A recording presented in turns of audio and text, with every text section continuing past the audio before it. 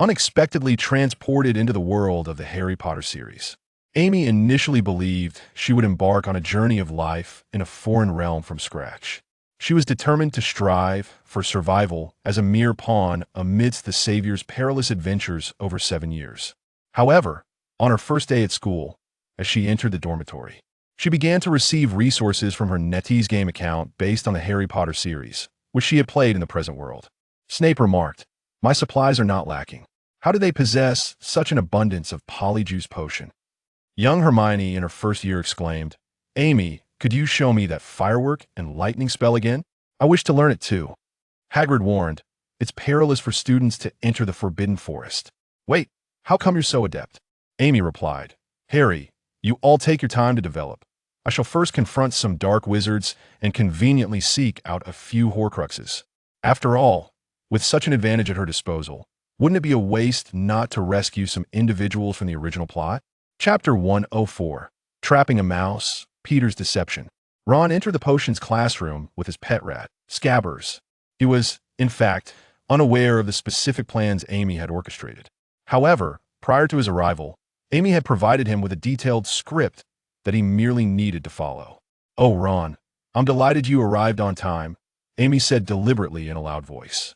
The commotion startled Scabbers, also known as Peter Pettigrew, who could not feign sleep as he usually did. Peter opened his small eyes, puzzled as to why Ron had brought him to the potions classroom late at night. "I hope he's not planning to test me with some shrinking potion," he muttered inwardly. "Last time he tried to turn my fur yellow, it was quite the ordeal." "Well, Amy, I have considered what you said." Ron recited his lines meticulously. "As Scabbers' owner, I must devote more thought to his well-being." "Oh, this lad Ron, after such a long time, has finally made some progress?" Peter rubbed his paws together excitedly. Having been a rat for so long, he had not experienced such a sense of surprise in ages. "Therefore, for Scabbers' physical and mental health, I am entrusting his neutering to you." "Wait, neutering?" "A wise choice, Ron. Muggle families typically do this for their pets. Rest assured, I have already spoken to Professor Snape, and he will soon come to perform the surgery on Scabbers." "No, how can you align yourselves with Muggle families? Moreover, they merely spay their cats and dogs, while you indulge in keeping pet mice for no apparent reason.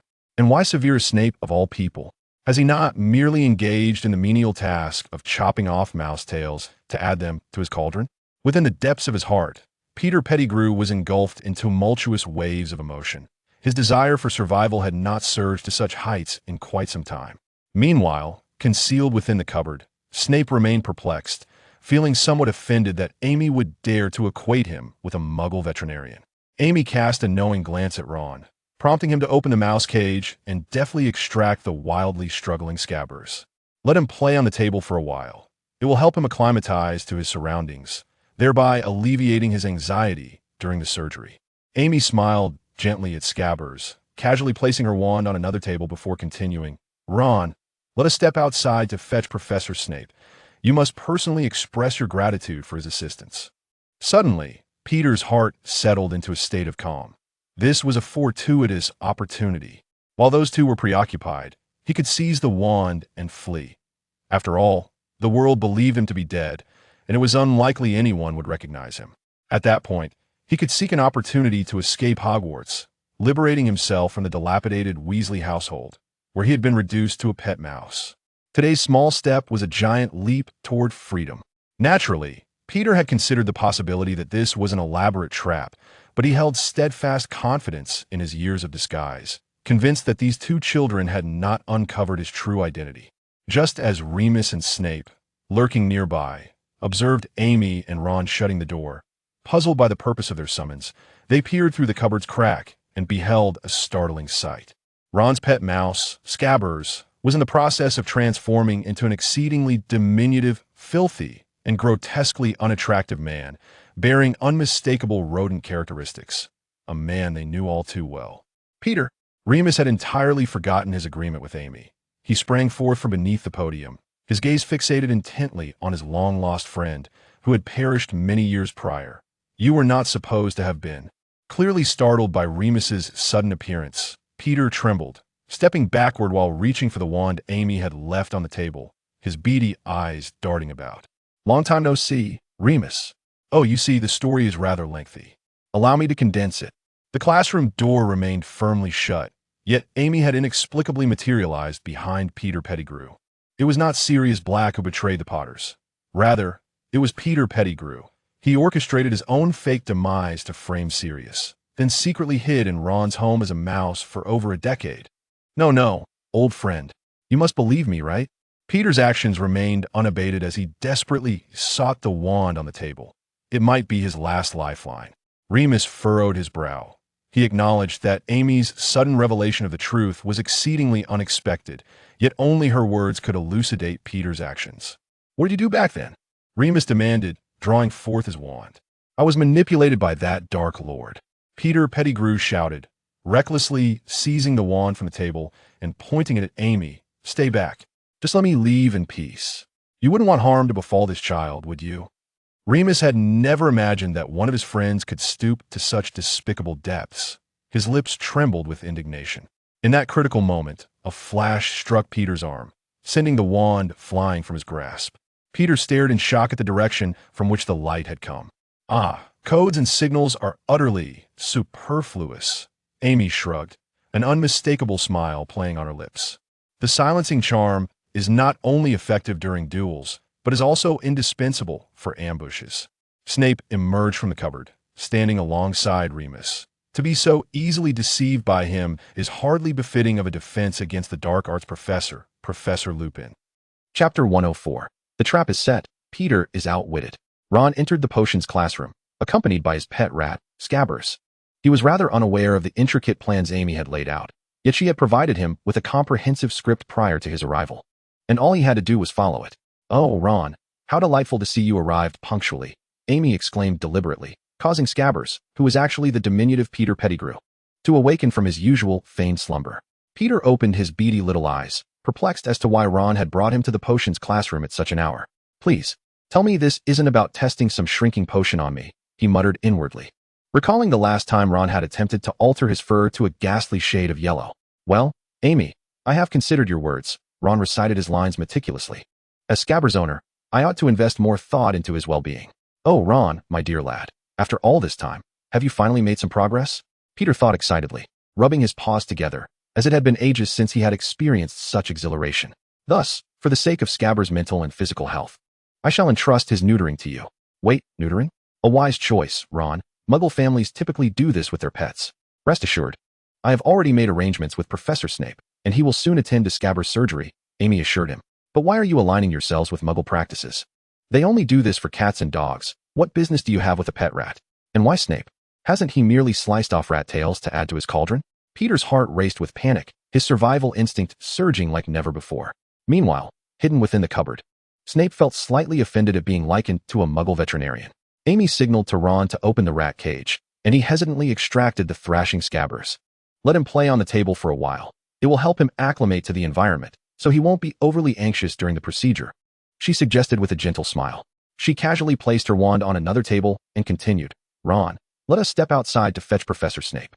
You must personally express your gratitude for his assistance. Peter's heart suddenly calmed. This was a fortuitous moment.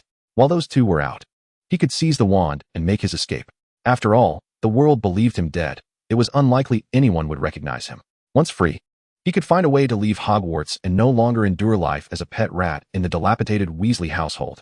A small step today, a giant leap toward freedom. Peter had considered whether this was an elaborate trap, yet he was overly confident in his disguise of many years.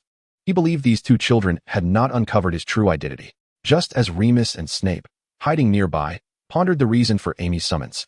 They peered through the cupboard slats and clearly witnessed Ron's pet rat transforming into an exceedingly diminutive, filthy, and unattractive man, bearing unmistakable rodent-like features they recognized all too well. Peter? Remus exclaimed, having forgotten his prior agreement with Amy, as he sprang from behind the podium, his eyes fixated on his long-lost friend who had perished many years ago. You were supposed to have been killed by Sirius.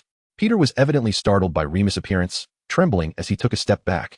Reaching for the wand Amy had left on the table, his beady eyes darting anxiously. Long time no see, Remus.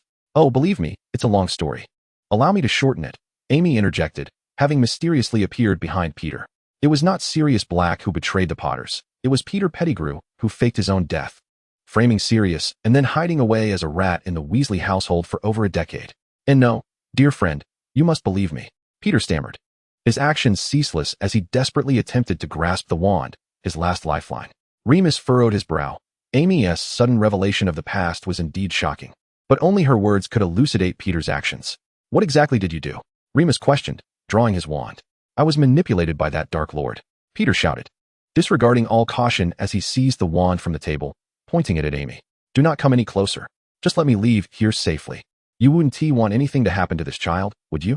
Remus had never imagined one of his friends could sink to such despicable depths, his lips trembling with rage. In that critical moment, a flash struck Peter's arm, sending the wand flying from his grasp. Peter looked on in shock at the source of the light. Passwords and such are merely for show, it seems, Amy shrugged, a smile playing on her lips. The silencing charm is not only useful in duels, but also essential for ambushes. Snape stepped out from the cupboard, joining Remus, as they confronted Peter, who had so foolishly underestimated them, proving himself unworthy of the defense against the dark arts professorship. Chapter 105. The Dementors arrive. Harry falls unconscious. Harry, Hermione, over here. After completing his performance, Ron followed Amy's instructions and led his friends back. The trio pressed their ears to the door of the potions classroom, listening intently to the voices within. We need not disarm him, Amy remarked, picking up the wand Peter had just dropped.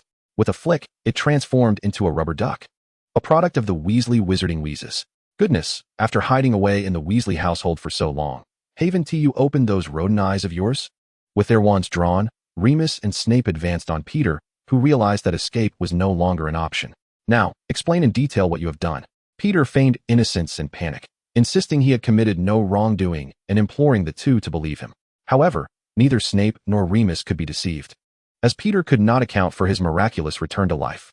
After a prolonged stalemate, Peter finally confessed the truth. Sirius had not betrayed the Potters. He had merely passed the secret keeper role to Peter, who then betrayed their trust by revealing their location to Voldemort. When Sirius had come to confront him, Peter had screamed that it was Sirius who had betrayed James and Lily, then faked his own death, disguising himself as an ordinary rat in the Weasley household. For what purpose, Peter? James, Lily, and all of us regarded you as a trusted friend. Remus's hand trembled around his wand, and to his surprise, he noted that Snape's expression of fury mirrored his own. Meanwhile, Harry, waiting outside, could no longer contain himself. The very murderer of his parents was inside. Who could possibly endure this? Harry flung the door open, nearly sending Ron, who was leaning against it, sprawling. Hermione rushed away, determined to inform Professor McGonagall or Professor Dumbledore to summon the Dementors and capture a true criminal. Harry, upon seeing him, Remus's tone softened immediately. I believe your presence here is no mere coincidence. Yet, revealing the truth to you seems rather cruel and sudden. Harry's throat felt constricted. He was filled with rage, yet at a loss for how to articulate it. Upon the sight of Harry and the others, Peter completely unraveled, collapsing onto the ground, crawling with tears brimming in his eyes, yearning for even a single soul to show him mercy. Yet, all gazes turned coldly upon him, and Harry and his companions even drew their wands, fortifying their defenses against Peter. Master, my benevolent master, I have always been a loyal pet. Peter even resorted to playing the emotional card before Ron, who was repulsed at the thought of sharing a bed with Peter each night. Suddenly, a chilling breeze swept through the classroom, extinguishing any remnants of joy. Despair etched itself onto Peter's face. Dementors were coming for him. Cloaked figures emerged from the classroom doorway, mere inches away from Harry. Harry was right. He indeed harbored an aversion to Dementors, and the proximity only intensified his discomfort. His head spun as a flash of green light flickered before him, followed by a woman's heart-wrenching scream. He felt utterly dreadful, his legs beginning to weaken. Harry. Amy suddenly recalled that Harry had not yet learned the Patronus charm to conquer his fear of Dementors. She dashed forward, supporting the fainting Harry alongside Ron. In that moment, all eyes were fixated on the unconscious Harry, except for Peter, who reached for the wand that had fallen from Harry's grasp. Within mere seconds, Peter transformed. The Dementors, being less sensitive to emotional responses from animals, allowed the rat to scurry out into the hallway. However, Amy and the two professors present quickly reacted. 3 beams of blue light striking Peter, revealing his true form. You know the spell, Lupin exclaimed in astonishment. You claimed you would seek my guidance. Yet I felt something was amiss when you had me crawl beneath the podium. To avoid appearing as a madman spouting nonsense, I had to conceal certain truths. Professor McGonagall indeed had me read numerous texts. While I had not yet put this knowledge to the test, I was aware of it. I had only recently become an animagus and could now transform into animal form without a wand, unlike him. Amy cast Peter a derisive glance. Subsequently, the Dementors finally took the unconscious Wormtail away. Shortly after their departure, Harry regained consciousness. "Have some chocolate, Harry," Lupin said, retrieving a piece from his robe pocket. The sweet treat indeed revived Harry's spirits considerably. "So, Professor Lupin, you were a friend of my parents?" "Indeed. Back in the day, your father, Sirius Black, and Wormtail were inseparable friends." Lupin's expression was a blend of sorrow and joy, leaving Harry somewhat puzzled. It appeared that Snape had no close relationship with them in the past. Why, then, had Amy insisted on bringing the difficult Snape along? Chapter 106. Variables emerge, Bella strikes. Harry had heard whispers of the animosity between Snape and his father, James Potter, and the very notion left him incredulous. Nearly everyone praised his father's past excellence. How could anyone harbor hatred towards him? Nevertheless, Harry found Snape's perpetual scowl gave him the impression that he disliked everyone, which seemed somewhat reasonable. Yet, the rationale behind Amy's insistence on summoning Snape remained elusive to Harry. "Snape, please accompany me to the ministry to testify," Lupin implored. "It is crucial. Peter merely failed to react in time and allowed us to extract so much information from him. If he were to utter a few clever lies in court, he could easily deceive those who have not witnessed these events firsthand. You know Peter has always been adept at securing his own safety. The statements from these children will not carry much weight. If I alone speak, Peter may resort to his usual tactics of framing me as Sirius's accomplice. Thus, we require more witnesses." Snape's brows knitted together, remaining silent. Lupin suspected he was about to refuse, as implicating Peter would also mean exonerating Sirius, whom Snape loathed above all. Before Lupin could conjure new arguments, Amy interjected, "Professor Lupin, I believe we were rather boisterous in potions class, and it is understandable that Professor Snape is somewhat displeased. It is quite late. Perhaps you could escort Harry and the others back to the common room. I shall take care of the remaining matters. By the way, Harry's fainting upon encountering the Dementors warrants serious attention. I suggest you teach him some spells to cope with such situations." Lupin nodded, recognizing that Snape's disdain for him might render any further words ineffective, and it would be better to entrust the matter to Amy. She had managed to uncover a truth long buried, and even brought Snape along. Both feats were utterly astonishing. "How did you discover this?" Snape inquired after the others had departed. "Well, I recently became an animagus, and my instincts are quite sharp. Additionally, I took the initiative to research the recent escaped convicts, which led me to deduce the truth." Amy did not wish to linger on this topic. Snape was not as easily misled as Ron. "May I ask, Professor, do you not wish to testify to clear Sirius's name? You were involved in the capture of Wormtail." Snape's heart was conflicted. Testifying for Sirius felt akin to brewing a wolfsbane potion for Lupin. While it was the right thing to do, he was reluctant. He vividly remembered how Sirius had lured him to the vicinity of the werewolf-turned-Lupin, nearly costing him his life. "Let me rephrase," Amy said calmly. "You are not testifying for Sirius. You are doing so to ensure that the traitor who indirectly caused Lily's death faces justice." Snape's eyes widened. How did she know about Lily? Only Dumbledore was aware of his feelings for her, and he had sworn never to reveal it. Yet, momentarily, he could not voice his queries. For the term traitor who indirectly caused Lily's death pierced him in a way that rendered him speechless.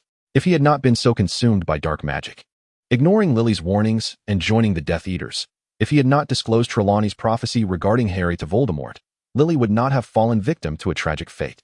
His hesitation about testifying, was it not a manifestation of his evasion from the grave mistake he had committed?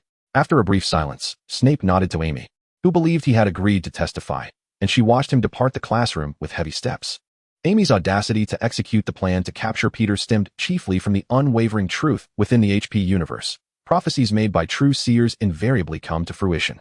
However, with the original narrative disrupted to some extent, Amy was uncertain when Trelawney would prophesy Peter's escape and his role in Voldemort's resurrection. Thus, she resolved to act decisively, exposing Peter's crimes to the world and vindicating Sirius. Passively following the plot was no longer viable. What she needed to do was take the initiative. Wand in hand, Amy strode towards the exit, sensing she could surmise Sirius' south hiding place.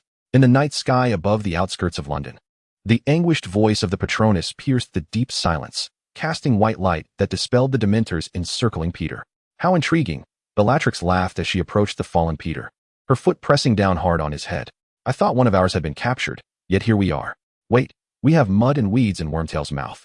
We? Who knows what you discussed with our master back then?" Bellatrix's eyes blazed with fury. "He left, and he never returned. In truth, I had already discerned your visage before I made my move. Do you comprehend what thought compelled me to unleash such a formidable Patronus charm?"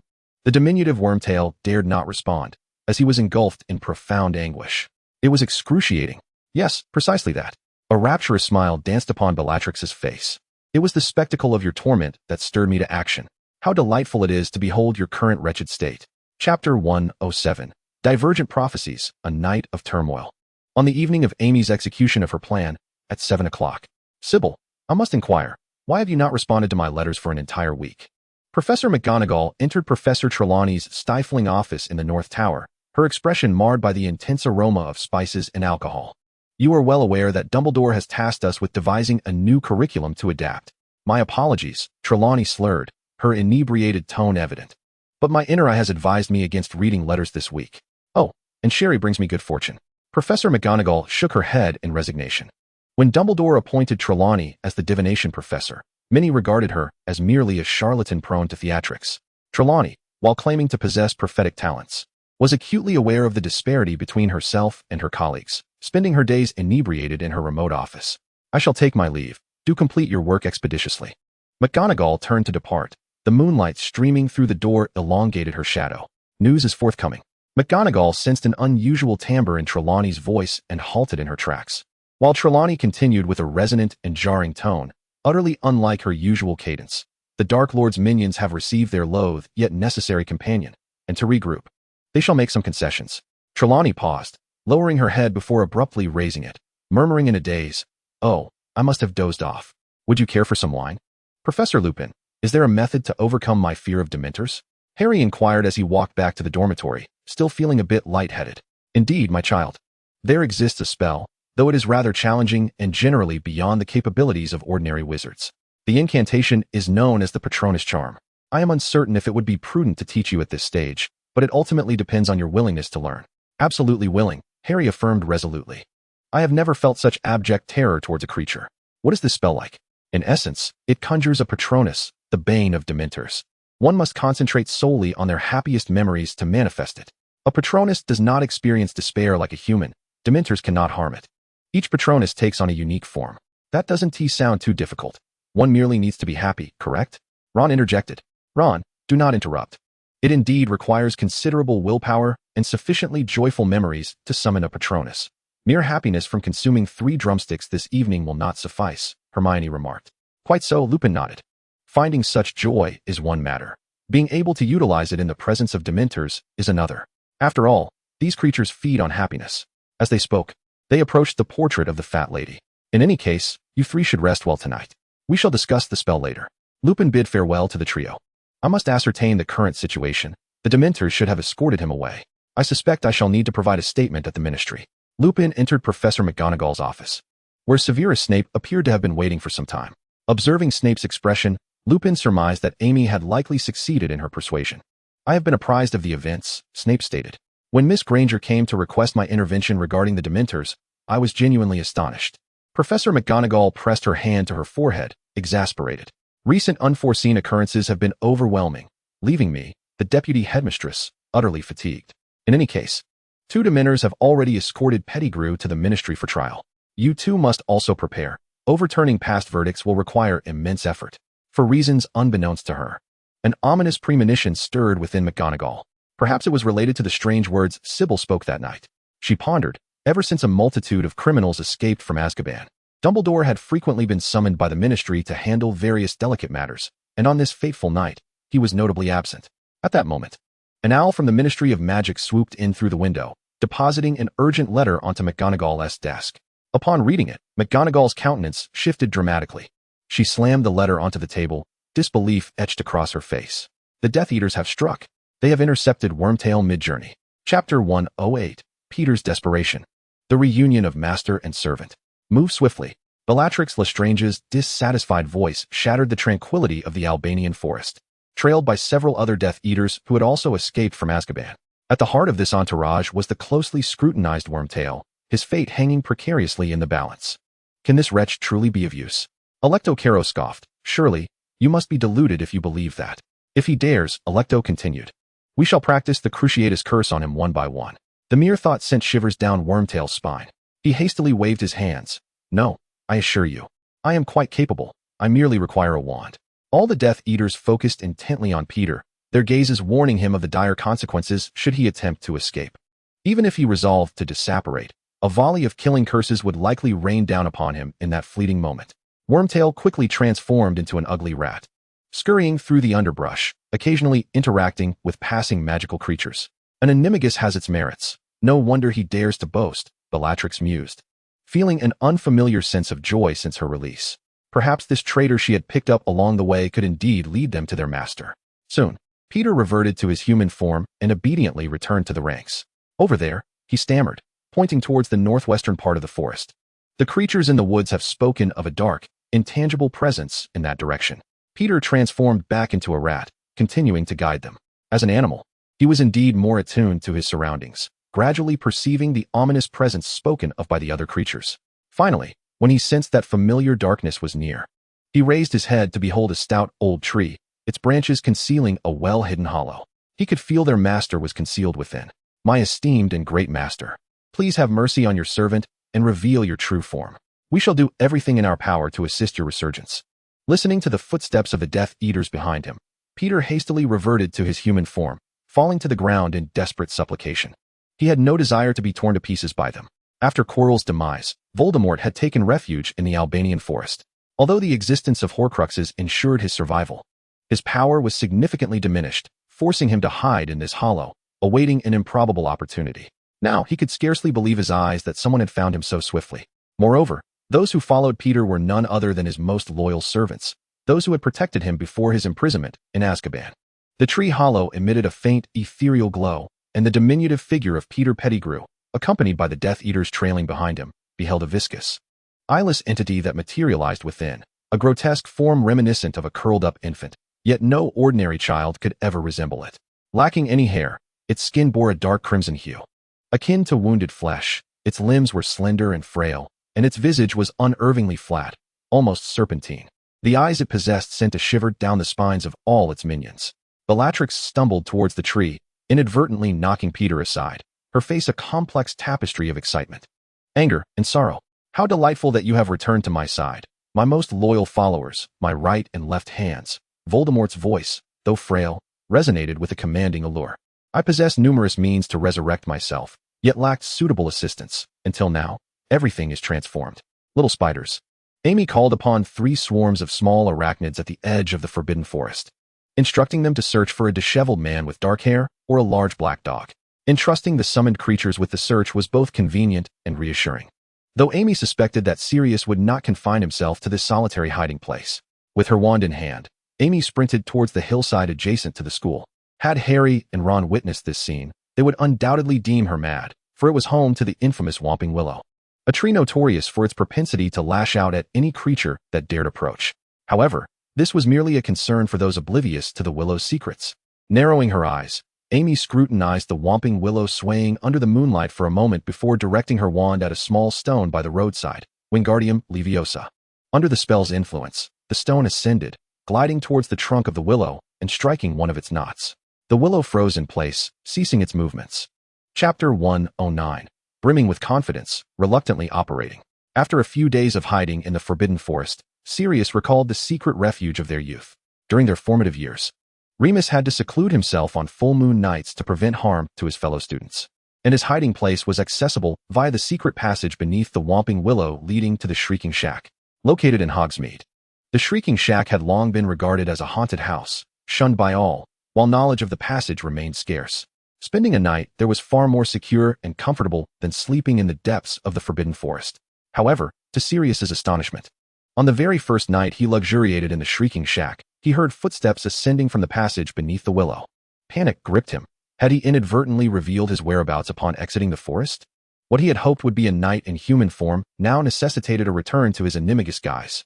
Although, as a skilled animagus, Sirius could transform without a wand, he still concealed the wand he had taken during his escape beneath his paw, just in case.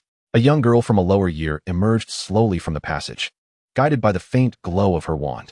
What a surprise! Merely a curious child. Sirius exhaled a sigh of relief. Indeed, after all these years, it was reasonable that someone might discover this place. As long as he masqueraded as an ordinary stray dog, he would surely be safe. Amy surveyed the room and soon spotted the large black dog curled in a corner. She approached it directly, her gaze fixed intently upon the creature. Entirely ebony. With a considerable frame, yet gaunt from prolonged neglect and mental torment. This must be Sirius, not an ordinary dog. Sirius, under Amy's scrutinizing gaze, felt an acute sense of anxiety. He pondered how an ordinary dog might behave in such a situation. If he were to launch an attack and frighten the child away, it might incite chaos and expose his position. Thus, he decided to adopt a more amiable approach. Woof. Amy watched as the imposing black dog emitted a sound akin to a playful whimper, its tail wagging like a windmill. Sirius widened his eyes, attempting to appear endearing. Confidence radiating from him as he thought, just look at me. This child will be utterly charmed. Amy's expression held no trace of confusion, and she even felt a smirk tugging at her lips. She pulled out her camera and swiftly captured a photo of the adorably awkward Sirius. Aha, a moment to cherish. Amy felt herself falling in love with photography, reveling in the myriad opportunities to capture such peculiar images. Seeing Amy with the camera bolstered Sirius's confidence. Indeed, as a dog, he possessed a certain charm that would easily allow him to evade suspicion. Setting the camera down, Amy affectionately patted Sirius's head. All right, enough of the charade. We just apprehended the long-evading Peter Pettigrew. You, my friend, are exonerated. Ah, you all had quite an eventful evening, remarked Harry as the trio arrived at the room of requirement the following morning, sharing the events of the previous night with everyone. Malfoy scoffed, but Potter, you fainted upon seeing a Dementor. How pathetic. I reckon you'll need 200 years to match my prowess. Whereas Amy? Hermione scanned the room. She had stayed behind to speak with Snape the night before, unaware of the outcome. I hope she hasn't been cooked and turned into potion by Snape. He certainly has a sinister air about him. Ron half-joked, provoking a defensive response from Malfoy. Hey, don't say such things. All right, let us remain calm. George and Fred chimed in unison, patting Malfoy as if comforting a distressed friend. In this regard, we are quite experienced. Isn't it that Amy never includes us during her grand escapades? We remain remarkably composed, George added with a grin. Speaking of which, Malfoy did participate during the Chamber of Secrets incident, so be content, Fred echoed with a smile identical to George's. While Malfoy had not known the twins for long, he could sense an undercurrent of envy lurking beneath their joviality, though he dared not voice it, for fear of inviting calamity. You two are hardly composed, Ron interjected, eliciting a gradual narrowing of the twins' eyes upon him. Twins relished teasing their younger brother, a fact Malfoy found wearisome as he sought to extricate himself from the convoluted discourse. The door to the room of requirement swung open once more, and Luna entered slowly. Amy never returned last night, but I feel no need for alarm. I'm not fond of the Daily Prophet, yet today's headlines may pique your interest. Chapter 110, Harry's Dream, unceremoniously interrupted. Gathered together, they began to read the day as front-page news. Hero or traitor? The resurrected hero with a severed finger aligned with Death Eaters. According to reports, 2 professors and their students at Hogwarts had apprehended Peter Pettigrew the previous night. The captured Peter had been presumed dead years prior, allegedly murdered by Sirius Black, leaving only a finger behind. The Ministry had even posthumously awarded him the Order of Merlin. Yet, astonishingly, Peter had not perished. His fake death and prolonged concealment raised questions about his motives. The circumstances surrounding Sirius's original crime became increasingly nebulous. Just as everyone anticipated that the truth would emerge following Peter's interrogation, an even more shocking incident unfolded. During the escort of Peter by a few Dementors, a recently escaped Death Eater from Azkaban intervened to rescue him. Upon reaching this juncture, we can confidently draw a conclusion. Peter Pettigrew indeed maintains a close association with the Death Eaters and is likely one of their own. We anticipate that further truths regarding the case will be unveiled through the testimonies of the 2 professors at Hogwarts. Here, we urge the wizarding community to remain vigilant regarding the man depicted in the photograph below. Should you catch sight of him, please promptly inform the Ministry of Magic. Additionally, recent reports suggest that Peter Pettigrew is an illegal animagus. If you happen to encounter a mouse with a severed finger in your home, please take action or notify the Ministry, ensuring your own safety first. Beneath this brief report, a photograph from over a decade ago of the stout and short Peter is attached, showcasing a neatly dressed boy that starkly contrasts with the filthy, balding man Harry encountered last night. So he has fled? Harry's hand, as he grasped the newspaper, began to perspire, crumpling the paper in his grip. They had exerted tremendous effort to capture the true perpetrator who betrayed his parents yesterday. There was no need for hesitation regarding this matter. The door to the room of requirement swung open once more, revealing the previously vanished Amy, accompanied by a large black dog. After all, the Dark Lord's servant had already escaped from Azkaban enough times. One more would hardly make a difference to us. As Amy spoke, the large black dog darted out, joyously circling around Harry, underscoring the fact that, with the Ministry's usual investigative diligence, Those who are innocent should have no trouble clearing their names. Amy secured the door to the room of requirement, restraining the overly exuberant Sirius. Look, Harry, this is your godfather. Harry gazed at the black dog, lost in contemplation. But he quickly recalled the events of the previous night and blurted out, could it be an animagus? As soon as Harry's words left his mouth, Sirius transformed back into his human form with an air of pride and grace. Those present were taken aback by the sudden appearance of the wanted criminal they had seen in the newspaper just days prior, only to realize that he seemed to have cleared his name. He has been hiding outside for several days. I just brought him in, Amy explained. With the Marauder's map in hand, circumventing the Dementors guarding the castle was a task made easy. However, as the Ministry had yet to issue a not guilty verdict for Sirius, it was best for him to remain hidden in the room of requirement for the time being, where he would be both safe and discreet, allowing Harry to communicate with him at will. After transforming back into human form, Sirius appeared less carefree than he had as a dog. He refrained from exuberantly sharing the burdens of the years with Harry. Instead, he simply regarded Harry with a tender smile. You bear an uncanny resemblance to James, though your eyes are like lilies. Harry had heard similar sentiments expressed countless times before, yet for reasons unknown, when articulated by Sirius. These familiar words struck him with an entirely different resonance. That Harry, as this lady said, I am your godfather, Sirius stammered. James and Lily once said that if they were not around, I could be your guardian. I also have a house, and once I have cleared my name, would you wish to join me in a life that is different? Oh, you are surely living with other relatives now, but if you are unwilling, I can understand. Harry felt as if he had been struck by cannon fire. He stood there, dazed, yet he knew he was experiencing a joy he had never known. He would finally escape the Dursleys, no longer enduring their scornful jibes and domineering attitudes, but rather living with a wizard who would undoubtedly treat him as his own. No Dudley, no Uncle Vernon, no Aunt Petunia. What a dreamlike scenario. However, just as Harry basked in his visions of a future life, Amy's words fell upon him like a bucket of cold water. No, that cannot be realized for the time being. Chapter 111. The Godfather's Promise, the Stag Patronus. Why do you say that? Harry and the jubilant Sirius exclaimed in unison, while Amy began to calmly elucidate the established lore. Harry, do you recall why you were able to defeat Quirrell simply by touching him? Harry recollected Dumbledore's explanation. It seems that after my mother sacrificed herself to protect me, her love left a protective enchantment upon me. This is also why, after your parents' passing, despite the many kind-hearted wizards willing to adopt you, Dumbledore insisted on placing you with your only Muggle relatives. I do not comprehend. In simpler terms, on the foundation of the magic your mother bestowed, Dumbledore, in order to shield you from Voldemort and his followers, established a barrier of protection based on blood ties, as long as you reside with your blood relatives. They cannot harm you. Sirius cast a look of astonishment at Amy. Originally, her orchestrating his exoneration and discovering his animagus form had left him in shock, but now, her knowledge of secrets even Harry himself was unaware of rendered him utterly bewildered. Nevertheless, he noticed the peculiar trust the other children held towards Amy. And given her unwavering support for them thus far, he refrained from expressing further skepticism. After all, children who could alter their appearance at will or read the thoughts of others are indeed unique even among wizards. Thus, it was hardly surprising that a particularly insightful child existed in this magical world. Just as Sirius had completed his mental preparations, he noticed Harry's countenance shift from enthusiasm to despondency. Alas, for such reasons, he would have to continue living with the Dursleys, whom he despised.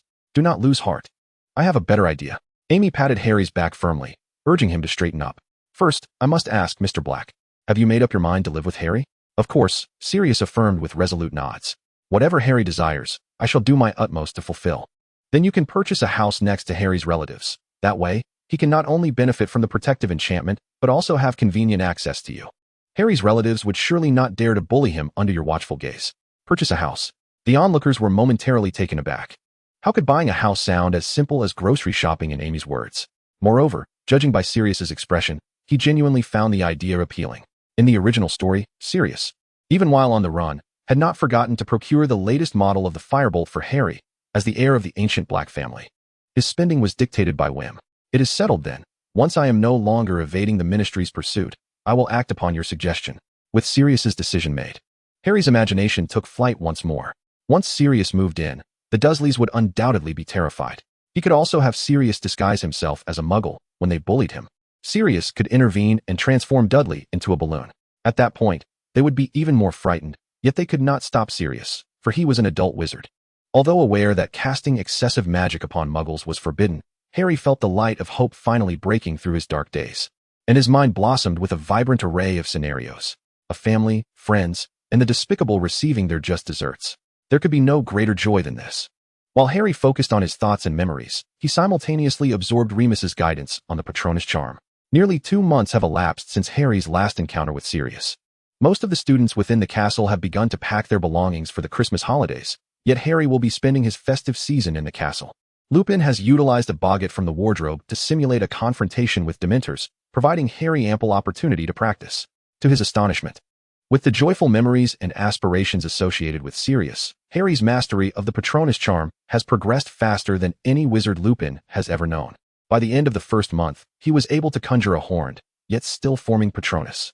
As Christmas approached, the Ministry of Magic, under significant pressure, finally issued a declaration of Sirius's innocence, allowing him to roam the corridors freely. Dumbledore appeared to have been aware of Sirius's presence hidden within the castle all along, showing no surprise, and even appointed Sirius as Lupin's teaching assistant, enabling him to remain at Hogwarts with legitimacy. "Keep it up, Harry," Sirius encouraged. Having donned a clean and tidy robe, with his hair and beard well-groomed, his demeanor markedly improved from when he had just escaped from prison. He had transformed into the renowned handsome assistant among the older female students. During the recent Patronus training sessions, he stood by Harry's side, offering encouragement. "Don't spoil Harry." Lupin chuckled. "Not a chance," Sirius replied. With Sirius's companionship, Harry felt an invigorating surge of strength. Facing the boggart transformed into a Dementor, he fearlessly shouted, "Expecto Patronum." A silvery stag burst forth from his wand, powerfully driving back the Dementor. The stag stood solemnly, bringing hope and protection to its master. While Lupin and Sirius momentarily felt their vision blur. "It's been a long time, you sharp-tongued fork," Sirius quipped. Chapter 112, The Young Master's Slip. Hermione's Fury. Recently, Amy diligently perused the newly arrived Daily Prophet each day, searching for any signs of activity from the fugitive Death Eaters. Oddly enough, there were none. Even the scant few reported malevolent incidents had no connection to the Death Eaters. The more tranquil the days became, the more Amy felt that these individuals were concocting some insidious plot. They were not to be underestimated. Even without Voldemort, they were inherently brutal, and their current silence raised suspicions that they were being restrained. This led Amy to ponder the worst-case scenario. The Death Eaters might have already reunited with Voldemort, following his directives while operating in the shadows. In the original text, Voldemort, with the aid of Peter Pettigrew, acquired the 3 essential components for his resurrection: the blood of his father, the flesh of his servant, and the blood of his enemy. They even devised a scheme to abduct Harry over the course of an entire year, using Harry's blood to resurrect Voldemort, thus granting him the ability to touch Harry without harm. "Amy, Amy." Hermione's voice jolted Amy from her distant thoughts. She proudly pointed to the bubbling liquid in her cauldron. "Look, I've succeeded. Thanks to you for helping me gather the materials, I can finally brew the Polyjuice Potion. At one point, I thought I'd have to sneak into Snape's private stores. By the way, Hermione, why are you still studying the brewing method for this potion? It seems rather pointless now, and if I had the materials, I could simply toss them into the automatic cauldron," Ron inquired. "To remedy my regrets, of course. It took me so long to acquire the recipe. I would feel uneasy not attempting to brew it," Hermione explained. "Plus, knowing a little more never hurts. I knew my brewing technique was sound. See, I succeeded on my first try. The Polyjuice Potion I brewed looks exactly like what's described in the book. In fact, I believe I could have succeeded last time, if not for before Hermione could finish her sentence. Draco, having just concluded his charm practice, sauntered over to peer at their work. Upon recognizing what Hermione was brewing, his expression shifted dramatically. "I've seen that before, though it was slightly different. It was in the girls' bathroom with the Chamber of Secrets." Hermione immediately realized the implication and asked in a gentle tone, "What did you do when you discovered that potion?" "I disposed of it at once. It was far too suspicious," Draco replied, just as he noticed Ron frantically gesturing at him, while Hermione seemed to radiate a fiery aura. "Don't mind it. I'm merely practicing the silencing charm," Hermione stated, her expression unreadable to Draco. "Oh, by the way, with Harry absent lately, you haven't had anyone to practice with, right?" "No, it's fine," Draco retorted. "Don't mention it. Until you've reflected properly, I will make sure to practice with you," Hermione declared, deepening the shadow in Draco's heart. Fortunately, the next day marked the beginning of the Christmas holidays. Hermione, fuming, boarded the train home with her suitcase, allowing Draco to venture back to the room of requirement without fear. "Hey, I thought you would be going home too," Amy remarked, somewhat surprised. "I can't. I had a huge fight with my father, and it's awkward to return." Draco waved his hand dismissively. This was his first Christmas away from home, and it felt somewhat sorrowful to contemplate. My mother used to write to persuade me around Halloween, but she hasn't contacted me at all lately. Yet, I have no regrets. I spoke my truth to my father, and he doesn't understand me, nor will he change his stance. Amy nodded thoughtfully at Draco's words. Meanwhile, at Malfoy Manor, Narcissa felt a sense of relief over her son's defiance. After all, their home was currently filled with guests of an unwelcome sort. Don't look so glum. Bellatrix suddenly leaned closer to Narcissa. He is willing to forgive you. That's good news, considering the grave mistakes you've made. I hear young Draco was involved as well. Enough, Narcissa replied coldly. You may stay as long as you like, just keep it discreet. Rest assured, we have our mission to attend to. It's a shame Lucius isn't valued as we are, Bellatrix feigned sorrow, as the Caros had recently returned with the bones. Though our master is weakened, he has paved the way for us with what remains of his strength and wisdom. Bellatrix paced the room, her high heels seeming to grate on Narcissa's nerves. The Malfoy couple remained largely unaware of their guest's true intentions. Narcissa feared that Bellatrix might utter something even more chilling, suggesting that Voldemort and the fugitive Death Eaters were hiding within Malfoy Manor. Don't be so tense. Oh, by the way, Bellatrix turned to Narcissa, uttering a phrase that made her heart race. Do you have a Christmas gift for young Draco? I could deliver it for you. Chapter 113, A Joyous Holiday. Shadows lurking. This year's Christmas break saw nearly all the children who could return home doing so, as Hogwarts felt increasingly surrounded by Dementors, making it seem like a prison. Of course, some parents believed that in light of the dangerous fugitive presence, the heavily guarded Hogwarts was the safest place in the world for their children, thus refusing to allow them to depart. However, such individuals were in the minority. Amy's roommate, Luna, also returned home, and on the first day of the holiday, Amy felt the castle's emptiness echoing eerily. Only upon entering the room of requirement did she sense the lively atmosphere of days gone by. Unlike before, the room of requirement was adorned with festive decorations, and a towering Christmas tree stood between the Weasley workshop and training area, where Ron and Harry were using the levitation charm to hang additional bells, while Draco critiqued their decorative choices. George and Fred, arm in arm, reveled in the fruits of their recent communication with the room of requirement. Sales of various products had seen a remarkable upturn, and they looked forward to a well-deserved relaxation during Christmas. The moment Ron spotted Amy entering the room of requirement, his spirits lifted. After much cajoling, he had managed to persuade his unscrupulous brothers to grant him a discount for the festive season, allowing him to acquire an array of prank items with his pocket money. These would certainly be put to good use. However, he had to be mindful not to select anything too outrageous, lest he be hunted down by the other attendees present. After careful consideration, Ron presented a cookie to Amy, striving to appear as nonchalant as possible. Canary cookie? Amy scrutinized the cookie and swiftly reached her conclusion. How did you botch the prank, Ron? He stammered in dismay. Of course, I couldn't tell, as the design philosophy of the canary cookie is to mimic an ordinary custard biscuit perfectly, Amy replied with a smile. I merely feigned ignorance. And you revealed your own hand. Ron, vexed, ruffled his hair, while Fred and George erupted into merciless laughter. With your skills, it will be 2 centuries before you manage to deceive anyone. Moreover, you chose the wrong target. George approached Amy and whispered, Do you have it with you? The one we gave you previously. Of course, Amy replied, raising her right hand, where a small ring glimmered with silver light upon her index finger. You should be grateful that Amy did not consume the cookie you offered, George continued. Once it passes through her hands, the prank item would not only become ineffective but would also rebound upon you. Prepare to become a canary yourself. If only I had known it worked on food. I would have eaten it, Amy quipped half-jokingly. Unfair, Ron protested loudly. You gifted her such a splendid Christmas present, and as your younger brother, I have to spend my own money on a trifling gadget. Count your blessings. Besides, that isn't even a Christmas gift. It was something we persuaded Dad to assist us in crafting when Amy visited the Ministry of Magic. Fred turned to Amy and added, Of course. We also put considerable effort into this year's Christmas gifts. Stay tuned. Handmade gifts are indeed wonderful. My gift will not be outdone, Draco Malfoy, the wealthy scion, interjected, concluding his critique of Harry's ornament placement. Just then, Ginny entered, bright-eyed. So you all are here, she said cheerfully. I'm here to inform you that due to the low number of students remaining in the castle, Professor McGonagall has insisted that everyone must arrive at the Great Hall by 6 o'clock for the Christmas feast to ensure the atmosphere remains festive. Understood. Amidst the joyous holiday spirit, Ron's displeasure dissipated swiftly. Oh, I can hardly wait for the feast to commence. I feel I could devour an entire turkey.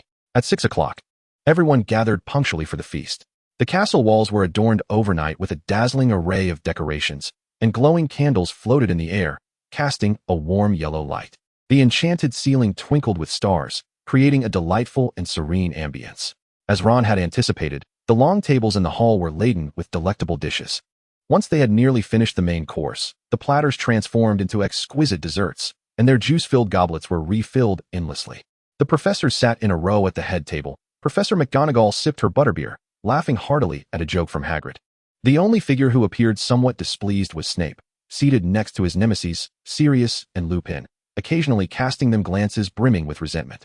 However, Amy felt a twinge of unease as she noticed the empty seat at the center of the head table.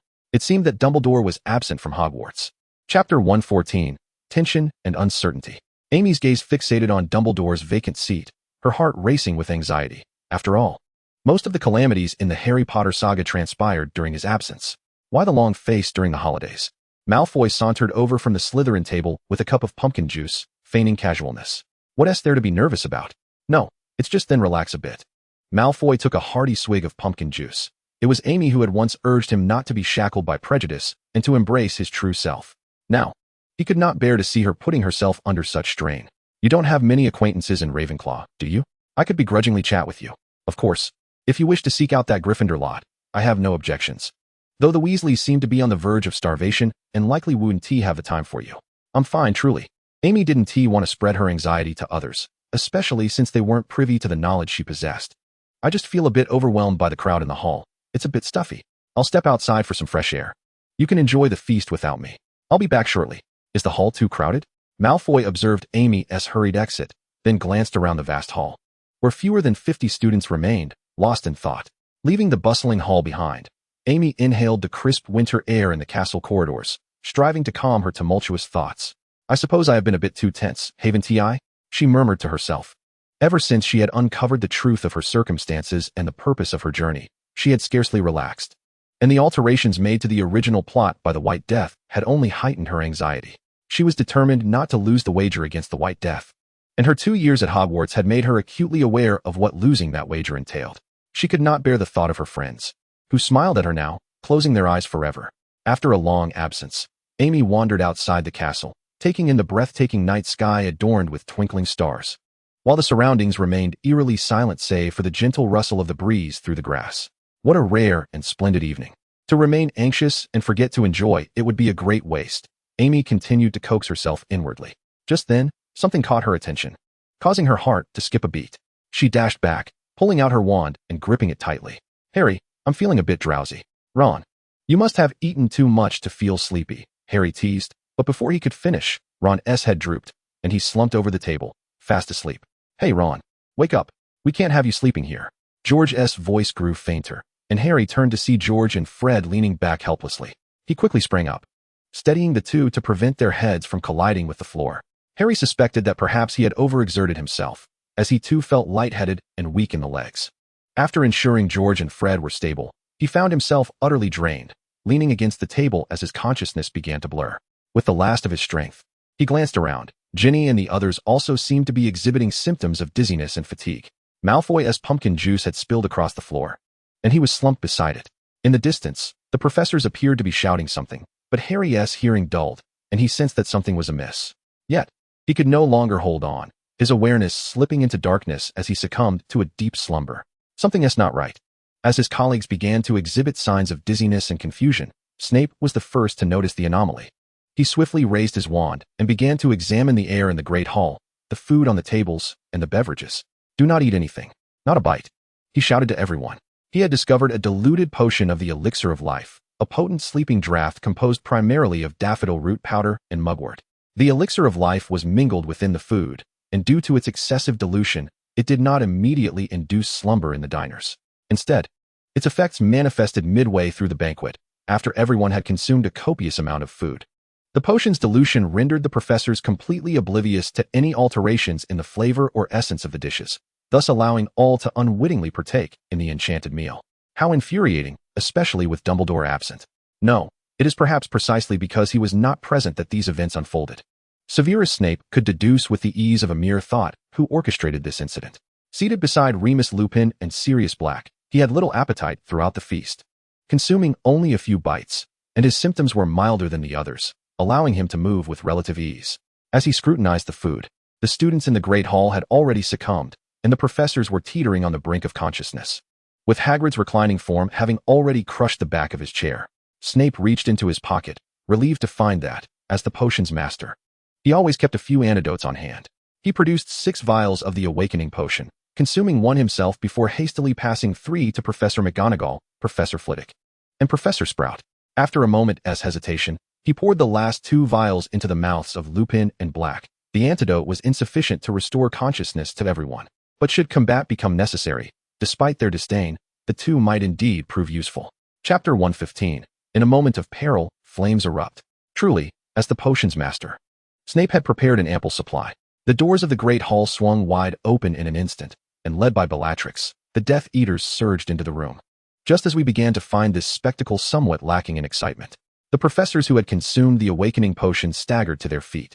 Professor McGonagall raised her wand and, in a voice still tinged with weakness, warned, "No matter what, you shall not come any closer to the students, even with just as few. We have the means to thwart you, nay, to vanquish you." Professor Flitwick boldly issued a challenge to the Death Eaters, who outnumbered them threefold. "Oh, how Hogwarts treats its distant guests." Bellatrix scoffed, noting that their only concern, Dumbledore, was absent. Surely, Lucius's greatest value now lay in creating a diversion at the Ministry to draw Dumbledore away. And even if we could not best a mere 6 of you, it mattered not. Do you know how we gained entry?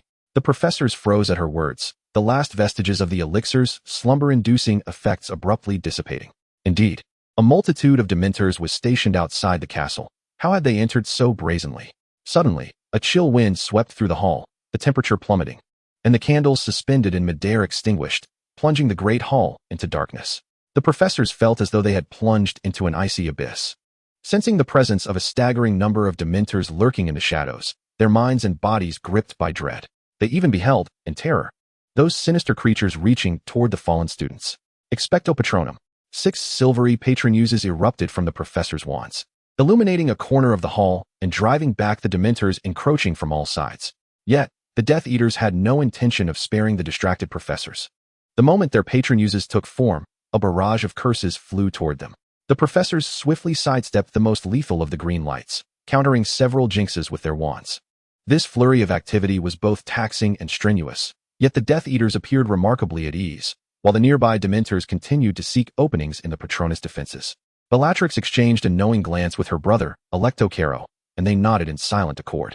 While the professors were preoccupied with defense, the siblings stealthily scoured the hall, ultimately locating the unconscious Harry Potter.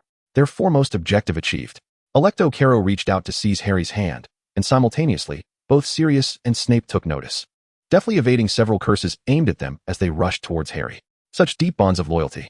The Caro siblings shared a conspiratorial smile, deciding to escalate their tactics. Together, they unleashed the forbidden curse, Fiendfire.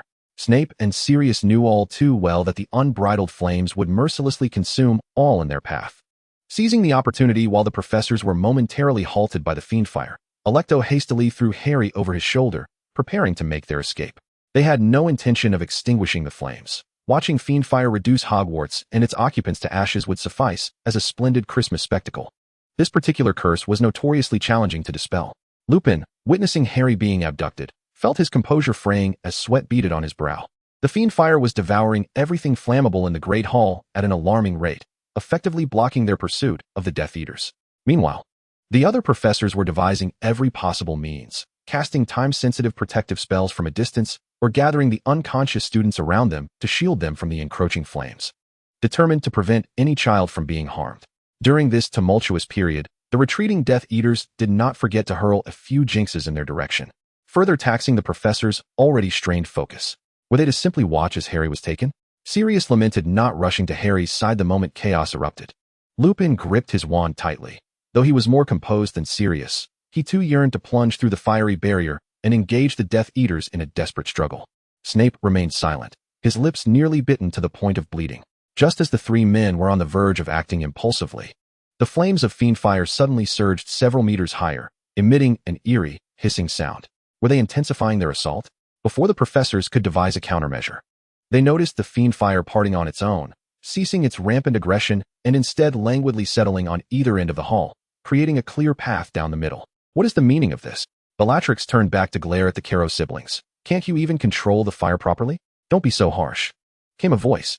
The doors of the Great Hall slammed shut, and amidst the flames, All eyes turned to the young woman standing at the entrance, deftly wielding her wand as though conducting an orchestra.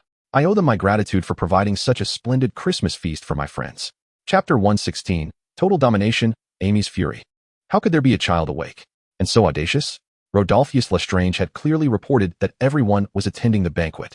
Oh, right, I picked someone up along the way. Amy kicked the man sprawled on the ground. It was none other than Bellatrix's husband, Rodolphus. When I found him, he could barely stand and even offered me a bow. I was quite flattered. Rodolphus lay like a dead pig, merely grunting in response to Amy's kick, infuriating Bellatrix, who shouted, "Get your filthy foot off, you wretched insect." In a moment of clarity, a red light whizzed past Bellatrix's face. She whipped around, realizing that the professors, having been freed from the threat of fiendfire, had swiftly organized the remaining students and were now advancing towards her with fierce determination, especially Lupin, Sirius, and Snape, who had already dispatched several of their number. Sirius, filled with wrath, hurled spells at Bellatrix, showing no inclination to honor familial ties with this deranged woman. "Stand back," Bellatrix shouted at Alecto, brandishing her wand menacingly at Harry's head. "You wish to save him, don't you? One more step, and I'll splatter his brains across the floor." "Hey, we have one of yours as well," Lupin reminded, casting a glance towards Rodolphus at Amy's feet. "And if I'm not mistaken, that man is your husband, isn't it?" Bella merely emitted a cold laugh, her thoughts naive. This marriage arranged by her parents from years past paled in comparison to the resurgence of the Dark Lord, rendering it insignificant. To ask her to relinquish Harry? Absolutely not. The pressing matter at hand was to find an opportunity to escape and swiftly bring Harry Potter back. She would never harm him. Amy's words caused both sides, previously at odds, to momentarily pause. She dared not act, for if Harry were to perish, they would indeed be troubled. Indeed, if their aim were Harry's life, they could have cast the killing curse countless times when they first captured him. The trio grew emboldened, advancing steadily, their presence rivaling that of the Death Eaters, who held numerical superiority. "Even if I cannot take his life, I can certainly sever both his hands and feet," Bellatrix hissed, raising her wand high. Yet, in the next instant, her wand was wrenched from her grasp, and Harry was propelled to Amy's side, landing atop Rodolphus, who grunted softly, continuing to revel in his dreams. Disarm, Protego, Accio. The three spells were unleashed almost simultaneously, while the Death Eaters had diverted their attention almost entirely to the three professors, allowing Amy to seize her opportunity with ease. "Come here." The Death Eaters mistook Amy's command as a provocation, yet the truth was far from it. The two clusters of fiend fire that had previously shrunk at the ends of the Great Hall surged toward them with ferocity. "What is this?" Sirius questioned, noticing the looks of bewilderment on the faces of the Carrows, mirroring their own confusion. "This is no longer our fiend fire," they murmured. At the moment the fiend fire encircled Amy, she swiftly hurled Harry into its embrace. "What is she doing?" "That is fiend fire, a terrifying blaze that would consume even its caster." Sirius could no longer remain passive. He could not bear to witness his godson being roasted alive. Snape furrowed his brow. "You reckless fool, are your eyes mere decorations? Look closely at what she is doing. Take him back. Yes, place him with the other professors and students. Our own, lest they be caught in the crossfire." "Is she commanding the fiend fire?" But that was not the case. To the astonishment of the three, the fiend fire obediently enveloped Harry and began to retreat, scorching several Death Eaters who attempted to seize him. Bellatrix realized that this sudden appearance of the young girl was the most troublesome aspect of the situation. However, with the most threatening fiend fire diverted by Amy, defeating such a child would be a matter of moments if they focused their efforts. "Apologies, esteemed professors, could you step back a bit? I have some accounts to settle with these individuals." The Death Eaters seemed to perceive a glimmer of murderous intent in Amy's eyes, but could not be certain. Altogether now, she is but one, easily overwhelmed. Regain control of the fiend fire, and the advantage will return to us. As soon as Bellatrix's words fell, a barrage of unforgivable curses hurtled toward Amy from various directions. "Shall we wager? I bet I can evade your attacks, while simultaneously bringing you to your knees." The Death Eaters were petrified to discover that Amy had vanished from her previous position, their spells striking nothing but air. Her words echoed in their ears. A swirling vortex of darkness ravaged around them, delivering punishing blows to their bodies. Even with defensive spells in place, they could not withstand for long. They sought escape, but found themselves ensnared in the oppressive darkness. For the first time, as servants of the Dark Lord, they experienced fear of the dark. Chapter 117, Forbidden Magic, The Last Stand. As the adage goes, one must employ magic to vanquish magic. When facing the Death Eaters, it was imperative to unleash the most potent and forbidden spells from the depths of one's arsenal. The spell known as Murmurian, as established in Fantastic Beasts, is a formidable dark force that clings to young wizards. It is powerful, yet exceedingly unstable, deemed a tightly controlled entity by the Ministry of Magic. Typically, the young witches and wizards who become hosts for Murmurian do not survive past the age of 10. However, under the mobile game parameters, Amy's use of Murmurian would not incur these adverse effects. To her, Murmurian was merely a spell that provided both mobility and invincibility, allowing her to transform into a shadowy mist, unleashing a tempestuous assault upon the Death Eaters. The only side effect she would endure was temporary weakness upon reverting to her original form, lasting merely seconds. The residual force of Murmurian caused the surrounding professors to stagger backward several paces. At the far end of the hall, the fiend fire that had previously entrusted Harry to Professor McGonagall now shielded the professors and the slumbering students with its massive form, simultaneously obstructing their line of sight. After all, Amy did not wish to attract unnecessary complications from her use of Murmurian. Meanwhile, Lupin and the others were equally perplexed. As the candles in the hall had long since extinguished, and the primary source of light, the fiend fire, had retreated far, they felt as though they were enveloped in an impenetrable black mist, their wand's illumination appearing trivial in the face of such profound darkness. From within the black mist, sounds of violent collisions and anguished cries echoed, and moments later, the mist dissipated, revealing the Death Eaters sprawled upon the ground, stripped of their capacity to resist. Amy stood calmly amidst the chaos, her shield resembling a tortoise's shell. Was it truly this simple? Snape surveyed the fallen Death Eaters with cautious eyes. Several among them were notorious enough to vex even seasoned Aurors, so how could they have been so easily defeated? As if to corroborate his suspicions, fissures suddenly appeared upon the bodies of the Death Eaters. Leading the charge, Bellatrix and several other principal Death Eaters rose, cracks spreading across their forms. Yet they made no attempt to retrieve their fallen wands, merely surveying their surroundings with menacing gazes. "Little pest, you possess quite the skill," Bellatrix's voice grew faint. Yet her smile remained derisive. "Next time we meet, I shall reveal my true prowess, provided there is a next time. Everyone protect Sirius," they cried out. For the look in Bellatrix's eyes was all too familiar. It was not the gaze of one cornered, but rather one poised to revel in destruction and slaughter. "Farewell," Bellatrix sang, and in that moment, the fissures upon the Death Eaters glowed with a blue light as they detonated. The tremendous force of the explosion threatened to tear the ceiling of the Great Hall as countless breaches marred the castle walls, while the Dementors, realizing they would gain nothing as accomplices, seized the opportunity to flee. Under Amy's command, the fiend fire shielded the students, granting the professors time to react and defend themselves. In the instant Sirius raised his voice in warning, he too cast a protective charm, safeguarding Lupin and Snape. As the smoke from the explosion cleared, a deep crater marked the spot where the Death Eaters had fallen, now entirely vacant, while Amy, positioned closest, found herself seated upon the ground. "Amy, are you all right?"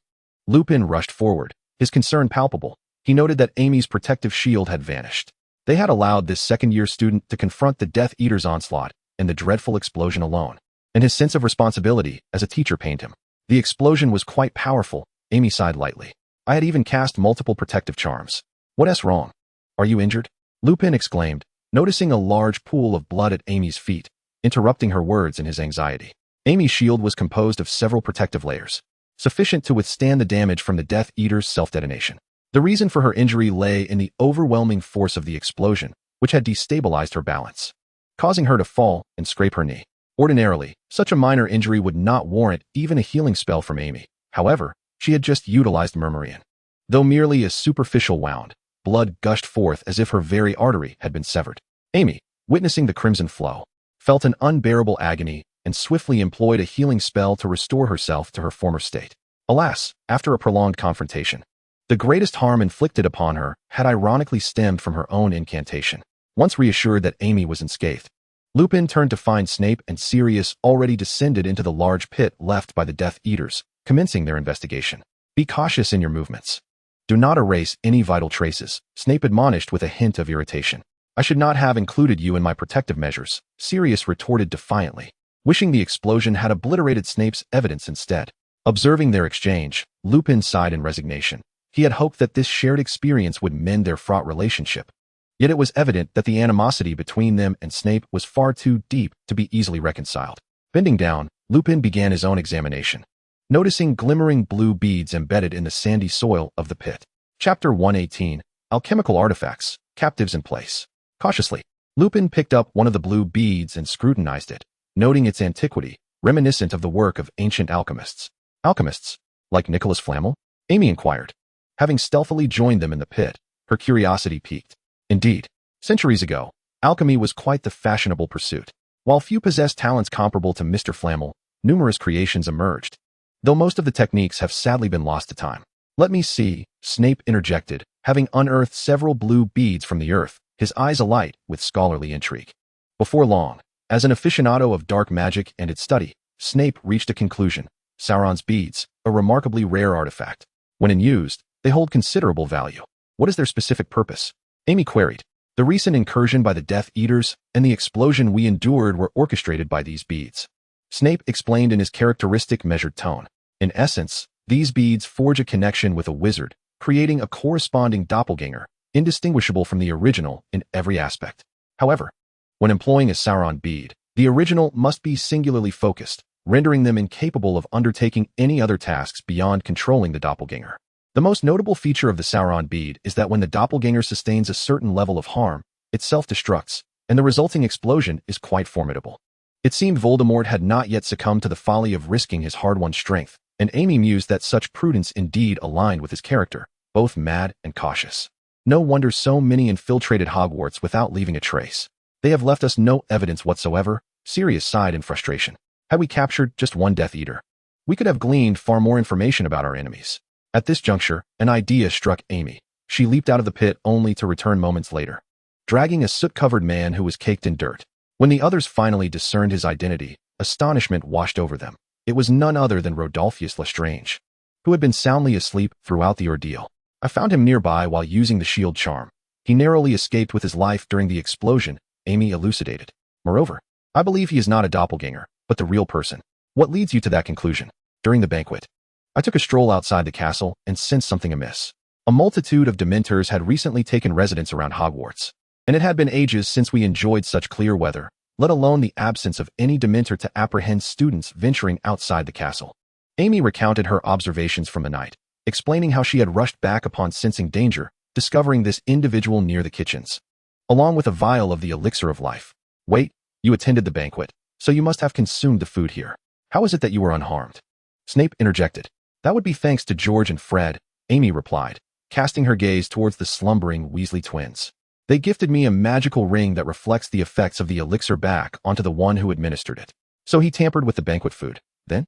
Sirius mused, nudging the unconscious Rodolphus with his foot. Indeed, the essence of a magical doppelganger is not biological and should not be affected by potions. Moreover, Lupin added, given the Death Eater's intentional self-detonation, he would have been excluded from such an act, even if the original were to encounter trouble. The other Death Eaters could have intervened to detonate his Sauron bead, thereby leaving no trace whatsoever. As for why he is indeed the original and their objective in capturing Harry, we shall await Professor Snape's concoction of the antidote. Professor McGonagall had been discreetly eavesdropping on their discussion from a distance and approached them. Since the investigation has reached a satisfactory conclusion, let us assist in transporting our unconscious colleagues. Sirius, please confine Rodolphus Lestrange to the dungeon. Professor Snape, how long will it take to prepare the antidote to awaken everyone? The time and effort required for the preparation are minimal for me, Snape replied. However, I have recently exhausted my supply of necessary materials, and reordering will take 2 weeks. Expand rapidly, Amy exclaimed, seizing the opportunity when the professors were distracted. Tapping the letter D on her palm to summon a plethora of potion ingredients and an automatic cauldron from her mobile space. Considering the large quantity of potion required, she also cast an enlargement charm on the cauldron. The automatic cauldron's efficiency proved unwavering, and by the time the professors detected the scent of the potion, the antidote had already been brewed. This child, whose potion class grades are merely average, where did she procure such an abundance of materials? A second year has not even been taught how to brew such a complex potion as the antidote. Snape was taken aback, albeit momentarily. The others, however, were unfazed by Amy's feats, while Professor Flitwick proudly raised his head, the pride evident in his demeanor, leaving Snape speechless. Frustration mingled with admiration. Having such a capable student in his house was indeed a remarkable asset. Chapter 119, Universal Awakening, Interrogation Eavesdropping. At dawn, Ron's awareness gradually returned. He felt the warmth of sunlight on his face and struggled to open his eyes, discovering himself in the infirmary, surrounded by others. Mate, they say you overindulged, and you are the only one who required to be brought here. The rest awoke immediately upon consuming the antidote, Fred remarked, patting Ron's back. The latter, bewildered by the events of the previous night, was enlightened only after hearing Amy's account. You single-handedly confronted them? Ron exclaimed in shock, his jaw nearly unhinged. Children from wizarding families were often frightened by tales of those Death Eaters. We have thwarted Voldemort's plans for 2 consecutive years now, and you played a part in that. Did you not? There is no need for such astonishment, Amy replied with a smile. Moreover, what I defeated were merely imposters. It was hardly sufficient. By the way, the Death Eater confined in the dungeon must have awakened by now, Harry murmured. I truly wish to uncover why they went to such lengths to capture me. Had they poisoned the food last night, perhaps we would have. At this, George wore a mysterious smile, revealing Snape and the others just went to the dungeon. Likely for interrogation, and we may have made a little adjustment. Amy noticed George holding an ear, through which a flesh-colored string extended across the floor, leading down into the castle's depths. Extendable ear, an excellent tool for eavesdropping. We managed to stretch it down to the dungeon, Fred explained. As soon as he finished, everyone pressed their ears against the surface, tuning in to the live audio of the interrogation taking place in the dungeon. I shall remain silent. No matter how you torment me. A voice, laden with desperation, echoed through the air. It was undoubtedly Rodolphus Lestrange, proclaiming the honor of offering his life to the Dark Lord. You foolish imbeciles could never comprehend such devotion. Could they not exchange a line or two? Amy murmured under her breath. We need not understand, Professor McGonagall replied coldly. Moreover, we have no intention of torturing you. It seems that after a prolonged allegiance to the Dark Lord, your mind is filled solely with thoughts of torment. In truth, we prefer to employ more peaceful and effective methods. From the other end of the extendable ear, the sounds of clinking bottles and Rodolphus's fierce struggles and screams could be heard. Soon, all the cacophonous noise dissipated, leaving only Severus Snape's deep voice asking, Tell me the objective of your mission. To capture Harry Potter, Rodolphus replied unusually candidly, his speech slow and dreamlike, as if under the influence of a truth serum. The others surmised that he had indeed been compelled to divulge the truth. Why capture him? I do not know. I merely follow the Dark Lord's orders. Rodolphus's admission confirmed their long-held suspicions. It appeared that the escaped Death Eaters had already reunited with Voldemort. Even amongst your own, there is such concealment, Professor McGonagall mumbled. The phenomenon of Voldemort's followers, who remained blissfully ignorant yet willing to sacrifice everything, was not uncommon, leaving her perpetually bewildered and deeply shaken. Now, elaborate on the details of your operation. I infiltrated Hogwarts with the Sauron's gem linked to others, then proceeded to the kitchens, where I bewitched the gullible house elves into believing that the diluted potion of life and death was merely a seasoning, which they added to the feast.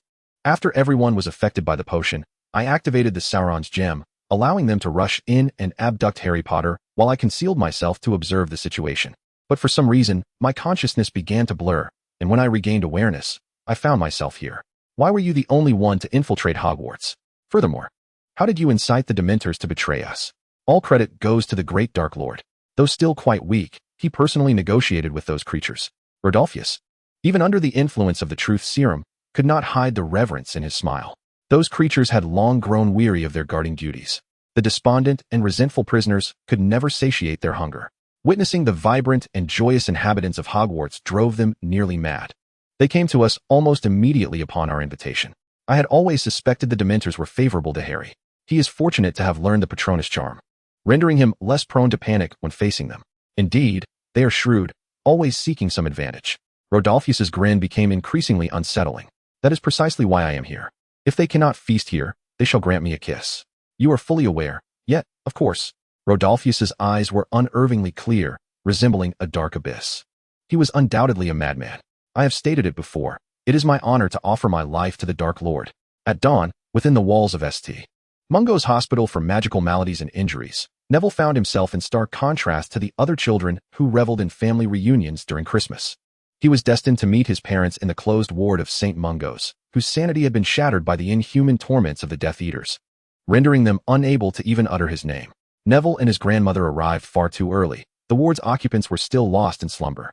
Had they been awake, the unfortunate souls afflicted by the permanent negative effects of various curses would have caused quite the uproar. I'll have a word with the doctor, Neville's grandmother declared. Leaving him alone in the ward, he pulled up a chair and gazed at his peacefully sleeping parents, his thoughts drifting to the recent news of the Death Eaters' escape. A tumult of emotions swirling within him. His grandmother had often spoken of his parents' remarkable talents as esteemed aurors. If only, Neville sniffled, unwilling for his grandmother to perceive his emotions. She had advised him not to feel sorrow but to take pride in his heroic parents. Chapter 120, Mysterious Disguises, Hospital Crisis. In contrast to his parents, Neville was acutely aware of his own lack of magical talent, often feeling a sense of inferiority. His poor memory and sluggish reflexes starkly contrasted with those of Frank and Alice Longbottom's child. Having risen too early, he felt drowsy, squinting his eyes and recalling his classmates. Amy and her friends had thwarted Voldemort's schemes multiple times, filling him with palpable envy. When would he possess such courage and capability to stand up? Just then, his mother Alice stirred awake, sitting up in bed, the commotion pulling Neville from his reverie. "What is it, Mum?" Although she could no longer recall Neville's name, Alice always found joy in seeing her son. She rummaged through the bedside drawer, retrieving something and placing it in Neville's hand. Upon closer inspection, he discovered it was a piece of candy wrapper and several chocolate frog trading cards. He tucked the items into his pocket, though seemingly trivial. He could never bring himself to discard them. Seeing Neville accept her offering, Alice leaned back against the pillow, fiddling with her fingers. At that moment, the ward door creaked open, and a wreath-adorned healer entered with a blank expression. Wasn't grandmother going to speak with her? A strange feeling lingered in Neville's mind. Though he was quite familiar with the kind healer due to his parents' long-term stay, today he felt an inexplicable aversion to greeting her. He shrank into the corner of the ward, minimizing his presence as he scrutinized the healer's movements. The healer appeared to notice Neville, but made no attempt to acknowledge him. Hurrying directly to Alice's bedside. Alice curled into a ball on the bed, desperately pulling the covers over herself, as if trying to escape a nightmarish specter. Neville had never witnessed his mother react to a healer in such a manner. Her eyes, gaunt from weight loss, were filled with terror. Seeing Alice's reaction, the healer frowned, contemplating her next course of action, before turning towards Neville's father, who remained asleep. A foreboding sense of dread washed over Neville. He hastily ran forward, clutching the healer's sleeve, stammering, "What is it, you little pest? Do not interfere. I am in the midst of treating a patient." Neville's heart sank. The healer's tone was far from her usual demeanor. He noticed a glimmering object in her hand. "My grandmother wishes to speak with you about something very important." Though Neville was not adept at lying, he merely sought to stall the healer, preventing her from approaching his parents. Any matters can wait. The healer forcefully shook off Neville's grip, revealing a silver dagger concealed beneath her robe. Neville's mind went blank. Without thinking, he lunged forward, gripping the healer from behind, refusing to allow her to advance. Initially, he feared provoking this impostor into harming his parents, but with the knife now brandished, he cast caution aside. "Help! Someone!" Neville shouted, his voice quaking in desperation. Yet, he not only failed to summon anyone from outside the ward, but even the other occupants remained oblivious to his cries. "Annoying little brat." The healer sneered, her lips curling into a mocking smile. "I cast a silencing charm the moment I entered. You could shout until your throat is raw, and no one would hear you. What do you intend to do?" Neville was engulfed by fear, yet an inexplicable force compelled him to confront the false healer. "I have merely come to extract the final value from these worthless beings. Release me at once." As soon as the false healer's words fell, Neville was hurled against the adjacent wall. Alice screamed, but her cry went unheard. An invisible force pinned Neville to the wall, rendering him immobile. The false healer scrutinized Neville's face before turning her gaze to Alice and Frank. "Are you the offspring of these two fools?" "They are not fools." Neville felt a tightening in his chest, his breath becoming labored. In that moment, all he could do was glare fiercely at the false healer. Alice, having leapt from the bed at some point, despite the deep fear coursing through her, lunged at Neville in a desperate attempt to help. Naturally, her fate mirrored that of Neville. She too was flung away and, due to her frail constitution, succumbed to unconsciousness. "You shall not harm my mother. I will never forgive you." Neville's furious cry appeared to pique the interest of the false healer, who approached him and whispered in his ear, "Little one, do you harbor hatred? Hatred for what your parents have become? Do you entertain the naive notion of opposing our great master, the Dark Lord?"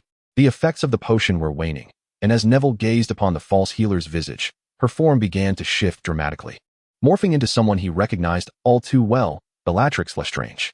Chapter 121. A conspiracy from the day before, two paths prepared. The Daily Prophet had been rife with shocking headlines for 2 consecutive days. If the Death Eater invasion of Hogwarts on Christmas Eve had left many wizarding families grateful that their children had not remained at Hogwarts for the holiday, the attack on an Auror's descendant at St. Mungo's Hospital, resulting in multiple stab wounds, plunged everyone into a state of anxiety. Goodness, I knew those fugitives would not remain docile. They are bound to commit even more dreadful acts. In the corridors of St. Mungo's, healers whispered amongst themselves as they walked. "Please, keep your voices down. There are patients resting here." A frail old woman peeked her head out from the adjoining ward, looking utterly worn yet with a resolute and stubborn glimmer in her eyes. "My apologies, Mrs. Longbottom." The healers expressed their sympathy towards Neville's grandmother before hastily departing. She closed the door, gazing at her grandson lying in bed, and let out a soft sigh. Fortuitously, when she discovered the unconscious healer concealed in the wardrobe, she rushed back to the ward without delay. Thankfully, Neville had sustained his injuries within the hospital, allowing the healers to exert their utmost efforts to stabilize him, whose life was ebbing away. Neville moaned in agony, cold sweat pouring down his brow. Although the spells and potions hastening the healing of his wounds were effective, the process was far from pleasant.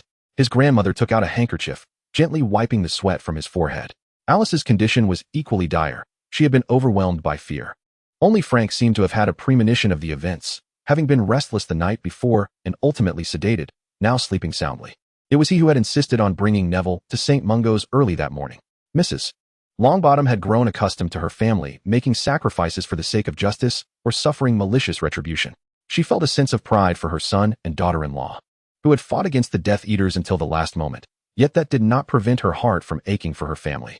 The Longbottoms were not a family to easily concede or bow to evil. Holding Neville's hand, Mrs. Longbottom murmured, "You too, though still somewhat tender. You will undoubtedly grow into a brave wizard in the future. So now, you must not allow pain to defeat you." Time rewinds to the day before Christmas. In the center of the Malfoy Manor's basement, where the most esteemed master of the Death Eaters, Voldemort, was nestled within a velvet blanket on a couch. Surrounding him was a massive serpent. "We shall make our move tomorrow," Bellatrix said, her head bowed in deference, concealing most of the details from Rodolphus, just to be cautious. "I hope you will not disappoint me," Voldemort replied flatly, noting that Wormtail had procured another necessary item for the ritual. "Isn't it merely the excavation of a muggle's grave?" Bellatrix shot a fierce glare at Wormtail, who had successfully garnered both the simple task and her master's trust. "This rat in the gutter. We absolutely require Harry Potter's blood. Once we acquire that, all will be manageable." In Voldemort's resurrection potion, the blood of an enemy was an essential ingredient. Despite Voldemort having innumerable foes, his destined adversary was none other than Harry Potter. Moreover, Harry bore the protective enchantments left by his mother. Voldemort would be burned upon contact with him, and only by using Harry's blood could he forge a new body, rendering the curse ineffective against him. "But Master, why must it be that boy?" Wormtail hesitated to inquire. "We may very well incur significant losses of precious artifacts and key personnel at Hogwarts.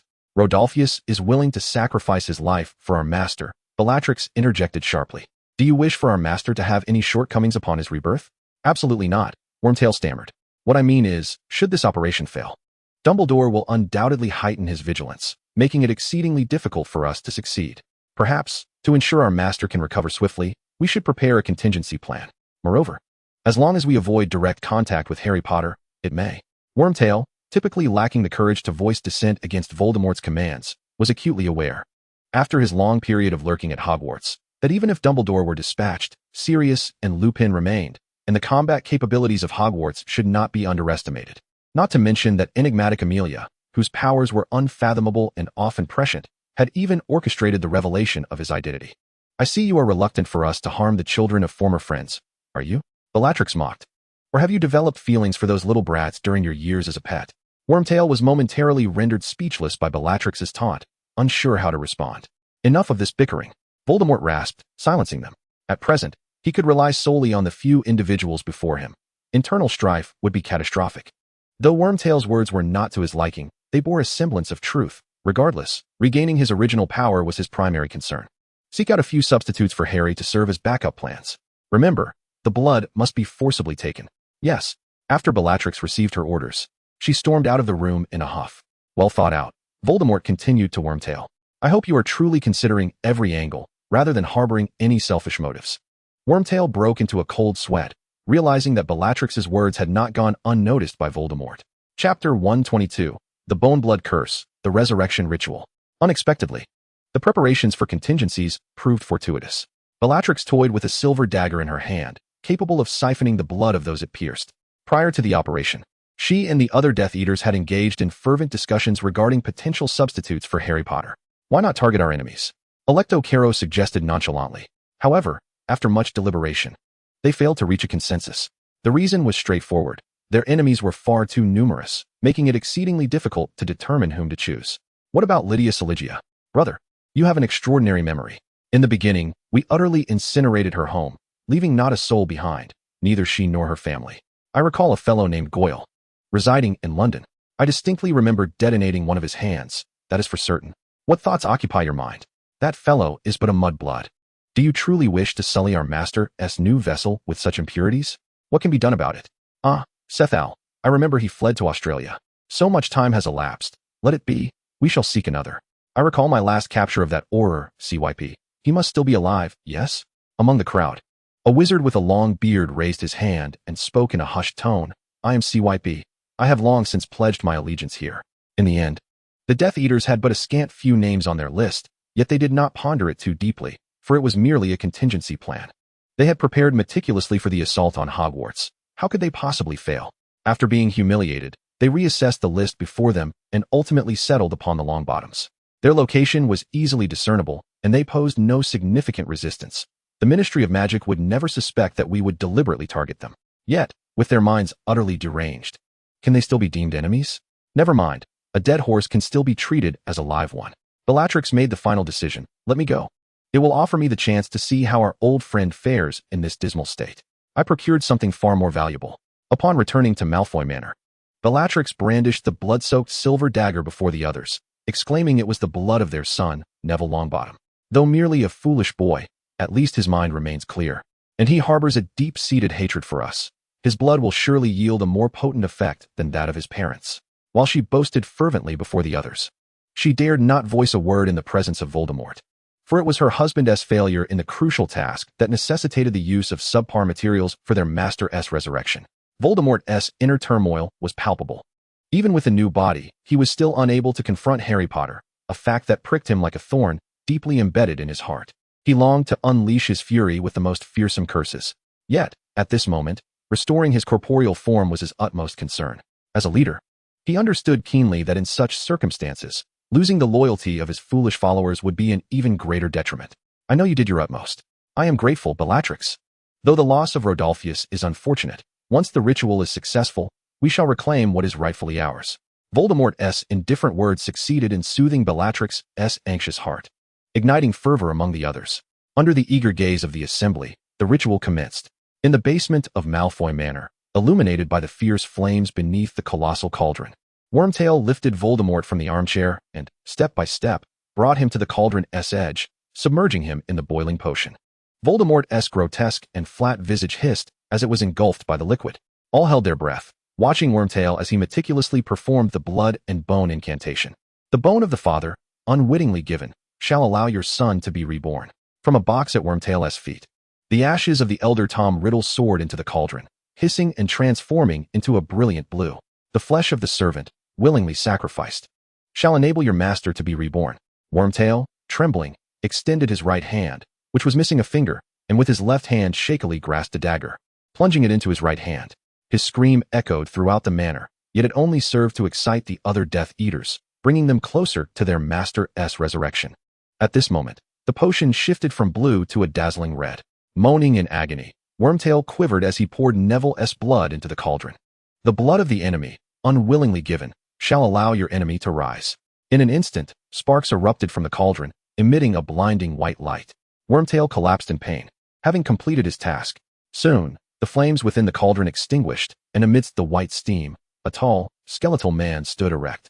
The Death Eaters encircled the cauldron, draping a robe over their master. Voldemort slowly emerged from the cauldron. The face they had all yearned for, pale, flat, and terrifying, had returned to the realm of the living. Meanwhile, in the corridors of Hogwarts, Harry suddenly collapsed to the ground, his expression contorted in agony. Harry, what is wrong? Amy exclaimed. The scar. It hurts, unlike anything before.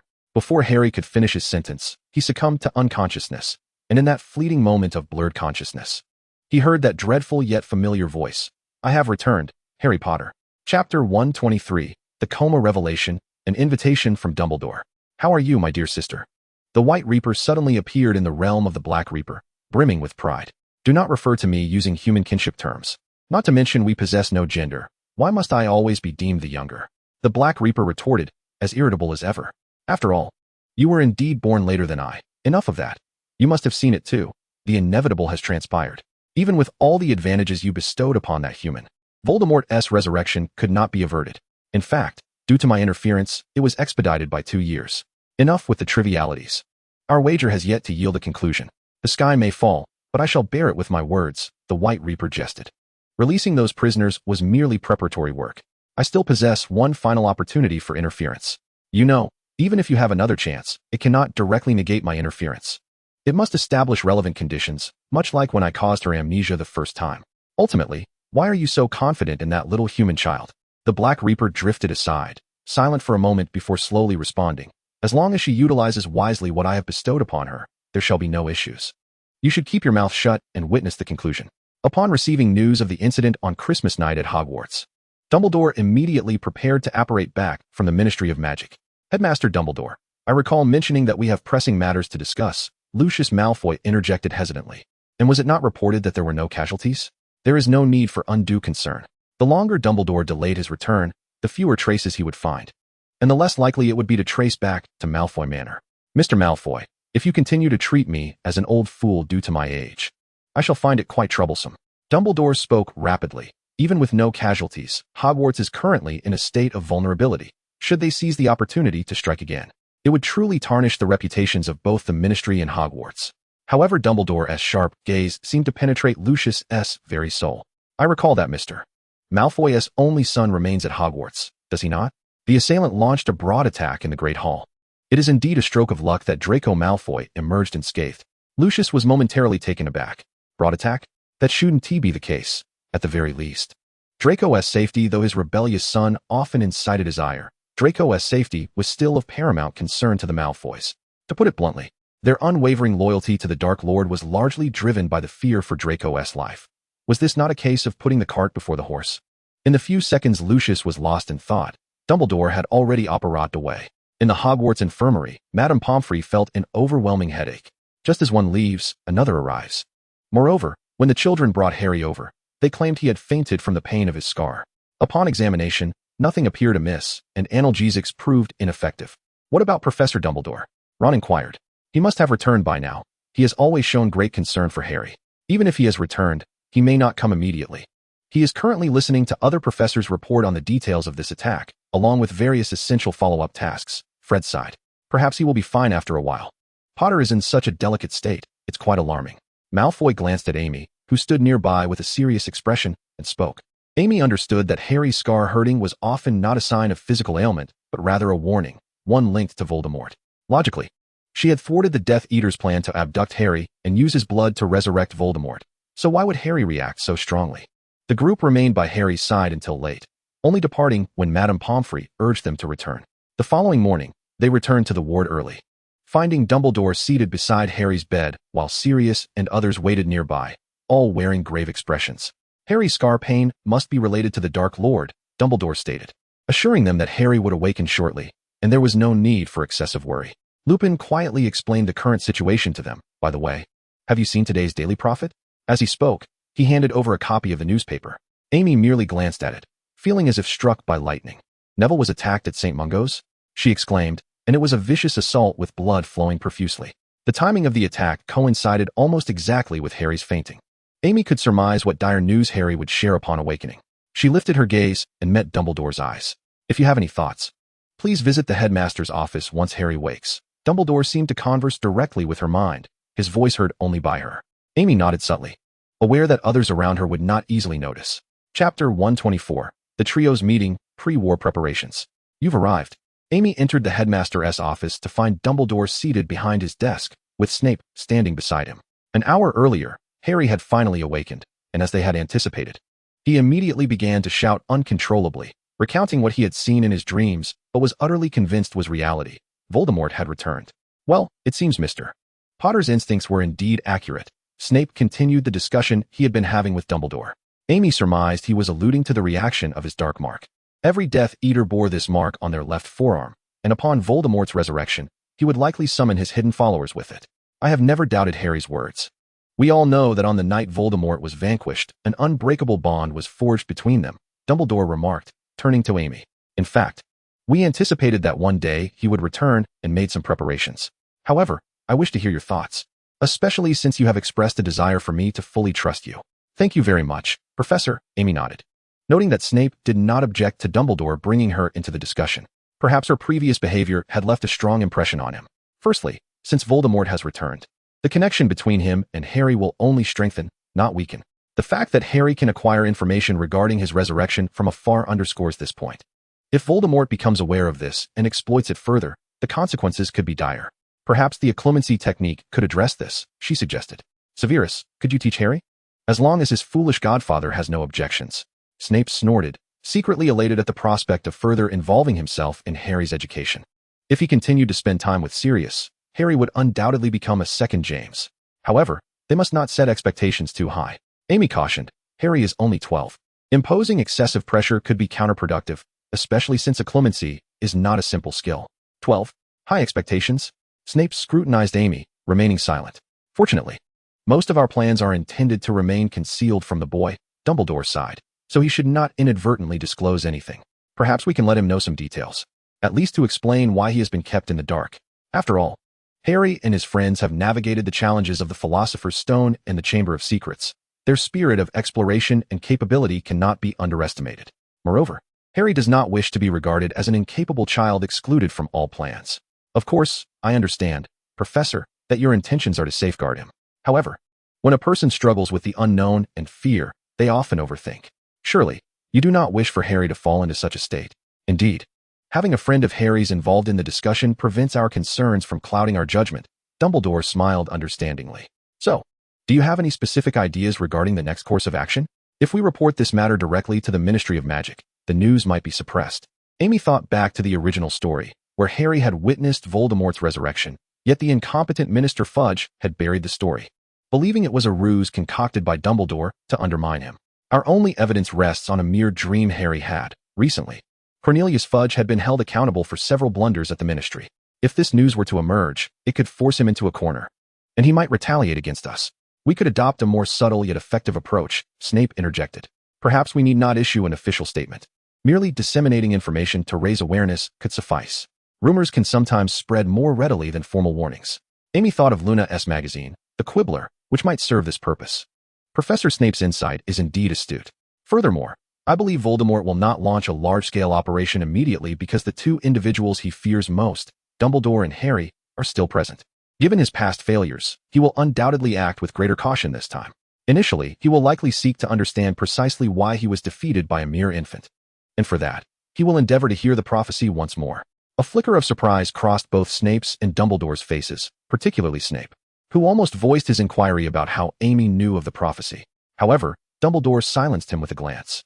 I will find a way to handle that prophecy appropriately, Dumbledore assured. As for me, I suspect Voldemort will attempt to eliminate me before making his return. If he succeeds, you will. No, he absolutely will not succeed, Amy declared firmly. The very individuals who pose the greatest challenge to Voldemort must remain unharmed. This is the essence of my plan. Chapter 125, Rumors Abound. The young master with a bald head. By the end of the Christmas holidays, news of Voldemort's impending return had spread like wildfire throughout the magical community. The consecutive attacks had already instilled a sense of dread, and Amy had written to Luna, urging the Quibbler to release a special issue on the topic, which stirred up quite a commotion. The journalists of the Daily Prophet were equally relentless, seeking to interview ministry officials for first-hand information. Unfortunately, the ministry was as bewildered by the situation as everyone else, leaving their statements vague and unclear. Thus, the notorious journalist Rita Skeeter seized the opportunity, crafting an article that sent Cornelius Fudge into a fit of rage, titled Deception or Protection. In the tumultuous political landscape of the Ministry of Magic, the sharp criticisms directed at Cornelius Fudge left him utterly humiliated, yet he hesitated to take any decisive action, fearing that such desperation would imply a deeper truth to the accusations. This predicament caused Voldemort a measure of vexation as he sought to remain incognito until he was fully prepared for his resurgence. Currently, they operated covertly from Malfoy Manor, where, despite their significant contributions as both facilitators and financiers, the Malfoy couple's status among the Death Eaters had considerably diminished. Their failure to safeguard Voldemort's Horcruxes had spared them from punishment, but they were acutely aware of their declining influence. To their astonishment, Draco Malfoy, having severed ties with his father and defiantly remained at Hogwarts, returned home mid-holiday. Upon encountering their son at the manor's entrance, the couple's previous ire towards him dissipated, replaced by a mix of joy and awkwardness as they grappled with how to explain their current complex situation. Do not misunderstand me, Draco said. Scratching his head and turning his face away, I did not return for reconciliation. After the attack, Hogwarts requires extensive repairs, and I thought it best to come home. Lucius remained silent, while Narcissa quickly enveloped her precious son in a warm embrace, overwhelmed by the thought of what could have transpired had he been caught in the attack. Little Draco has returned. Bellatrix lounged against the doorframe, an inscrutable smile gracing her face. What a touching family reunion. However, I must interject as, is it not ready yet? This is taking too long. A cold, somber voice echoed through the manor, clear and deliberate. It will be ready shortly. Bellatrix replied with utmost deference, grasping Draco's arm tightly, and turning to Narcissa with a brief explanation. The Dark Lord wishes to see him. Without delay, she disapparated with Draco, leaving the Malfoy couple engulfed in fear and concern. In the dimly lit basement, Amy absent-mindedly ran her fingers through her thinning hair, standing behind Bellatrix. Before departing, she had extracted a considerable amount of hair from Draco to concoct a Polyjuice Potion, hoping it would suffice. Oh dear, I may have taken too much. I'm so sorry. Malfoy, I promise to make you a hair growth potion when I return. Come here, dear. Voldemort extended his hand from his seat, his demeanor seemingly cordial. Yet his appearance and tone could easily frighten a child into tears. Amy gazed at him, her eyes wide with a blend of fear and astonishment, hesitantly moving a couple of steps forward. With a flick of his wand, Voldemort seemed to penetrate her consciousness. Indeed, her decision to infiltrate was justified. Had Draco come alone, he would surely have succumbed to Voldemort's soul-sucking curse. Though the Malfoys endeavored to suppress information, the news of Draco's assistance to Harry Potter reached Voldemort's ears. He sought to delve into Draco Malfoy's thoughts to gauge his potential utility. Staring into the eyes of a soul reader was always advantageous. Yet Amy showed no inclination to avert her gaze. During a prior conversation with Dumbledore and Snape, she had voiced her desire to act as an undercover agent. There must be something amiss with the Malfoy family. I believe I can find a way to infiltrate their ranks, provided. If you wish to avoid a grim fate, do not proceed. Snape interjected, for only someone of his mastery in occlumency would dare operate in Voldemort's proximity. The Dark Lord would not spare any who dared to deceive him. Perhaps there's no need for such trepidation. Dumbledore regarded Amy thoughtfully, as if an idea had struck him. Since you are not immediately embarking on your mission, you could begin your studies in occlumency now. Thus, Snape's occlumency training class welcomed 2 new students. Harry, if that old bat gives you any trouble, call for me immediately. Sirius shouted from the end of the corridor as Remus dragged him away helplessly. Snape slammed the door shut, positioning himself before Harry and Amy. First and foremost, I must clarify that I possess little patience for fools and sloths. You would do well not to disappoint me. Snape sternly addressed the 2 children. Now, let us experience the curse you are to combat, the soul-sucking curse. Harry's mind involuntarily flashed with memories of his past, particularly that harrowing night marked by a flash of green light. He snapped back to reality, overwhelmed by the invasion of his privacy. The thought of Voldemort prying into his thoughts was unbearable. He turned to Amy, whose turn it was to endure Snape's soul-sucking curse. Chapter 126, Occlumency, the Dark Lord's Acolyte. Snape fixed his gaze upon Amy, preparing to pry open the unguarded door to her thoughts. Typically, such an endeavor would be effortless. However, a gray mist clouded his vision, rendering her memories and current thoughts elusive. Meanwhile, Amy heard the voices of the Black and White Grim Reapers whispering in her ears. Ordinary people must not learn of matters beyond this world. Surely, I can present some fabricated memories? Amy mused, struck by inspiration. Do as you will. We will simply overwrite the true memories, came the reply. Thus, Amy, having just begun her studies, achieved the prowess of occlumency at a remarkable pace, leaving both Harry and Snape questioning their own abilities. In the ensuing awkward silence, they continued their arduous practice. Is it truly that I am the lesser? Harry's thoughts were laid bare to Snape. Not quite, Snape reflected inwardly, recalling how swiftly he had learned during his own training. Ultimately, Amy acquired the skills befitting an exceptional spy, wholly unperturbed by any mind-reading magic. At that moment, facing Voldemort, Amy felt that merely presenting him with a foggy haze of her thoughts might raise suspicion. After all, the 12-year-old Draco Malfoy hardly appeared to be a master of occlumency, and fully cloaking her memories from a wary Voldemort would only complicate her efforts to gain his trust. Hence, she scattered a variety of chaotic memories above the mist for Voldemort's perusal. Legend speaks of a dark wizard's fortress and an unparalleled Dark Lord. What were today's young wizards even discussing? Voldemort furrowed his brow, struggling to comprehend the words. Fortunately, the soul-sucking curse struck at the very essence of the mind, providing a means of interpretation despite the language barrier. Seems to be a song of praise. Voldemort contemplated, viewing it as a promising start. He continued to delve deeper. However, Amy interjected a barrage of enthusiastic panda emojis into her thoughts, each adorned with fervent fan banners proclaiming, "Devoted fan of the Dark Lord. Dark Lord Kiss Kiss." Upon reaching this juncture, Voldemort's feelings became decidedly complex. He sensed the loyalty, but found it somewhat distasteful. Yet, being accustomed to a legion of followers, he brushed aside any discomfort. After perusing for some time without uncovering substantial content, he deemed it necessary to continue. Thus, with a steely resolve, he pressed on, only to stumble upon a rather provocative video of himself performing an exuberant dance in tight-fitting attire. It had been ages since he experienced such a thrilling sensation. He remained silent, lifting the curse. What happened? Amy was the first to break the silence, but Voldemort quickly gestured for her to maintain her distance. Speak from further away. Yes, just like that. Do not move. In that instant, all rumors of Draco Malfoy aiding Harry and betraying them crumbled before Voldemort, leaving no trace of doubt. He had lived for so many years, yet the shock brought forth by the serpentine monstrosity within the chamber paled in comparison to the tumultuous thoughts swirling in Draco's mind. He had never encountered an individual associated with Dumbledore capable of conjuring such wild imaginings. The fervent admiration glimmering in Amy's eyes bore a striking resemblance to the fervor of Bellatrix's most devoted followers. I knew you would return. From a young age, I have been enthralled by your legendary exploits, and I must confess, I hold you in the highest esteem. To meet you in person has left my mind utterly bewildered. Please, forgive my unrestrained enthusiasm. I am simply overwhelmed. That is of no consequence. Voldemort stifled the urge to dismiss Malfoy with a mere flick of his wrist. However, you must be aware that your family has recently committed grave errors, which has brought me considerable disappointment. I hold you in high regard, dear young Draco. But if you cannot achieve something to amend this situation, I shall have to reconsider. Please, sir, Amy interjected eagerly, as long as it is within my capabilities. I shall do my utmost. If it means bringing misfortune to that insufferable Potter, I shall certainly endeavor to do so.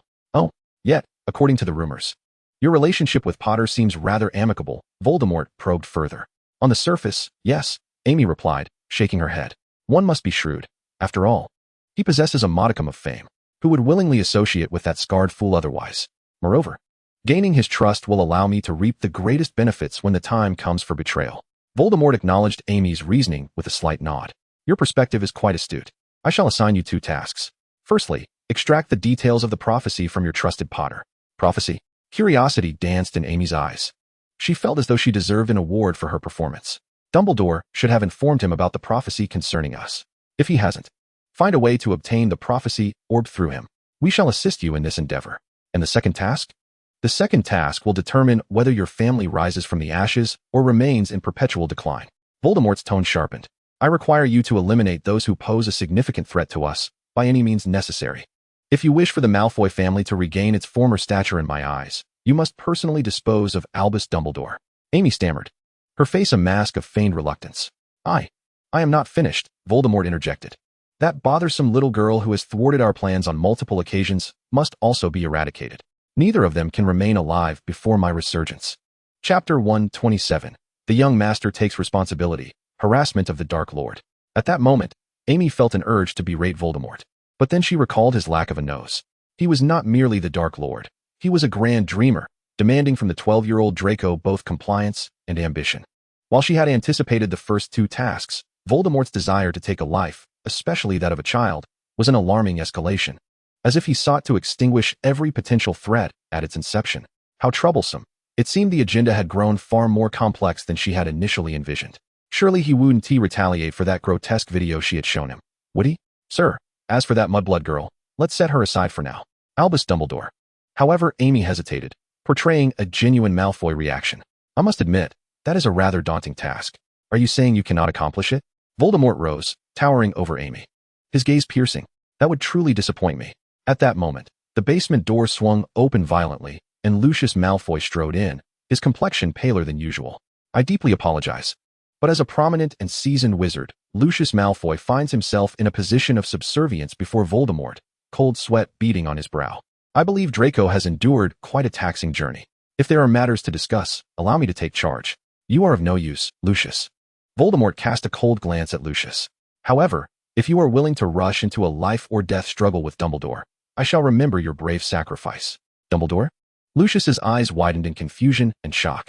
Take pride in Draco, Bellatrix interjected with a shrill voice. The Dark Lord is willing to grant the Malfoy family a chance, provided he can extract vital intelligence and take Dumbledore's life. And mine as well. Why is that not mentioned? Amy felt a surge of discontent at the odd moment. What nonsense. Lucius nearly choked upon hearing that. Voldemort himself understood that sending an ordinary wizard to assassinate Dumbledore was sheer folly, especially when Draco was still a minor. Was he not effectively delivering the last scion of the Malfoy lineage directly to Azkaban? Yet, to refuse Voldemort's command was akin to walking willingly into the path of the Avada Kedavra's green light. Moreover, the Malfoy family had already fallen from his favor. Lucius cast a nervous glance at his son, who merely raised his eyes slightly, an expression of 3 parts resignation and 7 parts resolve. Since you have such high hopes for me, I shall certainly do my utmost. However, Amy shifted the conversation. This task is undeniably challenging, and I will require additional time. Naturally, but I cannot wait indefinitely. Voldemort's voice was unyielding. 3 years. I shall wait no longer than that. Understood. If there are no further instructions, I shall take my leave with my father. Amy grasped the stunned Lucius and began to exit, adding, of course, if there are other matters requiring my assistance, I shall dedicate myself fully. In the corridor, Lucius regained his senses, his face a mixture of despair, regret, and astonishment. What were you thinking? How dare you make such bold claims? Amy quickly recalled the brief recounting of the Malfoy family dynamics, realizing her opportunity to respond. Although it may be a bit late, I believe I have previously attempted to dissuade you from this precarious path. She released her grip on Lucius's arm, maintaining a respectful distance. Yet, since our family is deeply entangled in this web, I cannot remain an outsider, can I? Even if it may cost me my life, it is my duty to act. Finally, Amy, channeling Draco Malfoy's countenance, bestowed upon Lucius a sorrowful gaze. After all, even in anger, I must uphold the honor of my dearest parents, mustn't I? The expression and words of his son would haunt Lucius in the many sleepless nights to come, awakening him from dreams with a resounding slap to his own face. Of course, before that, Narcissa had already chastised him thoroughly.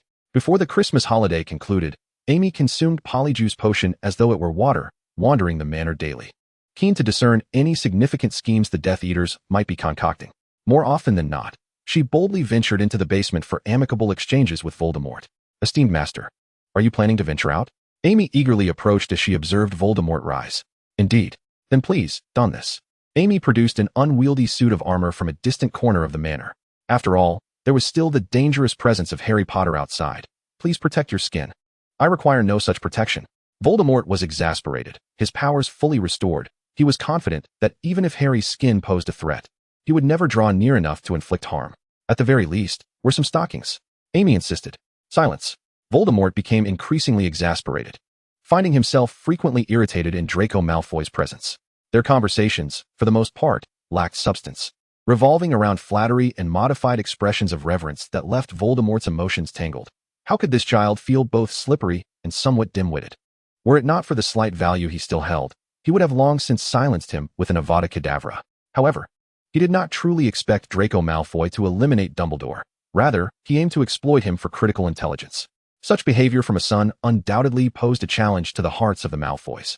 Even Voldemort's most loyal followers harbored fears and dread towards him. How could their son possess the audacity to intrude upon the Dark Lord? Chapter 128. Neville joins the team, the 2-year deadline. At long last, the Malfoys awaited the day to send their son back to school. Yet, after parting with Draco, they were once again filled with trepidation regarding how he would fulfill his forthcoming tasks. Heaven forbid he return empty-handed, only to find himself imprisoned in Azkaban. Oh, finally free from the Polyjuice Potion. Amy sat in the room of requirement, savoring her pumpkin juice. The real Draco Malfoy sat beside her, anticipating Amy's recount of her undercover experiences. Rest assured, my performance was impeccable. Amy took another bite of chocolate. Your family's situation seems relatively stable, aside from being filled with relatives and friends, and the infamous Dark Lord lurking in your basement. Can that truly be called stability? Draco was utterly speechless. Typically, such remarks indicate even more explosive news to follow. You might want to set your drink aside, lest you choke. Amy wiped her mouth. The mysterious figure thrust several tasks upon me, and had I not accepted them at that moment, your family would likely. Draco sighed. What tasks? Allow me to handle it, so as not to dirty your hands. Very well, Amy said nonchalantly. Go to Harry and inquire about a prophecy he himself is not familiar with, and then eliminate both me and Dumbledore, with a deadline of 3 years. Simple, isn't it? Draco slumped in his seat like a deflated balloon, conceding. All right, that is indeed quite explosive. Just heed my instructions. Amy stood up, checking that the door to the room of requirement was securely closed. Remember, the words I am about to share must not be disclosed to anyone else, especially Harry. He shares a peculiar connection with the mysterious figure, and crucial information could inadvertently leak from his mind. Draco nodded. First, you must prepare yourself psychologically to temporarily relinquish the friendships you have just acquired. If we are to convincingly execute the mysterious figure's tasks, we must first deceive our own. I understand. Draco fixed his gaze upon Amy's eyes. Next, how should I put this?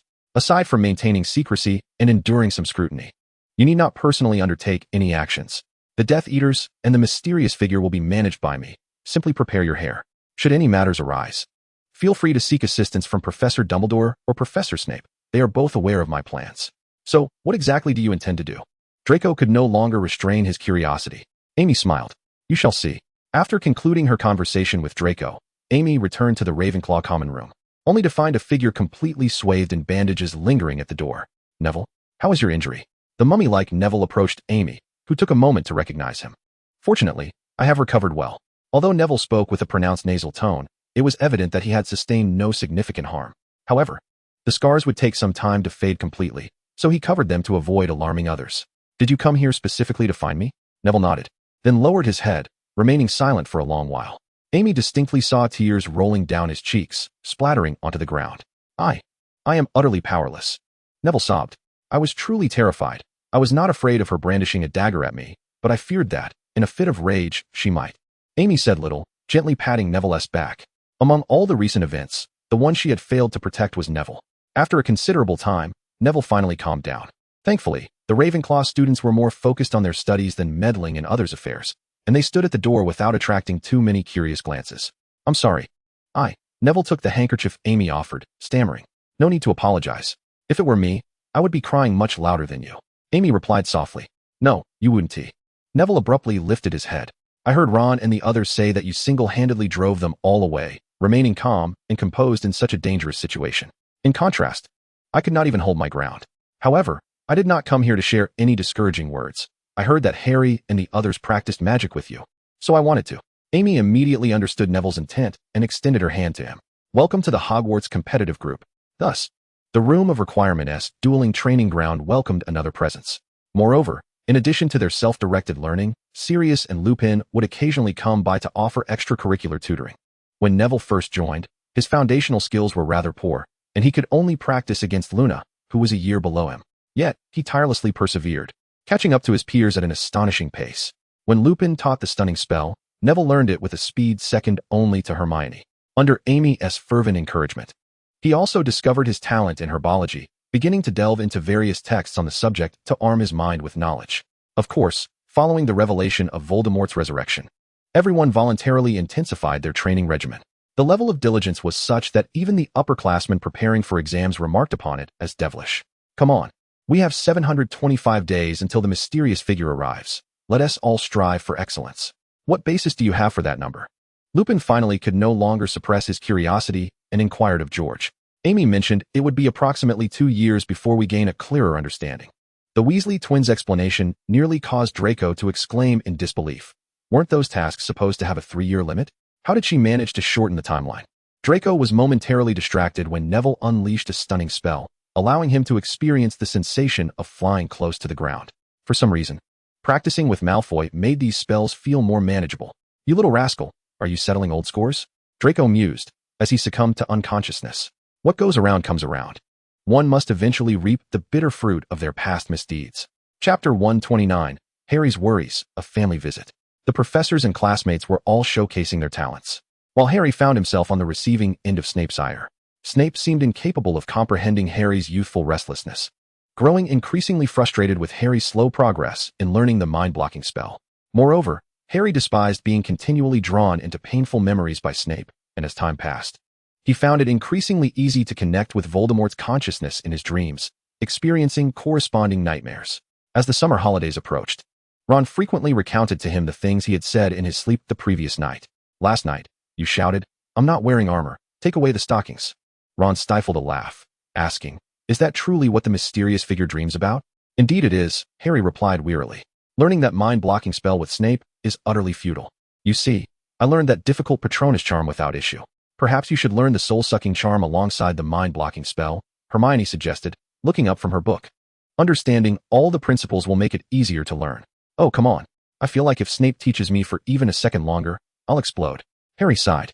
"I truly envy you all. During practice sessions, you get to be with Sirius and the others.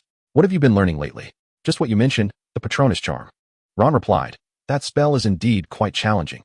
Thus far, everyone has only managed to conjure wisps of white mist.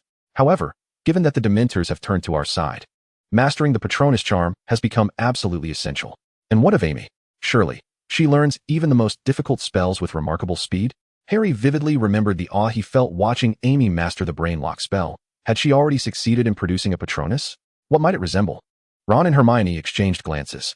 To be frank, Amy and Malfoy had been rather scarce of late, seldom joining us for spell practice, leaving us rather in the dark about their progress.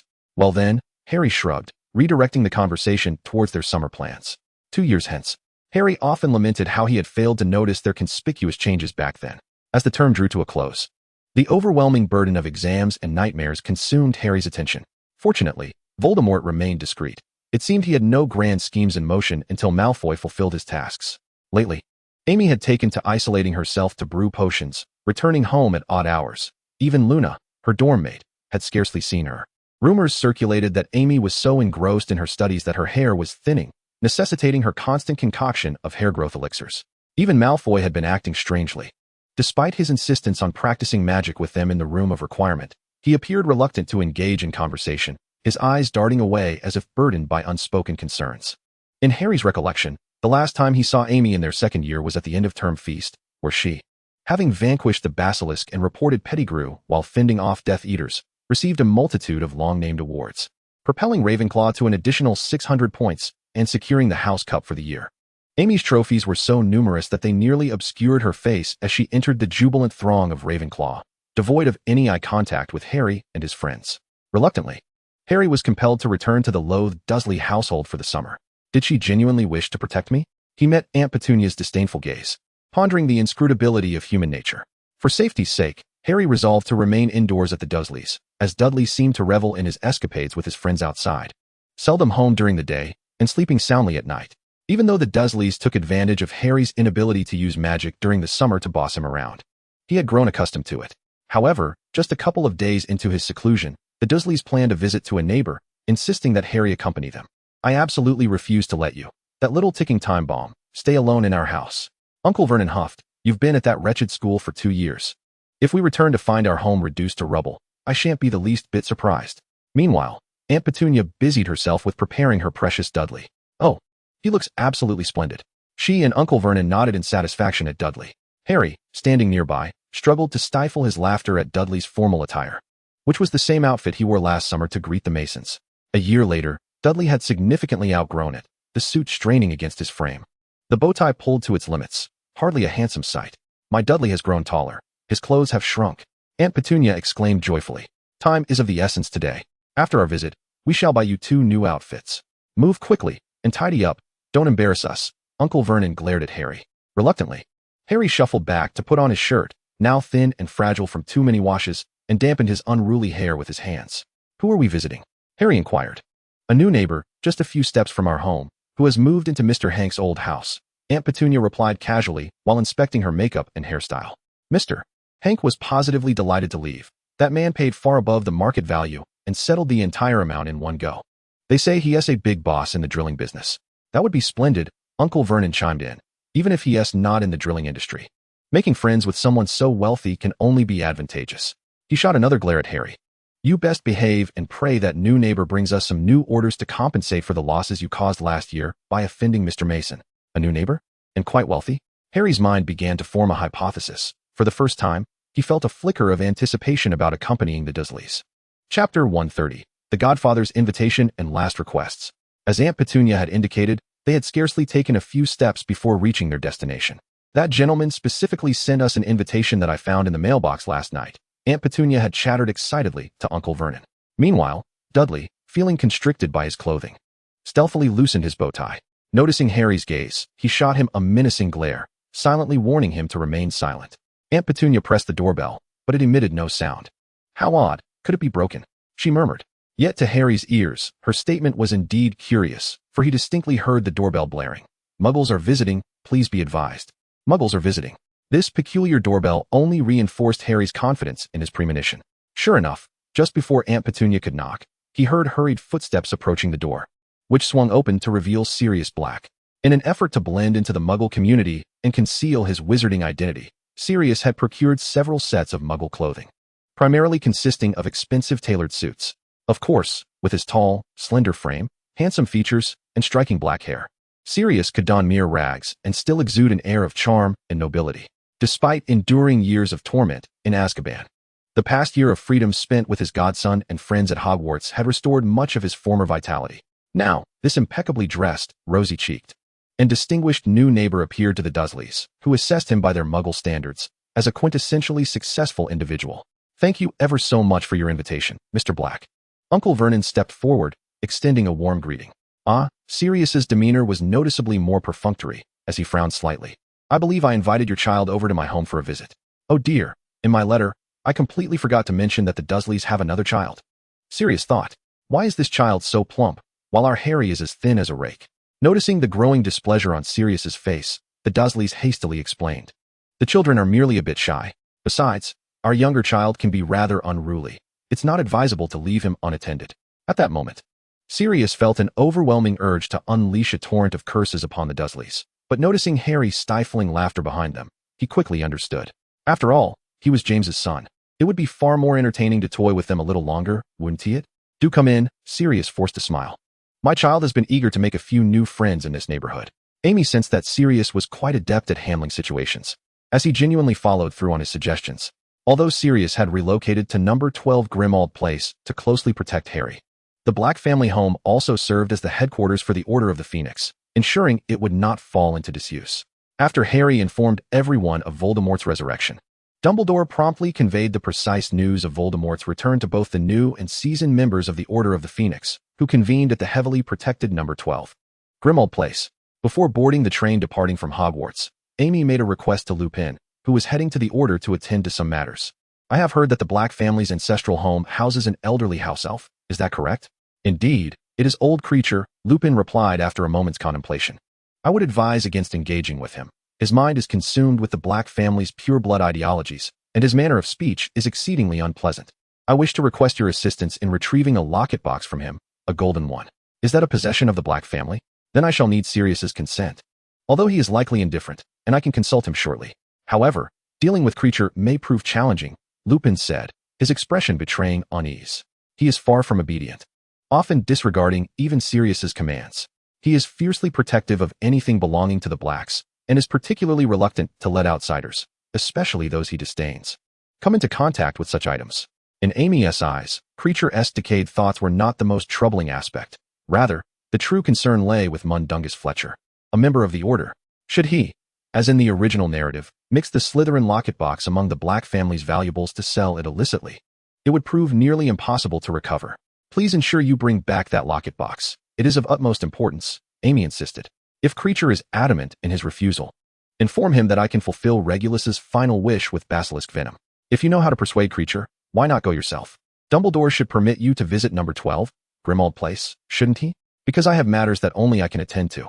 As Amy stepped onto the train back to London, someone extended a hand to pull her aboard, and she reflected on the urgency of ensuring that, when Harry faced his destined adversary, he was not merely confronting a mortal with a single life.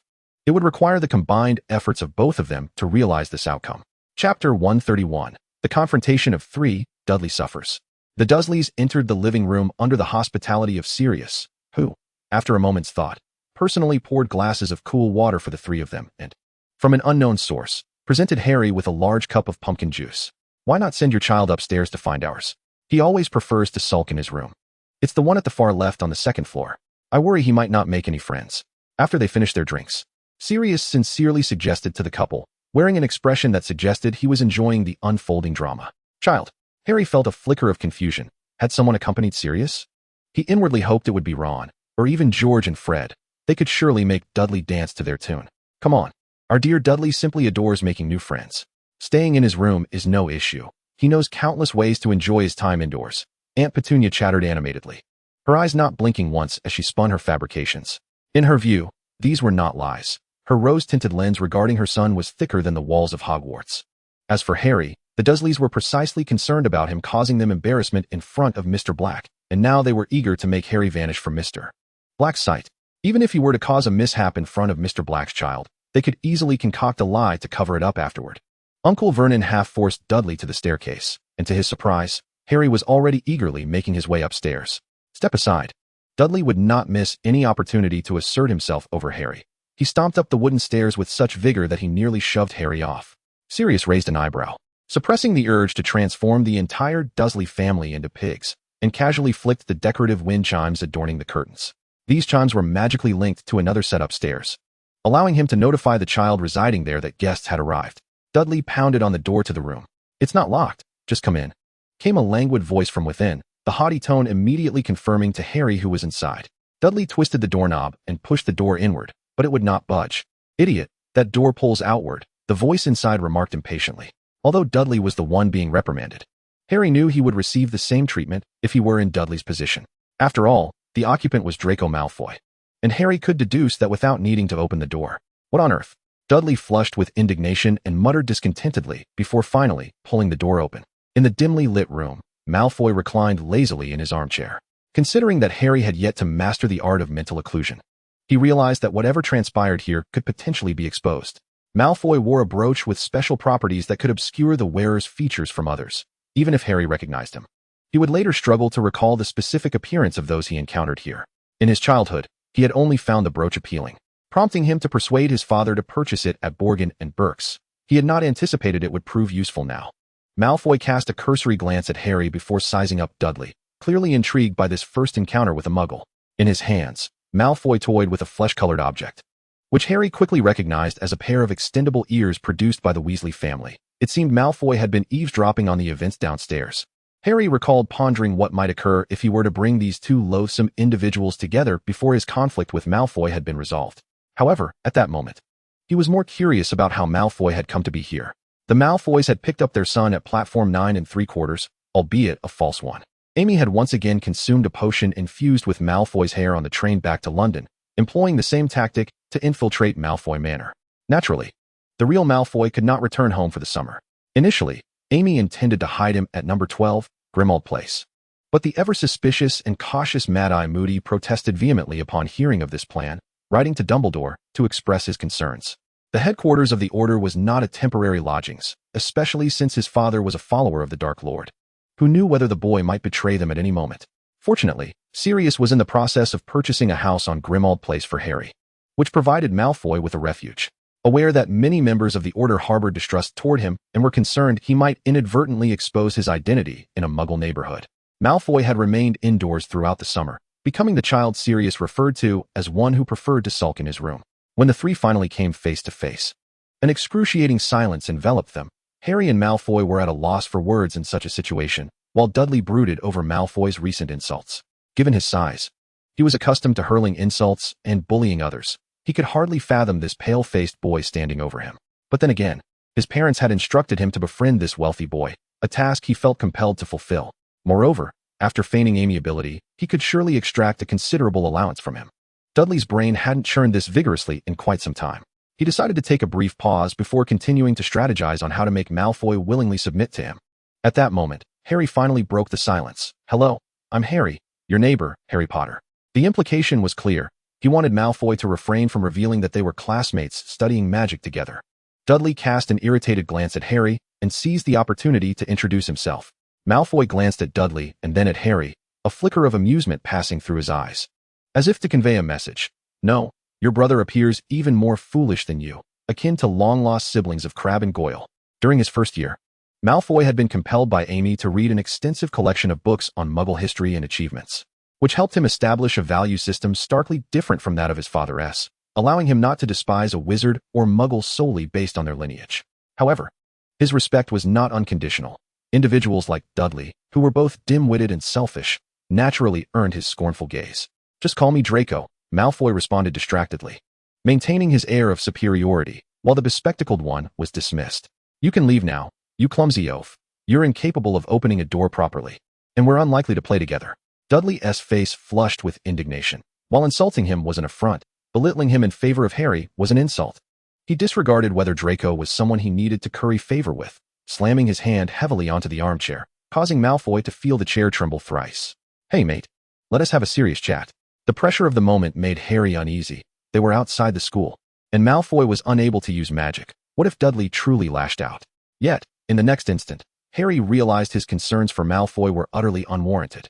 Chapter 132, Exploiting Loopholes. Amy makes a request.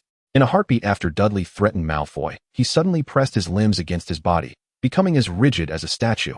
Unable even to utter a word, Malfoy promptly sprinkled some powder on Dudley, who instantly closed his eyes and succumbed to slumber. The world has suddenly become serene. Malfoy stretched lazily.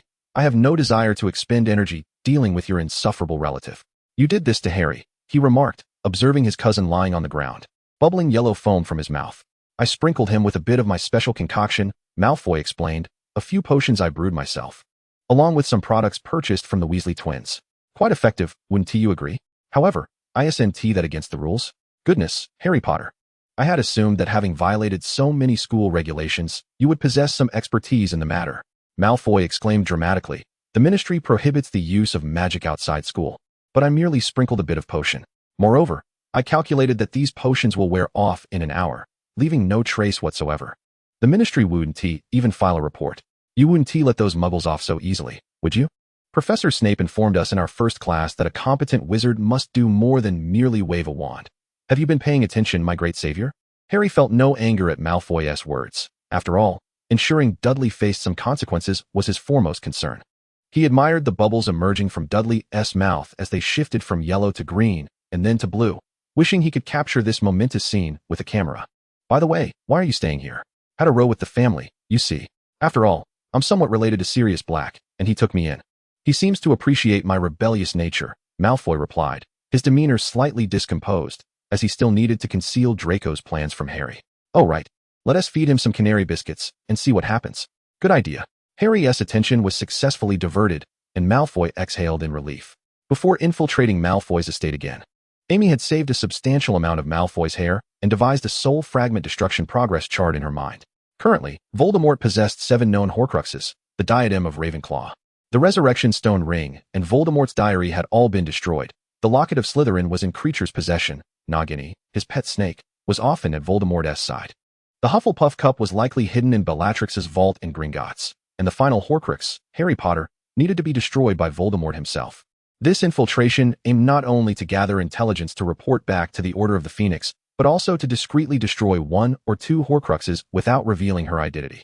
However, with Nagini lurking under Voldemort's watchful gaze and the Hufflepuff cup hidden within the world's most secure vault, Gringotts, the task of stealthily destroying these 2 Horcruxes seemed insurmountable.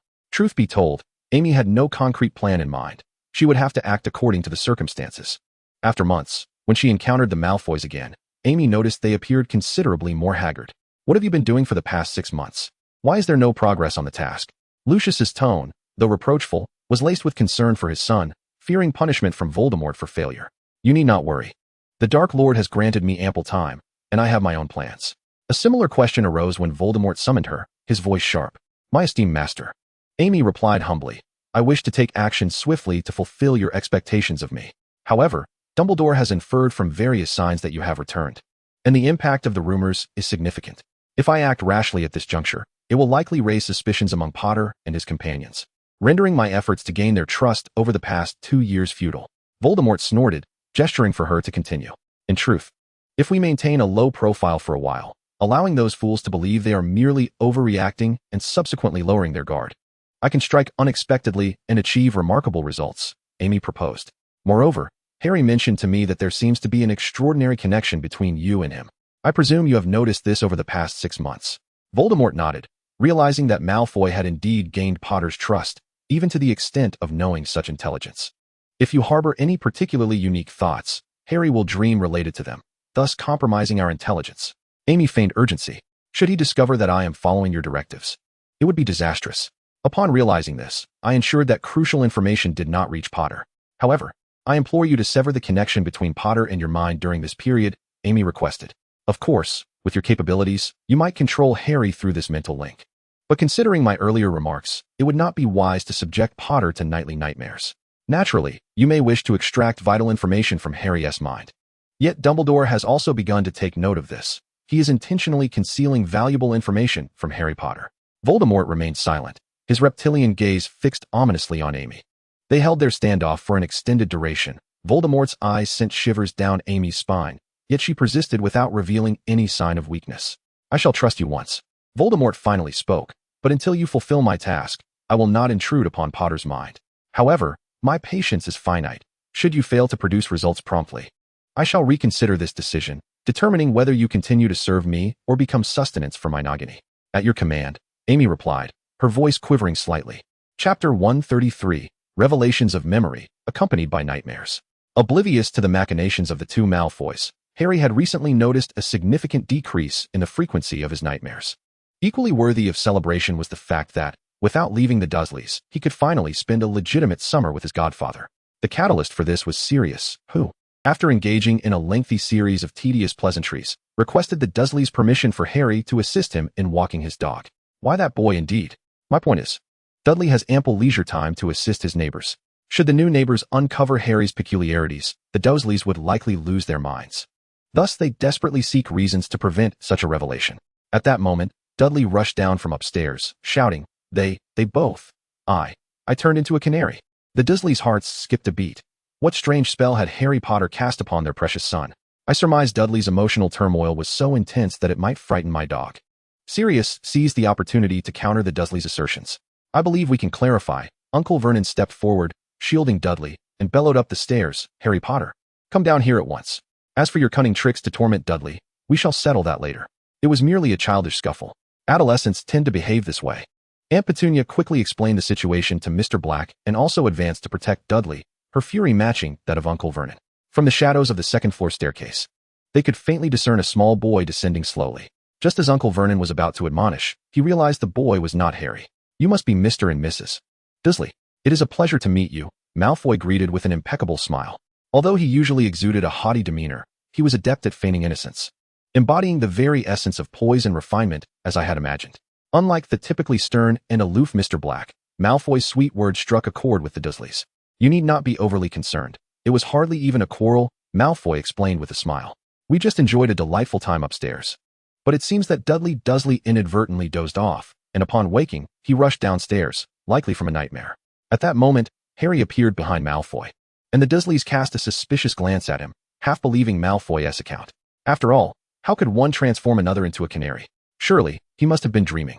Uncle Vernon scrutinized Dudley and noticed he did seem rather drowsy. Dudley, in his groggy state, recalled the recent events. First, he had clashed with Draco, then felt an odd sensation. And afterward, only fragmented and dreamlike memories remained. Dudley, though dim-witted, understood that his parents would not wish to hear about his altercation with Draco. Thus he chose to remain silent, allowing Malfoy to monopolize the narrative. Indeed, it was best to let this boy named Harry walk my dog. He appeared much calmer and more reliable. Henceforth, Harry embarked on a leisurely routine of walking a dog each afternoon in the Dursleys' garden. The dog being none other than Sirius transformed. The large black dog, a manifestation of Sirius, displayed a pronounced aversion to anyone attempting to approach Harry. Whenever Dudley foolishly sought to provoke Harry, Sirius had no qualms about employing his sharp teeth and claws as a threat.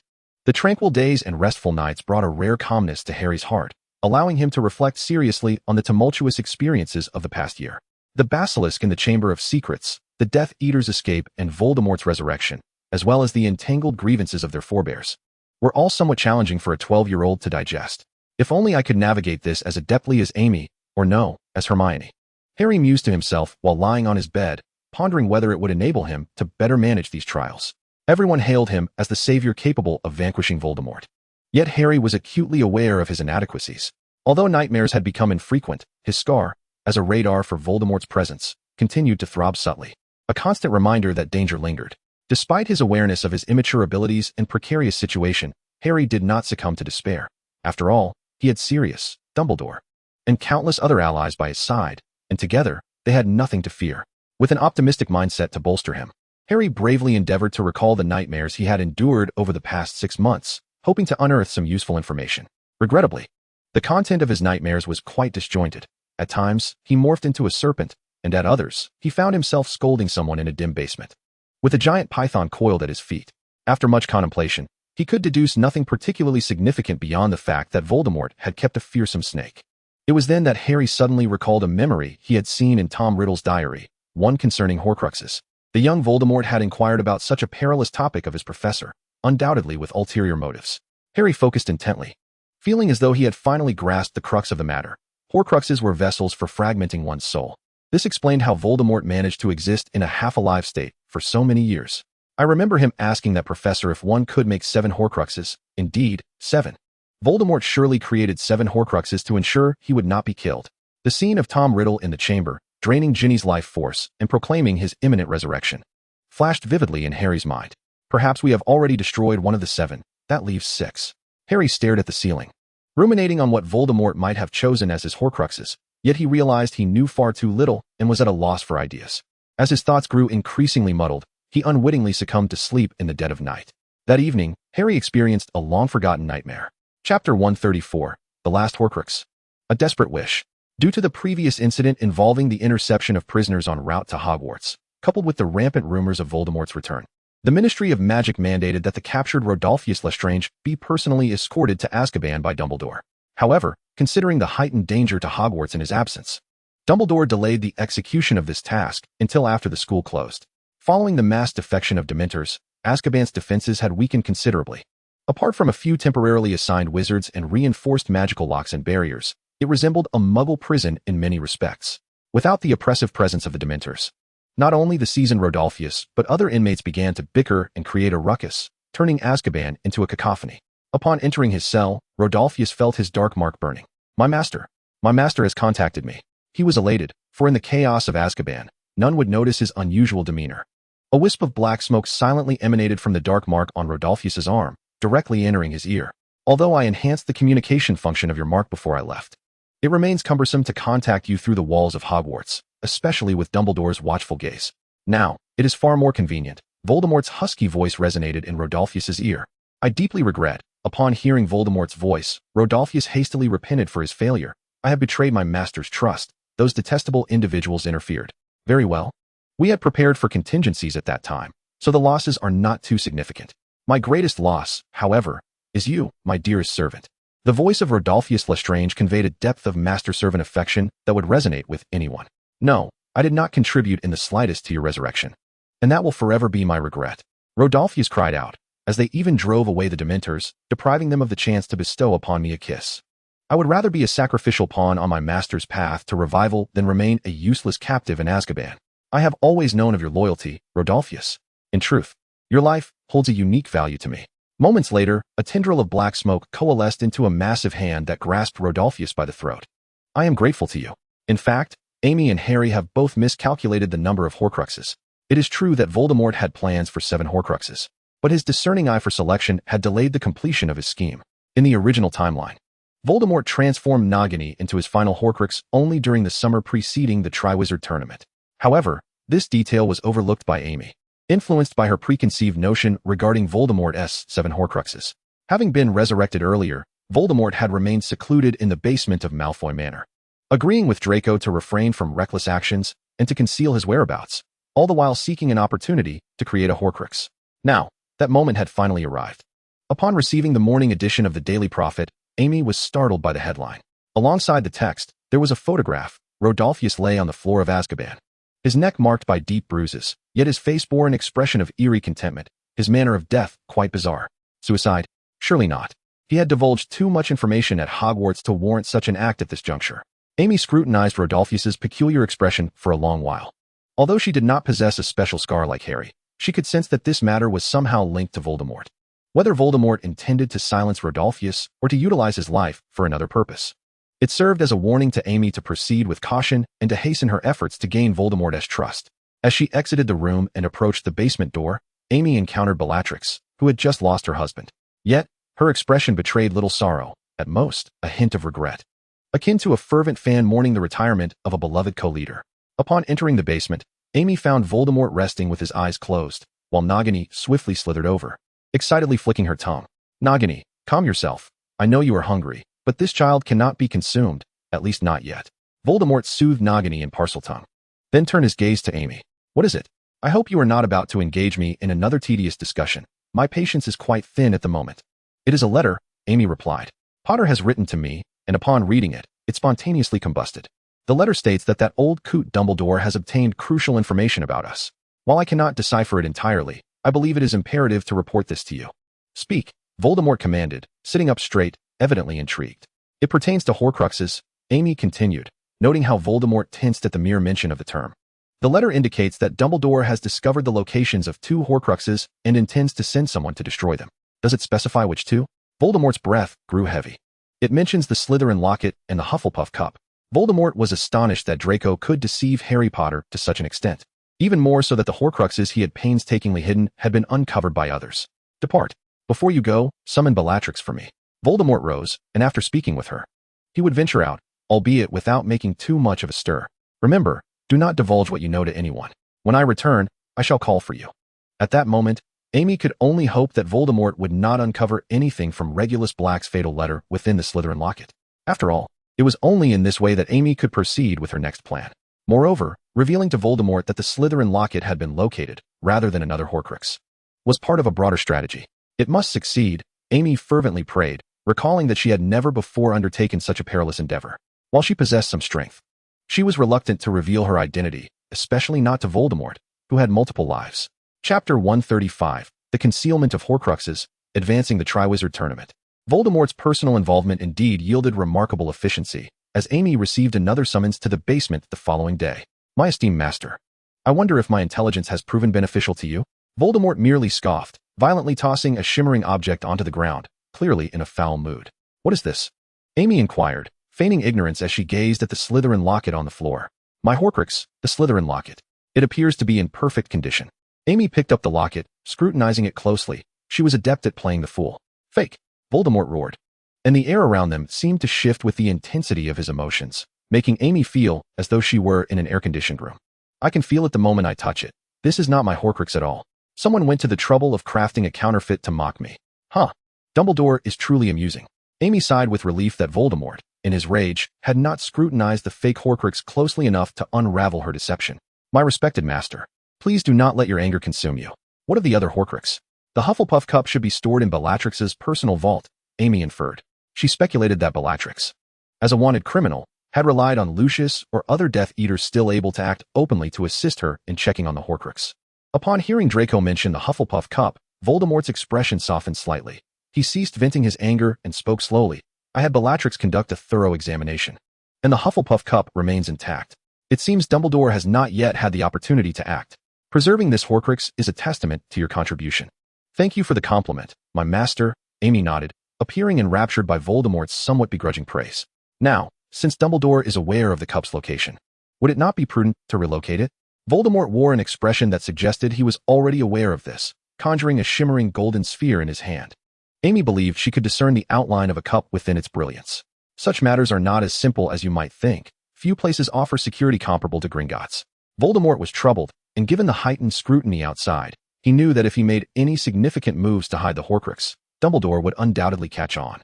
Yet he was reluctant to entrust the Horcrux to his subordinates, especially after Lucius Malfoy had recently caused him to lose one. Thus far, Voldemort had personally crafted 6 Horcruxes, and without realizing it, he had lost a third of them. Now that the cup had returned to his possession, he was determined to protect it with all his might. Voldemort glanced at Nagini at his feet, and an idea began to form. He extended his hand, and the orb encasing the Hufflepuff cup swiftly shrank, ultimately transforming into a pearl-like sphere that flew from Voldemort's hand and into Nagini's mouth. Be my guardian, he called to Nagini in Parseltongue. Witnessing this scene, Amy felt a whirlwind of emotions, primarily encapsulated by the thought, no way. Is this Dark Lord a bit foolish? What is the purpose of nesting another Horcrux within Nagini's body? Is it to provide a dual satisfaction for whoever might destroy the Horcrux later? And why was I allowed to see this? Could it be that my extensive knowledge about Horcruxes has rendered him indifferent to my gaze, knowing he will soon eliminate me anyway? The thought sent a chill down Amy's spine. Of course, Voldemort had his reasons. Nagini, being a venomous serpent, possessed formidable self-defense capabilities and was always by his side, ensuring his immediate protection. Simultaneously, the Hufflepuff cup nestled within Nagini's belly would also be under his guard. Allowing Amy to witness this scene was merely a psychological tactic. You have indeed earned your keep this time, Voldemort remarked after completing his nested scheme. I have chosen to keep you here because I trust you, Draco Malfoy. The tasks I assigned you in the past were intentionally designed to challenge you. Now, you are free to. Upon hearing Voldemort's words, Amy rolled her eyes internally. Who could fail to see your deliberate attempts to complicate matters? Now that you recognize my value in gathering intelligence, you suddenly wish to recruit me. A master of disguise. I see you have become adept at changing your facade as well. For Amy, Voldemort's decision to simplify her tasks held little significance. prompting her to boldly interrupt him. I beg your pardon, sir. The Malfoy family has its own pride and always honors its word. What I have promised my master, I will fulfill, even if it means taking the lives of my own teachers and classmates. Her resolute declaration left Voldemort momentarily speechless. Nah, this child must be somewhat foolish, no? The Malfoy family, known for honoring their word? Not to mention, his own father is famously cunning. After finally acquiring a useful pawn, why does he insist on throwing himself against Dumbledore's wand? Draco's fearless spirit perplexed Voldemort, rendering him momentarily at a loss for words. However, my actions will commence in 2 years, when Potter and I begin our 4th year. Please be patient, my master. With no choice but to acquiesce. Voldemort acknowledged that at least this little spy could still be of use for over a year. Thus, their conversation drew to a close, marked by mutual disdain. Have arrangements been made? In the Ministry of Magic, Cornelius Fudge anxiously inquired about the progress of his immediate team regarding the resumption of the Triwizard Tournament, a project he had been pushing since taking office. Currently, rumors of Voldemort's resurrection and various negative press left him feeling overwhelmed. He scarcely expected to remain in his ministerial position for long. How could such a minor incident escalate so dramatically? He pondered with frustration. He merely hoped the Triwizard Tournament might divert public attention from the possibility of Voldemort's return, allowing his tenure to avoid being defined solely by dark history. Naturally, he occasionally fantasized that a grand tournament could showcase the strength of virtuous wizards, scaring off dark wizards, or perhaps reigniting the wizard's confidence in the ministry, thus prolonging his time in office. Yet, Fudge's ambitions could only be realized by casting a forgetting charm on all honorable wizards, erasing the ministry's previous failures. Chapter 136. The Minister's Elation and an Uninvited Guest. Amidst the current chaos, the continuation of the Triwizard Tournament had also incited discontent among many other officials within the ministry. Nevertheless, Fudge, undeterred by the pressure, sent a letter of request to Dumbledore. Fortunately, Dumbledore did not oppose the resumption of the Triwizard Tournament and expressed his support for Fudge's decision. However, he mentioned that this year's tournament should incorporate innovative formats, recommending a particular individual to oversee the planning and execution of the new Triwizard Tournament. Excellent. Just agree. Minister Fudge was overjoyed. He would accommodate anyone Dumbledore suggested. Mark Horace, a member of the minister's immediate team and one of Amy's former colleagues, listened attentively to Fudge's instructions. Originally, the minister's team merely assisted with drafting 2 letters daily, a talented group largely used for show. Now, with core members from various departments opposing the tournament, Fudge had no choice but to assign the entire organization of the event to his own team. You have 1 more year to prepare. Leave it to us, Mr. Horace replied, perusing Dumbledore's response. Upon seeing Dumbledore's recommendation, he nearly exclaimed, "Oh, isn't that an old acquaintance?" Trouble arose shortly after Harry and Sirius found themselves in a predicament, just days after Harry's birthday. By the way, on Harry's birthday, he had secretly entered Sirius Black's new home and savored the cake and treats his godfather had prepared for him. It was the second happiest birthday of his life, the happiest being the day Hagrid had come to him, presenting the Hogwarts acceptance letter. However, as Harry slipped away from Sirius and returned to the Dursleys' yard, he discovered his Uncle Vernon was at the door, conversing with Aunt Petunia. "Aunt Marge is coming over in a couple of days. We need to tidy up the house." Upon hearing Uncle Vernon's words, Harry could not help but exclaim, "Aunt Marge? She's coming?" Aunt Marge was actually Uncle Vernon's sister, with no blood relation to Harry. Yet her treatment of him was far worse than that of the Dursleys. Each of her visits left Harry with memories that could only be described as tragic. "Marge will be staying here for a week. Since you wish to discuss this, I'll inform you in advance," Uncle Vernon threatened with his beady eyes. "I lay down the law. First, you must respect your elders and use polite language with Marge. Second, do not let her discover your peculiarities. If she treats me politely, these will not be issues." Harry responded with an exasperated tone while Sirius growled in irritation, baring his teeth in strong disapproval of Uncle Vernon's treatment of his godson. "And one last thing," Uncle Vernon extended a fat finger. "We've informed Marge that you are attending St. Brutus's secure center for incurably criminal boys. You had better act accordingly and not reveal any inconsistencies." Later, through his own reasoning and Harry's explanation, Sirius finally grasped the meaning of St. Brutus's secure center for incurably criminal boys in the eyes of muggles. "This is outrageous," Sirius roared. "That man is spreading lies that you are a morally corrupt criminal. What does he intend? To mock my godson alongside the very person who will soon be in our home? When I take my walk tomorrow, I shall certainly bite his backside. That won't do." Harry quickly intervened. "Besides, Uncle Vernon will surely demand a hefty sum from the doggess owner, which is you." "Money doesn't concern me," Sirius muttered. "Otherwise, let me borrow your father's invisibility cloak for a couple of days. I am uneasy with you alone among those people." Although worried that Aunt Marge's behavior might provoke Sirius, leading to dire consequences, Harry felt a sense of dread at the thought of confronting such an unpleasant group alone for the week ahead. Thus, he ultimately agreed to Sirius's suggestion. "Come downstairs and greet our guests," Aunt Petunia shrilled, urging Harry to open the door and prepare for their arrival. Reluctantly, Harry smoothed down his usually unruly hair under Aunt Petunia's furious gaze. Harry, with a heavy heart, opened the door, only to find Aunt Marge descending from the car, one hand grasping her luggage while the other led a grumpy bulldog named Ripper. She was almost a female version of Uncle Vernon, exhibiting the same favoritism towards Dudley. "Dudley, my dear," Aunt Marge exclaimed warmly, enveloping Dudley in a hug and presenting him with a 20-pound note as pocket money. Dudley beamed back at her, while Harry could only count the layers of chins on Dudley's face. Throughout the few hours that Aunt Marge spent at the Dursleys, she deliberately ignored Harry, who suspected this was yet another of Aunt Marge's schemes to belittle him. Sure enough, when everyone had settled on the sofa, Aunt Marge pointed at Harry and exclaimed, "What are you still doing here?" She then launched into a tirade, first insisting that Harry ought to be grateful for having such kind-hearted relatives as the Dursleys willing to take him in. Then she accused him of being ungrateful, claiming that despite the Dursleys' goodness, he had somehow turned bad.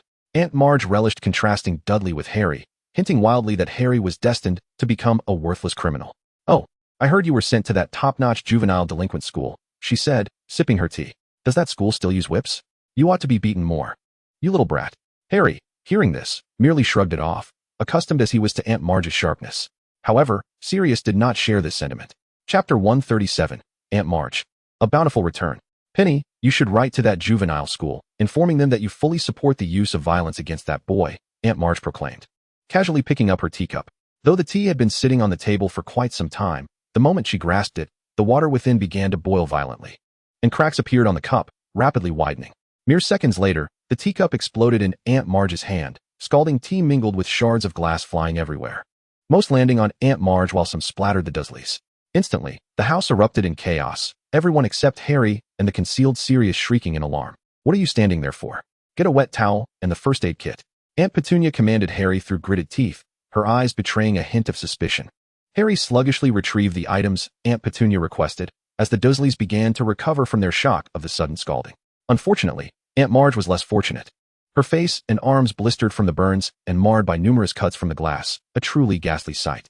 "Aunt Marge, are you all right?" Harry asked. While Uncle Vernon hurried to tend to her injuries, Aunt Petunia busy soothing Dudley. Naturally, the pair did not forget to assign Harry the task of cleaning the disheveled living room. However, before Harry could find a cloth in the kitchen, the doorbell rang. Without waiting for Aunt Petunia's orders, he dashed to open the door.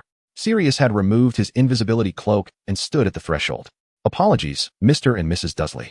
I suddenly wish to share a cup of afternoon tea with Harry, and I shall take him with me." Though Aunt Marge was now injured, having just applied a layer of ointment, her tongue was still sharp.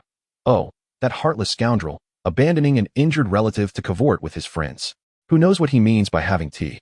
Before Aunt Marge could finish her sentence, Uncle Vernon crammed a wet towel into her mouth, shooting her a silencing glare for the first time. The gentleman outside had been shamelessly pursuing a significant order of drilling machinery from the Dursleys' company for nearly a month, only yesterday finally indicating his willingness to consider a long-term partnership.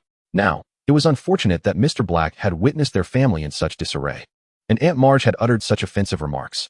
Uncle Vernon fervently prayed that Mr. Black would suddenly go deaf. Yet, Sirius's expression darkened noticeably. "Who is this unfamiliar lady?" he inquired, his voice laced with disdain. "Oh, yes, Harry mentioned that relatives would be visiting the Dursleys in the coming days." Sirius scanned the living room with a grim gaze. "But listen to how this stranger speaks of my friends. Is this truly how you introduce me to your relatives, behind my back? How disappointing." Uncle Vernon's attempts at explanation fell flat. "I only considered placing an order with your company out of respect for Harry, as this remarkable boy left a lasting impression on me. But now, I am truly astonished that a family capable of such duplicity could produce such a fine child. What an eye-opener. Well, as for the order, Vernon Dursley, you can forget about it for now." Fuming, Sirius stormed out, leaving Uncle Vernon slumped on the sofa. Spotting Harry nearby, he clutched at him as if he were a lifeline. "Hurry, go after him. Think of a way to persuade Mr. Black to reconsider." Harry had never been so eager to obey Uncle Vernon's orders. He dashed to the door, flinging it open, and sped away like a Nimbus 2000. At that moment, Uncle Vernon cared little for his burns, for the thought of the substantial reward slipping away from him pained him far more. How was that for acting? "I've longed for an excuse to unleash my fury upon the Dursleys. It feels quite gratifying to deal with them in a Muggle manner." Harry quickly caught up with Sirius, who beamed upon seeing him, launching into an animated conversation. The speed of his transformation was remarkable. However, the previous method of punishment was still quite wizardly, wasn't it? Harry remarked. Muggle cups don't explode on their own. They must pay a price for their actions. Especially that one named Marge, who delights in tormenting you, Sirius stated without hesitation. Rest assured, now that I've moved here, the Ministry won't attribute any magic performed in your home to you. I didn't mean to suggest you went too far, on the contrary. I want to commend you for your brilliant execution. Harry had never been one to shy away from confrontation, but living under someone else's roof. He only acted when truly pushed. Since Sirius and Malfoy had moved in, he had often relished witnessing the Dursleys' misfortunes. Don't worry, I will continue to put in the effort, Sirius said, his expression brightening at Harry's praise. Reminding Harry of the time Sirius had transformed into a large black dog and wagged his tail at him. Indeed, Sirius proved true to his word. In the ensuing days, whenever Aunt Marge spoke harshly to Harry, she would soon encounter a series of small mishaps. Sirius's methods of orchestrating these incidents became increasingly adept, often occurring when Harry was absent, leaving the Dursleys suspicious yet without concrete reasons to confront Harry. Consequently, they arranged for Harry to avoid any encounters with Aunt Marge. However, Aunt Marge was quite displeased with her inability to see Harry, as her primary source of entertainment during her stay at the Dursleys was to torment him right under her nose. Thus, she often found ways to provoke her own misfortune. She had a penchant for taking both Harry and Dudley shopping, lavishing Dudley with extravagant gifts while secretly observing Harry's reactions, hoping to bait him into asking why he wasn't receiving a share, thus providing her another opportunity to further mock him. However, Harry never fell into her trap. However, this year was somewhat different. Mr. Black, who resided next door, frequently encountered them at the mall, and any trinket he casually gifted to Harry was far more valuable than the collective presents received by Dudley. On another occasion, Aunt Marge commissioned an exquisite cream cake for Dudley, only to toss Harry a bag of leftover dog biscuits from her bulldog, Ripper. After this act, while she was heading to the restroom, water from the toilet suddenly surged back, splattering her face. This unfortunate incident not only obliterated her momentary delight in humiliating Harry, but also resulted in her most beloved nephew Dudley refusing to come near her for the remainder of the day due to his distaste. Aunt Marge, determined to devise new methods of tormenting Harry, learned that he was obliged to walk the neighbor's dog daily, and thus insisted he also take Ripper for a stroll. This ill-tempered bulldog had previously earned notoriety for chasing 10-year-old Harry up a tree, where he remained until midnight before descending. When Harry attempted to lead Ripper away, the dog was eager for the challenge. However, upon their return, Ripper swiftly scampered back to Aunt Marge, resolutely refusing to approach Harry any closer. The inquiry was met with a fierce reprimand from a large black dog. Chapter 138. Aunt Marge Takes Flight. Case Presentation. Due to the ongoing misfortunes at the Dursley household, Aunt Marge entertained thoughts of an early return home. At her farewell dinner, Harry stifled his inner joy, shrinking into the least conspicuous corner of the dining table. Aunt Marge and Uncle Vernon engaged in lively conversation, and somehow, the topic shifted back to Harry. Sirius, lurking nearby, was at a loss for words. You truly ought not to adore Harry so excessively. Even the Dark Lord does not possess your fervor. I am running out of fresh retorts to counter you. Vernon, do not blame yourself for the state this child has reached. If something is inherently flawed, there is little anyone can do. Bad traits are often hereditary. Sirius, filled with rage, could not tolerate anyone insulting Lily and James in his presence. Yet, before he could raise his wand, Aunt Marge's wine glass unexpectedly exploded. Oh, it's nothing. I often have these mishaps. Perhaps I gripped too tightly. Fortunately, it wasn't hot water this time. Aunt Marge resumed her previous topic. Oh dear, Petunia, I am not disparaging your family, but every good family has its black sheep, much like your sister who eloped with a worthless layabout, only to perish in a car accident. Goodness, they died without sparing those decent, hard-working relatives a significant burden. Be silent. Harry erupted, trembling with fury. My parents were not like that. You rude, impertinent brat, Aunt Marge shouted, attempting to provoke Harry further with cruel words. Yet, she soon found herself at a loss for words. Her anger appeared to be causing her body to swell. She heard the buttons on her shirt pop, her fingers ballooning like sausages, and her already corpulent figure transformed into something akin to a balloon. Indeed, Aunt Marge had begun to levitate and drift towards the ceiling, while Uncle Vernon tried futilely to pull her down, almost lifting himself off the ground in the process. Aunt Marge floated outside, ascending higher into the sky. Although Sirius wished to revel in this spectacle, as Harry's godfather, he was aware that if matters spiraled further out of control, the Ministry of Magic would take issue with Harry. Thus, he swiftly removed his invisibility cloak, cast a memory charm on the Dursleys, and sought to bring balloon-like Aunt Marge back to the ground before the other neighbors took notice, ensuring she gradually expelled the air from her mouth while in an unconscious state. Once everything was settled, Sirius arranged the 4 unconscious individuals neatly in the Dursleys' living room. Harry, still seething from Aunt Marge's indignation, realized that his magic had inadvertently caused this chaos, leaving his thoughts in disarray. Do not dwell on it, Harry. Even without your intervention, I would have ensured this fool who dared insult James and Lily receive their just deserts. Sirius mused, poking Aunt Marge's head with his wand, contemplative. And I have managed everything. The Ministry will not pursue this too aggressively. So, this is the entirety of the matter? Sirius found himself at the Ministry of Magic, seated before an official from the Department of Magical Law Enforcement, who would not overly scrutinize the incident. It was understandable for underage wizards to occasionally mismanage their emotions, and no significant harm had occurred. The minister had specifically instructed not to pursue the matter. However, your recent escapades of casting spells in front of muggles were indeed rather blatant. A fine would suffice. The official scribbled notes on the incident report. As Dumbledore's name carried significant weight in the current situation, and the renowned savior, Harry Potter, was involved, so the ministry would not be overly zealous in assigning blame for such trivial matters. As he perused the documentation, he furrowed his brow. But, did you not assist Harry Potter in cleaning up after this incident? How could?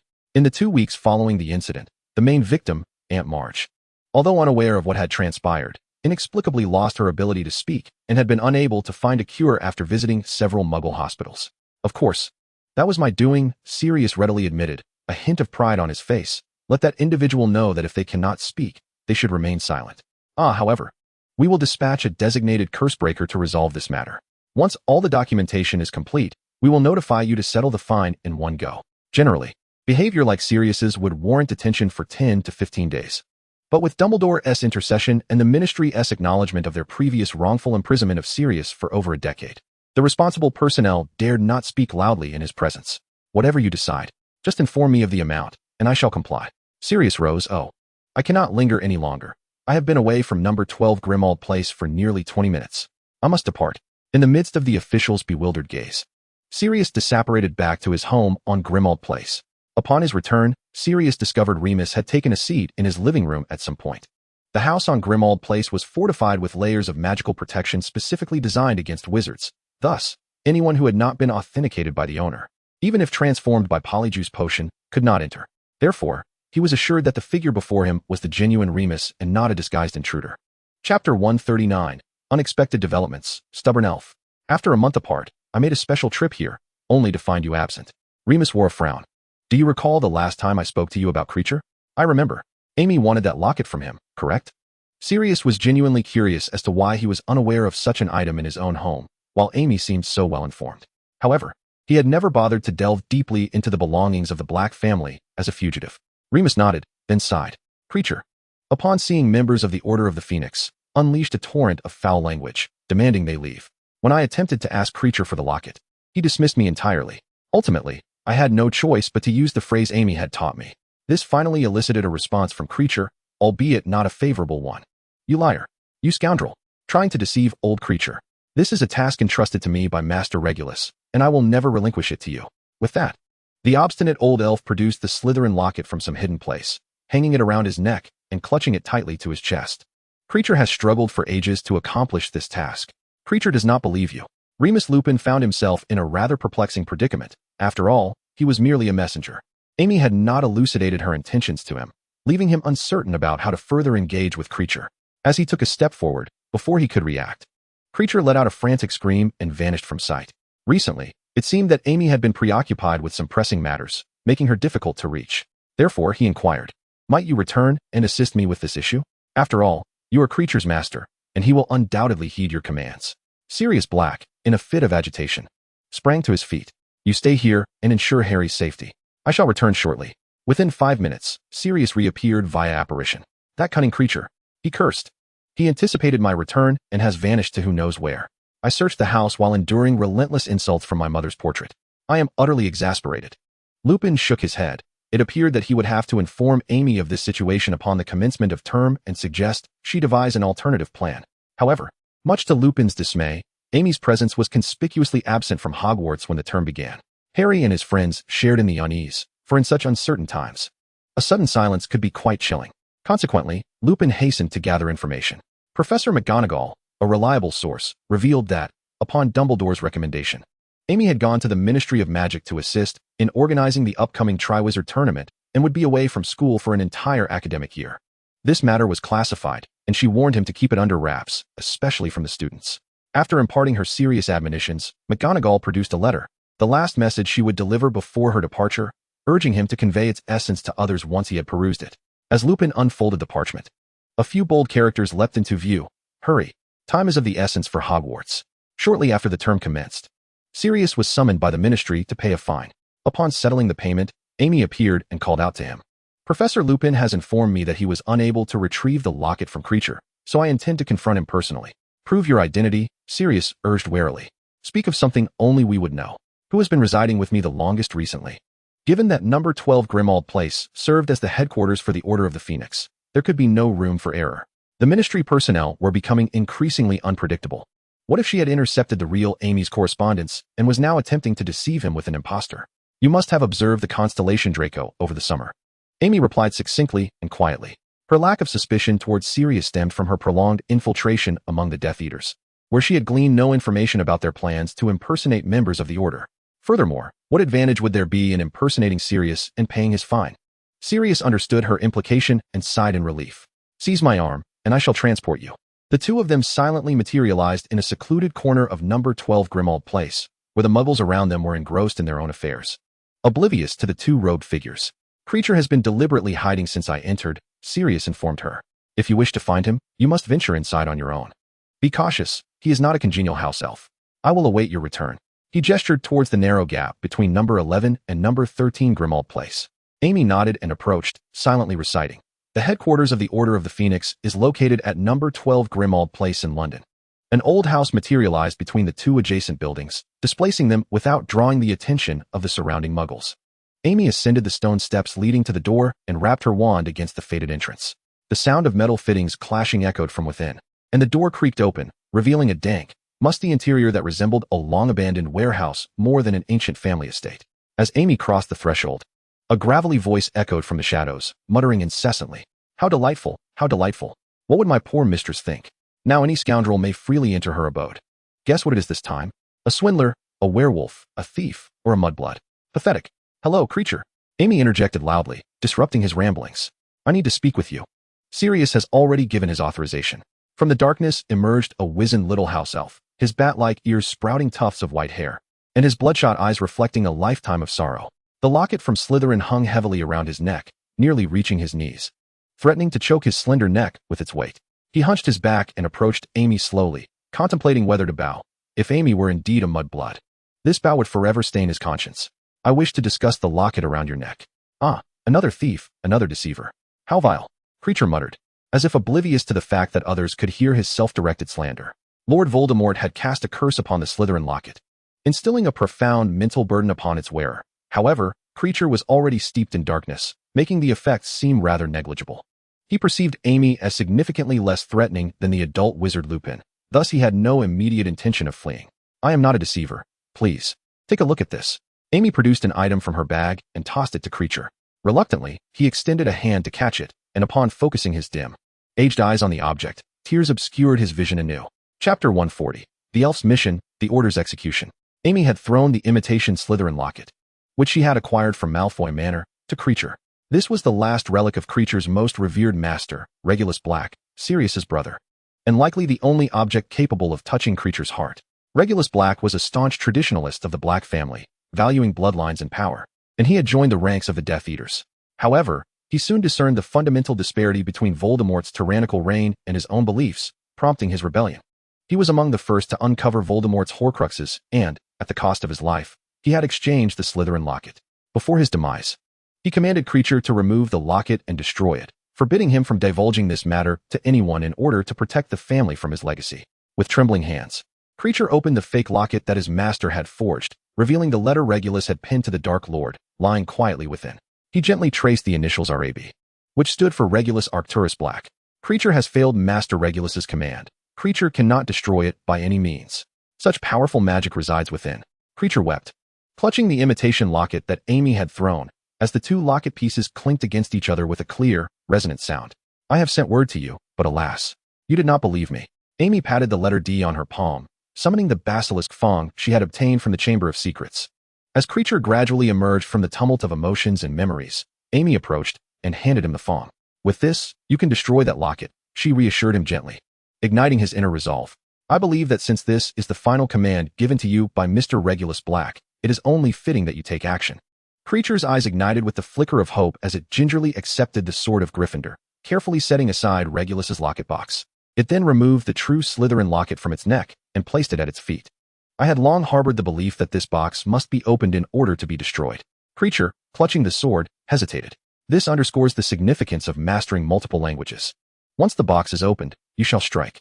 After Amy's declaration, she cleared her throat, emitting an unpleasant hissing sound.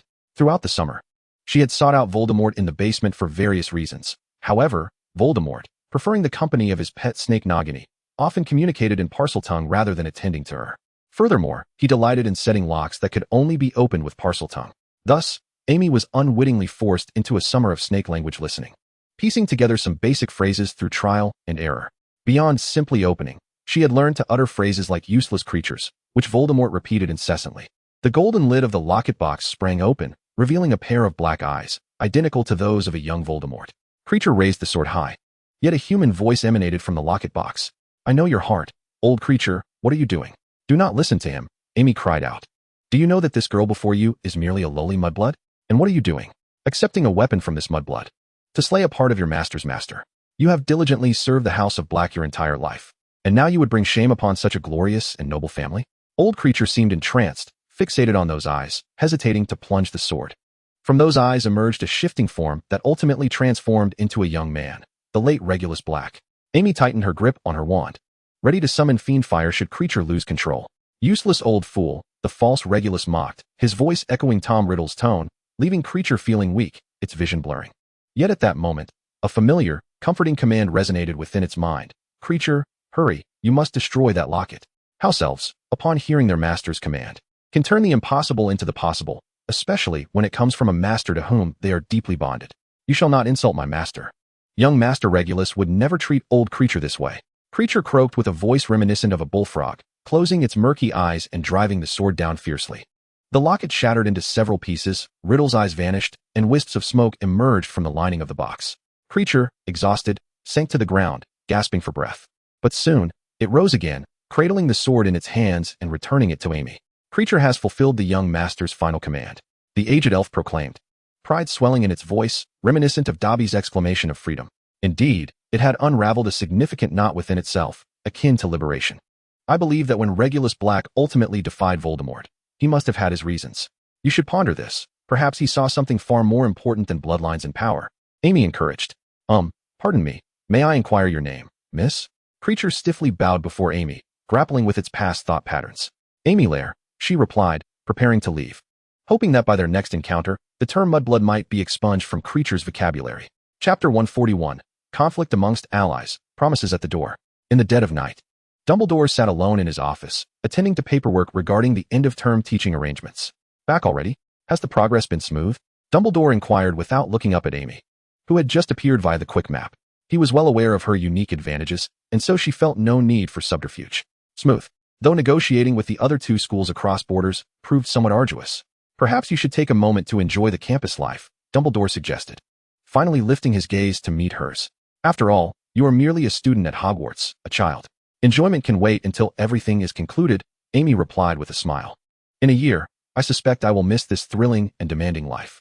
At the end of the term, Amy finally returned to Hogwarts. Upon entering the Great Hall, she spotted Malfoy, proudly regaling Harry with some tales.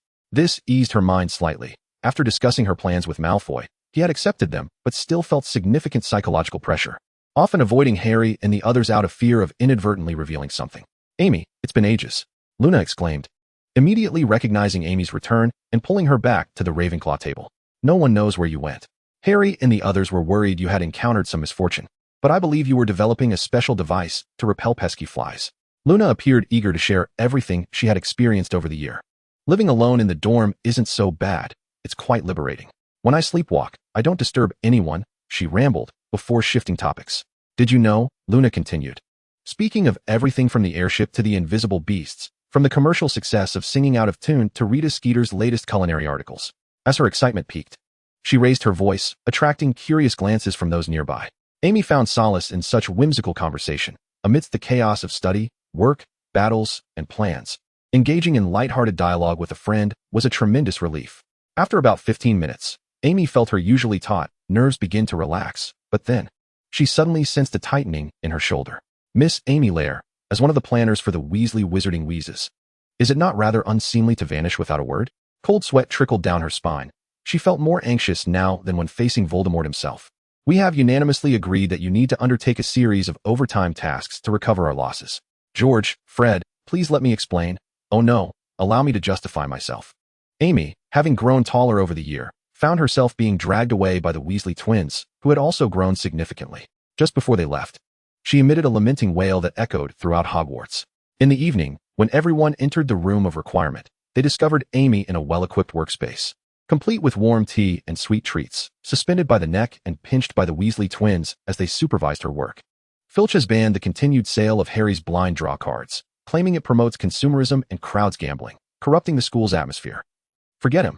We've already made a fortune, and our stock is nearly depleted. Let us halt distribution for now to avoid further trouble. We'll open the remaining boxes ourselves. If we find any high-rarity cards, we can sell them in the second-hand market and see if we can fetch a good price. George quickly jotted down Amy's requests. Got it. We'll execute it immediately.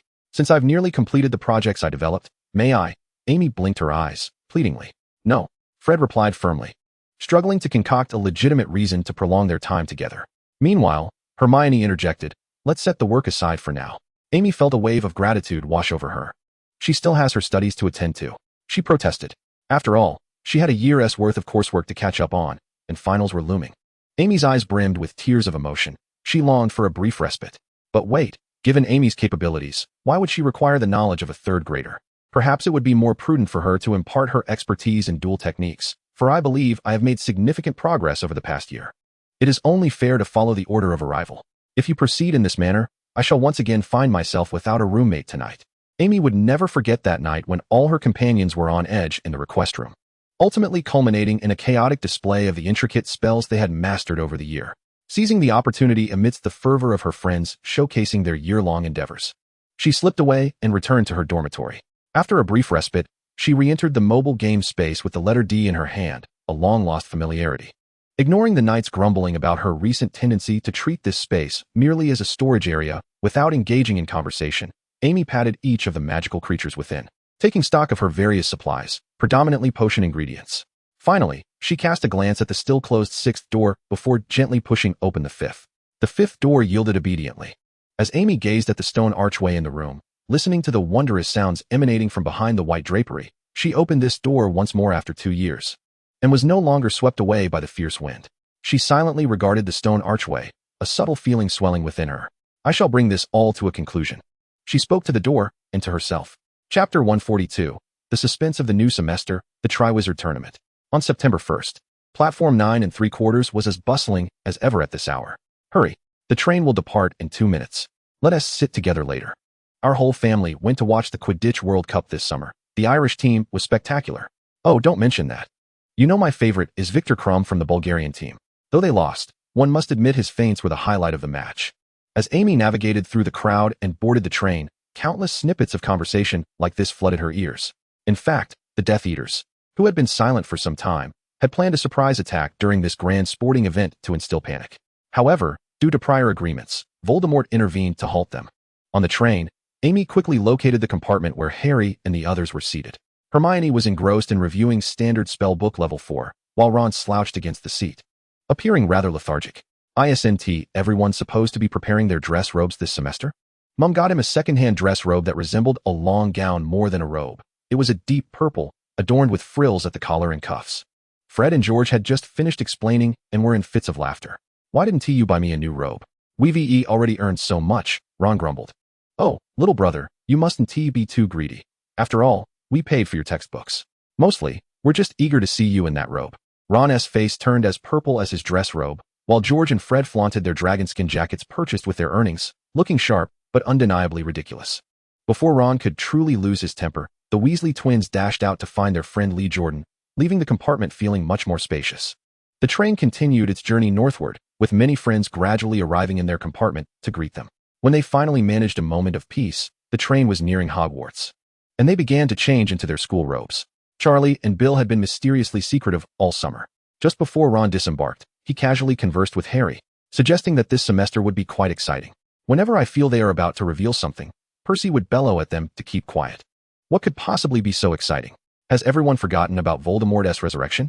Harry responded wearily. Even though his scar throbbed subtly, Voldemort had remained conspicuously inactive, leaving him to question whether all his efforts and daily reflections had been in vain. Harry shook his head vigorously, attempting to dispel his negative thoughts. I suggest you hurry, Hermione said as she packed away her books. If we miss the carriages, we'll have to walk to the castle. It's pouring outside. 100 carriages transported students through the tempest, arriving at the bright castle.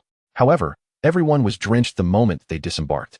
Peeves was also blocking the castle entrance, tossing water balloons haphazardly until Professor McGonagall's furious outburst brought him to a halt. We shouldn't have given him the antidote 2 years ago, Ron complained incessantly, his hair soaked and dripping. Harry, however, was too preoccupied to pay attention. He drifted along with the crowd into the Great Hall. Hey, when did Amy leave? Hermione looked around and inquired. Doesn't she often act independently? She probably joined Luna and went to sit with Ravenclaw, Harry answered absently. Soon, the older students settled at their respective house tables, leaving ample space for the first years. The first years, under the gaze of everyone, were called up one by Professor McGonagall to don the sorting hat. Harry remained distracted. By the time he regained focus, the sorting ceremony had concluded. As dinner progressed, Dumbledore began his customary speech. Caretaker Filch updated the list of prohibited items within the castle. Interested students could check in his office. First years are not permitted to visit Hogsmeade. Harry perked up at Dumbledore's words, hoping to catch some vital and useful information. Yet, it seemed Dumbledore merely reiterated announcements and arrangements from the previous 2 years. Fred and George yawned, questioning why they should listen, as they had no intention of adhering to the rules. Finally, I have a significant announcement to make, Dumbledore began with a smile. In the coming months, our school will have the honor of hosting the Triwizard Tournament. This thrilling event has not been held for nearly a century. Harry was bewildered, though it was evident that many students were familiar with the Triwizard Tournament, all craning their necks to hear more about this exciting event. P.S. joking, Fred remarked. In this context, how could he still be serious? But that is the Triwizard Tournament. There is nothing more exhilarating. I am not joking, Mr. Weasley, Dumbledore replied with a smile. However, you are correct. There is nothing more thrilling than the Triwizard Tournament. Here, I believe it is necessary to provide a brief explanation for the uninformed students. The Triwizard Tournament was established over 700 years ago as a friendly competition among Europe's 3 largest magical schools. In past tournaments, Hogwarts, Beauxbatons, and Durmstrang would each send forth a champion to compete in 3 magical tasks. It was widely regarded as an excellent means for young wizards from different countries to forge friendships. Perhaps Dumbledore seeks to strengthen alliances with wizards from other nations through this competition, Hermione murmured, and Harry nodded in agreement.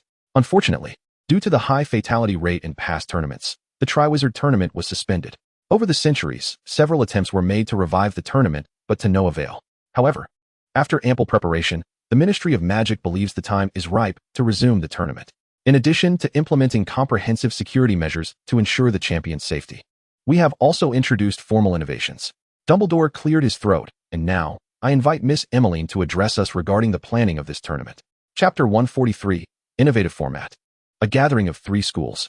She truly has a knack for keeping things under wraps, not revealing anything to us.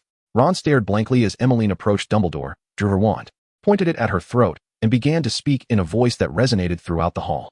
I am honored to participate in the planning of this event, and I am here to elucidate the new format of this tournament. In the past, the Triwizard Tournament has always been an individual competition. However, this year, the format will transition to that of team combat, with each school selecting a team of champions to compete. This change aims to ensure that the friendly rivalry between schools does not devolve into mere displays of individual prowess, but rather comprehensively reflects the strengths and characteristics of each institution, thereby fostering learning and exchange among the schools. The 3 events, as in previous years, will test the participants' magical abilities, intellect, and courage. Naturally, this year, teamwork will be particularly emphasized. All eyes were eagerly fixed on Emmeline. The selection of an entire team meant that each individual's chances of being chosen had increased. At this moment, they all awaited the announcement of the selection criteria, methods, and the specific number of participants. Each match will see a different number of representatives from each school, given the relative danger of the competition. Our requirements for participants are correspondingly high. Mr. Filch, please bring forth the box, Emmeline instructed.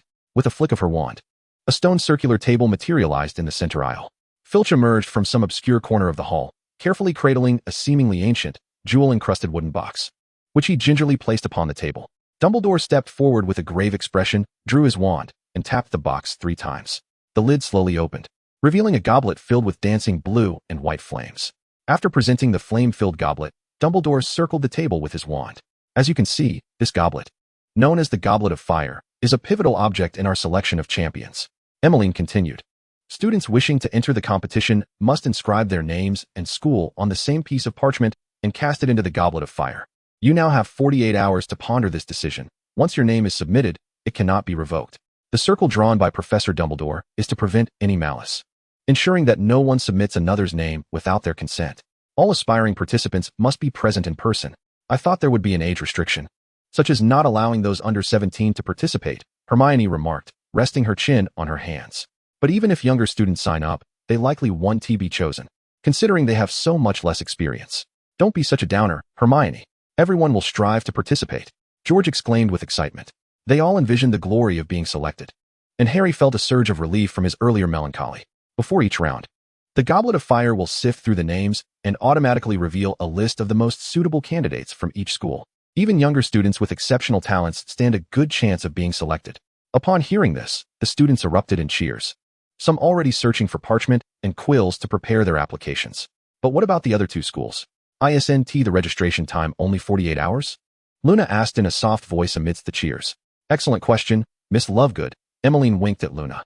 The reason for this arrangement is that our esteemed guests, the champion candidates from Beauxbatons and Durmstrang, have already arrived at Hogwarts under the guidance of their respective headmasters. Emmeline raised her wand high, waved it, and with a flick, images appeared. 2 enormous screens rose from the ground in front of the podium, and everyone could see what was being broadcast. This tournament differs significantly from its predecessors. We have developed a magical device capable of real-time broadcasting sound and images over the course of a year. This new tool will enhance your viewing experience while better ensuring the safety of the participants. After her introduction, Emmeline added, the development of this magical device was inspired by Muggle technology. Muggles? Some Slytherin snickered, only to be silenced by a fierce glare from Malfoy. What you are about to witness is the live footage of the champion candidates from Beauxbatons and Durmstrang arriving at Hogwarts. Harry looked up at the screen to Emmeline's left. The broadcast appeared dark and unclear. He focused intently for a minute, barely discerning that it was by the lake, where the rain outside had ceased. The water's surface was calm and undisturbed. On the right side, Ron excitedly tugged at Harry, as that screen was much brighter. They beheld a colossal powder blue carriage, drawn by 12 silver-winged horses, gracefully descending before the castle. As the elephantine steeds landed, the imagery trembled under the force of their weight. A boy clad in a light blue robe was the first to leap from the carriage, bending down to open a golden staircase and standing respectfully to the side. Then, a black high-heeled shoe, resembling a child's sled in size, descended the steps, revealing a lady nearly as tall as Hagrid. She was elegantly adorned, wearing numerous exquisite ornaments crafted from opal. Welcome to Hogwarts, Madame Maxime. Dumbledore spoke before the screen, and it seemed that Madame Maxime could hear him, for she immediately turned to the camera and responded, Thank you, Dumbledore. I may need someone to tend to my horses. They are quite spirited and require a strong individual to manage them. However, what excited Ron was not the towering Madame Maxime, nor her 12 splendid winged horses, but the students who disembarked behind her. 12 students, both male and female, emerged from the carriage, led by a girl who exuded authority and charm. Her silver hair shimmering like moonlight, cascading down to her waist, and her striking blue eyes possessing an enchanting allure that made Ron blush even through the screen. Oh, a beautiful sister, Emmeline mused, harboring dreams of mingling with the enchanting beauty, while maintaining her facade of a serious presenter. The Durmstrang team has also arrived. The crowd turned their eager gazes towards the left screen. Chapter 144. The marvelous use of gems, registration choices. The once tranquil water's surface erupted into colossal waves, accompanied by a thunderous roar as a grand ship emerged from the center of a massive whirlpool, countless droplets sparkling in the moonlight. As the ship fully surfaced, it sailed towards the lakeshore. Soon, an anchor was cast into the shallow waters, and the Durmstrang representatives disembarked. As they drew closer, the real-time transmission became increasingly clear. Most of the Durmstrang champions were robustly built and draped in thick furs. The crowd watched intently, noting that no headmaster was visible among the group. Yet, they were far more interested in the type of students Durmstrang had sent to compete than in the pleasantries exchanged between the 2 headmasters. Emmeline shook her head slightly beside the screen. Indeed, the former Death Eater, current headmaster Karkaroff, still fears Voldemort. Although he agreed to allow Durmstrang to participate, he seems too intimidated to show himself. It was evident that the students most favored by their headmaster often stood closest to him. The male student standing behind Karkaroff elicited screams from the majority of students in the hall. Harry immediately recognized the striking features of Victor Krum, the prominent hooked nose and thick eyebrows, the very same individual who had recently participated in the Quidditch World Cup and is regarded as one of the finest seekers in the world. It is astonishing that he is still a student. Ron exclaimed with excitement. Harry, where do you think they will stay? I wouldn't mind sharing my bed with him. Ron. He's just a Quidditch player, Hermione remarked, clearly unimpressed. Just a Quidditch player? Hermione, he is. Ron launched into a lengthy discourse extolling Krum's greatness. An uncommon sight where his insights and knowledge eclipsed Hermione's. A heartfelt thank you was extended to Beauxbatons and Durmstrang for accepting the invitation to the Triwizard Tournament, along with the series of innovative measures proposed by Hogwarts. After all, with the new regulations allowing only a limited number of students to attend, the two schools were clearly at a disadvantage in terms of manpower. Headmaster Dumbledore convened a large video conference. Only those lacking in confidence would grumble about change. Madame Maxime responded haughtily, I have brought only the finest students from Beauxbatons. My team possesses the unwavering confidence and capability to adapt to any circumstance. I believe Karkaroff shares the same sentiment. It's a long journey, and my students and I must rest. Tomorrow, the entire Beauxbatons delegation will proceed to register for the Goblet of Fire. Dumbledore, Professor Karkaroff expresses his regrets for not being able to attend in person, and he asked me to convey his regards to you and Hogwarts. Krum spoke on behalf of Durmstrang. The hour is indeed late. I propose we conclude the testing of the new equipment for now. Amy nodded, ceasing the live broadcast and retracting the two screens that had risen in the auditorium.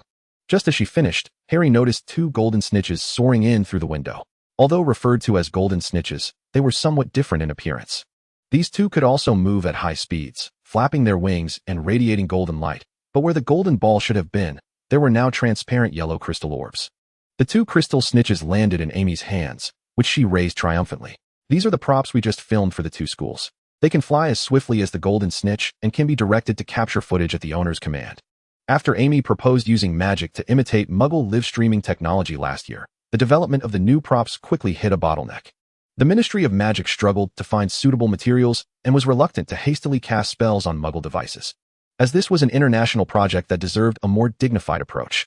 Creating a fast-moving camera while ensuring high-definition screens that did not overlap with Muggle technology proved to be quite a headache.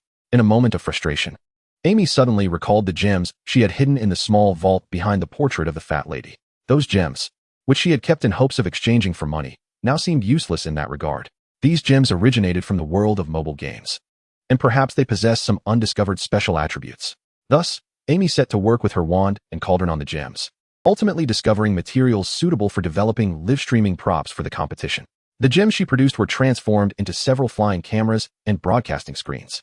In recognition of Amy's discovery and contribution, the Ministry of Magic awarded her a bonus that far exceeded the economic value of the gems, leaving her indifferent at the thought of the 1,000 galleons prize for the Triwizard Tournament. Thank you, Miss Lyle, for your splendid demonstration and commentary, Dumbledore announced, signaling the conclusion of the banquet. The students of Hogwarts could now begin to seriously contemplate whether to sign up for the Triwizard Tournament. Remember, registration will close in 48 hours. As soon as Dumbledore finished speaking, Fred and George simultaneously tossed their parchment of registration into the Goblet of Fire. The atmosphere in the hall surged once more, with everyone fervently discussing their choices, as if registration would close in mere minutes. Being a champion means you can do so many things you usually can't, George remarked. And there's a prize to be won. Who wouldn't be tempted? Harry, Hermione, and Ron encouraged one another. Let's do it together. Who knows, we might get to compete alongside Krum. Ron did not finish his sentence. He secretly wished to converse with the beautiful girls from Beauxbatons during the competition. Harry was filled with excitement, envisioning himself leading Hogwarts to victory, receiving accolades from everyone. At least for tonight, he would be free from all negative thoughts regarding Voldemort. I'm not so sure. We probably can't compete with those 6th and 7th year students. Hermione expressed her lack of confidence. There's no age limit, Ginny countered. And you're still as clever as ever, Hermione. Neville appeared quite troubled. Oh, my grandmother would surely want me to sign up, to bring glory to the family. I want to, but I've never dealt with such a large event before. I'm not particularly interested, Luna chimed in unexpectedly, having joined the Gryffindor group. I think focusing on watching the match is also a delight, if you participate. I will cheer for you. Cheers erupted near the Goblet of Fire. Cedric Diggory from Hufflepuff had successfully registered. Angelina from Gryffindor quickly followed suit, tossing her parchment into the goblet. Students from Gryffindor and Hufflepuff cheered, not wishing for their applause to be overshadowed by the other. as if the champion spot would be snatched away by the rival. Chapter 145, Registration Restrictions, Everyone's Gossip. Ravenclaw and Slytherin have also had participants. Fred pointed to Professors Flitwick and Snape on the podium, both of whom stood and applauded. Professor Flitwick was beaming with joy, while Professor Snape maintained his usual stern demeanor but still followed Flitwick's lead in encouraging the students. Harry squinted and was surprised to find Amy and Malfoy standing before the Goblet of Fire. "What is the matter, Potter? Aren't you rushing up there?" Malfoy taunted, relishing his usual banter with Harry. TSK, you must be worried you can't measure up to me. I definitely want to register." "We're just busy trying to convince Hermione to join us," Harry replied. "What's there to be concerned about?" Amy interjected, "Just throw your name in first. The Goblet will select the most suitable team members anyway." Hermione regarded Amy thoughtfully. "Aren't you the one organizing the competition? Wouldn't the other two schools object to your participation? Our core planning members have all signed non-disclosure agreements, and I absolutely won't divulge any details of the competition in advance," Amy explained. "Moreover, as a student of Hogwarts, it is entirely reasonable for me to contribute to our school's victory. My involvement in planning is also a testament to Hogwarts' excellent education. The other two headmasters underestimated me due to my youth and absence from many classes, believing I might merely possess innovative ideas while lacking in magical prowess. Thus, they permitted my participation. However, to ensure fairness, Dumbledore has allowed me to enter only one event, which is why the parchment I used to register is specially crafted. If she were to participate in multiple events, Beauxbatons and Durmstrang would likely protest and withdraw from the competition." Witnessing Malfoy and Amy, both fourth years, so eager to participate, students from grades below 6th began to line up in anticipation in front of the goblet, observing her classmates from the same year, even those from 3rd year. Bravely signing up, Hermione hesitated no longer and joined Harry and the others in registering. The first match would take place on Halloween, and the list of participants from each school would be announced a week before the event. To facilitate the Triwizard Tournament, this year's Quidditch matches had been cancelled, which left Harry feeling somewhat disheartened. Meanwhile, the Quidditch pitch appeared to have been temporarily transformed into a competition venue over the summer, and students were now strictly prohibited from approaching it. "I saw Madame Maxime take one of her students in there a couple of days ago," Ginny mentioned shortly after the registration ended in the library. "No wonder they allowed Amy to compete. It gives them a more comfortable opportunity to gather intelligence." Ginny's voice seemed to rise a tad too high, prompting Madame Pants, the librarian, to cast a disapproving glance at the 4 girls engrossed in their book club. "Ginny, lower your voice," Hermione gently admonished. "You wouldn't want to be shooed out by Madame Pants with her feather duster, would you?" Luna, thumbing through her copy of the singing counterpoint, appeared to be reminded of something by the topic of the Triwizard Tournament. "Why is it that lately it's just been us here in the library? I thought Harry and the others would study harder after signing up for the tournament." "It's that Ron Weasley," Hermione exclaimed, her voice suddenly escalating, drawing Madame Pants's attention once more. "All he thinks about is how to get Victor Crumb's autograph on his hat and how to strike up a conversation with a girl from Beauxbatons. He drags Harry around all day, avoiding any serious work." Hermione's indignation seemed particularly piqued at the thought of Ron attempting to converse with other girls. The girls exchanged knowing glances, each perceiving Hermione's concealed feelings. "Rest assured, they've paid the price for their idleness," Amy remarked, shutting her recently reviewed standard spells level 7. Revealing her panda-like eyes to the trio. "Last night, I dragged them to the room of requirement and made them catch up on all their missed training. They're likely sprawled out in the dormitory now, not getting up for at least a couple of days." Amy felt a sense of relief knowing that during her absence, Ron and Harry had received ample training under the guidance of Sirius and Lupin, achieving what could be considered a passing level for their OWL exams in terms of spell usage and dueling techniques. The other occupants of the room had also experienced significant growth, with each able to summon a Patronus. And the Weasley twins and Neville seemed to be delving deeper into the implications of Amy's proposed reforms, now immersed in the school greenhouse and the room of requirement, respectively, honing their unique talents. In the original narrative, Harry, in his 5th year, had cultivated Dumbledore's army over the course of a year, while Amy had begun her efforts from an early age, yielding commendable results over several years. "I'm off to find a new book," Amy declared. And for reasons unknown to Ginny, she tugged Luna along, using the same rationale to follow Amy. Upon reaching a corner, Ginny swiftly pulled Amy aside, and the trio concealed themselves behind a bookshelf, allowing them a perfect view of their previous seats through the gaps between the books. "Shoo, look," Ginny whispered, as they observed Victor Crumb rising from a distant table, tidying his attire, and making his way toward Hermione, appearing somewhat anxious. Amy instantly understood that Crumb was the first to recognize Hermione's allure in the original narrative. "I've noticed he has been sneaking glances at Hermione from afar these past few days. He must be interested in her," Ginny exclaimed excitedly. "Indeed, as soon as we left, he seized the opportunity to approach her." A keen eye, indeed, Amy chuckled. 2 years prior, Ginny had been so shy in Harry's presence that she would have wished to sink into the ground. Her confidence had certainly soared. Hermione shouldn't be fixated solely on my brother, Ginny resolutely stated. She ought to broaden her horizons by observing more accomplished individuals. And let my dim-wit brother feel a tinge of jealousy. Amy nodded in agreement. Although Ron and Hermione were the canonical couple, it was only fair to shower Ron's oblivious head with a hefty dose of jealousy. After exchanging a few words with Crumb, Hermione joined the trio at the bookshelf, stumbling upon the three who were eagerly eavesdropping. He said he came to the library just to speak with me. He only found the courage when you all left. Hermione's cheeks flushed with a rosy hue. It's rather embarrassing, I assented. But could he be probing for information? If he were after information, he would seek me out. Amy pointed to herself. Everyone knows I am the strategist. Crumb is not that kind of petty individual. His reason for approaching you is surely as he stated. Chapter 146. The announcement of the participants, the quintet. 3 days before Halloween, and thus 3 days prior to the competition, the list of participants for the first event was finally to be revealed. Students from the 3 schools gathered in unison. Durmstrang students took their seats at the Slytherin table, while Beauxbatons students settled at the Ravenclaw table. Amy noticed that Ron and Harry were casting uneasy glances toward Ravenclaw, with Ron clearly stealing glances at the enchanting Fleur Delacour, the most outstanding representative of Beauxbatons, while Harry was quite smitten with Ravenclaw as seeker, Cho Chang. When will they manage to focus? Amy sighed, resting her forehead in her palm. A formidable Voldemort awaited their defeat outside. If Voldemort were to invade Harry's mind at this moment, he would be taken aback to discover that the notorious and fearsome Dark Lord, who had endured countless hardships and was consumed with thoughts of defeating his arch-nemesis, was instead preoccupied with the woes of love. On the podium, alongside the usual faculty, stood some unfamiliar faces. Cornelius Fudge sat beside Dumbledore, engaging in lively conversation with Madame Maxime. Ludo Bagman, the head of the Department of Magical Games and Sports, stood behind the minister, wearing a congenial smile.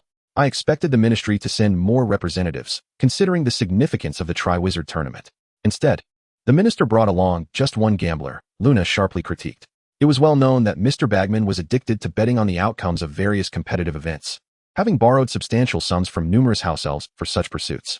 Not long ago, during the Quidditch World Cup, he had lost a hefty sum to the Weasley twins and subsequently vanished, with George and Fred cursing him since September. After all, few support the resumption of the Triwizard Tournament under these circumstances, Amy replied absently, her thoughts drifting back to recent events.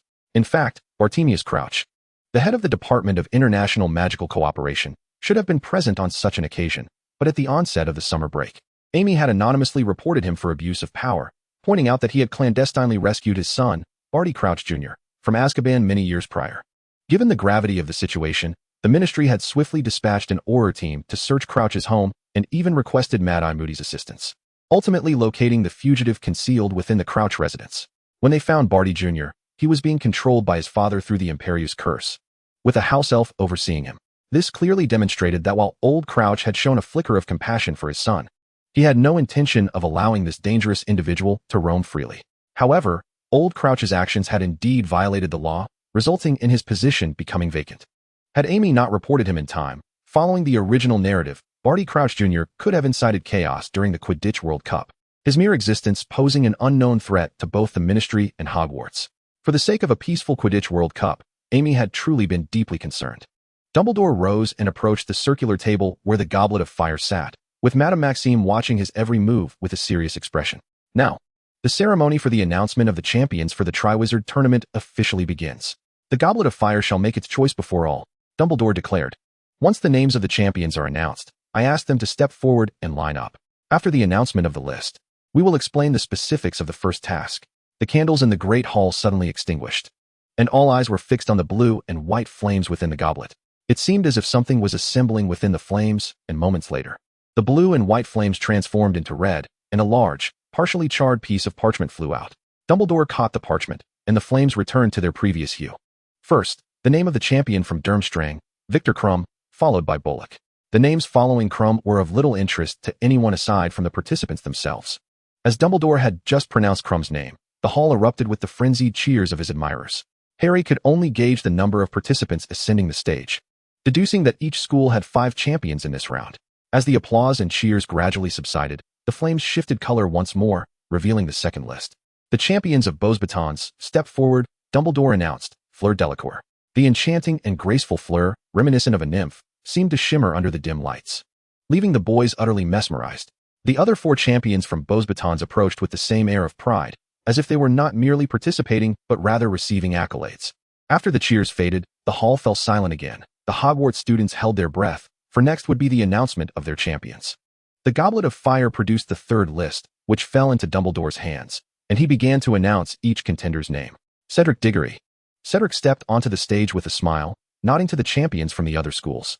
The roar from the Hufflepuff students engulfed the hall. They jumped and stomped, clapping with fervor, prompting Dumbledore to pause until they calmed down before continuing.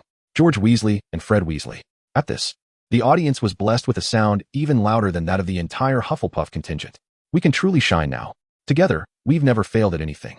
The 2 linked arms, bouncing onto the stage, their exuberance contrasting sharply with the solemn demeanor of the preceding adult competitors. Angelina Johnson. The Gryffindor students, recovering from the shock brought by the twins, erupted into enthusiastic applause for Angelina's selection. Finally, Neville Longbottom. Chapter 147, Neville's Resolve, the first round. Neville, suddenly called upon, appeared startled, rising with trembling legs. The Hogwarts students gazed at the unassuming 4th-year boy, stunned for several moments. Ultimately, it was the Gryffindors who reacted first, offering polite applause and hastily pushing the seemingly petrified Neville forward. Did they really select him? Neville raised his eyes to his fellow students below, feeling somewhat breathless. It's all right. Neville, Fred, and George reassured him with a pat on the back. Don't worry, we'll do our best together. However, Neville soon heard a dismissive snort from the Beauxbatons section. Hogwarts has only 2 who can hold their own. Let us not mention those offbeat twins. That clueless lower-year boy is enough to drag their school down. Did the Goblet of Fire truly select the most suitable participants from their school? Was this really the best 5 Hogwarts had to offer? Rodden Angelico and Polyakov Ksenia from Durmstrang loudly debated their unique insights on the competition until Crumb intervened to silence them. Angelina's anger flared, and only Cedric's earnest attempts to calm her dissuaded her from using a nearby bench as a bludger to strike the 2 Durmstrang boys. Are you all right, Neville Longbottom? Cedric asked, concern etched on his face, only to find Neville's expression had shifted. The insults towards his friends and school seemed to ignite something within him. His demeanor grew resolute. Since he had entered the competition, he would undoubtedly prepare to the best of his ability. If he were to falter now, his parents, grandmother, supportive friends, and all of Hogwarts would be shamed. Though still a boy lacking in confidence, he resolved to give his utmost effort in any endeavor where he could be of assistance. The candles in the hall were relit, and all, especially the newly selected champions, leaned in eagerly, unwilling to miss any information regarding the first match. On Halloween morning at 9 o'clock, all 3 teams are to assemble at the Hogwarts Quidditch pitch. There, each team will be assigned a gem. With a flick of his wand, Dumbledore conjured 3 palm-sized emerald gems into the air. These gems would be the crux of victory. Each team must protect their own gem while devising ways to destroy those of their opponents. Note, the gem must be worn by a wizard. And this particular type of gem is not very durable. It will shatter upon receiving a significant impact. The former Quidditch pitch is now divided into 3 sections, separated by high walls. An hour before the match commences, teams will be escorted to their designated areas for pre-match preparations. The walls will vanish when the match begins. During the contest, any spells or items that pose a threat to the safety of other students are strictly prohibited.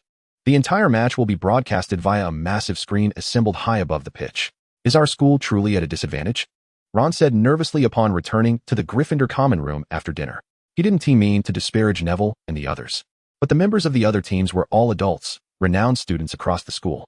Our school does have other 7th-year students who applied, but the Goblet of Fire chose them for a reason, Harry replied. Just don't let Neville hear you say that. He is likely already near the brink of panic over such a complex competition. Within 5 minutes, the 4 Gryffindor students competing returned to the common room, their expressions remarkably calm. Did you devise any strategies for the competition? Hermione inquired curiously. Of course, but we can't divulge. George and Fred hummed cheerily as they made their way back to the dormitory, with Neville following closely behind, his steps surprisingly light.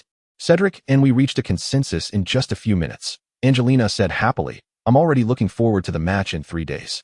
The Goblet of Fire made the right choice. While we may not be Hogwarts' strongest team, we are undoubtedly the most suited for this competition.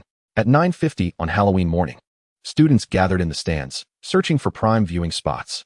Ron, armed with binoculars, aimed to sneak a glimpse of how the teams were preparing, only to discover that a vast, dark gray cloth obscured the view of the field below. How dull. Just hang in there, Harry said. It's only 10 minutes. Ron and Harry fixed their gaze on the large screen overhead, which now displayed a countdown to the match's commencement. At the moment the countdown reached 0, flames erupted from the covering cloth, instantly disintegrating it. The ground trembled. and a rumbling sound announced the descent of the stone walls separating the three teams. The screen showcased the preparations made by the three teams over the hour. The students from Beaux Batons had softened and reshaped their area's earth with spells, constructing a rudimentary three-story fortress from rocks and sand, within which all 5 members appeared to be concealed. As the match commenced, 3 Beaux Batons students emerged from their stronghold, mounting their broomsticks and charging towards the Hogwarts team's territory. "This doesn't bode well," Ginny muttered. The Durmstrang team's area appeared on the screen, but to everyone's astonishment, it was entirely empty. Harry squinted, barely catching sight of Krum leading 5 riders atop the finest firebolt brooms, hurtling at high speed towards the Hogwarts team. They must have colluded, forming an alliance to eliminate what seems to be the weakest team first before competing amongst themselves for the win, Hermione assessed. This is problematic. 5 against 8. An overwhelming disadvantage. Not necessarily.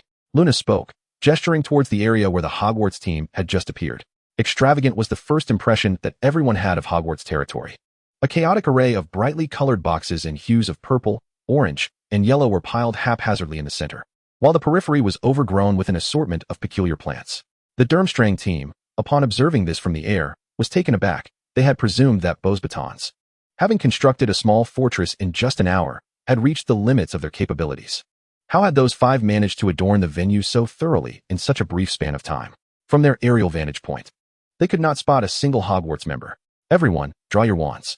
Stay alert for ambush," Krum commanded from his broomstick, ensuring his precious gem remained safeguarded beneath his robe.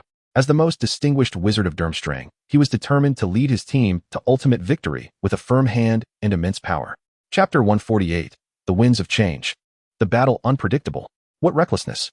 Fleur Delacour observed the unfolding battle through the small square window on the second floor of the fortress. Although they had agreed prior to the match to collaborate with the Durmstrang team to eliminate Hogwarts first, she had not anticipated such a full-scale assault from them. Despite its rashness, this aggressive move left Fleur with a throbbing headache. The Hogwarts territory was now embroiled in a conflict involving 3 schools, while the Beaux Batons team had dispatched only 3 members, placing them at a numerical disadvantage.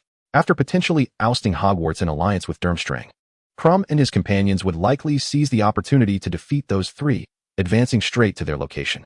Though Fleur had always held confidence in her abilities, the fortress now housed only 2 individuals, certainly insufficient to withstand the onslaught of Durmstrang's 5, who would willingly relinquish the first-place trophy. Biting her lip, Fleur was on the verge of brainstorming a counter-strategy when an earth-shattering crash resounded from outside, causing the entire arena to tremble. She quickly braced herself against the wall, nearly losing her balance. Had the battle already commenced? Which formidable spell had been cast? Fleur hastily peered out the window. The 5 Durmstrang warriors, under Krum's leadership, were flying cautiously above Hogwarts. The chaotic objects strewn across the ground must surely be traps they had laid. Rodon, observing the surrounding plants unresponsive to their presence, burst into laughter, pondering whether these traps had malfunctioned or if the Hogwarts team had simply failed to anticipate their aerial approach. "Watch your left," Krum bellowed, swiftly directing the broomsticks as they crossed the plant zone and neared the center with its gaudy boxes. With the keen eyesight of a top seeker, Krum noted an orange and purple box twitching as they approached. After the 5 maneuvered away, the box indeed unleashed a flurry of fireworks. "What is this? A toy?" Krum cautioned. "Do not underestimate it. We cannot predict the consequences of being struck." He signaled for the others to maintain their distance while raising his wand. "We have yet to see any Hogwarts members. They must be hiding. I shall cast a spell to make all these boxes self-detonate, rendering their preparations futile and leaving them with no refuge." Krum retreated 5 meters, pointing his wand at the colorful assortment of boxes, and cried, "Thunderous explosion." The row of boxes nearest to them erupted in a dazzling display of sparks, the sounds of fireworks resonating in the air. Naturally, none of these fireworks struck a person, much to the delight of Krum's companions. Even without preemptive detonation, dodging such straightforwardly launched fireworks was a mere trifle. Polyjuice gripped his firebolt, executing what he fancied a stylish somersault in midair, only to remember that Krum was a World Cup participant. His antics were rather misplaced. The other 3 joined in teasing him. Yet Krum furrowed his brow, sensing something awry. The explosion of the fireworks triggered a chain reaction among the more distant boxes. The 5 had initially assumed that the entire arena was filled with the same type of box, but they soon realized their error. In mere seconds, the distant boxes detonated one after another, unleashing furious gusts of wind, thick clouds, and swirling clouds of dust. Krum was the first to react. But before he could utter a word, he was struck by a mouthful of sand. His priority was self-preservation, for the gem they possessed was still in his custody. The whirling wind swept through, scattering the 5, while Krum, having previously competed in Quidditch under extreme weather conditions, lowered his body, barely stabilizing his broom. Yet through the haze of dust, he vaguely saw the other four being swept off their brooms one by one. He hastily dove down, but the rapidly shifting currents did not relent. Krum discerned what appeared to be new plants sprouting from the ground. Devil's Snare. Harry, Ron, and Hermione exclaimed in unison as they fixed their gaze on the vivid imagery on the screen. They had encountered this vine-like plant that ensnares its prey during their first year while overcoming the obstacles guarding the Philosopher's Stone. Neville has nurtured many plants in the greenhouse. This must be one of them, Luna remarked. But doesn't Devil's Snare prefer dark and damp environments? How did Neville manage to cultivate it on such a sunny day? Ron began to inquire, only to notice that the entire arena was now shrouded in thick magical clouds, with not a sliver of sunlight breaking through. Initially, the plants surrounding Hogwarts were non-toxic and non-aggressive, specially cultivated by Neville to absorb nutrients for the rapid growth of Devil's Snare when it found the opportunity amidst the cloud cover. Given the chaos below and the obscuring dust, even Durmstrang's most skilled wizards might take a considerable time to react. Hermione analyzed. Such a vast expanse of Devil's Snare could incapacitate those who have fallen within moments. Burning flames. Rodon and Polyjuice found themselves unexpectedly entangled in the same spot. As they struggled against the vines, they finally realized they needed to combat the Devil's Snare with fire. Disarm. Two nearly identical voices echoed from beneath the Devil's Snare, sending their wands flying from their grips. Pure water, like a spring. The flames they had ignited were swiftly extinguished. Damn it! How dare they hide beneath and play tricks? The two fumed as they wrestled, but the more they struggled, the tighter the Devil's Snare coiled around them. Before long, they were foaming at the mouth, their consciousness fading. In the fleeting moment before losing awareness, they overheard the three beneath the Devil's Snare seemingly discussing something. Let Cedric handle it. This is too dull. Let us ambush them in Durmstrang's territory. After all, to go there? Perfect, for revenge. The Hogwarts team truly believed they were simple-minded. Charging in without any preparation in their own territory, they simply could not see it. Prepare to receive a grand surprise. Is it really necessary to go to such lengths? Won't our own people be affected? Fleur observed the tumultuous changes within the Hogwarts territory, feeling that the three they had dispatched were likely in dire straits. Meanwhile, she heard footsteps approaching from downstairs. Gripping her wand, she rushed to see Ollie, stationed at the fortress entrance, supporting a limping Maifa. It did not go well. Only I returned, the others. Millicent's voice was hoarse, having surely swallowed her fair share of sand. Upon seeing Fleur, her expression turned frantic. She lost her grip on Ollie's hand and stumbled forward. Fleur swiftly caught Maifa with both hands. It was my oversight that led to this situation, Fleur reflected. Quickly, use some essence of white fresh. We cannot afford to lose another teammate. Chapter 149, The Emergence of Defeat, Discovery of a Traitor. The dust storm in the Hogwarts region finally subsided after 7 minutes. Krum observed that the Devil's Snare on the ground seemed to be moving toward a single location, prompting him to follow on his broom. All the tendrils of the Devil's Snare converged at the center of the area, intertwining until they formed a colossal sphere, at the outermost layer of which were bound the 4 from Durmstrang and the 3 from Beauxbatons. All 7 were unconscious, unable to continue the competition. From behind the sphere emerged Cedric Diggory. Rest assured, they are merely unconscious and in no mortal danger, Cedric explained, feeling an unsettling sense that he was assuming the role of a villain, despite his usual integrity. Since the 4 from Durmstrang do not possess the gem, it must be with you. Krum, wand raised and filled with caution, regarded Cedric, having learned of the participants' roster through their nighttime inquiries about the other teams. The accomplished Cedric Diggory had indeed become a focal point of his attention. Indeed, Krum replied, the gems should be in the possession of each team's strongest member. Yours must also be in your hands. Cedric flashed a smile that captivated many of the girls in the stands. I am the guardian of the gem. In the next moment, both unleashed spells that collided in a dazzling display of sparks. Then let the matter be simplified. Krum bellowed. The strong shall prevail, while the weak shall be eliminated. There is truly nothing here. Yet, for some reason, a chilling sensation lingered in the air. George and Fred, concealed behind a mountain of wreckage from the Weasley boxes, cautiously peered into the Durmstrang area. Let us give it a try, George said, casually picking up a broken box and tossing it into the Durmstrang zone. Upon contact with the ground, the box caused ripples, rapidly sinking at a visible pace. Fred attempted to use the summoning charm to retrieve the box, but a black hand emerged from the ground and snatched it away. This unfamiliar magic was likely a form of dark magic, confirming the rumors that Durmstrang taught its students such sorcery. However, it bore a striking resemblance to one of their family's products. The two exchanged glances, a mischievous grin spreading across their faces. The 3 from Beauxbatons watched through a window as Krum engaged in an epic confrontation with Cedric. Mia quickly staunched the blood on her leg with a white healing potion and promptly sought to join the fray.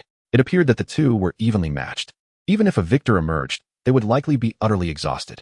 I'll stealthily approach them and seize the opportunity to benefit from their struggle, Mia thought. Fleur and Ollie nodded in agreement with Mia's strategy. After Millicent departed, Fleur gazed at the fierce duel between the two with a deep sigh. Ollie, Fleur suddenly spoke. Take this. Ollie was taken aback to find Fleur had placed the gem into his hand. They all had a tendency to assume that the gem resided with their team leader.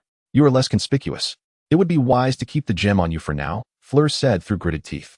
That Mia is a fraud. She even pretended to stumble to steal the gem from me. I feared that a direct confrontation might accidentally damage the gem, hence I refrained from being forthright. Ollie's expression changed to one of realization. This gem can be replicated with a copying charm, allowing for many fakes. What I let her take was merely a substitute. Fleur continued, you shall safeguard the gem for now. Remember, under any circumstances, prioritize the gem's safety. Ollie nodded. I will remain downstairs to guard.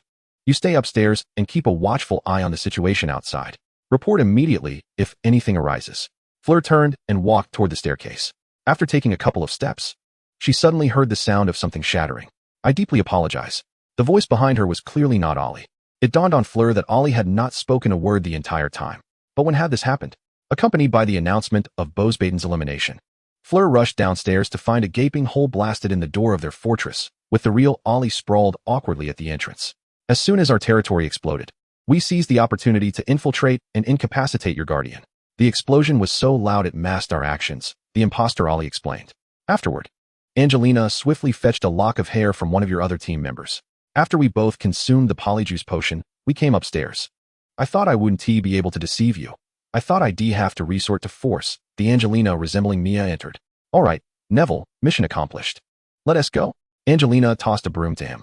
I don't think I'm quite adept at this, Neville stammered, recalling how they had stealthily approached. I believe you are simply lacking confidence. It's best not to pressure you at this moment. After all, if you fall from the sky, I would have no explanation for the entire school, Angelina chuckled.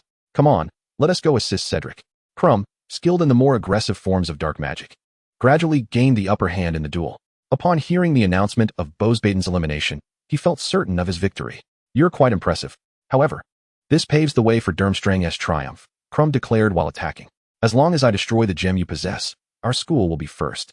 Crumb's relentless assault suddenly transported Cedric back 2 years to the duel where he and Percy were blasted away by Amy's Weasley fireworks. No, even further back, it recalled the duel where Amy had effortlessly knocked them both out of the arena. Though a painful memory, it ignited inspiration in Cedric. Facing Crumb head-on was indeed challenging. Instead, he considered employing simpler spells, akin to Amy's, to achieve a proactive effect with quicker reactions. Chapter 150. At the end of the road, sincerity prevails. Crumb gradually discerned a shift in Cedric's approach. Initially, they had both opted for complex spells in their contest of strength, but now Cedric consistently utilized simpler incantations to disrupt Crumb's footing. Disarm your weapon. Bind swiftly. Crumb narrowly dodged these two spells, only for Cedric to launch a third and fourth. While the simpler spells lacked considerable power and effect, their efficiency was undeniable. And Cedric specifically selected spells with controlling effects, placing Crumb at a distinct disadvantage with every hit. Whenever Crumb took time to prepare his next spell, Cedric adeptly interrupted him. The scales of victory began to tip in Cedric's favor. Cedric, I'm here to help. Angelina, clad in Bosbaton's attire, leaped into the fray, the effects of her Polyjuice Potion having worn off. Crumb, witnessing Cedric gain reinforcements, felt a surge of dread. Should he fight to the bitter end with these two or retreat to prolong the inevitable? Crumb hesitated within himself. Regardless of his choice, defeat seemed an inescapable fate. No, perhaps there was still a glimmer of hope. Cedric noticed Crumb's furrowed brow and swiftly grasped the firebolt arrow he had discarded earlier, taking to the air with lightning speed, fleeing toward Durmstrang's area. Indeed, Angelina and Cedric pursued him, and the suddenness of the event caused them to forget their brooms. Only the caster could stand unscathed in that magical mire. If he could lead them to their territory, ensnaring them within the swamp to neutralize their ability to resist, the advantage would be his, and he could seize the gem, turning the tide in his favor. Crumb pondered this, deliberately slowing his flight speed, skillfully evading the spells hurled from behind, guiding the two closer to the boundary between Durmstrang and Hogwarts. Yet, just a step away from the threshold, they halted. How cautious they are, Crumb mused, as he landed firmly 5 meters past the boundary, attempting to impart a false sense of security to the two. Simultaneously, he brandished his wand, regarding them with a provocative glint in his eye. Come over here. Cedric, with his clear eyes betraying a hint of hesitation, pointed at Crumb's feet. They had become ensnared beneath the ground, immovable. How could this be? Crumb was dumbfounded. The enchantments they had cast upon the arena had been meticulously inspected and should have posed no issue. He attempted to obliterate the swamp with a powerful spell, but it only hastened his descent. Disarm. 5 disarming spells surged toward him simultaneously, as Neville, Fred, and George, who had been hiding nearby, joined the fray. Crumb, unable to evade, felt his wand fly from his grasp, and the impact of the 5 spells left him numb. Regaining his senses, he hastily reached for the gem in his pocket. But it was too late. The Durmstrang gem lay shattered. Durmstrang was out of the competition. The match was concluded. Dumbledore rose to his feet, cheering for the 5 champions of his school. Madame Maxime clapped politely, her expression dark and foreboding. I suggest you refrain from employing that swamp magic in the future. It's far too reminiscent of our own products and could jeopardize our sales. Fred and George grinned mischievously, tossing all their portable swamps into Durmstrang's territory, ultimately seizing dominion over the ground. Before Angelina could aid Cedric, she encountered the Weasley twins and, after entrusting Neville to them, learned of the swamp situation. Wouldn't it be amusing if he turned back and fell into his own trap? I wonder what expression he would wear. Regretting not having fought alongside Cedric Diggory without hesitation, Crumb shook his head in frustration. I'm so tense, Neville sighed, collapsing to the ground and retrieving Hogwarts gem from his pocket. We figured it would be safe on you, George remarked with a chuckle, oblivious to the unfolding drama. To be honest, I'm more worried about the gem being lost than being broken. Witnessing this scene, Crumb felt a pang of anguish, wishing to grasp Cedric by the collar and demand, what about the fundamental trust between individuals? Noticing Crumb's resentful gaze, Cedric scratched his head. I never claimed the gem was on me. I merely stated that I was its guardian. Aren't we all supposed to protect the gem together? As the primary strategists of the event, the Weasley twins vowed to deceive the other 2 schools until they were left with nothing but their undergarments. However, their greatest challenge lay not in the elaborate traps or contingency plans, but in their teammates, Neville and Cedric, who were not adept at deceit. Thus, the twins instructed them to speak less and act more, and when compelled to say something, to utter ambiguous truths. Sincerity became their most potent weapon. Chapter 151, The Ball's Dilemma, an Explosive Decision. After the first round of the competition, the attention on the 5 champions surged dramatically within the school. Angelina and Cedric, one with a charismatic disposition and the other with a high profile, found little change in their daily lives. Neville, however, received his very first love letter, blushing furiously. Yet what mattered more to him was that his traditionally stern grandmother had written to commend him, even gifting him a rare plant. The various gadgets used by the Weasley twins during the competition became bestsellers, with their surprise boxes receiving enthusiastic acclaim from consumers. As the impact of the Triwizard Tournament spread through the newspapers to the outside world, they received numerous orders from beyond the school. Amidst the repetitive cycles of production and packaging, the twins never missed an opportunity to boast about their significant contributions to the victory in the competition to Amy and others. Without the live broadcasts of the event, they might have claimed to have single-handedly battled Crumb's unleashed dragon, Ron quipped. Amy truly has the patience to endure their constant bragging. I'm about to be sick of it. Bro, did you eat a lemon? We can smell the sourness from 5 meters away. George and Fred suddenly appeared behind Ron. If you had participated in one, we would have been all ears to your praises, absolutely filled with patience. Oh, spare me, Ron grumbled, feeling rather mundane. If there were a wizard chess competition in the Triwizard Tournament, that would be another story. In truth, Ron's despondency stemmed not merely from the likelihood of being unable to participate, but also from the upcoming Grand Ball at Hogwarts, scheduled to occur before the announcement of the second round's participants. Professor McGonagall had already commenced dance lessons with great fervor. Ron found himself troubled not only by whom to invite and how, but also lamenting the sight of his garish purple lace outfit. Who would want to dance with him, especially after seeing that hideous attire? I suppose one advantage of being a champion is that no girl would dare refuse an invitation to dance from a victorious hero, right? Ron, can you help me see how I look right now? George hurriedly adjusted his hair and clothes, seeking to appear irresistibly handsome. Clearly, I am the more attractive one. Fred chimed in, sparking a rivalry between the identical brothers. Ron, gazing at his brothers, unsure how to critique their antics, watched as they walked away, bickering animatedly. Don't lower my chances of success. If 2 successful champions invite the same girl, it would put her in a predicament. Then to save her from that predicament, perhaps you should withdraw first? After a few meters, George and Fred reconciled, returning to their previous camaraderie. Anyway, Amy is currently in the room of requirement packing parcels. We must move swiftly to prevent others from getting ahead.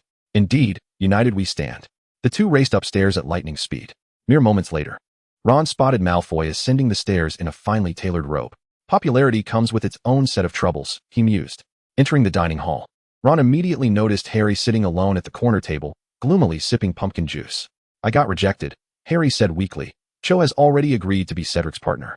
Having a kindred spirit to share in mutual woes was somewhat comforting. Ron had thought that someone of Harry's stature would never face such disappointments. Why do you all look so downcast? Hermione and Ginny approached, arms linked, radiating joy unlike Harry and Ron.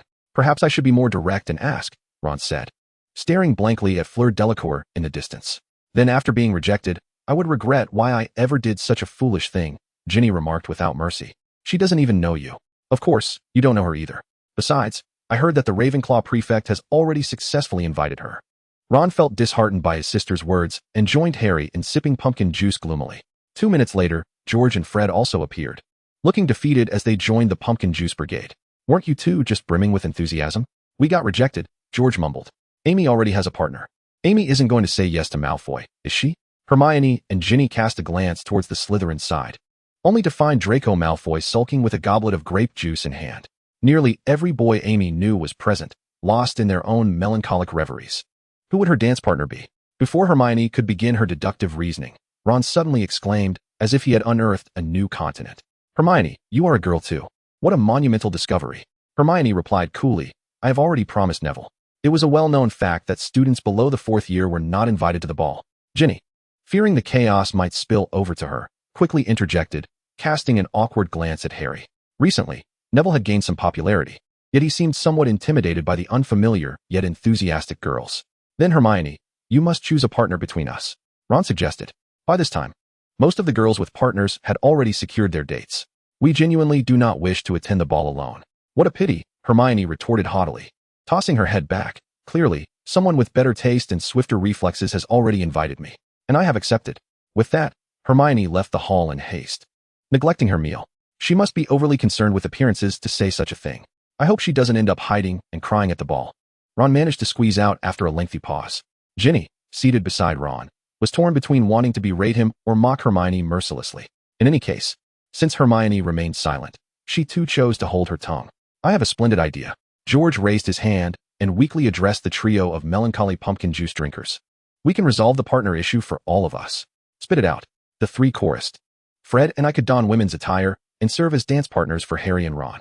Fred immediately recalled George's previous escapade of dressing as Amy to impersonate her. Had he become addicted?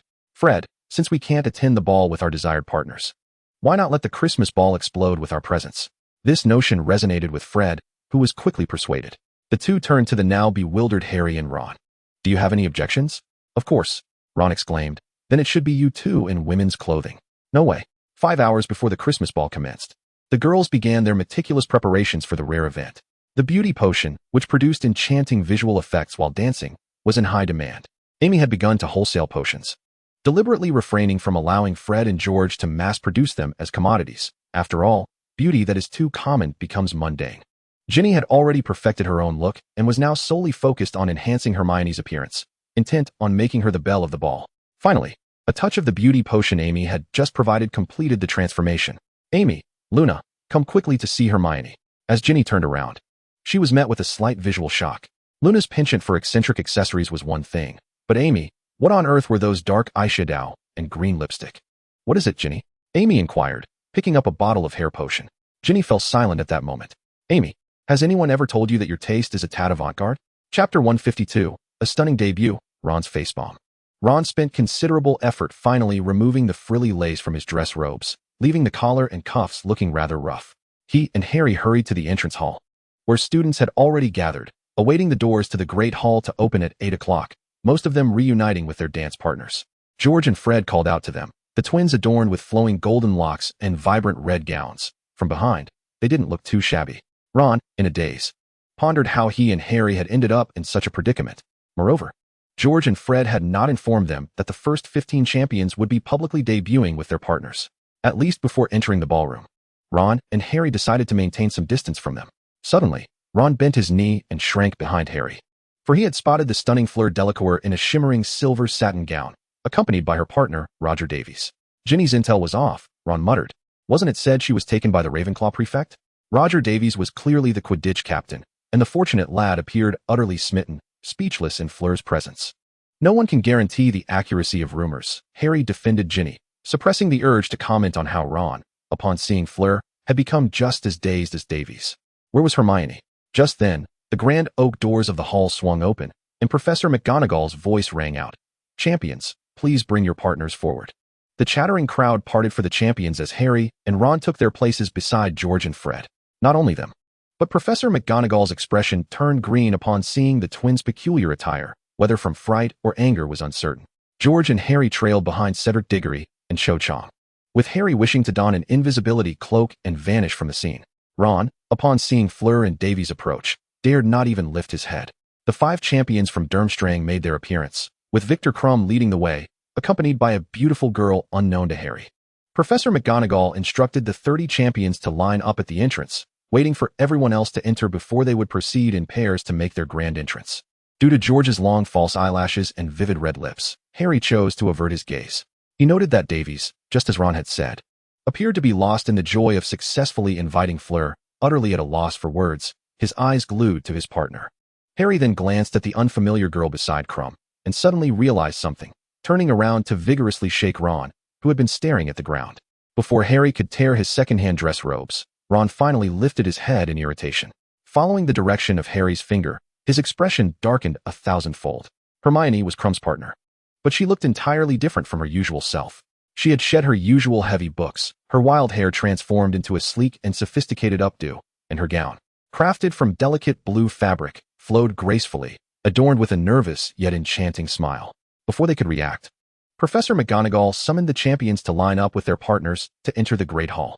As they passed through the doorway, members of Krum's fan club cast jealous glances at Hermione. Harry noticed Neville and Ginny among the crowd. Neville, like their other acquaintances, regarded Hermione with a skeptical eye, while Ginny stifled a laugh at Ron's comical expression, overwhelmed by Hermione's stunning transformation. Harry and Ron momentarily forgot they were accompanied by the most dazzling partner in the entire school. Fred and George waved enthusiastically at their fellow classmates while scanning the crowd for Amy's presence, eager to see who had beaten them to the punch.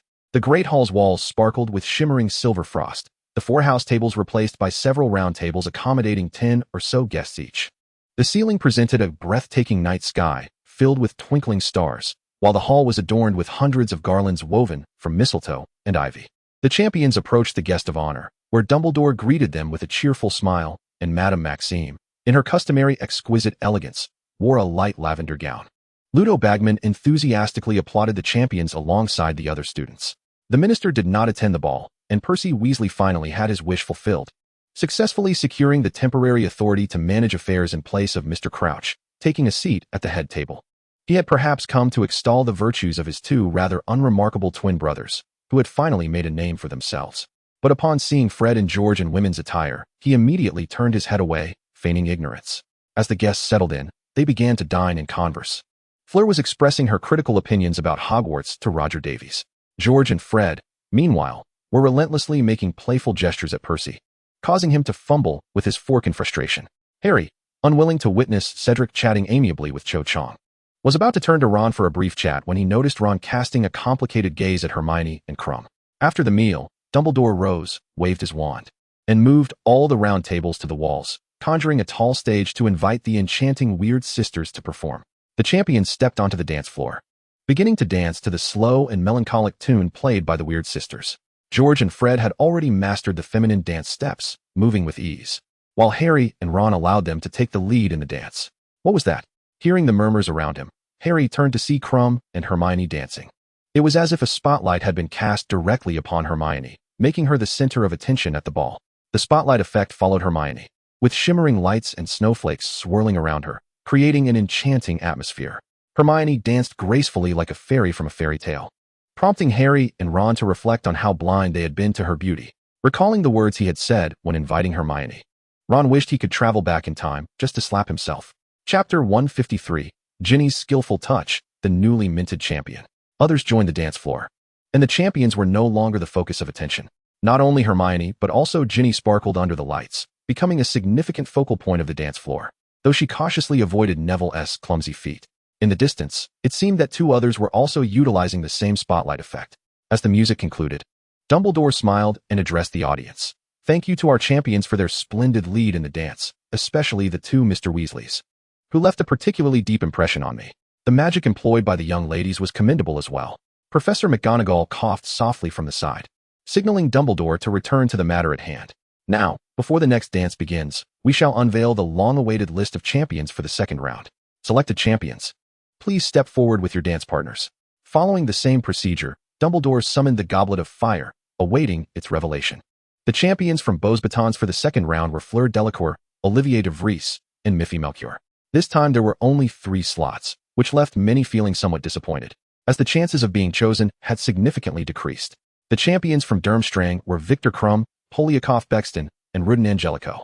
The top students from Durmstrang and Beaux Batons were fairly comparable in ability, and the Goblet of Fire typically had little choice but to list the names of those with the highest rankings, resulting in a repetitive selection of familiar faces. Now, for the 3 champions from Hogwarts. The tension among the Hogwarts students was palpable. Among the crowd, however, one figure was persistently pushing forward. "Excuse me, miss? I'm sorry, but we need to get to the front." Lavender Brown reluctantly shifted aside, wondering who would interrupt her at such a crucial moment. What if she missed something important? Yet, her complaints vanished the instant she caught sight of the individual approaching. Before her stood a remarkably handsome young man, his features finely chiseled, with a slender build and long limbs. His light blue hair was styled in a simple yet fashionable manner, and he wore an intricately adorned white suit, with golden eyes akin to dazzling gems, gazing at her with sincerity. What a striking young man! Who could resist? Lavender thought, clutching her chest and blushing as she stepped aside. Dumbledore, holding the list, clearly announced, "Harry Potter." Amidst the applause, Harry slowly made his way forward, having been standing quite close to Dumbledore. "Thanks to your light, new champion." George whistled as he walked past Harry. "Draco Malfoy." The chosen Malfoy appeared rather displeased, having no partner and pushing his way to the front alone. Harry noticed that Pansy Parkinson from Slytherin seemed to want to join him, but was politely rebuffed by Malfoy. Slytherin had long been dissatisfied with their champions consistently being from Gryffindor, and upon hearing Malfoy's name, they began to cheer loudly, their excitement drowning out the crowd. After a considerable wait, Dumbledore finally began to announce the last name, Emily Lair. Upon hearing Emily's name, Harry, who had been quite anxious about the selections, breathed a sigh of relief. There was no more reliable teammate than her. The other 2 teams wore serious expressions, knowing that Emily was the primary planner of the competition. Although bound by a confidentiality agreement, she still posed a significant threat.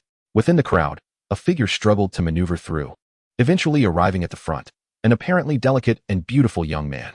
George, Fred, and Malfoy simultaneously cast hostile glances at him. Who is this? Could he be Emily's partner? Sorry for the delay, I was standing a bit far back. The beautiful young man panted, only to realize that he had lost his partner somewhere along the way. Please wait a moment. My partner may take another 2 minutes to arrive. How could he lose the actual partner meant to take the stage? If I were her partner, that would never happen. This fellow must have deceived Emily with his harmless appearance to successfully invite her. George, Fred, and Malfoy thought in unison, their thoughts synchronizing like triplets.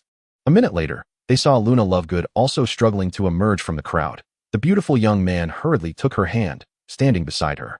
My partner has arrived, Professor. All present, except for the smiling Dumbledore, were left puzzled. Emily Lair was already a well-known figure at school. This was certainly not the girl with the carrot earrings. I wanted to bring Luna to the ball for fun, and rather than ask a boy, I invited her myself. What is wrong with all of you? The beautiful young man blinked, and after a moment of scrutiny, the crowd began to recognize his features. Emily, have you done your makeup?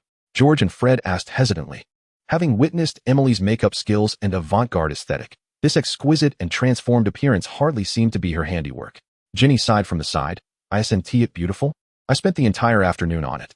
Although there had been a bit of a mix-up, the champions were finally assembled. Dumbledore informed them that the second round of the competition would take place on the first day following the Christmas holidays, and the details of the competition would only be revealed to them just before the event, leaving no time for preparation. Now, let the new champions lead the next dance. Dumbledore exclaimed with enthusiasm, as the Weird Sisters struck up a lively tune. Harry made a concerted effort not to step on George's toes, while Malfoy reluctantly agreed to dance with Pansy Parkinson, moving his feet begrudgingly. Compared to the acerbic Pansy, George in women's attire truly appeared quite endearing. Harry comforted himself with this thought. Hermione, Luna, and Emily simultaneously drew the spotlight effect on the dance floor. As Amy and Luna twirled together on the dance floor, their radiance intensified, nearly blinding those around them. Harry also noticed that Madame Maxime had accepted Hagrid's invitation, and the 2 tallest figures in the hall were gracefully dancing together. The only one who seemed less than pleased was Ron, who sulked alone, having left Fred behind. Chapter 154, The Battle of Row, Pre-Match Instructions.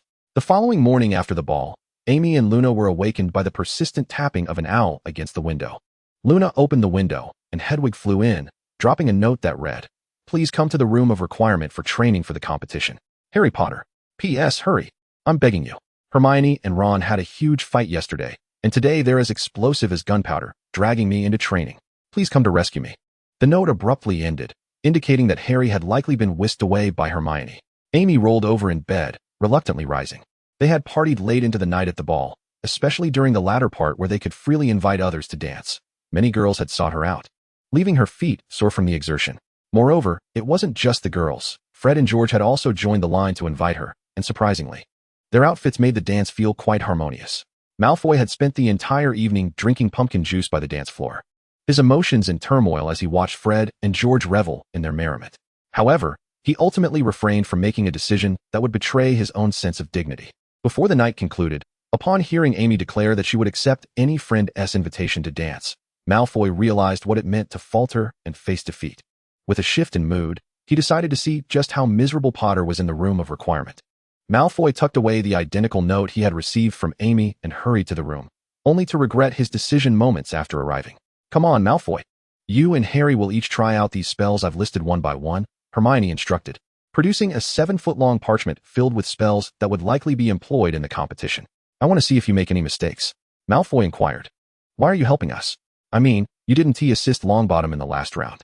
Before he could finish, he caught sight of Harry frantically gesturing at him from behind Hermione. However, it was too late. Hermione's expression had already soured visibly. "Ron Weasley said that my accepting Crum's invitation was treasonous." Hermione shouted, "What a colossal jerk Ron is. He constantly mumbles about wanting Crum's autograph, and even bought a statue of him. Let us not forget he wanted to invite a Beauxbatons girl before the ball." She continued, "The Triwizard Tournament was meant to foster friendship among the 3 schools and promote unity." Right, Hermione. "I'll get you a glass of water to cool you down." Harry attempted to slip away, but was caught by Hermione, who firmly held onto his collar. "No, you all stay here and focus on training," Hermione insisted gravely. "I will provide you with professional guidance, so certain individuals can see who is engaging in treason and who is contributing to Hogwarts' success in the next round." Malfoy and Harry silently lamented their fates. By the time Amy arrived, munching on her breakfast bread, the two had been thoroughly tormented. Another scapegoat. Perfect for sharing Hermione's ire, Harry optimistically mused. But in the next moment, Hermione inexplicably produced a small table laden with steaming cups of red tea, and the girls quickly took their seats, engaging in cheerful chatter. "Amy, let me tell you, last night goodness, you should have punched him twice. It would have been too lenient otherwise." Amy finished her bread in a couple of bites. "Indeed, but I told him directly, if he didn't want it to be like this, he should have invited me first instead of waiting until he had no choice." Well said. Chatting with Amy seemed to ease Hermione's mood considerably, though she still turned occasionally to supervise Harry and the others with a fierce expression. The inner turmoil of Harry and Malfoy was palpable. How could they endure the tea party when they were at the mercy of the 2 girls, whom they could not best? After a considerable time, Amy finally interceded on their behalf, urging Hermione to balance training with rest, allowing them a moment to breathe. "By the way, Amy, you're the one organizing the competition, right? You must know what the competition entails, even if you can't say it outright. Could you help devise more targeted training plans?" Harry suggested. "No, Harry," Amy replied, her gaze distractedly fixed on the bottom of her teacup. Unfortunately, she had not chosen the divination class, and her talent for prophecy was merely fanciful. She could not discern the future from the tea leaves, but she could certainly arrange for her own future. "I want to divulge a single detail. The 3 of us must prepare thoroughly, just like the students from the other 2 schools, without prior knowledge of the events." In truth, the other 2 schools were not as straightforward as one might think. Ron entered the room of requirement, avoiding Hermione's gaze. "There has been some commotion in the Forbidden Forest today, although students are generally not permitted near there. Security has tightened, likely related to the next round of the competition. I saw Madame Maxime and Polyjuice Potion from Durmstrang loitering nearby. They must be trying to uncover the competition's details beforehand." "You have no evidence, Ron. They might just be visiting Hogwarts," Hermione retorted sharply. "Even if they did have ulterior motives, you can't expect Harry and the others to emulate such behavior." "In fact, it's Hagrid," Ron said, pulling out a note and handing it to Harry. Hagrid had requested to meet Harry that evening and asked him to bring his invisibility cloak. Though this does seem a bit dubious, one cannot always be too rigid to avoid being outpaced by others. Harry took the note, His expression filled with hesitation as Hermione and Ron engaged in a fierce debate over whether they should go, igniting what could only be termed an argument, thus commencing the second battle of Ron and Hermione. Seizing the opportunity, Amy slipped away with Malfoy from the room of requirement. After running a fair distance, they finally paused in a secluded corner of the castle. "How has your preparation been progressing?" Amy inquired slowly. "Preparation? Does my task require preparation?" Malfoy chuckled bitterly. "For this second round, we actually don't need to prepare. It's all just to mislead Potter. I meant psychological preparation." After a long silence, Malfoy nodded in understanding. "Remember, do not show any signs of weakness, especially not to let Harry perceive anything." A shadowy glimmer shone in Amy's eyes. Chapter 155, Pre-Match Intelligence, Dragon Encounter. The preparations for the second round of the competition varied among the schools, yet they all progressed towards a common goal. The students from Durmstrang and Beauxbatons had already caught wind of the secrets within the Forbidden Forest. Harry had initially intended to decline Hagrid's invitation, but while strolling outside the castle, they encountered Charlie Weasley, one of Ron's brothers, who specialized in dragon studies. His presence there allowed Harry and the others to piece together much of the competition's content. "We are definitely going to face dragons," Harry concluded, recalling how troublesome Hagrid's baby dragon, Norbert, had been in their first year. "This is the Triwizard Tournament. What if we face an adult dragon?" Harry's revelation sparked Hermione's alertness, prompting her to dive into the library to research dragons, leaving no time to continue her argument with Ron. Since they had already deduced the nature of the challenge, Harry decided to pay Hagrid a visit, eager to see what an adult dragon looked like. Upon witnessing the scene, Harry's complexion paled. The three dragons brought by Charlie and his colleagues were formidable adversaries, requiring the simultaneous efforts of several dragon tamers to temporarily pacify them. Soon after, Harry discovered that the fire dragon was not the sole creature Hagrid intended for him to see. This revelation came as Hagrid led Harry deeper into the Forbidden Forest. There, Harry encountered Hagrid's half-brother, the giant Grop. Dumbledore sought additional allies to confront the Dark Lord in the future. Thus, he had requested Harry to seek the giant's assistance during the summer, although they were largely unresponsive to his words. Frankly, Harry felt that they would likely be more inclined to support the Dark Lord's ideology.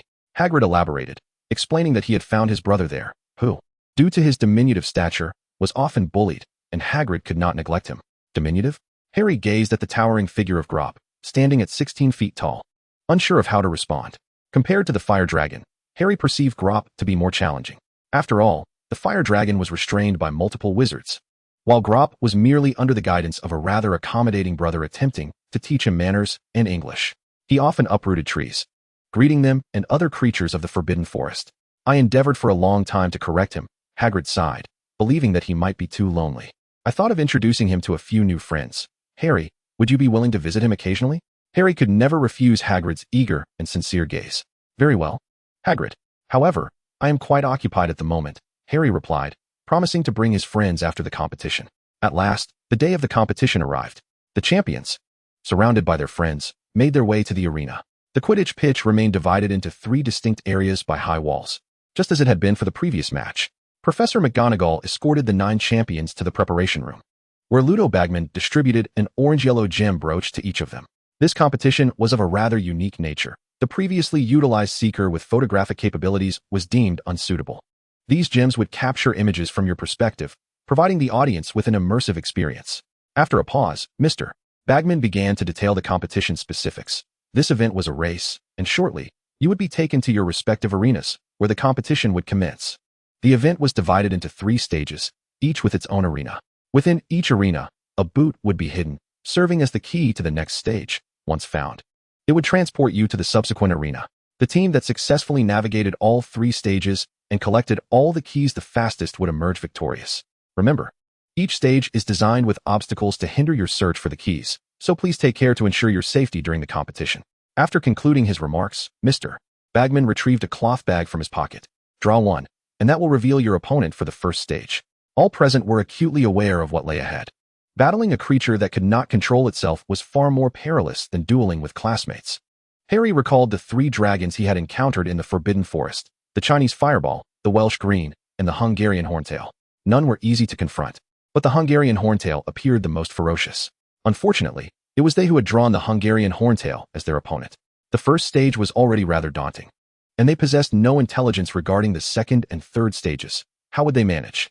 Harry could not fathom why the Goblet of Fire had chosen the 3 of them, as they seemed far less equipped than the 5 from the previous round. Were they truly the most suitable candidates for this challenge? Standing before the arena's entrance, they could already hear the thundering footsteps of the dragon within. 3, 2, 1, go. The moment the announcement resonated, the trio dashed inside. The Hungarian Horntail immediately noticed the 3 tiny intruders, unleashing a torrent of flames. Protective charms. Amy promptly shielded them from the fire, while Harry and Malfoy executed their planned maneuvers. Broomstick 2001, come forth. Firebolt, fly to me. They summoned their brooms with levitation spells, then mounted them and began soaring above the arena at high speeds, searching for the key. They did not give a second thought to the possibility of the dragon breathing fire at them or taking flight in pursuit, as there was no cause for concern. Upon entering, Amy declared that she would handle the dragon while the 2 of them focused on their other tasks. Oh, how astonishing. The 2 youngest members of the Hogwarts team took to the skies. However, one teammate remained on the ground. Had the summoning spell failed, preventing them from obtaining their broom? Mr. Bagman was currently animatedly commentating on the match from the stands. This could spell trouble, as Amy would become the Hungarian Horntail's sole target. With a sudden transformation, Amy morphed into a creature resembling a manticore, her tail striking the Hungarian Horntail on the head, then pivoting to deliver a powerful slap, dislodging several of its scales. Naturally, the Hungarian Horntail sought to retaliate, but transformed Amy was tough-skinned and remarkably swift, rendering it incapable of mounting a defense. After enduring several blows, the Hungarian Horntail finally ceased its resistance, crouching in a corner of the arena, appearing pitiful and on the verge of whining. This sight compelled Charlie Weasley to consider inviting her to become a dragon tamer. I still prefer your former, untamed demeanor, Amy declared proudly before joining the search for the key. Chapter 156. The Merfolk's Pact, leading significantly. 3 minutes later, amidst a pile of rubble, Harry discovered the boot that served as the key. The 3 of them grasped it together, vanishing from the first stage's arena. Undoubtedly, the speed at which the Hogwarts team advanced would impose considerable pressure on the 2 teams still in the first stage. However, they would also unlock vital information regarding the second stage for the other teams. The other teams were not without the potential to catch up, Mr. Bagman passionately commented, though Amy and her companions could no longer hear his commentary in the new arena. The imagery from the new arena was transmitted via the brooches they wore to the large screen in front of the audience, capturing the attention of a majority of their classmates. Look, the next arena appears to be the Black Lake in front of the school. Do we have to go underwater to find the key? Isn't there a giant squid lurking in that lake? Moreover, the lake is vast and deep. How can we possibly locate a boot? The 3 of them stood at the water's edge, contemplating the expansive surface of the lake, voicing the same concerns. Amy, aren't you the one who planned this? For this competition, I merely provided the overarching framework for the challenges and the search for the key. I am not entirely sure how the keys are hidden, Amy replied, crouching down to sift through the lush aquatic vegetation along the shore while glancing at the nearby stones. Before her involvement, the structure of the Triwizard Tournament had already been largely established. If I were to delete everything indiscriminately, it would surely offend many veteran employees. Thus, I intentionally retained some elements, merging the 3 events from the original narrative into the second stage of the competition. Logically, they should not be allowed to search aimlessly like headless chickens. Instead, there should be some riddles or similar prompts to guide them. This boot is significantly heavier than I anticipated, Malfoy mused, shaking the very boot that had led them to the lakeshore, a golden egg tumbling out. The audience erupted in excitement. The champions participating in this round of the competition were exceptionally fortunate, receiving such a large golden egg, in stark contrast to the previous round's champions, who had clearly incurred significant losses. Do not be so quick to covet wealth.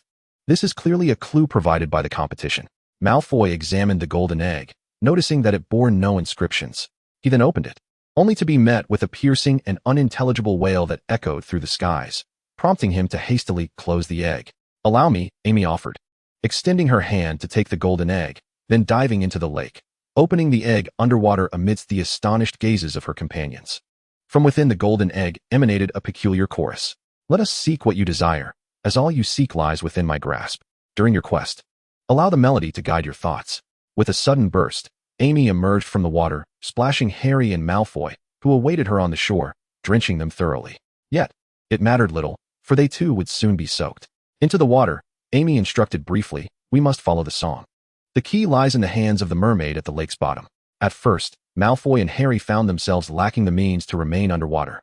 They had yet to master the bubblehead charm or any transformation spells. With no potions or herbs at hand, they placed their trust in Amy, believing she would not issue commands without considering their predicament, and obediently descended into the depths. Amy drew her wand and transformed them into 2 fish. However, this proved cumbersome. The wand was difficult to handle, and they would inevitably mingle with other fish. After a moment's contemplation, Amy transformed them into 2 Baikal seals. This is much better. She nodded with satisfaction, acknowledging that transfiguring others was far simpler than altering her own form. She then cast a bubblehead charm upon herself. The large screen showcased the underwater scenery as the trio explored, and all present gazed in wonder. For how many had the opportunity to witness the depths of the Black Lake? The water appeared slightly green, shrouding the landscape in a hazy veil. The gem brooch could only capture images within a 7-foot radius, and the flowing water seemed to interfere with sound transmission, leaving them with visuals but no accompanying melody. None could anticipate what creatures lurked beneath the tangled weeds, and when a colossal shadow suddenly loomed on the screen, all held their breath. Was that a giant squid? No. It appeared to be some sort of aquatic monster. Amy realized that although she could breathe underwater, her swimming speed was far outpaced by the other 2, transformed into seals. Seizing the rare opportunity to explore, she summoned a water creature resembling a horse, propelling her through the depths. Feeling cramped, old friend? She gently patted the creature's back. At that moment, she noticed Harry the seal excitedly slapping his belly, likely having heard the mermaid's song, prompting her to urge the creature to speed toward him. Indeed, as they approached Harry, she could hear the enchanting melody. Malfoy the seal swam nearby, discovering a large rock adorned with images of mermaids wielding spears, pursuing something that resembled a giant squid. They sensed a shift in the surrounding currents as several iron-gray mermaids, brandishing powerful silver tails, emerged, seemingly to guide them. They curiously observed Harry and Malfoy, 2 seals unlike any that had ever graced the Black Lake. Bravely, Malfoy and Harry led the way, while an elderly mermaid circled around Amy. She covered the brooch with her hand and spoke in a husky, low voice. "We have honored our agreement with Dumbledore." Amy nodded, urging the horse-like creature to swim faster. Before them lay a mermaid settlement, and beneath a towering pillar at its center, Malfoy was the first to discover the key. How swift! Beauxbatons and Durmstrang have only just navigated the first challenge and have yet to devise a strategy for entering the water. It seems we shall once again claim the lead. Amidst the applause, the screen displayed a scene of the 3 capturing the boot, which then vanished. Mr. Bagman, the commentator, was in high spirits, having placed a hefty bet on the outcome of the competition, hoping that Hogwarts would emerge victorious. If they did, he could not only settle his substantial gambling debts, but also secure more capital for future investments. With Hogwarts in a favorable position, he could almost see galleons beckoning to him. Congratulations to the Hogwarts team for maintaining their lead and unlocking the final challenge in the forest maze. What splendid performances await us there, Mr. Bagman exclaimed, before turning to the screen to witness a new scene, only to find himself momentarily frozen in shock. What place is this? Chapter 157, The Mysterious Door, A Competition Mishap. The screen revealed Harry, Amy, and Malfoy in a vast black chamber, surrounded by numerous unmarked black doors. The walls were adorned with flickering candles, their flames dancing in hues of blue. Upon their arrival, the key had vanished from their grasp. No matter how they looked at it, this space bore no resemblance to the so-called forest maze. Of course, the contestants could not hear the commentary. They merely felt that this eerie, unfamiliar chamber was far from a competition venue. Harry and Malfoy resumed their human forms, anxiously surveying their surroundings. While Harry sensed a sharp pain in his scar, a warning signal. Something is amiss here. He quickly relayed his feelings to the others. Witnessing the trio in such a foreboding and alien environment, their friends on the other side of the screen swallowed nervously. Due to the distance, they could not hear Harry's voice. Ron and Hermione, having set aside their earlier discord, exchanged worried glances. As the pain in Harry's scar intensified, he began to experience fleeting images, feeling as though he were inhabiting another's body, moving toward one of the black doors, beyond which lay a luminous chamber. The individual he possessed was unmistakably Voldemort. Harry raised his head, instinctively searching for the door through which Voldemort had entered. Just then, the circular walls surrounding them began to spin rapidly, designed to disorient intruders regarding which door to choose. After a lengthy rotation, the walls finally halted. "Harry, what do you suppose we should do now?" Amy's unexpected question startled him. She had always played the role of a strong leader in their ventures. Nevertheless, Harry was pleased to have her seek his opinion amidst such an inexplicable situation. "I believe I caught a glimpse of something. Voldemort seems to have been here." Harry touched his scar. "I'm uncertain, but he must have a purpose for coming here. We should intervene, yet our circumstances seem perilous. Perhaps we should find a way to escape immediately." "Let us go with the flow," Malfoy interjected. "Even if we wish to flee, we have no idea which door leads to safety. Given our present situation, it appears we have strayed from the competition venue and may have fallen into the trap of the mysterious one. We should take proactive measures. Perhaps we can disrupt their plans. Ultimately, The trio resolved to explore each door. Malfoy opened one, revealing a massive glass tank containing several brains floating in a deep green liquid. Clearly, this was neither an exit nor the chamber Voldemort had entered. Ugh, how revolting. Malfoy shut the door, marking it with a glowing circle using his wand. On the other side of the screen, the professors and Ministry of Magic officials began to grasp the gravity of the situation, realizing that it was likely the Department of Mysteries, where many unknown and hazardous items were stored. Should the children encounter something they should not, their lives could be in jeopardy. I believe the key seems to have made a grave error in its spatial settings. Mr. Bagman spoke with a quivering voice, anxious not only for the contestants' safety, but also for the enormous debt he would soon incur. Life as fortunes could shift in an instant. This is a significant oversight by the organizers. Madame Maxime rose promptly, exclaiming, the competition should be suspended immediately before any serious consequences arise. She was decidedly unwilling to have the children from her school unexpectedly transported to another realm, encountering uncontrollable dangers. What could that be? During their deliberations on how to address the situation, a voice from the audience suddenly cried out, pointing at the screen, where two shadowy figures cloaked in hoods had appeared. One of them removed her hood, revealing none other than the most infamous escapee from Azkaban, Bellatrix Lestrange, the most devoted servant of Voldemort, whose maniacal grin was indelibly etched in the minds of all who had perused the newspapers. Just moments ago, Amy had pushed open the second door, only to find it had yielded nothing but a crumbling stone archway, draped with a tattered black curtain that fluttered gently in the still room. Harry felt an odd sensation, as if someone lurked behind the curtain. He could even hear faint whispers emanating from within. For reasons unknown, he felt an overwhelming urge to rush toward the archway and pass through the curtain. However, before he could act on his inexplicable impulse, Amy decisively slammed the black door shut and inscribed a shimmering letter upon it with her wand. Let's not waste any time. Since this room does not allow us to escape or confront Voldemort, we ought not to linger. Harry nodded, casting a lingering glance back at the door marked with before continuing to try each door in succession. Some doors remained utterly impenetrable, spells proving ineffective, while others concealed peculiar and repugnant objects within. Meanwhile, the walls of the black room rotated intermittently, but thankfully, they had made special markings on the doors they had tested. What struck Harry as curious was that, regardless of the ruckus they made outside, no one reacted. This led him to suspect that the resurrected Voldemort might have lost his hearing. With each door they attempted, Harry felt his anxiety mount until, after numerous trials, they finally discovered the glowing room that Voldemort had entered. To say the room was glowing was somewhat misleading. It was actually the reflection of countless clocks adorning the walls. At the far end of the room stood a massive crystal dome, radiating a mesmerizing brilliance. You stay by the door, continue trying doors until you find an exit, and prepare our escape route, Amy instructed Draco, turning to him. Harry and I will enter first.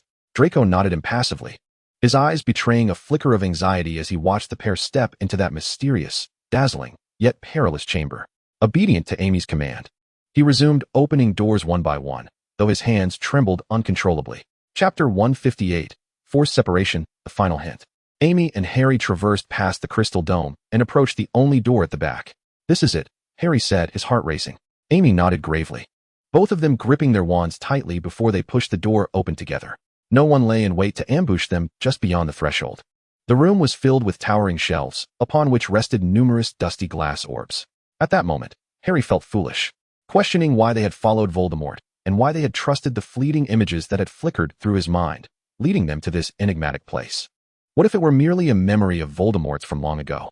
Just as he contemplated retreating, a new voice and vision, accompanied by a pang of pain from his scar, surged into Harry's mind. Row 97. Yes, hurry and find it. Just obtain that. What would happen if he did? A strong premonition gripped Harry.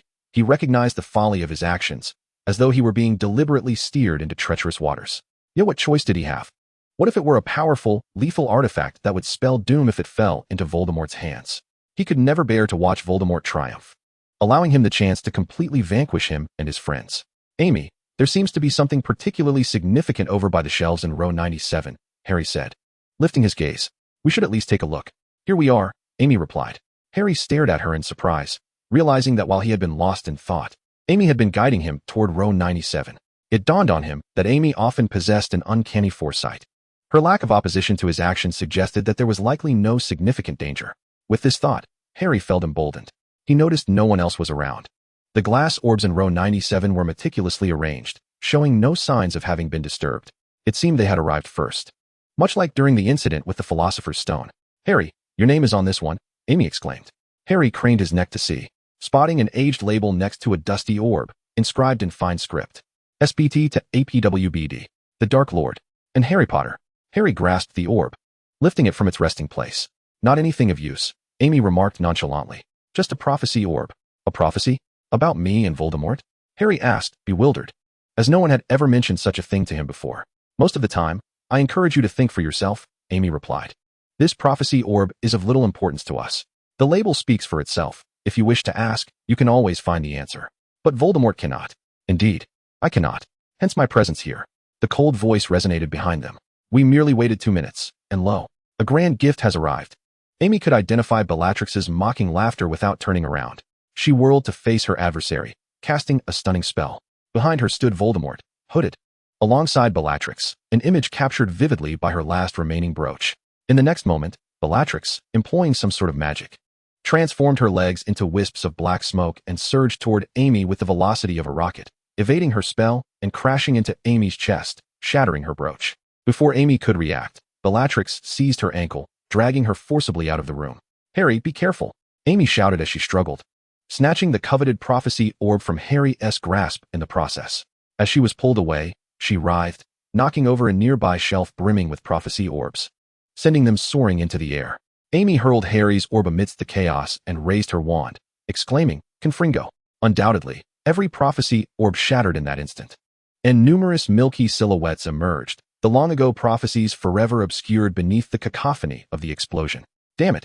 Bellatrix's scream echoed long after they had vacated the room, while Voldemort's expression darkened further, though his primary concern now lay with Harry. How touching, Harry! The hooded figure of Voldemort stood at a distance, his demeanor relaxed as if engaging in casual conversation with Harry. Of course, I'm not referring to your friend.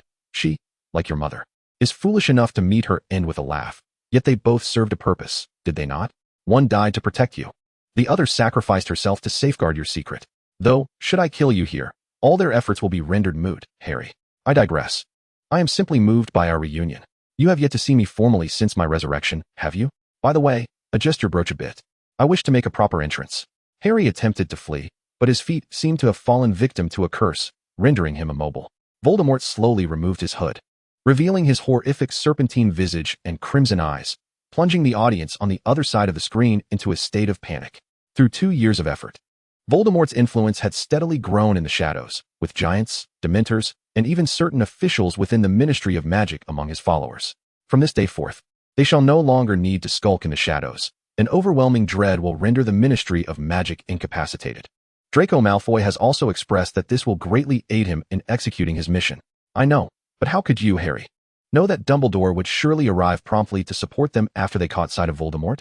He racked his brain, striving to buy as much time as possible. This is a lengthy tale, Voldemort languidly began, unperturbed by the impending pursuit. He was eager to showcase his restored might to the entire wizarding world. On that fateful night when I lost everything, I became less than a specter. I could only possess other creatures, predominantly snakes, yet animal forms are ill-suited for wielding magic. Do you recall that time you thwarted my plans? I had painstakingly found a foolish and gullible wizard to inhabit, only for you to shatter my dreams of seizing the Philosopher's Stone. Fortunately, during that period, you and your companions were rather conspicuous, prompting me to exercise caution and retain a measure of unicorn blood. After losing my vessel for possession, I nearly abandoned hope, for my most loyal servant languished in Azkaban, leaving me with only a motley crew of ineffectual beings. At this juncture, Voldemort suddenly grinned, but in that moment of divine providence, my servants in Azkaban orchestrated a mass escape, even liberating Wormtail, who utilized his talents to locate me. Truly, it was the hand of fate. When my servants found me, I exerted all my strength to manifest in a spectral form and inspire them. They were nearly overcome with joy. Subsequently, under my command, they utilized the unicorn blood, along with Nagini's venom and several spells of my own invention, to finally materialize my soul. Though I regained a corporeal form, it was woefully inadequate. My new body remains too frail. Voldemort's crimson eyes fixated intently upon Harry. I had meticulously prepared to seize you, using your blood to resurrect myself, thereby overcoming my vulnerability to your touch. However, unforeseen failure necessitated a compromise, for I have waited far too long to reclaim my former powers. Harry struggled, yearning to resolve Voldemort as he had several years ago, yet the current Voldemort would not afford him the opportunity to approach. Chapter 159, A flashback of anomalies. Dumbledore descends. Voldemort noted Harry's agitation and inquired softly, "Have you studied dueling, Harry Potter?" Harry sensed a potent malice in those words. Voldemort was poised to strike.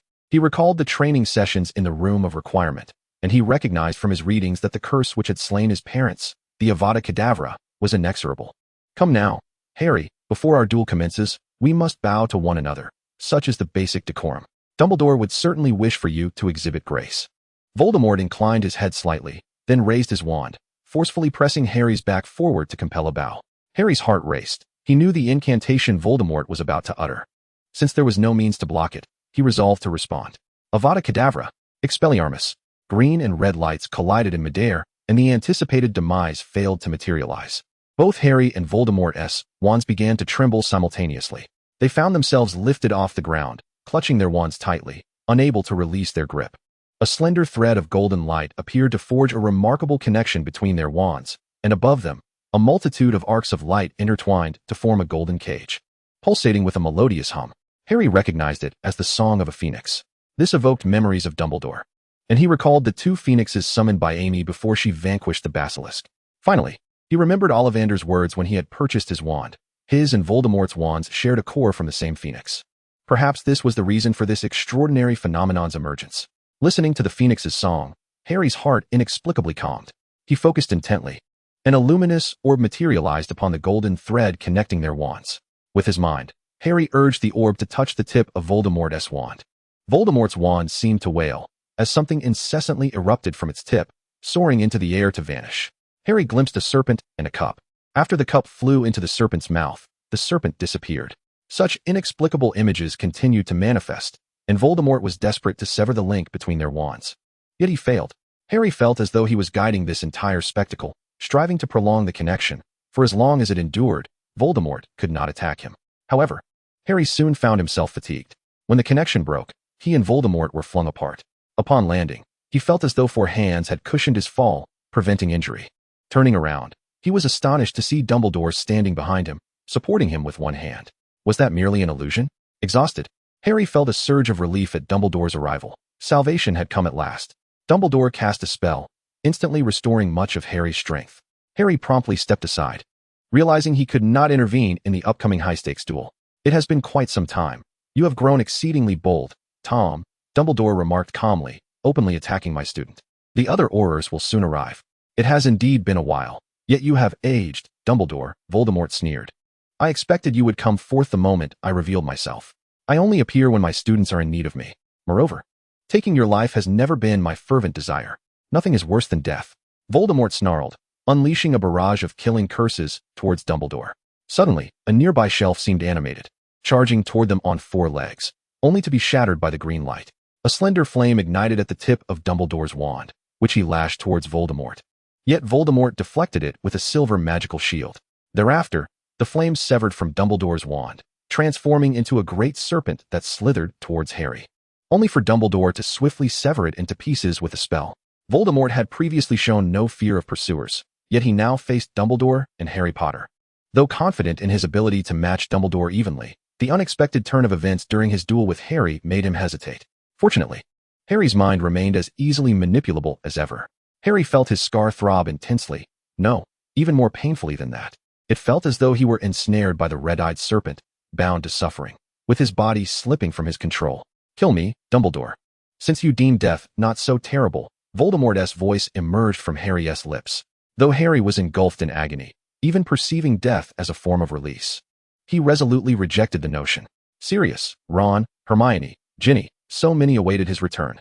And Amy and Malfoy, he wondered how they fared outside. Emotion appeared to grant Harry the strength to resist.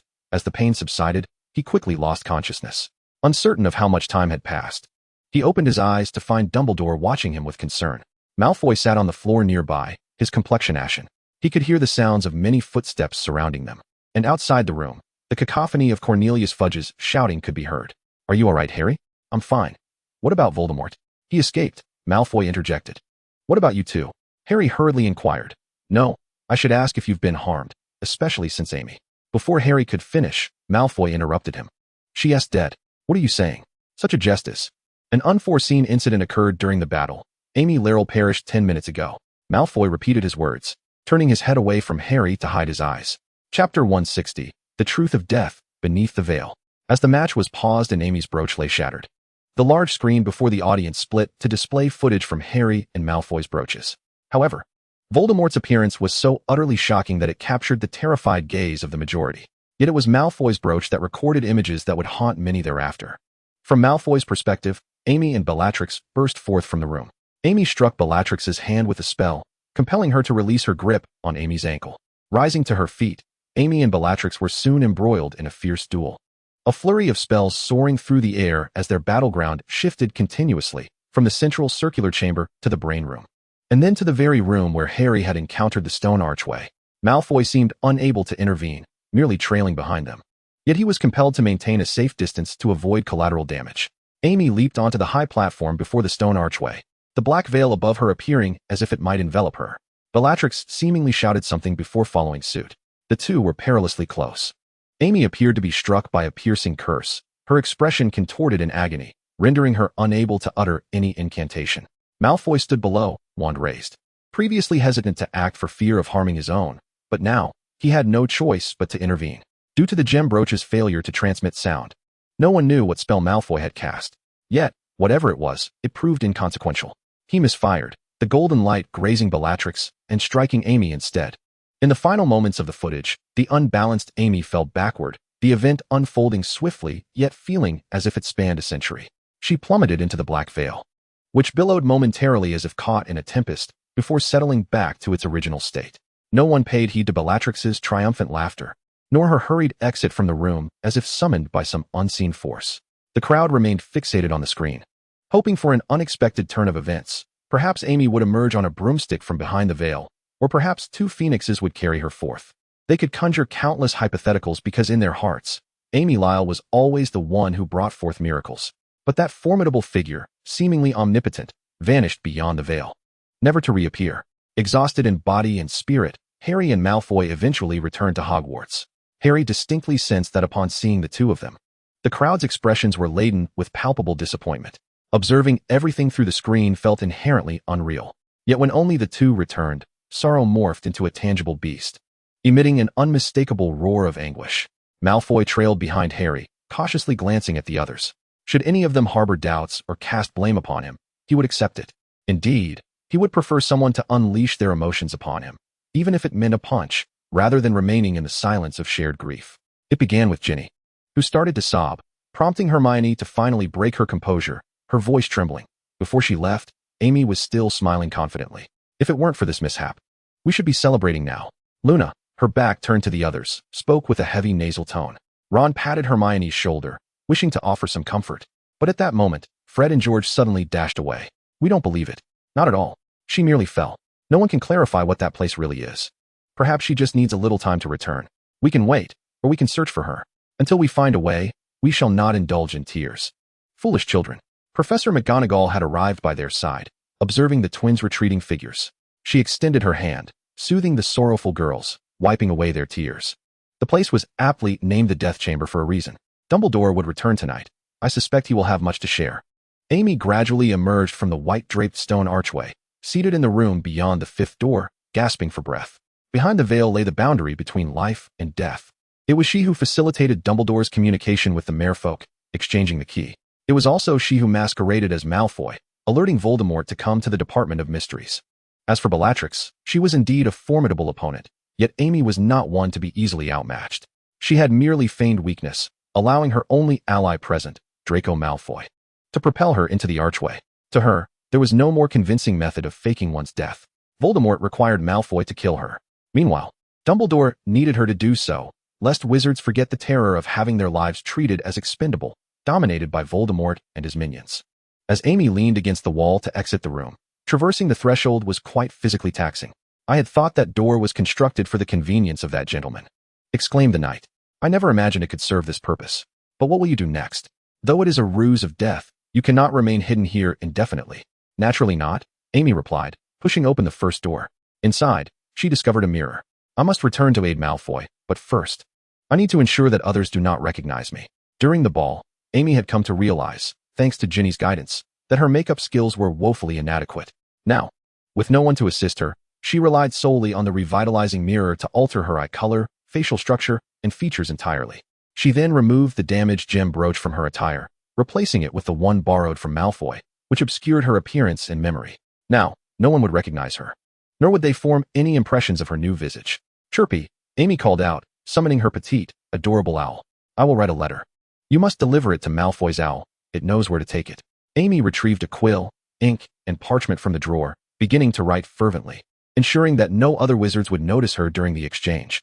Chapter 161. A Call to Arms, Loyal Dedication. By the time Amy completed her tasks, dinner time was fast approaching. She resolved to sneak back and observe the current state of Hogwarts, using the quick map to teleport herself to a more secluded classroom.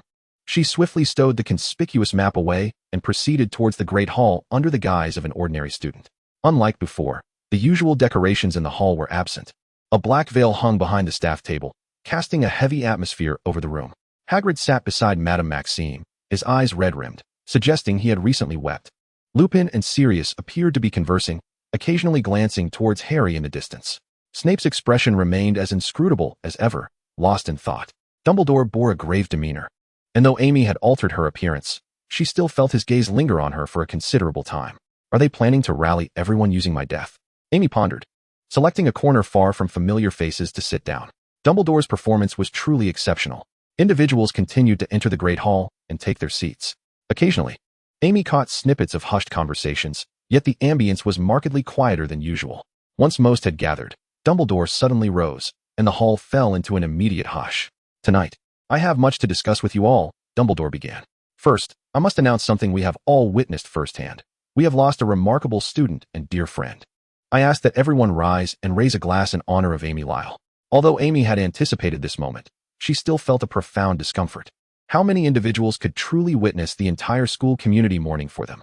She rose alongside everyone else, raising her goblet high and uttering her name. Amy Lair was a uniquely gifted witch who had extended her hand to her friends on numerous occasions, alleviating the crises that Hogwarts faced. Dumbledore continued, stating that even in her sacrifice, she bravely fought against the most fearsome Death Eaters, and her death had left an indelible mark on all our hearts. Whether or not you had ever crossed paths with her, remember this. The death of Amy Lair was not a mere accident or a stroke of ill fortune, but the result of Voldemort and his minions. Upon Dumbledore uttering Voldemort's name, Amy distinctly noticed many in attendance trembling, yet Dumbledore paid no heed and continued his speech. This was the first life Voldemort had claimed since his return, and if we do not confront this reality, just as we have evaded the rumors of the past 2 years, Voldemort will take even more from us, just as he had done to the families of some present here years ago. Dumbledore remarked that the purpose of the Triwizard Tournament was to enhance and promote mutual understanding among the wizarding communities of various nations, and now, in this dire situation, such connections are more crucial than ever. As he spoke, Dumbledore glanced at Madame Maxime, along with the students from Beauxbatons and Durmstrang seated below. If the esteemed guests were willing to lend us their support, we would be most grateful. For in our darkest and most challenging times, it is only unbreakable friendship and trust that can empower us to resist adversity. Dumbledore's words had an immediate effect. Many had assumed that the other 2 schools would hasten to return home in light of Voldemort's resurrection, yet, in fact, Madame Maxime and the entire Beauxbatons contingent had chosen to remain at Hogwarts temporarily. Durmstrang, lacking a headmaster, allowed its students to decide their fate, resulting in only a handful staying behind. However, Amy believed this was for the best. Durmstrang had never accepted wizards of Muggle descent and taught the dark arts, rendering most of them unlikely to oppose the Dark Lord's ideology. Amy sought no more from the other schools than to refrain from providing additional candidates for the Death Eaters. 2 days after the incident, Voldemort, engrossed in further exploring the connection between himself and Harry, received a letter delivered by Malfoy's owl. To my most esteemed master, with your assistance, I have successfully completed the first task, eliminating Amy Lair, which fills my heart with joy and gratitude. However, I write to inform you of even more thrilling news. Although the prophecy ball was shattered, Dumbledore's subsequent conversation with Harry Potter allowed me to eavesdrop on the matter of that prophecy. Dumbledore revealed to Harry that he is your destined adversary, and that you cannot coexist. One must ultimately vanquish the other. However, that fateful night years ago seems to have forged a connection between you and Harry, one that often hinders your ability to kill him. I advise you to sever this connection and change your wand. Yet, merely switching to an ordinary wand may not suffice to erase the protective bond you share with Harry Potter. I have heard rumors about the Elder Wand at Hogwarts, and I believe that if I could present you with the most powerful wand in existence, all your issues would be resolved. Thus, I believe I have completed my second task. Yet, this pales in comparison to the expression of my loyalty. I have recently stumbled upon some leads and am confident that in 2 months, we will gain unhindered access to Hogwarts, and I shall seize this opportunity to eliminate Dumbledore. Please be patient a little longer. I shall return with good news. Your most loyal servant. Voldemort set down the letter, surprised that Malfoy had managed to accomplish a third of his task. Nonetheless, the boy was indeed clever and full of ideas. Voldemort could not help but acknowledge the validity of his suggestions. Severing the connection with Harry and acquiring the Elder Wand struck a chord with him. If there truly was an opportunity for an invasion of Hogwarts, as he suggested, Voldemort murmured to himself, then he might as well launch a full-scale attack and eliminate all potential threats in one fell swoop. With this thought, he stroked Nagini beside him and laughed with delight. Chapter 162, The Villainess Schemes and Brainstorming. Recently, few had ventured into the Room of Requirement, save for Malfoy. Perhaps it was because Amy had originally led them here, and they wished to avoid stirring memories. As an accomplice in Amy's faked death, Malfoy had learned from her before the match that the three of them would undoubtedly be chosen by the Goblet of Fire under the influence of a Confundus charm, and would confront Voldemort in the final task. Amy's task for him was simply to maintain distance from Voldemort and his followers to avoid revealing any vulnerabilities. When Harry first laid eyes on the mysterious stone archway and was drawn to it, Amy whispered to him, urging him to find an opportunity to push her through. Although they acted according to Amy's instructions, Malfoy felt a twinge of fear when he saw her fall into the archway. What if something went awry, and she truly could not return? Malfoy peeked into the room, ensuring no one was present before retreating to the corridor. He stood before the troll tapestry, waiting until he heard footsteps approaching. A strange girl stepped forward and abruptly asked, "They're not here, are they?" Malfoy sighed in relief and nodded. Amy began pacing at the entrance of the Room of Requirement, and when she opened the door, beckoning Malfoy to follow her inside. He noticed that the original Weasley's wizard wheezes and training grounds had vanished, replaced by a vast storeroom cluttered with a myriad of odds and ends. Though he knew this was the Room of Requirement, Malfoy was still taken aback by the change in scenery. "Why did you bring me to this dump?" "You'll understand once you follow me." The two navigated through the assortment of items that had been stored for who knows how long, until they finally halted before a dilapidated cabinet. "I remember you've been to Borgin and Burke's. You must have seen a cabinet very similar to this one." Amy dusted off the surface with her wand. "There's a passage between these two cabinets. Once I repair this one, the Death Eaters will be able to enter from here. Now that you are a trusted aide to Voldemort, if I contact them in your name, I can surely lure them all here. What's the advantage of inviting wolves into the fold? Are we going to ambush them all?" No. Amy shook her head. "I intend to have Draco Malfoy perform a solo act against the greatest wizard of this century, and I want Voldemort to recklessly commence an assault on Hogwarts." As Amy articulated her villainous plans to Malfoy, Harry and the others were in the library, poring over various materials. If the past few years could be likened to an adventure in an uncharted forest, Amy was the one at the forefront, patiently guiding her less mature companions and shielding them from countless unforeseen dangers. Now, having lost their leader, they were not only grief-stricken but also realized that the path ahead would require them to explore independently. Their inspiration in this exploration largely stemmed from the various clues Amy had intentionally directed Harry's attention to in the past, as well as the images Harry had witnessed during his connection with Voldemort's mind. Harry mentioned having seen references to Horcruxes in Tom Riddle's diary, and Ron and Hermione unanimously agreed to focus their efforts on locating the remaining Horcruxes. However, we remain oblivious to what he might choose as his Horcrux after the diary. Could it possibly be a feather quill? Ron attempted a jest to lighten the oppressive atmosphere, yet he himself found his words lacking in humor. "I surmise that the Dark Lord would undoubtedly employ every means at his disposal to safeguard his Horcrux. The destruction of that diary must have been mere happenstance. Initially, he surely intended for Lucius Malfoy to protect it rather than cast it into Ginny's cauldron." Hermione elaborated. "Harry, think again. Are there any recurring images or concepts? They must hold significance." Harry pondered for a moment. "Voldemort is always accompanied by a snake named Nagini. If a living creature could serve as a Horcrux, I believe Voldemort would undoubtedly select it." Upon uttering this thought, Harry was immediately reminded of the vision he experienced when his wand connected with Voldemort's. Dumbledore later succinctly explained that it was a manifestation of the backfire curse reacting to Voldemort's wand. This indicated that not long ago, Voldemort had indeed cast a spell to force a golden cup into Nagini's mouth. Realizing this, Harry promptly shared his newfound insight with Hermione and Ron. Even if Nagini is not a Horcrux, she must certainly be the guardian of one. In any case, we must devise a means to vanquish that serpent. Ron sighed, feeling that slaying Voldemort's pet right under his nose would be an insurmountable challenge. Just as the trio fell into contemplation, Luna emerged from between the shelves, noticing them and offering a greeting. Are you here to research as well? Do you need any assistance, Luna? No, thank you. Fred and George encountered me on the way and asked me to borrow a couple of books for them. Luna displayed the book in her hands. Its cover embossed with the title The Mystery of Death, Memoirs of the Retired Head of the Department of Mysteries. Filch insisted that they were up to no good and had been guarding the entrance. Is this book useful? Somewhat, but not significantly, Luna candidly assessed. I skimmed through it. The title seems primarily designed to attract attention. The former head of the Department of Mysteries appears to be quite uncertain about what they were actually investigating. The only mention of the stone archway is a single line. Those who passed through that door never returned. The atmosphere grew oppressive once more, and it was ultimately Madame Pants, the librarian, who shattered the awkwardness by striding over and demanding they cease their incessant chatter, which disturbed others reading. I must take my leave, Luna murmured as she bid them farewell. Harry, meanwhile, was engulfed in sorrow and regret.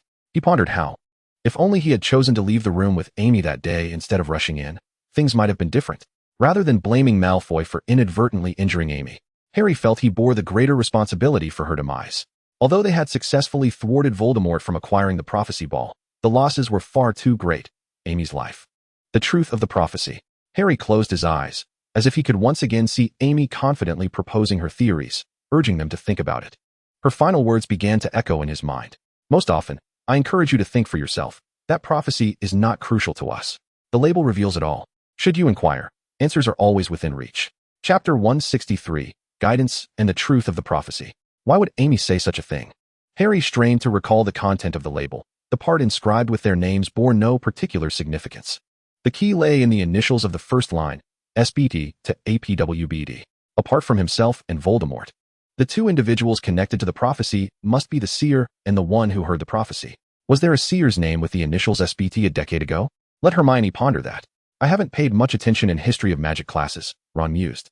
Moreover, the only seer we know is the eccentric Professor Trelawney. Do not belittle prophecy. She is merely an old fraud. I truly do not understand how she can teach at Hogwarts. Hermione retorted, her annoyance evident. It was the subject she detested most. Due to Amy's influence, she had held high hopes for divination, only to have her expectations dashed by Trelawney's incessant predictions of doom based on tea leaves. Trelawney not only reveled in theatrics and self-aggrandizement, but also dismissed Hermione's logical insights. Eventually, Hermione could no longer tolerate it, leading to a dramatic outburst in class as the end of third year approached, prompting her to abandon the elective. However, upon discovering that Amy had also chosen not to take the course upon her return, Hermione's spirits had lifted considerably. Why are you all still so loud? Madame Pants, drawn by Hermione's excessive excitement, approached, clearly intent on shooing them away. Hermione and Ron hastily gathered their belongings, while Harry remained seated, motionless.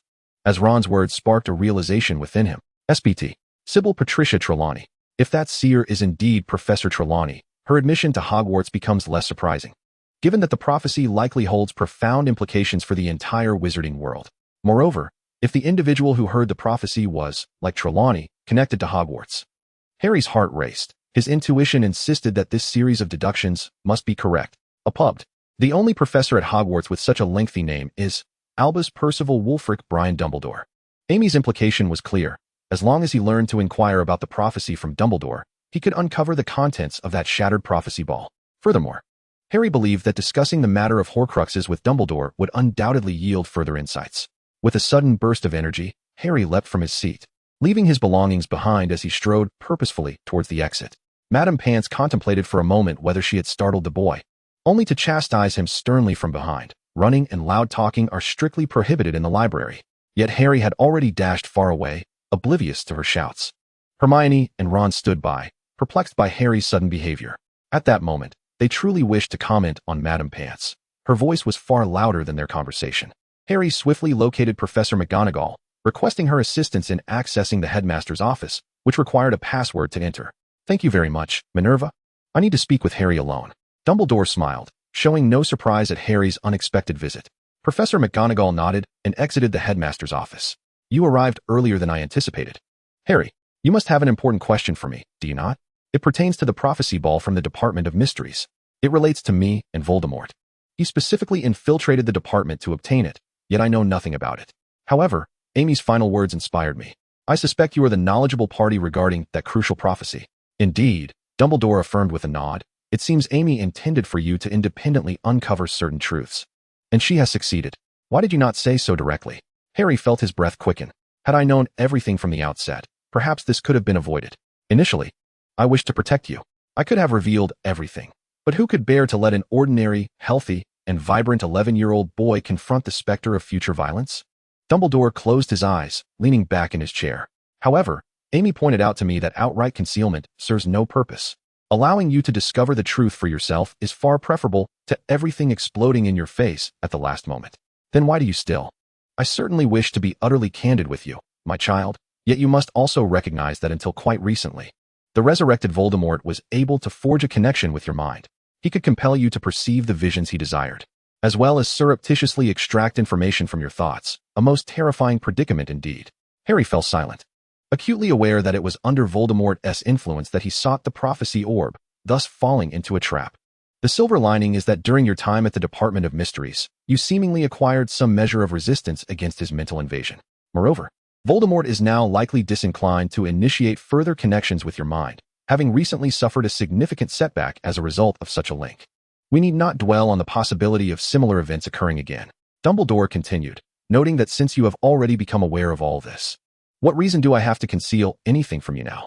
In the ensuing moments, Dumbledore recounted the tale of Trelawney, who, during her interview for the position of divination professor, unexpectedly altered her tone and uttered the prophecy that only one of the two of them could survive, one who possesses the power to conquer the Dark Lord approaches.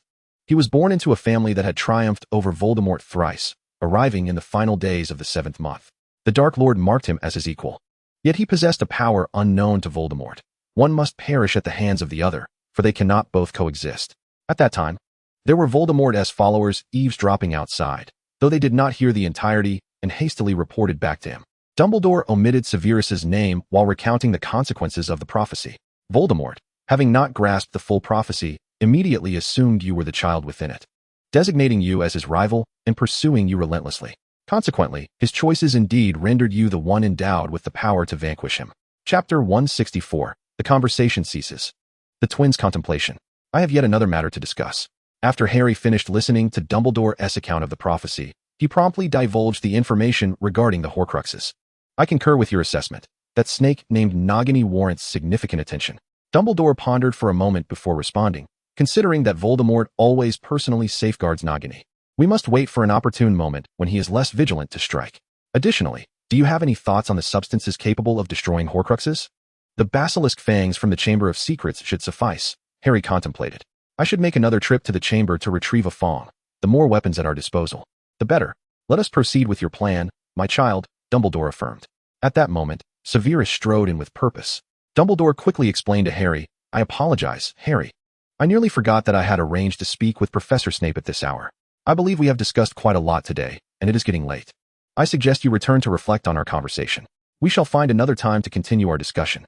Harry harbored an odd sensation, feeling as though Dumbledore intentionally diverted the topic just as he was about to mention the remaining Horcruxes. But at this juncture, what could Dumbledore possibly still conceal from him? Perhaps even Dumbledore himself was unaware of what other items Voldemort may have transformed into Horcruxes. However, it was indeed impolite for Harry to overstay his welcome, given that Dumbledore and Snape had a prior engagement. Thus, he said little more and turned to leave the headmaster's office. Once certain that Harry had departed, Snape stepped forward, slamming his hands on the table. You didn't disclose anything to him, did you? Calm yourself, Severus. I said nothing, Dumbledore replied, furrowing his brow. What are the results of the identification? It took some effort, but it is all genuine. The diadem of Ravenclaw, the ring of the Gaunt family, and the locket of Slytherin all share the same residual traces of dark magic as that diary. Snape lifted his head, astounded that Amy had single-handedly discovered and destroyed nearly half of the Horcruxes. Furthermore, Dumbledore continued, she provided us with information regarding the other two Horcruxes, which has been corroborated by Harry. Clearly, Voldemort has sensed our growing awareness of his Horcruxes and has reacted with extreme fear. He chose an utterly foolish yet effective means to safeguard the two he has left. They have recently begun to contact me. Amy informed them prior to her actions that I had placed a subtle Confundus charm on the Triwizard Cup, which seems to have regained their trust. Narcissa Malfoy even sent me a personal letter, hoping I could continue to assist and protect Draco Malfoy. This is a promising start. You know when he will become careless, right? I would rather remain ignorant, Snape replied through gritted teeth, when you don the guise of death. and Lily's son was slain by the very hands of the Dark Lord. In the dead of night, Fred and George lingered in the common room until only the two of them remained. I solemnly swear I am up to no good. George drew his wand and gently tapped the old, blank parchment in his hand, activating the Marauder's map. They had serendipitously discovered this map, filled with secrets in Filch's office during their first year. It not only meticulously marked the many hidden passages within the school, but also displayed in real time the movements of individuals within the premises, making it an excellent companion for mischief. However, after Fred and George had memorized all the passages on the map, they preferred to use their wits to navigate the school's hidden routes, planning paths that even Filch was unaware of. In the original text, Harry, during his third year, had to remain at school while everyone else ventured to Hogsmeade because the Dursleys refused to sign his permission slip. The Weasley twins had gifted Harry the Marauder's map to assist him. Now, with his godfather Sirius having signed the permission slip, Harry faced no such dilemma, leaving the map still in their possession, albeit used infrequently. Were it not for Filch's recent pressure, they would not have considered bringing it out again. Now was the perfect opportunity. They must act quickly. Fred exclaimed as he observed the dot bearing Filch's name gradually distancing from their plotted course to the library. With their wands and the map in hand, the duo stealthily set out. They believed that their recent lack of success in finding useful information in the library was due to their inability to search personally.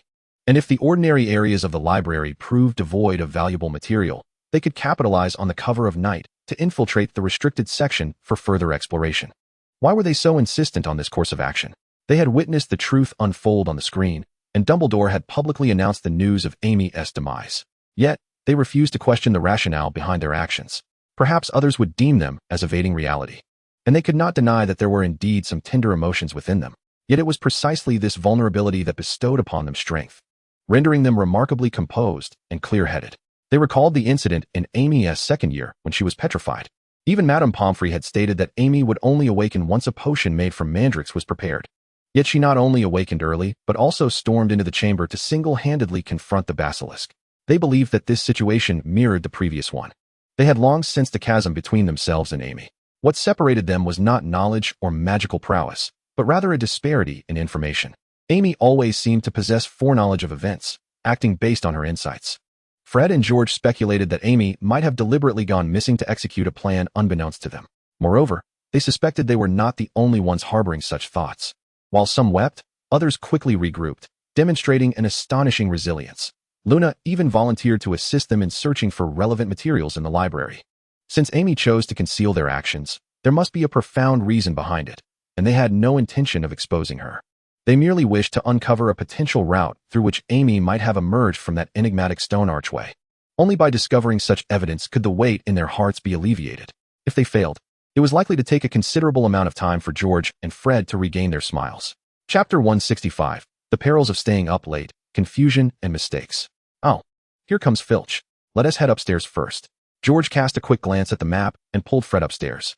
They noticed that Filch, having observed their frequent trips to the library, seemed to have intensified his patrols along the route between the Gryffindor common room and the library. However, this posed no challenge for them. As long as they remained vigilant with the Marauder's map and kept a safe distance from Filch, they could navigate through various secret passages to evade him. The only moment that caused their hearts to race was when, in the midst of their clandestine passage, they encountered another person. Was that Professor Black?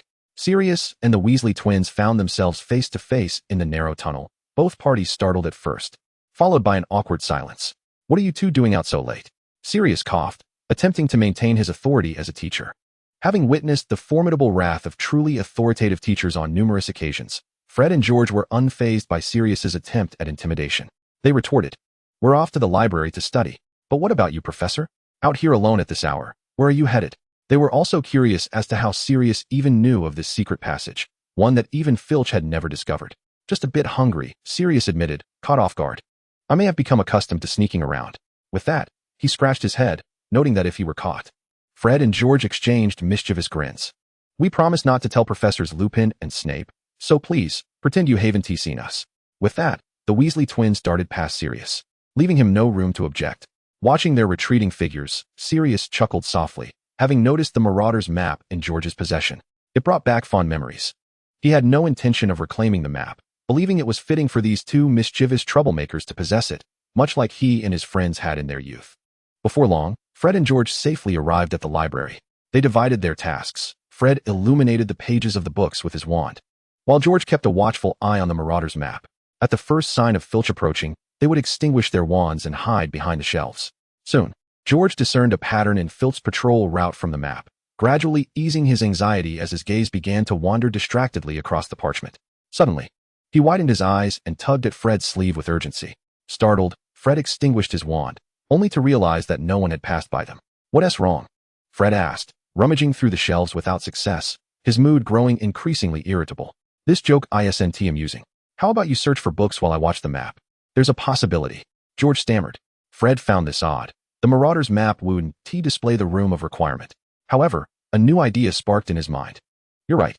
We should head directly to the room of requirement. It can provide us with the more useful books we need." Last time, when Harry and the others were preparing for defense against the dark arts, they obtained several reference books from there. "No, I need you to see this," George exclaimed, thrusting the Marauders' map in front of Fred's eyes, pointing to the corridor adorned with a troll tapestry. A dot labeled Amy Lair just flashed here and then vanished. Since Amy realized that others had recently ceased visiting the room of requirement, she had taken to spending all day there, repairing the vanishing cabinet. However, she had encountered very few of these cabinets, making the repair work considerably challenging. Thus, she found herself half reclined in the storage room, munching on bread that Malfoy had just delivered while poring over books obtained from the library. Sometimes, her mind grasped the concepts, but her hands struggled to keep up. After fiddling with the cabinet for a while, she tossed an apple inside for experimentation, only to produce a puddle of apple juice. She aimed to fix a passage, not a juicer. However, if she could deceive a Death Eater into entering, that might yield spectacular results. But then again, allowing even one person in could lead to bloodshed and discovery, undermining her efforts. Shaking her head, Amy realized that after several sleepless nights, her mind was not entirely clear, and she felt it would be better to review her books once more. As she read, her eyelids grew heavier. "I'm so tired." Amy's consciousness began to drift, leaving her with no energy to return to the gaming space. In her drowsy state, she seemed to hear footsteps at the door. It must be Filch on patrol. There's no need to worry too much, and yet what? She couldn't quite recall. It felt as though she had forgotten something important. It wasn't until she had fully succumbed to sleep that she remembered. Uncertain of how long she had been asleep, Amy awoke feeling surprisingly comfortable, her head resting on a makeshift pillow fashioned from a folded school robe, while another robe was draped over her shoulders. Upon sitting up, she immediately spotted the Weasley twins clad only in sweaters, while Malfoy stood nearby, looking rather sheepish as he delivered her breakfast. Amy could almost see a red warning sign flashing above his head. Finally, Amy remembered what she had forgotten. She always instructed the room of requirement not to allow anyone else in when she entered the storage room. Even when Malfoy delivered her meals, it was arranged for him to leave them at the door for her to collect. Yet yesterday, she had completely overlooked this critical detail. Did only George and Fred discover this? What about the others? She needed to control the spread of information quickly. If Voldemort caught wind of this, the consequences would be dire. Her movements caught the attention of George and Fred, who both turned to her in unison, and Amy felt as if a vivid warning sign was now flashing above her own head. Having deceived everyone, they must be furious. "Amy, this is unacceptable." Amy recoiled slightly, anxiously glancing at the two, her heart racing. Although she had mentally prepared herself for their reaction, she still worried that her excessive deceit might lead her to irrevocably lose their trust. "This is outrageous," Fred declared with a serious expression. "Draco Malfoy knows you're here, and he didn't even provide you with a blanket, letting you sleep in a pile of junk." Amy blinked in surprise. "Wait, what?" Chapter 166, Expanding Horizons. Horrors in Residence. "Don't worry. We understand that your secrecy stems from genuine concerns. Since discovering this, we've remained right here, ensuring no one else has noticed your secret," Fred assured, showcasing their maturity. Malfoy was caught when he came to deliver breakfast, and after a polite inquiry, he divulged everything. As long as it remains undisclosed. Amy felt a sigh of relief. As long as their group was aware of the issue, it was manageable. She was merely worried that the more people who knew, the greater the risk of information leaking. "I sincerely apologize. To gain Voldemort's trust, the act must be convincingly staged." George and Fred's spirits lifted remarkably. "However, even though you meant well by protecting us, we do not wish for you to bear this burden alone. We are always here to lend a helping hand." The two cast sidelong glances at Malfoy, their faces adorned with mischievous grins. "Moreover, while your sole assistant may provide you with an undercover identity, it appears they are incapable of even the most rudimentary logistical support in other matters." Upon hearing these words, Malfoy's face flushed crimson with rage. He had been endeavoring to maintain a low profile to protect Amy's whereabouts. Yet, having just been bested by these two amiable seniors. He found himself unable to voice his indignation. "This must be the cabinet you intend to repair," George remarked, tapping the door of the vanishing cabinet. While Fred picked up the book Amy had carelessly discarded and said, "Hand it over to us. We assure you it will be fixed within a week." "Hooray!" Amy exclaimed joyfully, relieved that she would no longer have to toil endlessly over that wretched cabinet. It is indeed a boon to find someone with expertise in the field. However, doesn't this mean the arrival of the Dark Lord and his followers will be hastened? Malfoy pondered. Are we truly prepared for this? Our plan requires no extensive preparation. We merely need to inform Dumbledore, Amy replied, and since the Dark Lord has boldly revealed himself, he will undoubtedly act without restraint. The sooner we resolve this, the fewer will suffer. The emergence of Voldemort and the ensuing chaos at the Triwizard Tournament had a profound impact on the Ministry of Magic's political landscape. Many had already harbored suspicions regarding Voldemort's resurrection and opposed the holding of the tournament. Now, following the recent turmoil, an overwhelming 90% of Ministry employees voiced their dissent against Cornelius Fudge continuing as Minister for Magic. This swift opposition led to the ousting of the weak-willed Fudge just 3 days later. Rufus Scrimgeour, the former head of the Auror Office, known for his firm stance against dark wizards, was elected as the new Minister for Magic. The ministry's administrative functions were significantly impaired, with some employees resigning in fear and fleeing abroad, resulting in numerous departments being understaffed. Nevertheless, the new minister deemed it imperative to consolidate all forces to combat Voldemort, channeling substantial funds into the Auror Office and deploying teams to key locations such as Hogsmeade, Diagon Alley, and Hogwarts to prevent sudden attacks by Death Eaters that could lead to mass casualties. Additionally, Scrimgeour dispatched the astute Auror Kingsley Shacklebolt to advise and protect the Muggle Prime Minister, thwarting Voldemort's potential to control the entire Muggle society with a simple soul-binding curse. Dumbledore appreciated Scrimgeour's proactive measures, but, due to his own convoluted plans yet to be implemented and his belief that a direct confrontation would not vanquish Voldemort, often found himself at odds with Scrimgeour. Nonetheless, Dumbledore was grateful that Scrimgeour had agreed to send the wizards he had specified. Mad-Eye Moody and Nymphadora Tonks had just arrived at Hogwarts, while Mundungus Fletcher had been assigned to the team stationed in Hogsmeade. Although Moody did not teach at the school, he commanded a level of respect among students comparable to that of Professor McGonagall. "Students over there, do not insert your wands directly into the back pockets of your trousers. Even much older wizards have set their behinds ablaze doing that. Have these children even read the wand safety guidelines?" Moody's reminders, though well-intentioned, tended to frighten the students with the intensity of his gaze from his magical eye. Each time Moody raised his voice, Tonks would suppress her laughter behind him. In contrast to Moody, Tonks, with her fashionable attire and lively demeanor, was far more popular. Many students were intrigued by her ability to transform her appearance, and she frequently assisted other professors, earning high praise among the faculty. However, despite the various measures undertaken by the Ministry and Hogwarts, Voldemort's power continued to swell, gradually infiltrating every aspect of the Ministry. Merely 2 days after Scrimgeour took office, he apprehended a poor witch who had been subjected to the soul-binding curse and attempted to assassinate him. Consequently, he found himself compelled to concede in a letter to Dumbledore. "Despite my insistence on a firm stance against them, the current ministry truly lacks the strength to do so. We are finding it increasingly difficult to assemble a pure, formidable force." Dumbledore had no intention of responding. He simply stowed Scrimgeour's letter in a drawer and apparat to the astronomy tower of the school, gazing at the full moon that had just risen in the night sky. Nearly 2 weeks had passed since Voldemort's emergence, and he was pleased that he would no longer have to delay further. Tonight, everything would commence and culminate. Chapter 167. The Wand Changes Hands. The Headmaster Falls. Over the past fortnight, Voldemort had received 7 or 8 letters from Draco, all filled with grandiose promises penned by Amy. In his correspondence, Draco not only indicated that the wand in Dumbledore's possession was the legendary Elder Wand, the most powerful wand known, but also vowed to eliminate Dumbledore through ambush, delivering the Elder Wand directly into Voldemort's hands. Voldemort's belief in these assertions far outweighed any doubts. If he could acquire the Elder Wand, he would undoubtedly triumph over Harry, who was shielded by numerous protective enchantments, in their duel. However, exercising caution, he decided to allow a select number of Death Eaters to infiltrate Hogwarts via the passage through the Vanishing Cabinet, as described by Draco. Should they fail, they could promptly withdraw, but if successful, the Death Eaters within Hogwarts would signal with the Dark Mark, and Voldemort would launch a full-scale assault on the school with all his gathered forces, eliminating any perceived threats.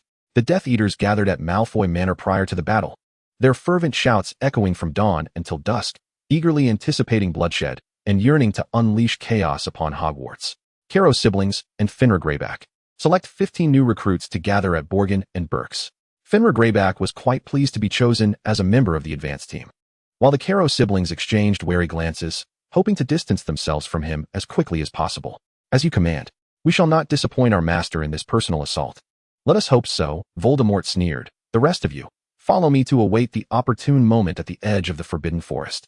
Master, I wish to accompany Greyback and the others. Narcissa Malfoy interjected, disregarding Bellatrix's attempt to silence her. Narcissa merely sought to take this opportunity to extract her son from the battlefield and escape with her family. She vividly recalled the Caro siblings' previous indiscriminate attacks on students. Even if Draco managed to fulfill the first 2 tasks with some difficulty, how could he possibly kill Dumbledore? Narcissa, your son is brimming with confidence. To be honest, he has performed admirably thus far, causing me to reconsider my opinion of the Malfoy family, Voldemort remarked, his eyes gleaming with a sinister light. Narcissa trembled, uttering no further words, as her husband supported her in retreat. Well then, since there are no objections, Voldemort continued, summoning Nagini to his side, let us commence.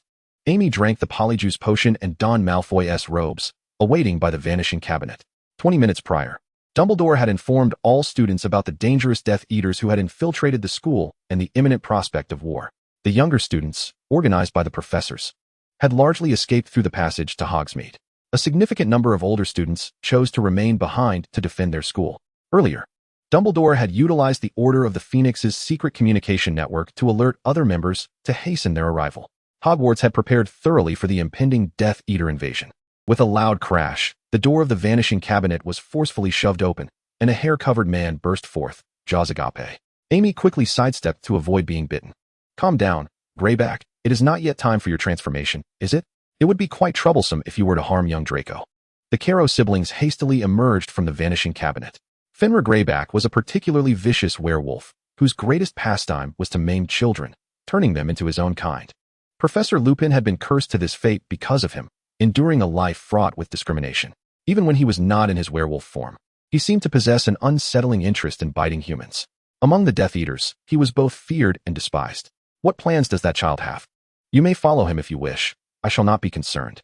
Greyback found the exit to the storeroom and leapt out, declaring, I am off to seek some delightful prey.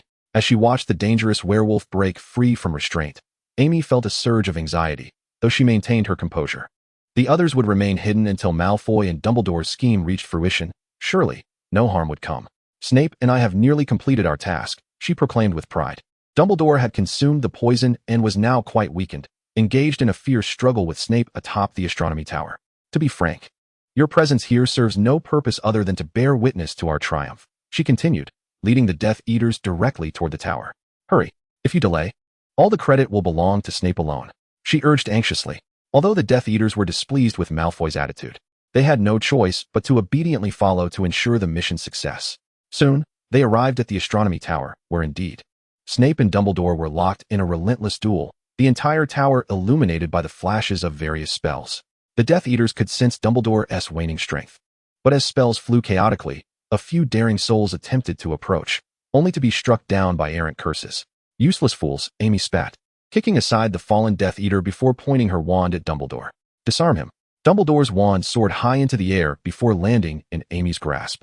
The shadowy figure of Snape paused, feigning readiness to deliver a lethal blow to Dumbledore. Do not even think about it. I shall show my master that I am the most loyal servant. Amy shouted, Avada Kedavra.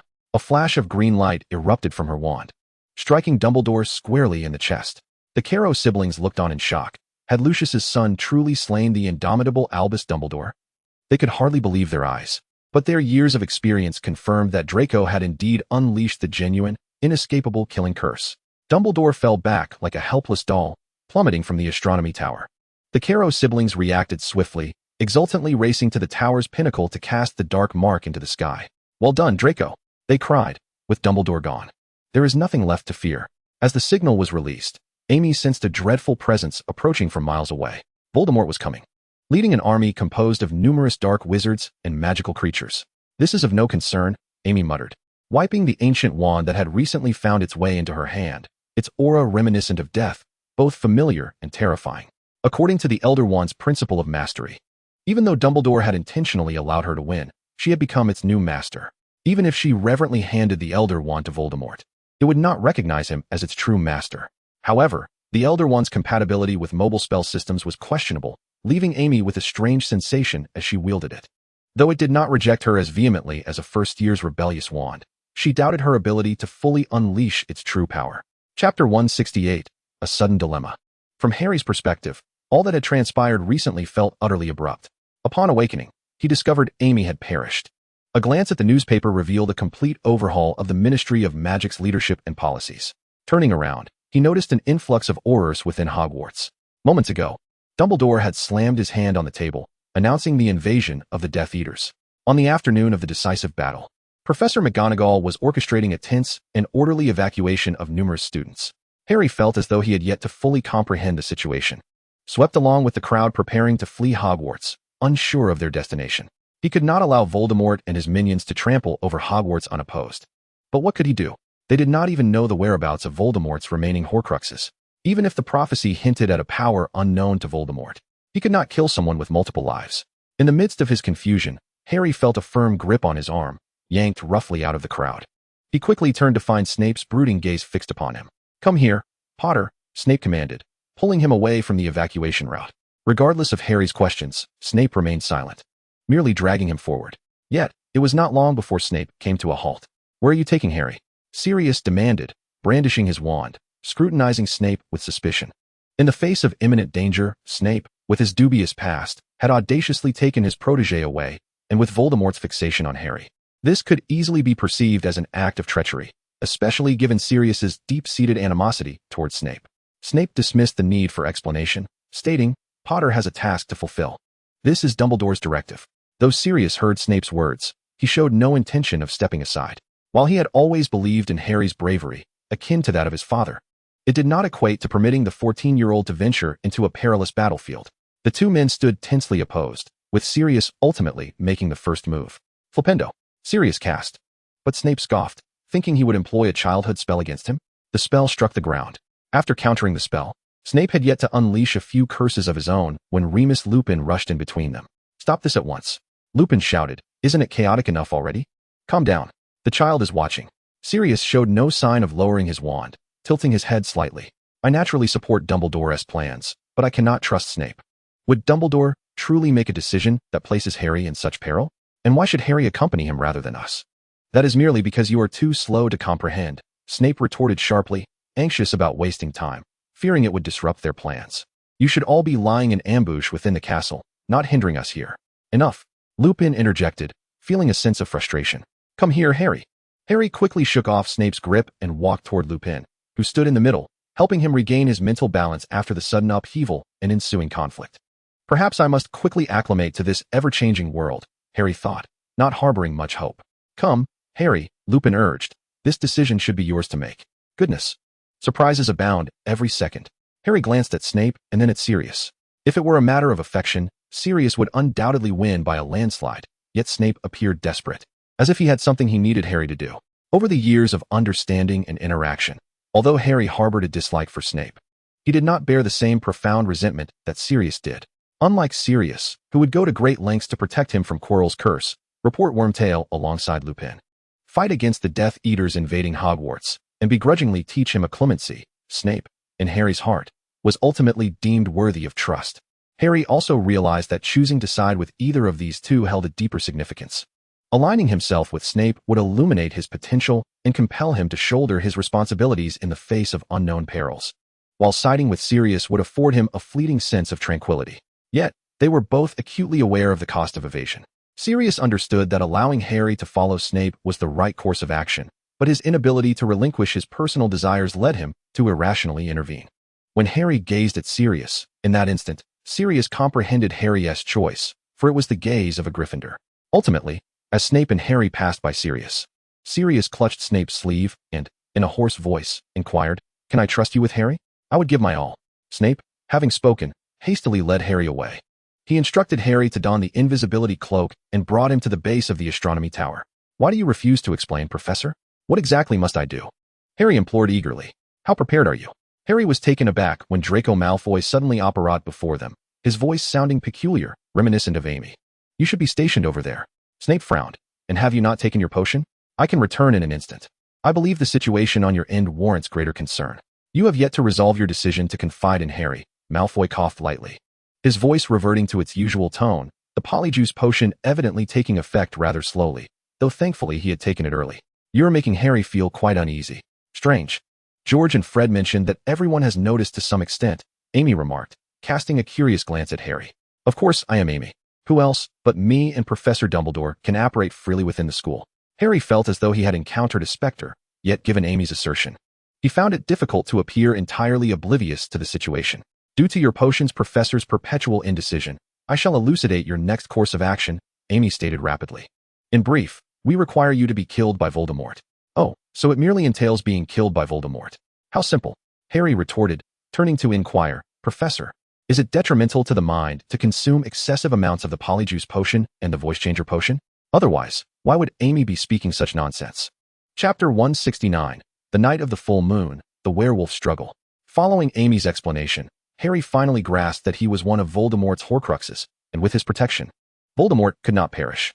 He was, in fact, safeguarding his destined nemesis, and to vanquish Voldemort, he must first be slain by him. Truly, fate is a capricious mistress.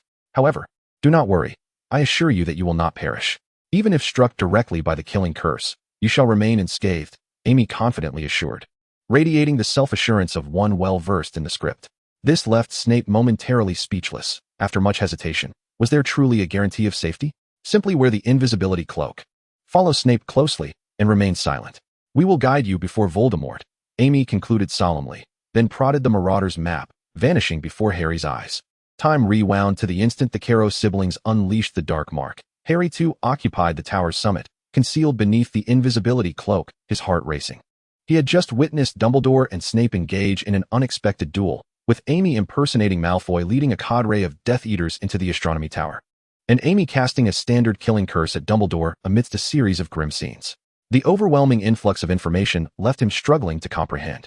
Harry noticed Snape casting a glance towards his hiding place, prompting him to discreetly follow the departing Death Eaters down the stairs. Soon, Snape and Amy diverged from the Death Eaters, who proceeded directly toward the castle, while Amy and Snape veered towards the Forbidden Forest. Harry's heart sank.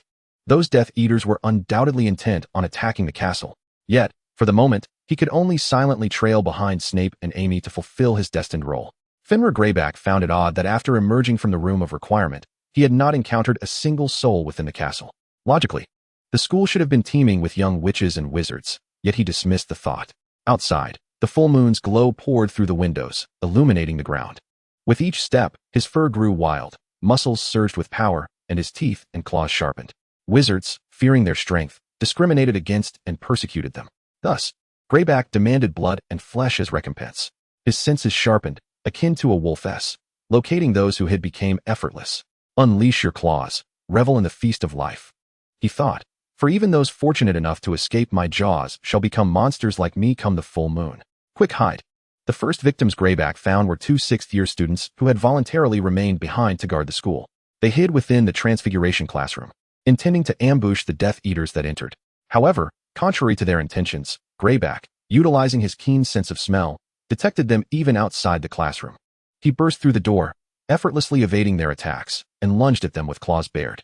Fortunately, Nymphadora Tonks arrived just in time, urging the two to take cover while she cast spells to repel Greyback. Are you all right? You weren't harmed, were you? We need to leave here immediately. I will handle this. Before Tonks could finish her sentence, the resilient Greyback regained his footing, roaring with fury as he charged at them with incredible speed, smashing through several desks along the way. Realizing their presence would only hinder Tonks, the two students hastily rolled away from the classroom. Although Tonks had recently excelled to become an Auror, she lacked practical experience against werewolves, particularly one as bloodthirsty and combative as Greyback. Werewolves who had not consumed Wolfsbane Potion lost their senses upon transformation, viciously attacking everyone in sight. Many fought desperately against this terrifying instinct, but Greyback reveled in it, wishing every night were a full moon. Stupefy. Tonks cast again, but the spell had little effect. Greyback either deftly dodged her attacks or disdainfully allowed her spells to graze his fur. As Greyback advanced towards her, Tonks finally resolved herself.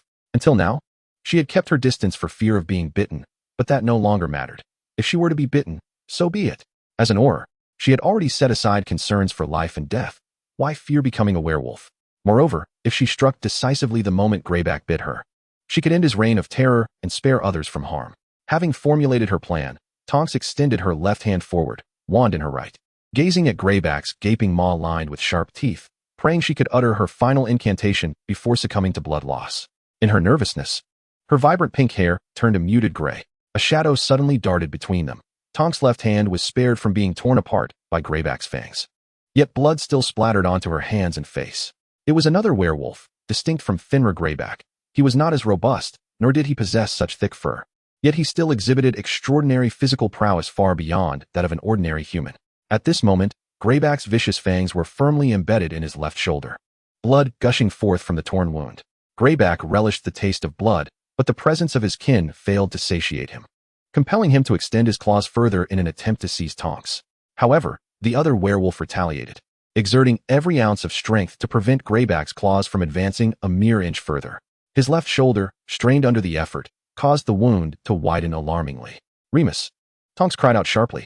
Although Remus Lupin always concealed himself during his transformations, refusing to be seen, he was the only rational werewolf at Hogwarts capable of safeguarding them.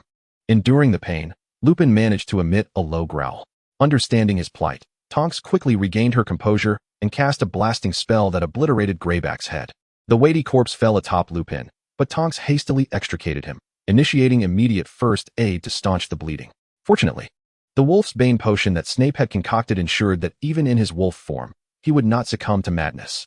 He could wield this despised power for a purpose.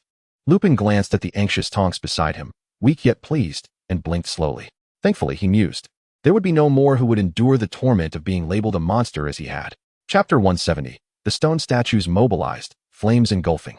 Before departing, Dumbledore entrusted Professor McGonagall with command of the battle, urging her to remain adaptable and protect the students. Albus, what are you planning to do? Your presence is crucial at this moment. I am sorry, but Severus and I have pressing matters to attend to. The situation is rather complicated, and an explanation would be lengthy, Dumbledore sighed. Once we survive this battle, we shall elucidate everything to you. At this juncture, Professor McGonagall cast a cold, steely gaze upon the Death Eaters, led by the Carrow siblings, as they approached the castle, all while listening to Professor Sprout's report.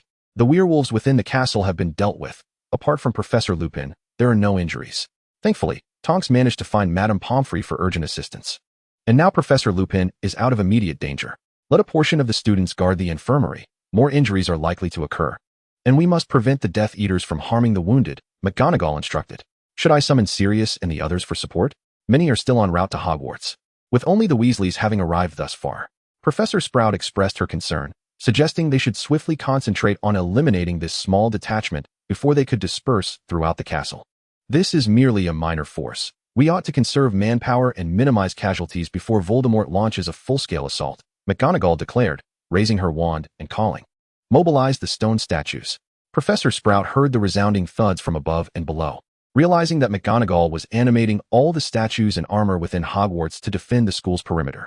Amidst the clamor of collisions and shouts, a legion of animated statues charged forth, swiftly reaching the castle gates to engage the Death Eaters, with armored soldiers wielding swords and spiked maces close behind. Observing that the situation remained manageable, Sprout refrained from further comments and hurried to relay McGonagall's directives to others within the castle. There are indeed some intriguing elements within the castle, Alecto Carrow remarked with a taunting smile. Why didn't you unleash them last time, Minerva McGonagall? I intended to save them for today, to ensnare you all, McGonagall replied, watching them warily.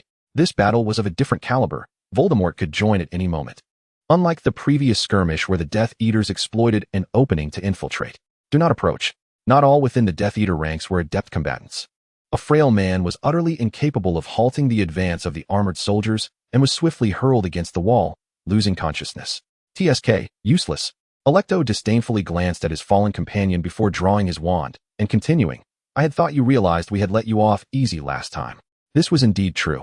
Their previous incursion had primarily aimed to capture Harry, leading them to exercise restraint to avoid collateral damage. This time, however, they were fully committed and unrestrained. McGonagall's assortment of rubble and scrap metal was of no concern to them. The Carrow siblings unleashed fiend fire, its ferocity surpassing that of their last encounter. The intense heat could likely melt the approaching statues and armored soldiers in an instant. The siblings meticulously controlled the fiend fire, ensuring it did not engulf them. Once this scrap metal is reduced to molten ash, you and your castle shall be next, Amicus Carrow boasted, directing the fiend fire toward the statues and armored soldiers surrounding them. The magical flames, taking on monstrous forms, pursued all flammable objects, incinerating several unfortunate Death Eaters caught in the conflagration.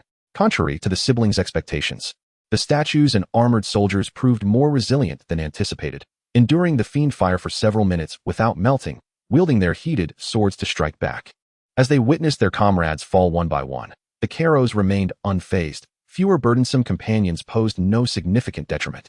With Dumbledore deceased, they firmly believed they could suppress Hogwarts through sheer firepower. Professor McGonagall sought to control the statues to clear the grass surrounding the fiend fire. As long as there were no combustible materials, the flames would gradually extinguish and not spread to the castle. She merely needed to contain the Carrow siblings. However, at that moment, she heard faint footsteps behind her. A diminutive, ornamental armored soldier was racing toward the fiend fire, seemingly conveying a message to the other statues and armored soldiers to steer clear of the flames. Once the remaining statues and armored soldiers maintained their distance from the fiend fire and the Carrow siblings, the small soldier bravely plunged into the inferno. The next moment, McGonagall beheld a dazzling display of fireworks. The grass surrounding the fiend fire was obliterated, and amidst the explosion, she distinctly heard the Carrow siblings' screams. The sudden blast seemed to disrupt their control over the fiend fire, and the injured siblings quickly turned to ashes in that hellish heat. Much like countless victims they had previously slaughtered. George, I believe this firework lacks the imposing presence necessary to serve as a deterrent signal to our enemies. Indeed. Let me ponder how to improve it. The Weasley twins rushed to Professor McGonagall's side. Apologies, Professor, but I just outfitted the little soldier you animated with some gear. We hope to receive a reward post-battle, preferably a pure gold medal, to be presented publicly. We have yet to receive any accolades. Except for the Quidditch Cup, which is a collective honor. Percy brings that up every day. McGonagall regarded the twins, momentarily at a loss for words. Ultimately, her expression softened, transforming from her usual sternness into a warm and kindly smile. Very well, if the opportunity arises, I shall fulfill your request. The Weasley twins gazed at McGonagall, astonished. They opened their mouths to speak, but a resounding voice echoed throughout Hogwarts, drowning out their words. I trust you have sensed our intrusion. Do you wish to resist? A foolish endeavor. Beneath the astronomy tower, you shall find the remains of your pitiful headmaster. His treasures are now mine. I can assure you, I am stronger than ever before. No one among you stands a chance against me. Moreover, I am accompanied by a vast multitude of followers hailing from diverse races. Your prospects are utterly bleak. Professor McGonagall turned pale upon hearing the news. Albus Dumbledore is dead? Without a moment's hesitation, she sprinted towards the base of the astronomy tower, with Fred and George hastily following suit. Meanwhile, Voldemort remained unperturbed, issuing his address from afar. Surrender, Harry Potter. I hold the esteemed professors of Hogwarts in high regard and wish to prevent further bloodshed among wizards due to misguided decisions. Surrender, Harry Potter, and you shall receive safety and rewards. I await your response until midnight. Chapter 171. The Burden of Sin, Self-Sacrifice, and Forgetting Death. After traversing the Forbidden Forest for an extended period, Amy and Snape ascended a hill adjacent to the school, finally locating Voldemort, with his Death Eaters eagerly following in his wake. It seemed Amy could hear numerous terrifying creatures stirring within the dense woods. My master, please. She respectfully offered the Elder Wand. Voldemort accepted it, scrutinizing it thoroughly before nodding in satisfaction, confirming it was indeed Dumbledore's wand. Voldemort aimed his new wand at his throat and delivered a menacing speech to Hogwarts. Why do you hesitate, Wormtail? We should strike directly, without granting them time to prepare. Voldemort shot a displeased glare at Wormtail, who immediately lowered his head, clutching the false hand bestowed upon him by Voldemort, scarcely daring to breathe. Not to mention, Snape, standing behind Amy, regarded him with disdainful eyes. Well done, Voldemort praised Amy and Snape, his eyes gleaming with excitement. A mere step away from achieving his goal of eliminating Harry Potter, leaving him without rivals in this world. If they do not respond by midnight, I shall shatter Hogwarts' defenses in one fell swoop, allowing us to apparate inside. Harry, concealed beneath the invisibility cloak, contemplated the most opportune moment to venture out and face his demise. He glanced at Voldemort and then at Nagini lying on the ground. His scar throbbed painfully. He was entirely convinced that Nagini emanated the same aura as Tom Riddle's diary, albeit much stronger. Reaching into his pocket, he retrieved the basilisk fong he had recently acquired from the Chamber of Secrets. With this thought, Harry abruptly shed the invisibility cloak and lunged towards Nagini, surprising everyone present. Voldemort hastily waved his wand, attempting to deflect Harry away, but it was too late. Though flung far, Harry had already aimed at Nagini, hurling the fong. He distinctly felt something shatter, It was a fragment of Voldemort's soul, of that he was certain. Yet, inexplicably, Nagini did not perish from the Fong's strike. She writhed in agony, but remained alive. Voldemort's essence diminished significantly, yet it still lingered. Why was this so? Harry had yet to comprehend when he saw Voldemort swiftly brandishing his wand. Avada Kedavra! A flash of green light engulfed Harry, and everything faded from his sight. Voldemort erupted in gleeful laughter, simultaneously healing the injured Nagini. Although the Fong had pierced Nagini, causing the Hufflepuff cup within her to shatter, Voldemort had previously enhanced her constitution after she became a part of his Horcruxes, rendering her immune to all toxins. The Fong's effect was hence substantially diminished, proving non-lethal. To illustrate the current predicament simply, it was akin to a smartphone dropping to the ground. While the screen shattered, the tempered glass protector remained intact. Trading a seventh of his soul for the soul vulnerability was a shrewd bargain for Voldemort. Though Snape maintained his composure outwardly, a tempest brewed within him. Was there truly any assurance? Was Harry still alive? Especially as he witnessed Voldemort casting the Cruciatus curse upon the still Harry to ascertain his death. He nearly rushed forward. Even if Harry were alive, the curse could very well torture him to death. Observing Harry, unmoving under the curse, Snape was left in utter uncertainty. Was Harry truly enduring, or had he succumbed? He cast a chaotic gaze towards Amy, hoping she would return a confident, assured look. But what transpired next left him even more astonished. Both of Amy's eyes lost their pupils. One was merely white, while the other morphed into an abyssal black. It appeared she was muttering something, but Snape could not discern a single word standing beside her. "You, step forward and check again." Wormtail approached, trembling. As he neared Harry's carotid artery, "He is dead. There is no need to wait," Voldemort declared, with Nagini writhing freely beside him. "Harry Potter is dead. We shall advance upon Hogwarts immediately." Snape sensed a tidal wave of footsteps approaching from behind. A harrowing assembly of dark wizards, giants, spiders, dementors, and werewolves began surging towards Hogwarts. "You carry that corpse well, and clean the mud off his face, adjust his glasses. We must ensure others can recognize him at a glance." Voldemort instructed Wormtail before leading the procession forward. Wormtail struggled to hoist Harry onto his shoulder, a daunting task for someone of his diminutive stature. Another body from the Potter family lay across his shoulder. The faces of the Potters materialized before him. When had he embarked on such a path? Harry's feet nearly dragged upon the ground, yet Wormtail paid no heed, carrying Harry along with his burdens, step by step, at the rear of the wizarding throng. Narcissa and Lucius finally caught sight of their son and rushed forth from the crowd. Narcissa, unable to contain her excitement, embraced Draco tightly. Lucius similarly enveloped both mother and son, resolute in his decision to depart from this place. They would no longer partake in this war. To hell with it. But Draco remained unresponsive, closing his eyes and collapsing like a lifeless doll, indifferent to the desperate calls of his parents. Yet upon Wormtail's back, Harry began to breathe anew. Chapter 172, The Final Gamble, The Eerie Twist. The game is over. The moment Harry was struck by the killing curse, Amy's consciousness was instantaneously drawn into another dimensional space. The White Reaper floated nearby, gleefully gliding about. The Black Reaper stood beside Amy, letting out a heavy sigh. "You haven't forgotten that I still possess one last opportunity for intervention, have you?" Though the White Reaper did not take on a human form, Amy could vividly imagine its arrogant visage. "You have lost. What have you done?" "Nothing overly complex. I merely exploited your oversight, allowing the killing curse to genuinely claim Harry Potter's life." The White Reaper prolonged its tone. "Do you recall whose blood Voldemort used to resurrect himself? It was not Harry Potter's, but Neville Longbottom's. Originally, Voldemort's veins would have coursed with blood akin to that of Harry and Lily Potter, ensuring Harry's survival against his curse as long as Voldemort lived. But due to your interference, all of that fell apart. However, I am well aware of what you wish to express," the White Reaper continued. "Harry still harbors a fragment of Voldemort's soul, which counts as a life. Perhaps it will aid him in mitigating the harm. In addition to the myriad of wondrous connections between the two, as well as the protective buff that envelopes Harry, and rather whimsically, the protagonist's halo, there exists a substantial probability that Harry could survive Voldemort's Avada Kedavra curse. However, this was precisely the manipulation I orchestrated. At the moment Voldemort cast his spell, I obliterated all favorable conditions for Harry. A considerable probability?" The Dark Reaper murmured, seemingly unfazed by the unfolding situation. The few words uttered by the White Reaper appeared to deepen his despondency. "We still have one more chance. We can render your interference null." "Indeed. Human memory is notoriously poor," the White Reaper replied calmly. "You can certainly erase my interference, allowing Harry Potter to rise from the dead. However, as I mentioned previously, you must seize this opportunity, establish conditions of commensurate difficulty, and fulfill them to achieve the desired effect of nullifying the interference. Amy felt a surge of anxiety. Last time, she had to touch the 3 Deathly Hallows to restore her memory of the Reaper's Pact. This time, the conditions would undoubtedly be more arduous. To reclaim Harry Potter's soul, you must wager your own. Of course, I do not intend to engage in such a tedious exchange of life for life, the White Reaper remarked with keen interest.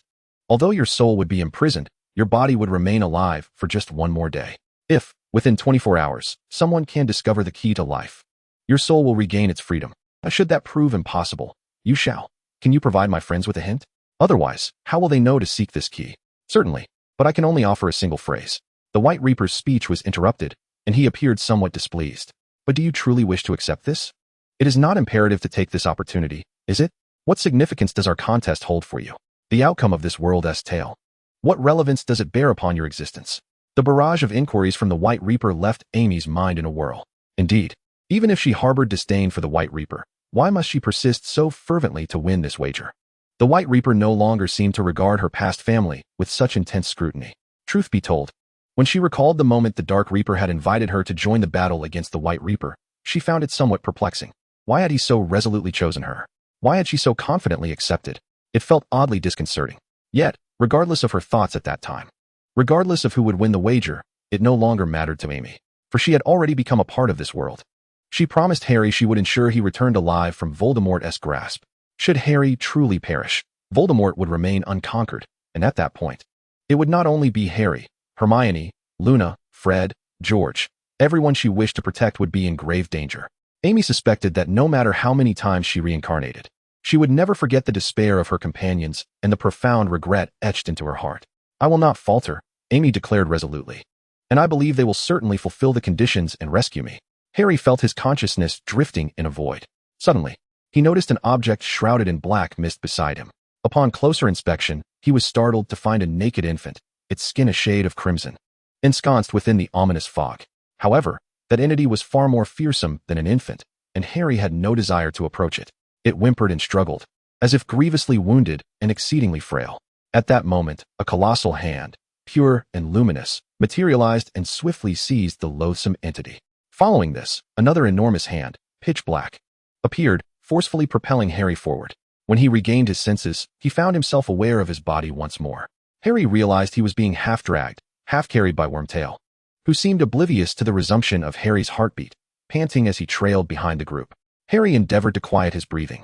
He understood that being discovered would not bode well. Please note, Amy LaRue has fallen into a deep coma. Locate the key imbued with life energy within 24 hours, or she will perish. A voice akin to a public announcement pierced Harry's ears, and he struggled to suppress his shock. What is happening? Harry perked up, but noticed that the surrounding Death Eaters appeared to hear nothing, proceeding forward in silence and calm. Not only Harry, but all those within Hogwarts and its vicinity who respected, trusted, or cherished Amy received the Reaper's urgent broadcast. Countdown, 24 hours, commencing now. What is going on? The Weasley twins gazed at Dumbledore, having just discovered him with Professor McGonagall at the base of the astronomy tower. Although Dumbledore bore minor injuries, he was otherwise unharmed. Had the Dark Lord done something once more? No, Dumbledore replied, shaking off the dirt that had clung to him while feigning death, his brow furrowing. It is likely far more troublesome than that. Severus Snape, what has happened to our son? You came here with him. You ought to know, Lucius exclaimed, drawing his wand, while Narcissa clutched Draco, desperately trying to ascertain her son's condition. At that moment, Snape received the Reaper's urgent broadcast. The ranks of dark wizards had already distanced themselves, and now giants were passing nearby, their thunderous footsteps echoing. One giant, curious, cast a glance at the group, seemingly eager to warm up for the impending slaughter, and swung a massive fist toward them. The giantess' movement was so grand that it could not be missed, and they could easily evade it. Yet, Narcissa did not anticipate that Snape would seize the opportunity to whisk the unconscious Draco away before she could regain her balance. Quickly apparating them both.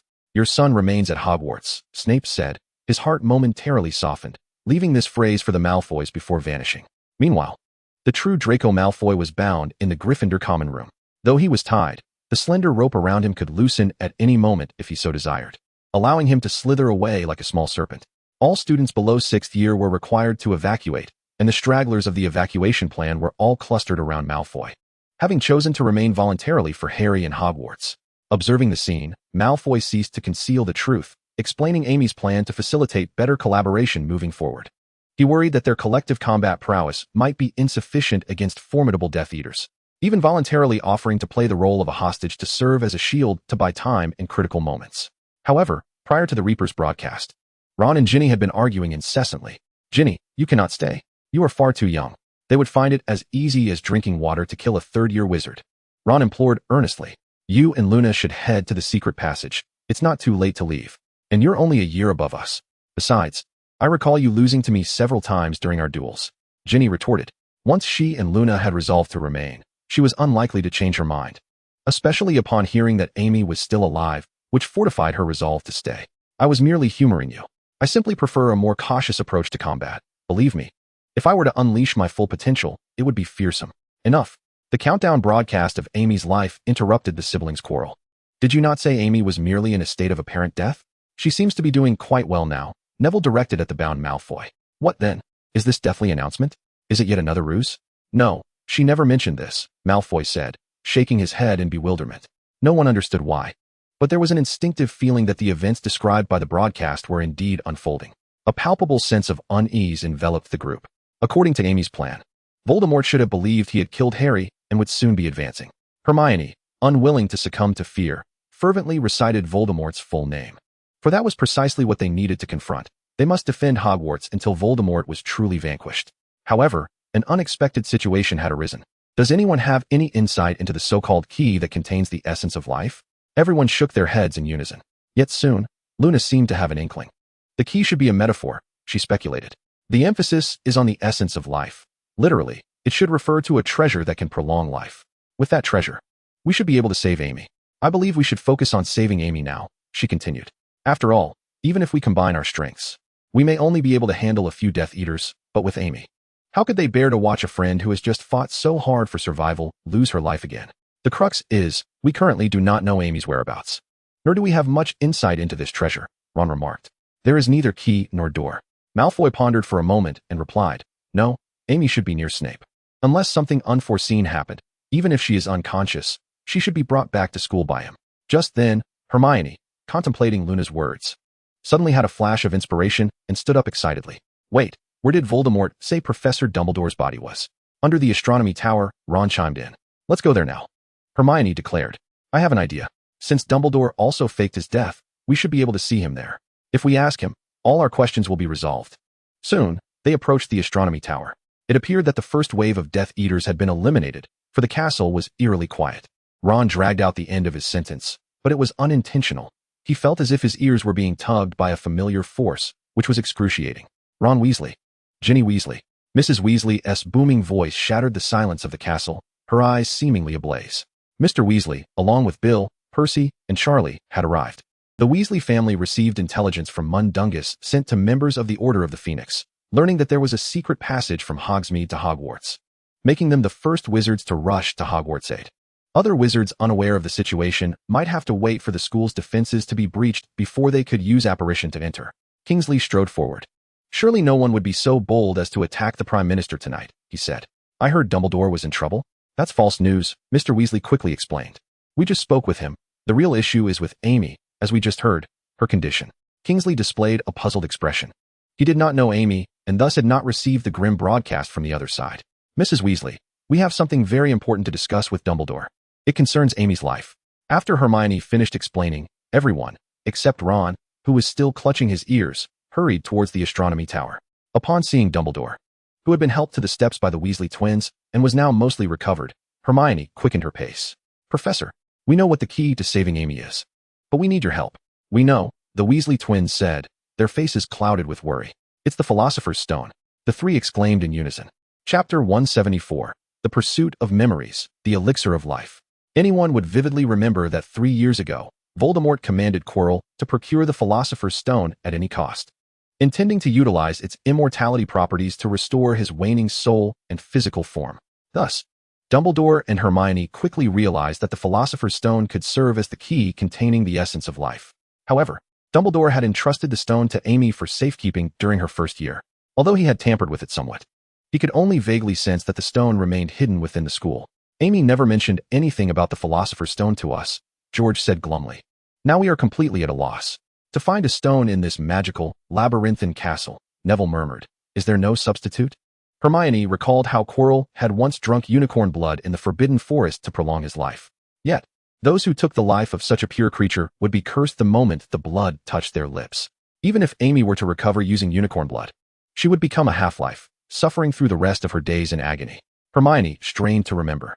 She recalled that Amy had mentioned the Philosopher's Stone to the three of them at the end of their first year. Although she had not provided specific information, there must be something useful to reference. I hid the Philosopher's Stone in a special place for hiding things. That was it. Everyone. Amy said the stone is in a special hiding place. Does anyone have any clues? As Hermione recounted this statement, the Weasley twins and the bound Draco Malfoy simultaneously exhibited expressions of sudden realization. If Amy specifically used a place for hiding things, it must be there.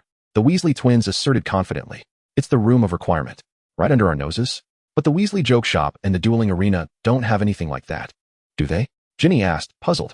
The room of requirement can take on many forms. We just don't utilize it often, Malfoy explained.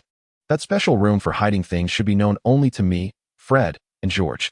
Just then, they heard a tremendous noise in the air. It seemed that an invisible shield surrounded Hogwarts, currently under siege by hundreds of spells, bursting forth with colorful sparks. It won't hold much longer. Their assault is too fierce.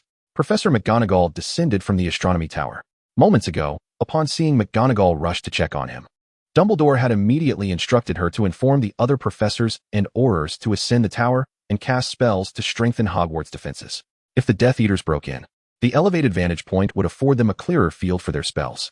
Dumbledore pondered for a moment, then produced an old wand from the sleeve of his robe. The wand was dark and appeared quite ancient, yet well preserved. Old friend, it has been a while since we last conversed. I hope you won't be too resistant. After communicating with it, Dumbledore deftly waved the old wand, casting an extremely intricate protective spell over Hogwarts. With each attack the shield sustained, it thickened further. This can only be breached by Voldemort himself. It will buy us about 10 minutes, Dumbledore stated calmly. Oh, and I also sent Fawkes to fetch someone. Soon, the melodious cry of a phoenix echoed through the night sky. The children looked up to see a large bat approaching at high speed. Oh no, that's Snape. Being discreetly glided down by Fawkes, 5 or 6 meters off the ground, his black robes flapping in the wind. One of Snape's hands grasped Amy, the effects of the Polyjuice Potion having worn off, revealing her true form. Now, she hung limply in midair like a delicate wind chime. How dramatic, Dumbledore. Snape laid Amy gently on the grass and remarked irritably, Are you afraid they won't see us? They should be too focused on how to breach Hogwarts' defenses. Besides, being discovered now is of no consequence. Dumbledore spoke calmly, and you should also be aware that the situation with the child is quite urgent. Quickly, take her to find the Philosopher's Stone. Upon hearing Dumbledore's words, the children nodded in agreement. Fred hoisted Amy onto his back, while George safeguarded their rear. The group rushed into the castle, heading towards the room of requirement. The other wizards present also departed, preparing to brace for the onslaught of Death Eaters that would arrive within the next 10 minutes. Now, in front of the astronomical tower, only Snape and Dumbledore remained. What of Harry Potter? Although you mentioned he must perish at Voldemort's hands, Amy said he could certainly survive, Snape inquired in a hushed tone. I cannot confirm that. Dumbledore replied. You are privy to all my plans, Severus. You also know that at times, I refrain from divulging my uncertain conjectures. However, I believe you must have sensed something from the recent unexpected occurrences. Amy must have chosen to pay a price to make her words a reality, resulting in her current state. I feel we have reason to believe that Harry is still alive. Snape fell silent for a moment before speaking again. Harry Potter managed to stab Nagini with a basilisk fang before he was struck down, yet it did not die. It seems our course of action is clear. Dumbledore smiled. That is to prepare the appropriate tools to ensure its demise at the right moment. In the cluttered version of the room of requirement, the group surveyed the metropolis constructed from various items accumulated over centuries, their hearts sinking. Finding a small Philosopher's Stone here was akin to searching for a needle in a haystack. The Philosopher's Stone is here, someone exclaimed, though they had little hope. Ron set down his wand and began aimlessly rummaging through the debris with Neville. Surely, Amy wouldn't just toss the Philosopher's Stone here? Luna mused. If Dumbledore were to request it back, it would be quite troublesome for her. Malfoy darted to the spot where Amy had previously repaired the vanishing cabinet, while the Weasley twins rummaged through the area where Amy had discovered the Ravenclaw diadem, believing these locations held unique significance in Amy's mind. Alas, they found nothing. Chapter 175. The 6 doors open, power assured. If I were Amy, how would I hide it? Hermione pondered, gazing at the mountain of clutter. It certainly wouldn't be in a conventional manner. Her gaze swept from left to right, from afar to near. With less than a day remaining and the Death Eaters poised to invade, They had to locate the Philosopher's Stone urgently. One's thoughts must not become rigid. Just as one could not assume Snape was a villain simply because he was casting spells at Harry. All possibilities must be considered. Even the most inconspicuous places should not be overlooked. Lowering her head, a flash of inspiration struck Hermione, and she exclaimed with excitement, "I've got it! The Philosopher's Stone isn't in the pile of junk. Then where are we supposed to find it?"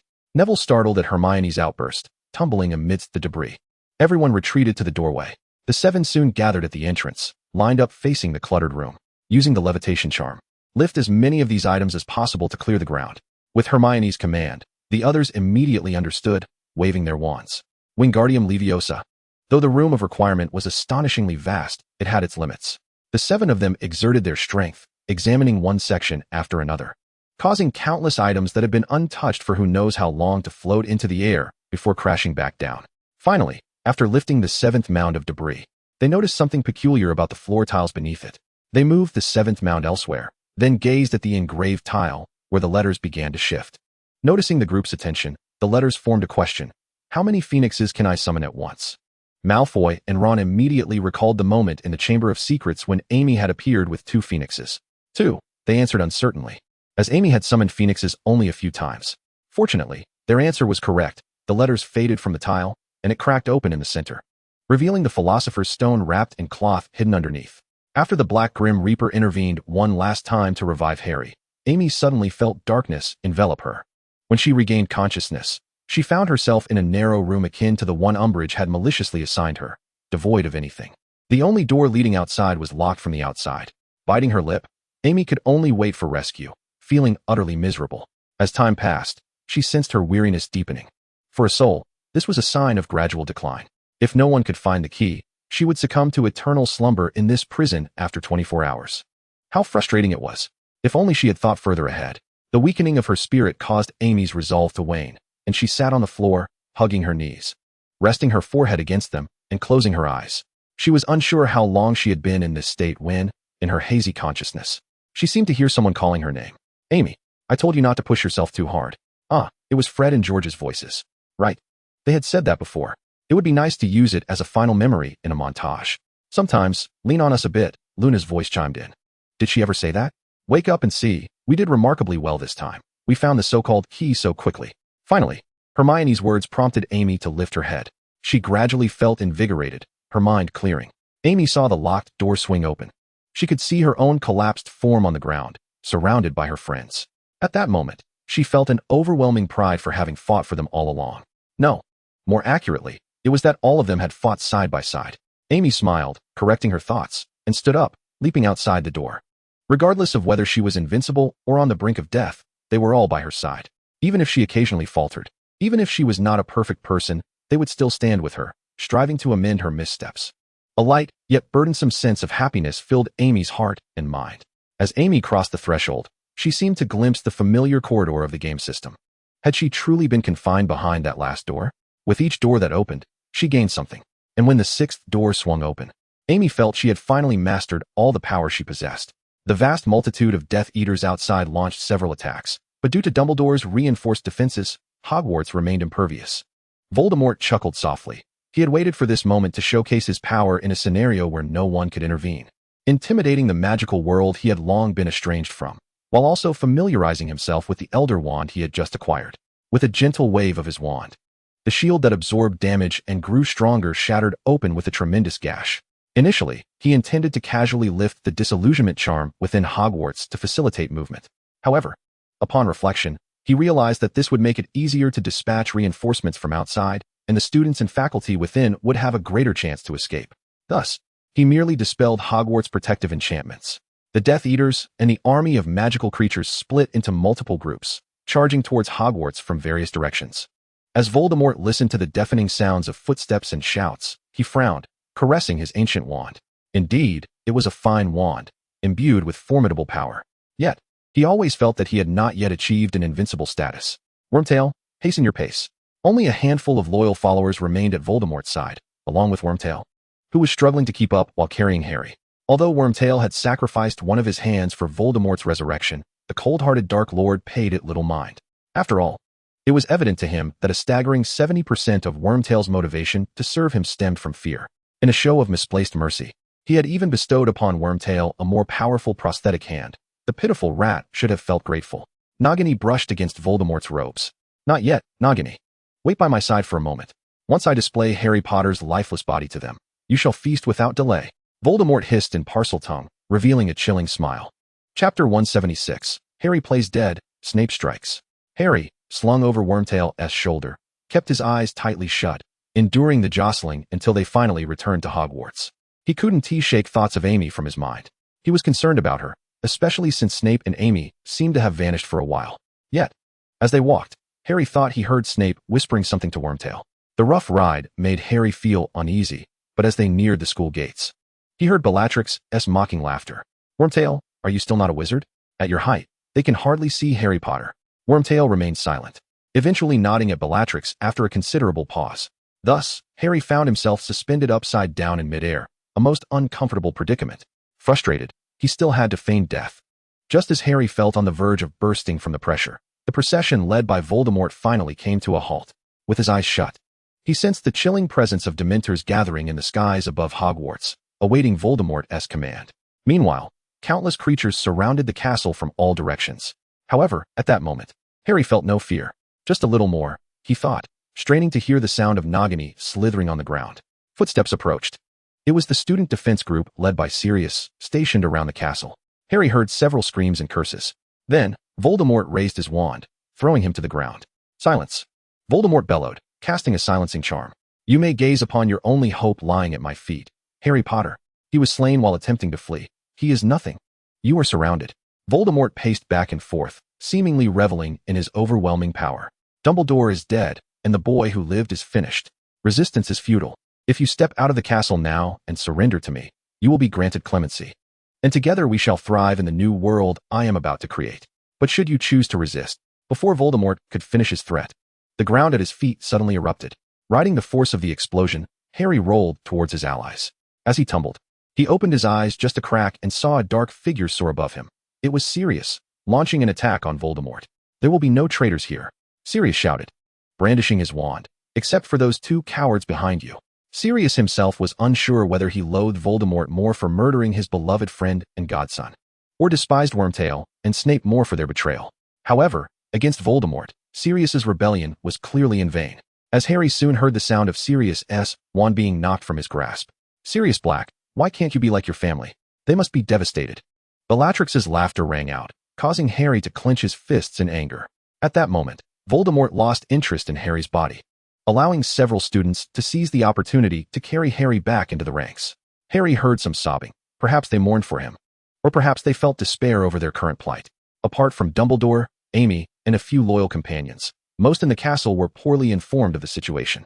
Thus far, they had gathered the following intelligence. 1. Professor Dumbledore has been killed.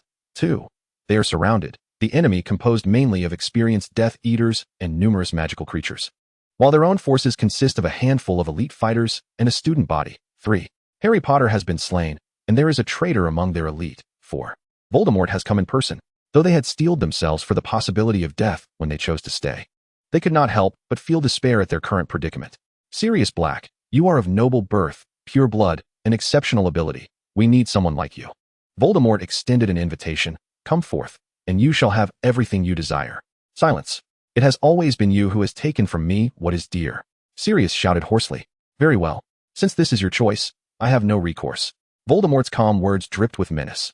Harry could no longer remain a passive observer. He sprang up, drawing his wand, but he was immediately taken aback by an unexpected turn of events. As Voldemort focused intently on confronting Sirius, a glimmer of silver shot forth from Wormtail's robe sleeve. For reasons unknown, Wormtail, using the prosthetic hand gifted by Voldemort, drew the sword of Gryffindor from his sleeve and swung it directly at Nagini, who was beside him.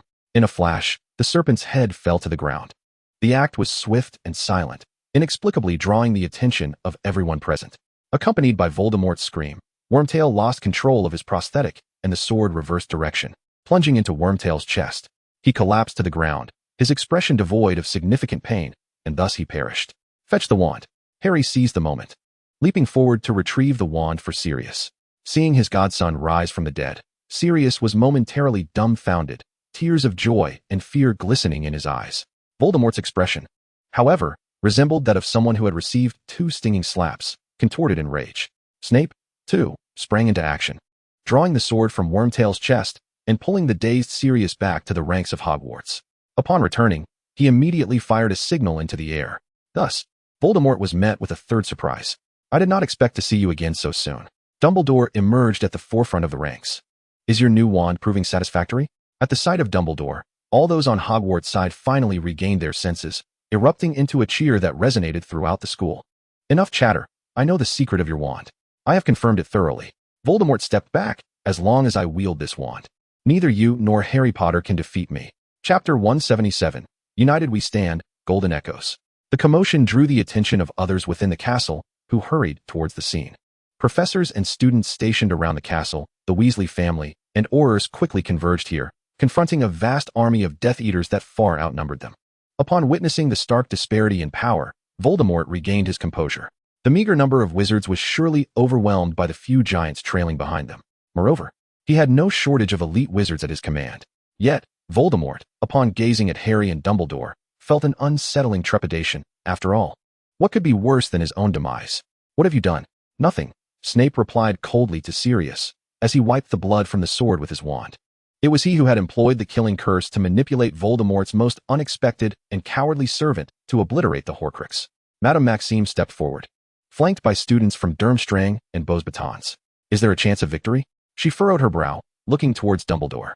"As long as we unite our efforts wholeheartedly, we shall prevail." Unlike Voldemort, Dumbledore's countenance radiated absolute confidence. At these words, Voldemort's expression darkened further. He was about to command the Death Eaters to launch a full-scale assault when a group of individuals, entwined in a rather peculiar manner, suddenly materialized before them. "Don't shove.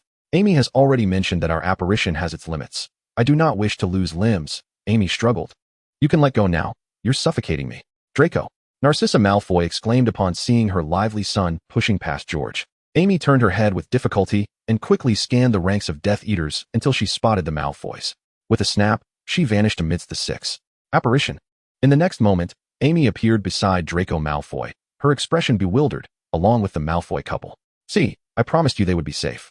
Draco, gazing at his parents, could no longer contain himself and rushed to embrace them. It had been nearly 2 years since he had last returned home. Voldemort could no longer bear the sight. Betrayal upon betrayal, resurrection upon resurrection. What a farce this all was. He turned away, arms outstretched, striding towards the back of his ranks. The Death Eaters parting for him as he bellowed, "Cleanse. Leave no traitors or fools unscathed." Frankly, he appeared less a commander and more a fugitive. The Weasley twins critiqued Voldemort's pre-battle mobilization. Hundreds of Dementors surged forward, having grown impatient. Expecto Patronum. Cats, otters, white weasels, rabbits, and hounds. Wizards summoned their patronuses to defend, yet the effect was rather feeble. Meanwhile, trolls, giants, and 8-eyed spiders charged from all directions. The Death Eaters dared not approach. Merely being caught beneath the feet of these creatures would spell disaster. "To be honest, I possess a little skill that can clear the area in a minute," Amy announced from the center of the ranks. "If you trust me, say nothing and just raise your wands." All who heard her immediately complied. Harry felt a warm surge within, his wand radiating heat, and he unconsciously summoned his stag Patronus. The silvery stag materialized before him, unfurling a shimmering shield that enveloped them all. Dementors that touched the shield disintegrated, and other creatures were repelled upon nearing it. Ron slowly levitated into the air, a flash of white light revealing he was riding a stone knight. Upon closer inspection, it was not a horse, but a chess piece. Like a knight in a wizard's chess game, he charged beyond the protective barrier, and the wizards and magical creatures outside seized the opportunity to attack him. "Stop!" Professor McGonagall's transfiguration spell enveloped the entire area, rendering all magical creatures powerless to retaliate, while the Death Eaters were similarly hindered, moving with extreme sluggishness. Even Ron's baby bus could easily evade their assaults. All the magical beings he collided with transformed into small chess pieces, trailing behind him. By the time Ron's charge concluded, the spiders, trolls, and the like congregated in a small area, battered and bruised. "I told you, I can be quite formidable when I unleash my power," Ron boasted. But the Death Eaters began to realize the gravity of the situation and desperately launched their attacks. Ron hastily directed his baby bus to retreat. Yet, at that moment, something even more astonishing occurred. 2 whomping willows uprooted themselves, blocking the majority of the assaults, and whipping their branches to ensnare the unsuspecting Death Eaters for a beating. Dumbledore stood amidst a swirling mist, and Amy urged everyone to gather closely to him to cast spells. Spells cast within this white circle can be doubled the next time they are used. Amy turned, her complexion slightly pale. Wielding so much power from her companions while also employing other spells and summons was indeed taxing. Just then, golden ripples emanated from around George and Fred. The Weasley twins' resonance activated, amplifying their partner's power. Accompanied by a mechanical electronic sound in her ears, Amy felt reinvigorated and glanced at Hermione. "Let us do this together. Weasley fireworks." They chanted in unison.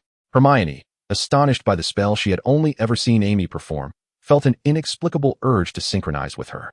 The dual fireworks soared towards the gathered creatures, causing Cedric and Percy to tremble, recalling the terror they once felt at the hands of the Weasley fireworks during their duel. "Now that's how fireworks should be." The twins cheered. The dragon-shaped fireworks devoured the malevolent creatures, yet new beings emerged within Harry's protective circle. "A Australian puffskein," Luna exclaimed as a white baby dragon appeared in the air, leisurely flapping its wings and flying to incinerate the creatures that had not been reduced to ash by the fireworks. Chapter 178, Giants in Combat, A Choice in Desperation. Dumbledore observed with keen interest as the mist swirled around his feet. He was quite curious about what else Amy might conjure. As long as they were present, those assembled would not face the threat of death. Hagrid would surely go mad. The recently returned Ron pointed at the Australian puffskein summoned by Luna and remarked, "Oh, by the way, where's Hagrid? I haven't seen him all night." In truth, we concocted an excuse the day before yesterday to send Hagrid to Hogsmeade for assistance, Amy explained. "After all, evacuating the students requires manpower. Moreover, we feared he might struggle with the tumultuous events here." Harry stood motionless, wand raised to maintain his Patronus defense. His gaze fixed on the distant giants, suddenly recalling his conversation with Hagrid from half a month ago. So much had transpired since then that he had set aside his commitment to help Hagrid teach Grop. "I wonder how Grop is faring," Harry thought anxiously, glancing toward the Forbidden Forest, relieved that no disturbances seemed to be occurring there. However, upon closer inspection, it appeared the giant near the edge of the Forbidden Forest was engaged in a brawl. What could possibly contend with such colossal giants? Oh, it turned out to be Grop, the only giant on their side. Harry's vision darkened. Grop, shouting Hagrid, in his peculiar accent, was throwing punches at the surrounding giants. Sensing the external danger, Grop disregarded the rules Hagrid had established for him and dashed out from the Forbidden Forest to join the fray. Yet, having often been bullied for his smaller stature within his own tribe, how could he possibly hold his own against so many? Amy was taken aback by the sudden appearance of Glop. Although the mobile game featured Glop's companion card, the Glop in the game would clumsily sit on the ground for an eternity after stepping on someone, rendering it far inferior to the real Glop, who unleashed a ferocious onslaught without restraint. Moreover, Amy had not forged a friendship with Glop, making it impossible for her to awaken his companion abilities. Yet, a daring notion sparked in her mind. She brandished her wand, channeling the golden light emitted by the Weasley twins to the tip of her wand, and shouted, "Hagrid." In a flash of headlights, accompanied by the roar of a motorcycle, Hagrid made a dazzling entrance atop his flying motorcycle. In that instant, Amy hopped onto the black sidecar attached to the motorcycle. "So, can I learn this next?" Luna inquired, her excitement palpable as she shrank within the sidecar. "Oh, how could I?" Hagrid pondered, scratching his head in confusion. Just moments ago, he had attempted to swiftly return from the secret passage in Hogsmeade to Hogwarts for reinforcements. But alas, his towering stature prevented him from even fitting through the doorway. Just as he grappled with this predicament, he found himself here, riding the motorcycle he had borrowed from Sirius Black in his youth. Hagrid turned his head and immediately noticed his brother embroiled in a tussle, clearly at a disadvantage. Gripping his pink umbrella tightly, he swung the motorcycle around, ready to offer support, only to find that the motorcycle remained stubbornly still. "Since I summoned the vehicle, control rests in my hands," Amy declared, her sidecar having sprouted a small steering wheel unbeknownst to her. "Hagrid, hold on tight." The motorcycle soared into the air, its engine roaring for all to hear. Amy piloted the motorcycle at high speed towards Glop, crashing into one of the giant's knees, causing the giant to howl in pain, providing Glop the opportunity to deliver a decisive blow that sent him crashing to the ground with a thunderous thud. The other giants, witnessing this, erupted in furious roars, attempting to grasp or stomp on the bothersome motorcycle. "Hagrid, hold tight, don't get thrown off." Amy tilted the motorcycle upwards, leaping over 10 meters into the air, causing Hagrid to gasp in astonishment. He tucked his umbrella back into his coat pocket and clung tightly to the handlebars. Several giants reached out to grab them, but Amy skillfully evaded their clutches. "Behold the exclusive maneuvers of the Hagrid style," Amy shouted in exhilaration. After all, riding Hagrid's motorcycle came without a limitation on speed. She could charge as she pleased. Hagrid, feeling dizzy from the wild ride, remarked that he had never taught Amy such antics. The giants raised their heads to watch them, and Amy retaliated by driving the motorcycle's wheels into their faces. A few of the more dim-witted giants, distracted, delivered hefty slaps to their comrades. Glop, proving his worth, swept the legs of the giants during their infighting, causing them to collapse in disarray before following Hagrid's motorcycle into the central battlefield. A number of less capable Death Eaters, witnessing the terrifying spectacle and overwhelming maneuvers, felt a pang of fear. With so many magical creatures vanquished at once, they realized charging in would only lead to their demise. Why are you all dawdling? Attack! Disperse their formation. Voldemort barked from the rear, exasperated. The Death Eaters hastily raised their wands, most of them aiming at Harry and Dumbledore, knowing that vanquishing them would be a monumental achievement. Protect us all. Amy, noticing the Death Eaters' movements as she returned, conjured a shield for them from afar. As Harry's Patronus could only ward off animals, Dumbledore, too, setting aside his spectator's demeanor, cast his own protective spell outside of Amy's shield. However, the moment the first curse struck Dumbledore's shield, an unforeseen occurrence transpired. Dumbledore, along with Hermione, Harry, and Ron, vanished simultaneously. Mere seconds later, they reappeared in the vacant space in front of the Death Eaters. Oh no, it's the characteristic of Dumbledore's companion ability. Upon taking damage, he can apparate along with those nearby, landing randomly. Amy felt a cold sweat break out. The Death Eaters also reacted, a myriad of green lights hurtling towards them. Even if Dumbledore were to apparate them again, they could not evade. Some of the killing curses would inevitably be caught in the warped space, sealing their fate. Is it that curse again? Harry's pupils reflected the malevolent glow of the killing curse, recalling that dreadful night, his mother's scream, and her final stance as she blocked the Avada Kedavra. This was not the influence of Dementors. They had been vanquished by his Patronus. It was Harry's heart reminding him through memories of what to do now. He would no longer passively watch others stand in front of him to shield him from danger. Harry pushed the stunned Ron and Hermione back, positioning them beside Dumbledore. We must go now? Harry spread his arms wide, closing his eyes, wishing to shield them from the lethal curses and buy them time to safely apparate. Chapter 179, The Stag Patronus, A Shattered Army. The anticipated death did not come. Harry felt no sensation of being struck by a curse. Instead, he perceived a flash of white light and dared not open his eyes, fearing to see yet another person perish in his defense.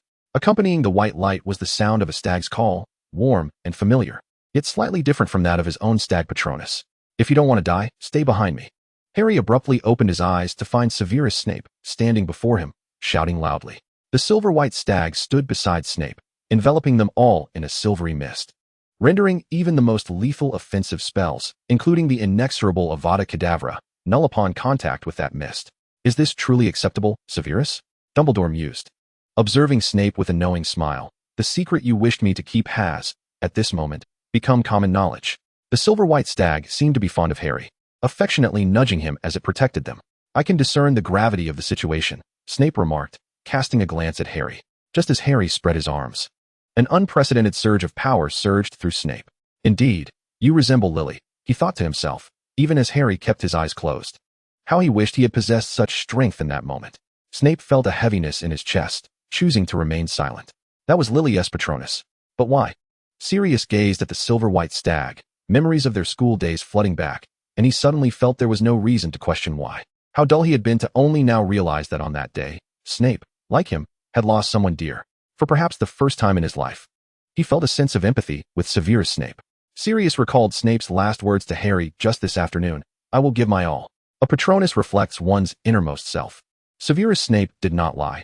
He was willing to risk everything to fulfill Lily's wish and protect the child she had left behind. Amy utilized the summoning charm twice, bringing Harry and the others back to the central battlefield.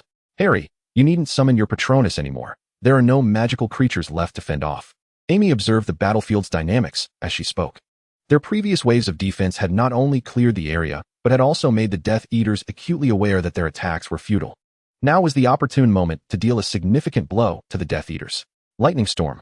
The dual flashes of lightning from Hermione and Amy equally bestowed their wrath upon each Death Eater, those caught unprepared and unable to react in time collapsing to the ground. Ultimately, it was Voldemort, lurking in the distance, who safeguarded a significant portion of his minions. The convergence of forces here was indeed advantageous for them. Voldemort pondered how to minimize losses while maximizing gains. Although he held his own life in the highest regard, he was reluctant to witness the annihilation of his followers, for it would take considerable time to recruit new ones. Soon, Voldemort devised a strategy. His voice resonating directly within the minds of each Death Eater, pretend to retreat and disperse. Once the opposition pursued, they could strike them down one by one. Voldemort's gaze fixated on Amy, Harry, and Dumbledore, convinced that none of them would allow him to escape while holding the advantage. Many Death Eaters had long awaited this moment. Yet they found themselves ensnared within the confines of Hogwarts' anti-disapparition jinx. The more skilled among them could fly without a broomstick, while the more basic, expendable ones were left to defend themselves and flee on foot. Finish them off swiftly, everyone prepare. Amy raised her wand, and instinctively, all followed suit, directing their wands toward a singular point. Multiple freezing charms. The ground of the school became cloaked in a myriad of icy trails, the temperature plummeting sharply, with ice streaks extending beneath each Death Eater's feet, causing them to either be frostbitten or slowed in their movements. The Death Eaters caught at the intersections of these icy trails fared the worst, becoming solid blocks of ice, unable to utter a single cry. Weasley Fireworks. Thanks to an enhancement of this spell while near Dumbledore, Hermione and Amy unleashed a quadruple barrage of fireworks. The residual force alone knocking several airborne Death Eaters from the sky, forcing them to join their grounded counterparts in this spectacular display. Even more disheartening for the Death Eaters was the fact that, upon reaching a sufficient level of magical energy expenditure, Luna summoned a Thestral. Its fleeting dark form evoking shrieks of terror from the Death Eaters. Some have flown quite far, Amy mused, furrowing her brow as she summoned a Niffler to replenish her magical reserves. Do you require assistance? Dumbledore inquired, lowering his head. If you were to assist, we would likely have finished by now, Amy jested. This is a splendid opportunity for the youth to showcase their prowess. How could I possibly interrupt? Dumbledore replied with a smile. I knew victory was assured when we stood together, and what you have shown me is far more exhilarating than my own involvement. Is Voldemort not concerned? He has vanished without a trace. He is typically quite arrogant, Dumbledore asserted confidently. He would not accept the notion of investing so much power only to achieve nothing. Voldemort undoubtedly hopes we pursue him, facilitating the elimination of those he perceives as thorns in his side, or at the very least, reducing the number of resistors. He must also understand that should he slink away now, gathering such formidable forces again in the future would be a daunting task. Then I shall clear the obstacles in our path. Amy gazed at the remaining airborne Death Eaters, sighing. Since Voldemort's scheming was so overt, he likely hadn't fled very far. If necessary, I can assist in locating him, Harry volunteered, gesturing to his scar. Let me clear the area before we set out. Amy glanced at Dumbledore, and given that the headmaster had shifted the troublesome matters onto her, she felt a small urge to indulge herself. Chapter 180. The Final Pursuit, truly terrifying. Fire release, protection. Blue flames erupted beneath everyone's feet, yet no one felt any scorching heat. Only my designated enemies will be harmed by this fire. Having just explained, Amy completed the incantation, unleashing head after head of blue fire dragons aimed at the farthest Death Eater within sight, hurtling straight toward them. Each dragon, before reaching its target, swept away numerous Death Eaters along its path. This contraption is rather impressive, Draco Malfoy remarked, raising his head in awe. The Malfoys exchanged glances, utterly bewildered by their son's comparison to a Muggle appliance. Professor, are you well? Harry noted that Dumbledore's smile faded the moment he witnessed Amy's new spell. I am fine, my child, Dumbledore replied gently, merely reminiscing about my youth. He then cast a somewhat mournful glance at Amy. You have truly shown me some remarkable feats. My apologies, Professor. This spell is undeniably effective, and I intended to use it from the outset. Amy shrugged, assuring everyone within the fiery circle that they were relatively safe. We shall leave this in your capable hands. With that, Amy summoned 2 phoenixes, one of which immediately perched upon Harry's shoulder. Approximately 20 or so Death Eaters have managed to flee with Voldemort. Let us pursue. Harry, lead the way. Harry nodded, and the phoenix clutched his shoulder tightly, lifting him into the air. As the others voiced their concerns, they were quick to object. It is out of the question for you two to venture alone. This task should be entrusted to. I apologize, Mrs. Weasley, but sending just the 2 of us is indeed the optimal choice, Amy stated forthrightly. The rest must remain here to deter any of the fleeing ones from changing their minds and returning. Moody frowned, on the verge of questioning what would happen if the 2 were surrounded by the remaining Death Eaters, but quickly dismissed the thought as ludicrous. That young girl, if she were to become an Auror, would surely instill fear in dark wizards. It was unlikely anyone who had witnessed the recent events would dare dispute Amy's decision. I assure you, we will both return safely. You must wait here in peace for our return. With that, the 2 were carried off by the phoenixes, soaring towards the fleeing Death Eaters. We are getting close. His position has remained unchanged for some time. Harry closed his eyes, touching his burning scar, focusing on sensing Voldemort's whereabouts. Meanwhile, Amy kept her wand at the ready, vigilance unwavering. They descended into the western Forbidden Forest, a considerable distance from Hogwarts. They are drawing near. Without needing Harry's prompting, Amy could hear the rustling sounds nearby, likely the fabric of cloaks brushing against branches. This is the end. Bellatrix emerged from the thicket, her gaze fixed maliciously upon Amy and Harry. This time, you are truly finished. Potter is to be delivered to the Master. Antonin Dolohov announced from behind Bellatrix. Among the fleeing Death Eaters, only they had kept pace with Voldemort. Upon sensing Harry and Amy approaching, Voldemort dispatched them to confront the duo. You will not deceive me this time. Bellatrix raised her wand, fury igniting within her. Wretched mudblood, this time, I will relish watching you suffer and perish. That may prove challenging. Amy stepped forward, calm and composed. You and your master have been quite thoroughly duped by me recently. Oh, and by the way, the Draco Malfoy you've known for the past 2 years was also a disguise of mine. Avada Kedavra, all shields up. Amy effortlessly deflected the killing curse, remarking, being a dark wizard should embrace diversity. I am utterly bored of the same 3 unforgivable curses. Bellatrix's fury rendered her tongue-tied, while Amy continued her verbal onslaught. And, by the way, I can cast that spell too. Avada Kedavra. Harry watched as Dolohov was struck by the green light. Yet like Dumbledore atop the astronomy tower, he merely clutched the wound inflicted upon him, his life spared. Humph, a failed spell. As expected. A mere mudblood cannot achieve anything of significance. Bellatrix disregarded the critically injured Dolohov, her rage intensifying. It was my failed curse that led you all in circles, and I have already stated that this trifling matter is exceedingly dull. Amy felt no annoyance at Bellatrix's words. Her mobile game version of the killing curse required a full stack of 4 layers to truly achieve a fatal effect. She merely wished for them to comprehend the emotions of those who perished at their hands at the moment the curse struck. However, in hindsight, Amy thought her efforts were rather superfluous. Harry, gather your composure. We shall depart in 2 minutes to confront Voldemort and conclude this matter. Mudblood, you shall not utter the Dark Lord's name directly. Bellatrix hurled a Cruciatus curse in their direction, and Dolohov recovered to join the fray. Amy simply continued to employ protective spells to deflect their assaults. Your esteemed master, who champions pure blood lineage, is himself a half-blood. He adopted such a peculiar name to abandon his Muggle father's surname. Silence. Bellatrix and Dolohov, panting and exhausted, could not breach Amy's defenses in the slightest. With her back straightened, Amy regarded them with an utterly indifferent gaze. What I needed to say has been articulated. Now let us tally the debts you owe. As she spoke, Amy aimed her wand at Bellatrix. You seem quite fond of the Cruciatus curse. I recall that Neville's parents were driven mad by your torment. Yet, you appear to grasp not its true horror. Harry sensed an extraordinary aura of danger emanating from Amy. Then, the Cruciatus curse. In an instant, multiple time-turner duplicates of Amy appeared, all reciting the incantation for the Cruciatus curse in unison, unleashing several curses upon the 2 Death Eaters simultaneously. One was perilous enough, let alone multiple. Moreover, Bellatrix could distinctly perceive that Amy's individual Cruciatus curse was extraordinarily potent. Crucio. Amy unleashed the forced version of the Cruciatus curse thrice in succession, her duplicates surrounding Harry, leaving him bewildered. The multiple curses struck like green lightning, entwining them, mercilessly draining their lives with excruciating agony. Mere seconds later, the spell concluded, leaving Bellatrix and Dolohov sprawled on their backs, frothing at the mouth, their eyes bulging, yet conscious enough to experience a semblance of what it meant to live a fate worse than death. Chapter 181. The Relentless Green Light, the Downfall of the Dark Lord.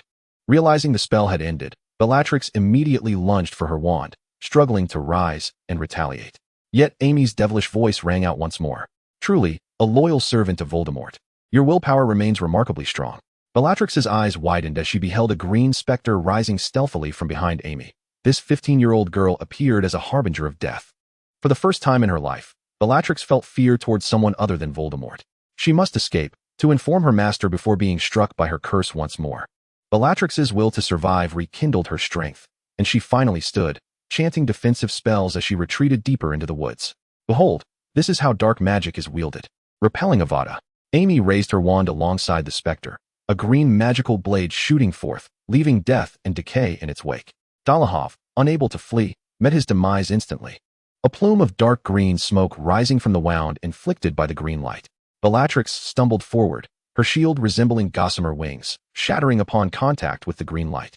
In her final moments, Bellatrix felt as fragile as a cicada, ensnared under the blade of a mantis, with no escape in sight. Master! Bellatrix screamed one last time, as the scythe of death swept over her, concluding a life steeped in slaughter, sin, and bloodshed.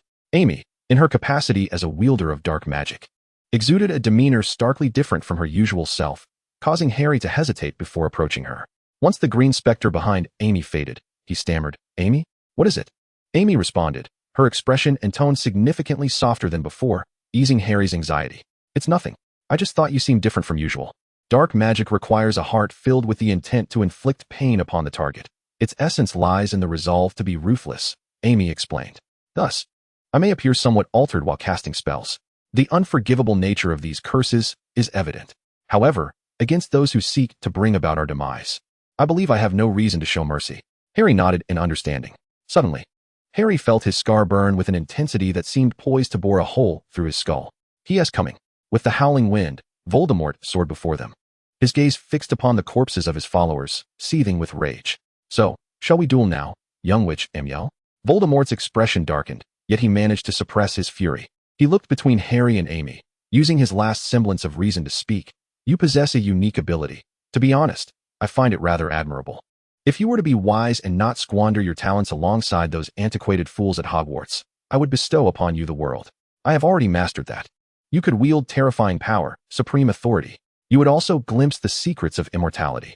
If it comes at the price of my hair, eyebrows, and nose, I think I shall decline," Amy replied, casting Voldemort a most disdainful glance. "Hand over Harry Potter. I could certainly deliver him to you. But I recall that your very presence corrodes flesh at the mere mention of him. Let us just say, it is the final showdown," Amy interjected suddenly. "What is the matter? Do insult more, I do enjoy it." Voldemort, thwarted in his attempts to incite discord, simmered with pent-up frustration. "Then, I shall turn you both to dust." He fixed his glare upon the two. "Harry Potter, there will be no more fortuitous escapes this time. I have acquired a new wand, severing our connection and amplifying my power immensely." "Harry, he speaks the truth." Amy retracted her mocking demeanor, turning to Harry with a serious expression. "To dispel his suspicions, I truly relinquished Professor Dumbledore's Elder Wand to him. That wand, shall we say, is an artifact that ensures its master's victory in duels." Seeing Amy's demeanor, Voldemort felt a swell of confidence. But Harry showed no signs of retreat. He was unwilling to let Voldemort slip away again, and he trusted that Amy would have considered every contingency in bringing him here. All he needed to do was perform the task at hand. "Let us duel, Voldemort. Just as the prophecy foretold, we must clash, and in the end, only one shall remain." "Foolhardy." Voldemort raised his wand, mocking, "You could easily escape during our confrontation, returning to Dumbledore, perhaps with a glimmer of hope. But since you are so reckless, I shall, enough of your prattle, disarm you." Avada Kedavra. Voldemort and Harry engaged in their classic clash once more, yet this time, the wands did not forge the favorable connection they once had for Harry. Harry's own power was naturally no match for Voldemort's, as he felt himself nearing exhaustion. Amy extended her hand, grasping the wand alongside him. "Voldemort, you are aware that wands recognize their masters, are you not? The Elder Wand acknowledges only the victor of a duel as its rightful owner. And it was I, not you, who disarmed Dumbledore and seized the wand." Voldemort gradually sensed the strength emanating from his opponent intensifying, or rather, his own power waning. "I am the true master of the Elder Wand. It shall protect us, not you." Where the spells collided, golden flames erupted, pushing Voldemort's green light back toward the Elder Wand. At long last, Voldemort was struck down by his own curse. The Elder Wand soaring into the air and landing in Amy's grasp, tracing an eerie parabola. "No, I will not fail," he thought, sensing the power within him ebbing away. "I will return. I still have." "No, you do not," Amy interjected, extinguishing Voldemort's final flicker of hope. "Your soul has been shattered beyond repair. You simply cannot feel it. You will not rise again." Chapter 182. The Reason for Defeat, the True Beginning. Voldemort's gaze gradually turned hollow as he summoned the last vestiges of his strength to utter half a sentence.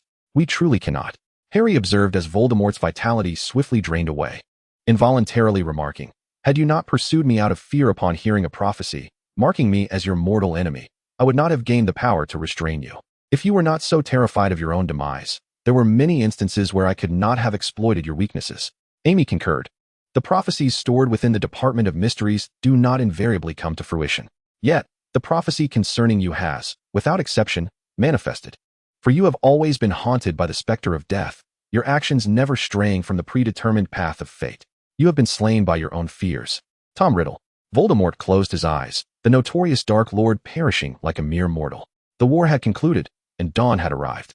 "Oh, this is truly rather exhausting." Amy remarked, reclining beneath a tree and stretching.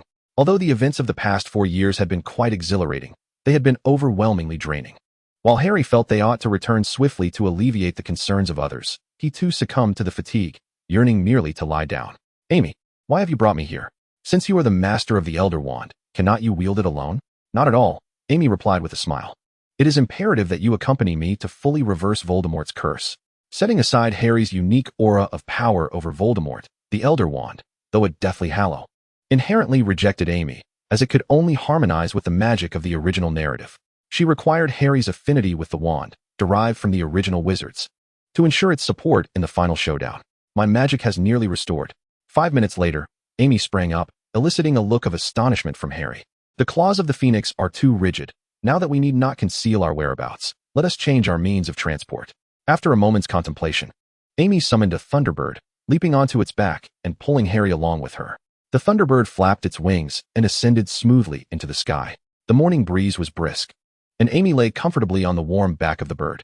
The Thunderbird's soft down tickled her nose, prompting a flurry of sneezes. How delightful, she murmured, drowsily narrowing her eyes, the sounds of wind, birdsong, and Harry's quiet words fading into the distance. When she next opened her eyes, she found herself back in the corridor of the mobile game space. However, she beheld another version of herself, clad in bloodied attire, with a dark Reaper's orb floating before her. Am I dead? Where is this, mother? What has become of the others? Please help me, brave sacrificer. It was the first time Amy witnessed the Black Reaper speaking in such a subdued tone, imploring, you must come to my aid. What has happened? Who are you? Past Amy exclaimed in shock. I am the Reaper, though I am not the Reaper of your world. The Dark Reaper introduced itself. However, before your world's Reaper could arrive, I took the liberty of bringing you here. What do you intend to do? The Dark Reaper's orb drifted to past Amy's forehead, gently brushing against it. Past Amy froze in surprise, and suddenly, a torrent of information flooded her mind. God, it should be omniscient and omnipotent. In the beginning, death was white, for it was unknown, pure.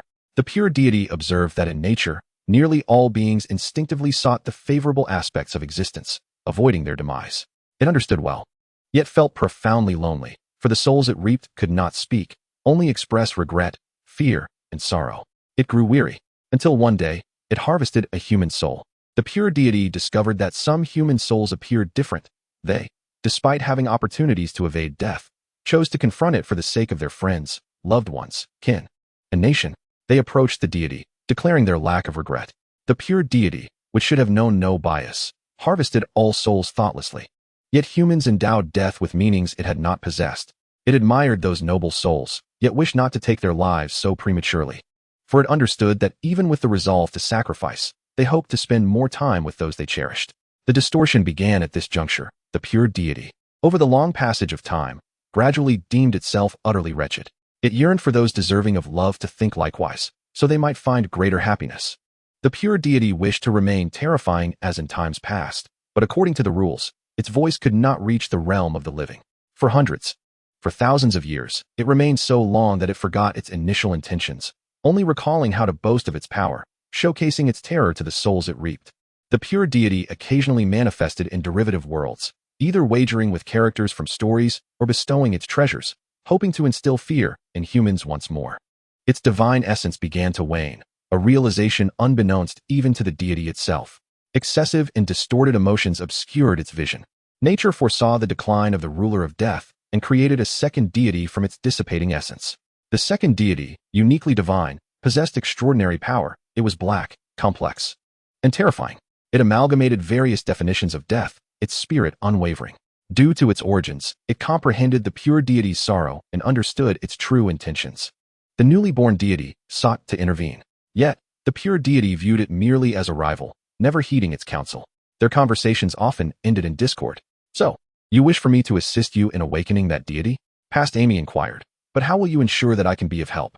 You have already discerned that the deity is omniscient and omnipotent, the Dark Reaper replied. The deity can observe every choice, every potential future. And this is precisely why I have chosen you. I see hope in your future. What must I do? Indeed, you have agreed. The Dark Reaper paused before continuing. Follow your heart. Act solely according to your own volition.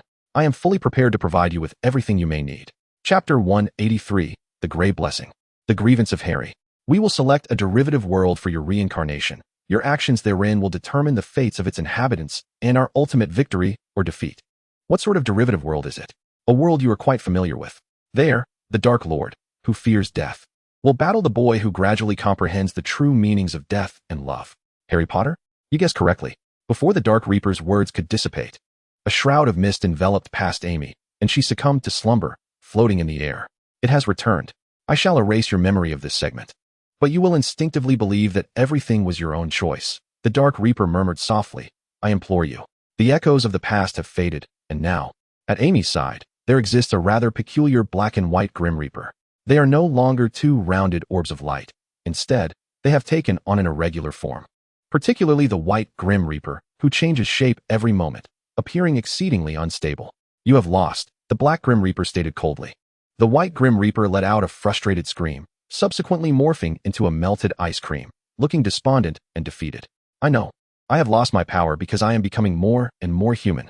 I am swayed by emotions, and my divine strength is waning. That is why I lost. The white Grim Reaper was utterly distraught, but what could be done? It had always been solely up to them to handle such matters until now, and they could not even discern their own shape. Amy pondered that a mere 4-year play was insufficient to alter the heart of a god whose existence spanned an unfathomable duration. Looking at the frenzied white Grim Reaper, she felt a surge of compassion. Surely, you did not orchestrate all of this merely to impart a lesson to them, did you? You simply wished for them to understand that you do not want them to willingly descend into oblivion, correct? The white Grim Reaper ceased its madness, frozen in place.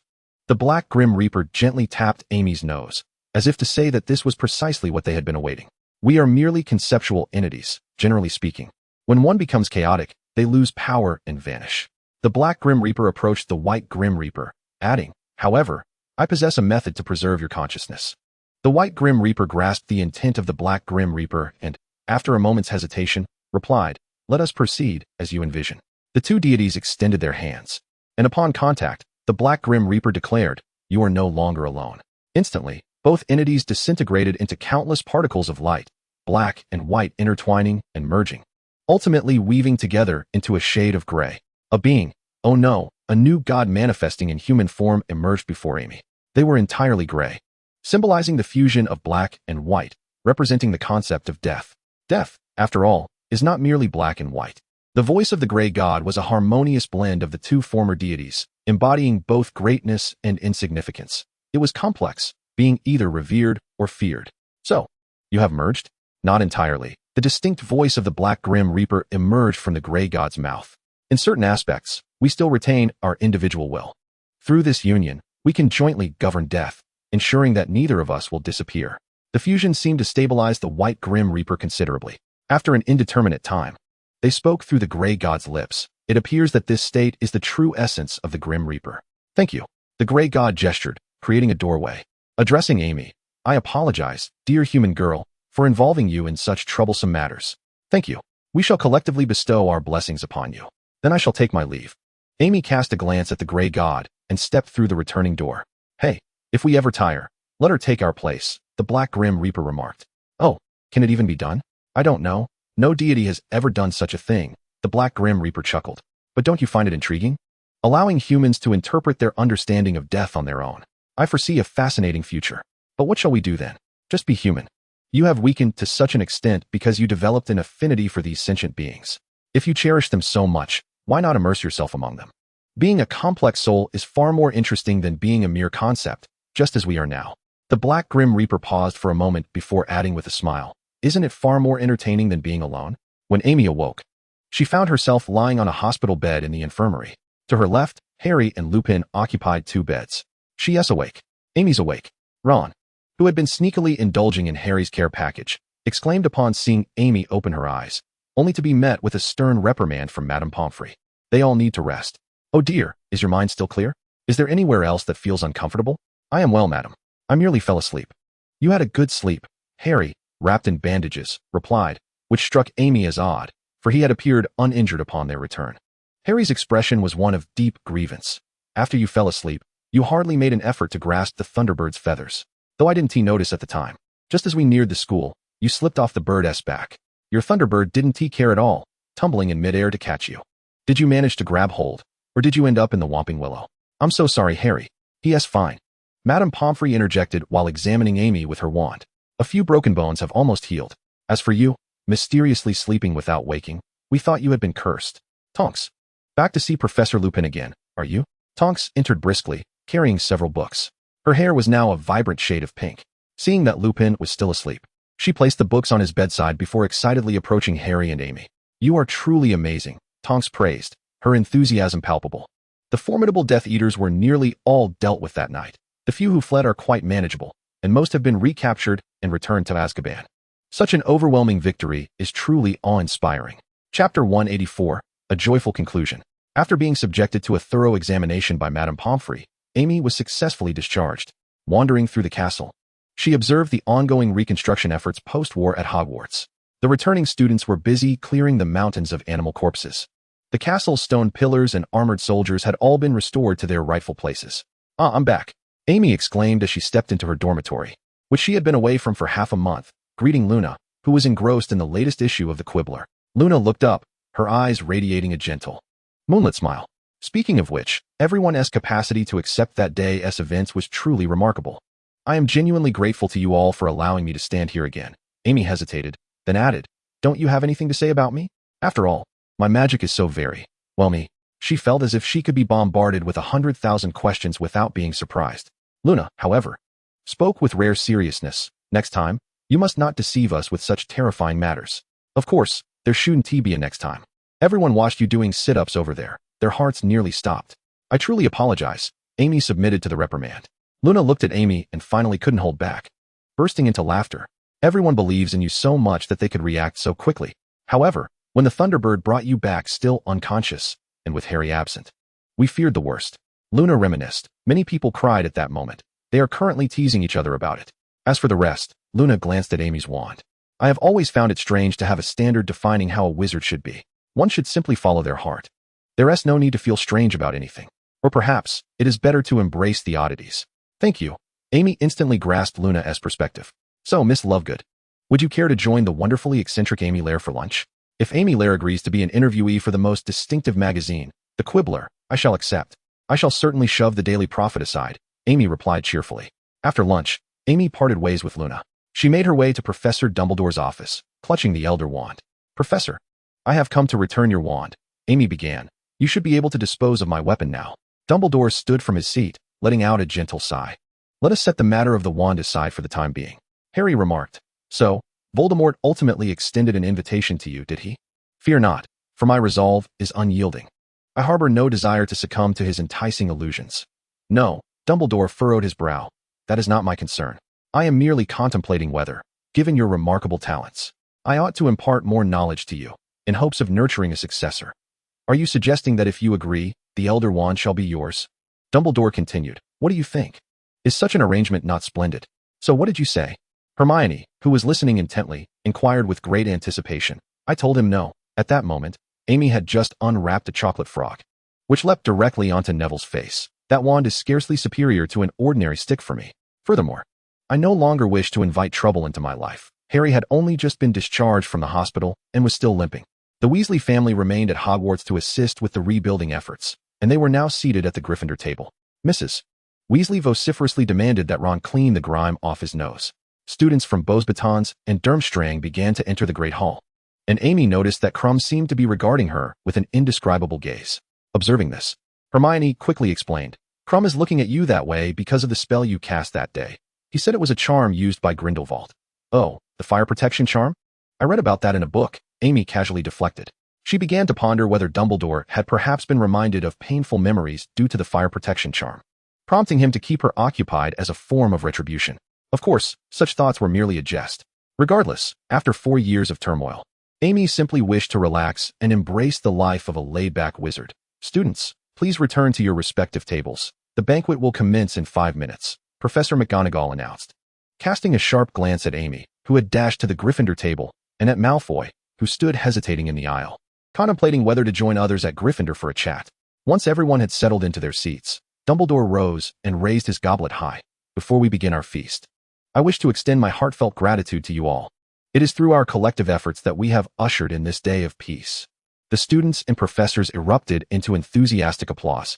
and the Weasley twins even set off 2 small fireworks, much to Filch's chagrin. Here, I would like to especially acknowledge a few individuals who displayed remarkable valor on the battlefield. In truth, every person who remained at Hogwarts contributed in their own way, yet some performances were truly memorable. The first I wish to commend is Professor Remus Lupin.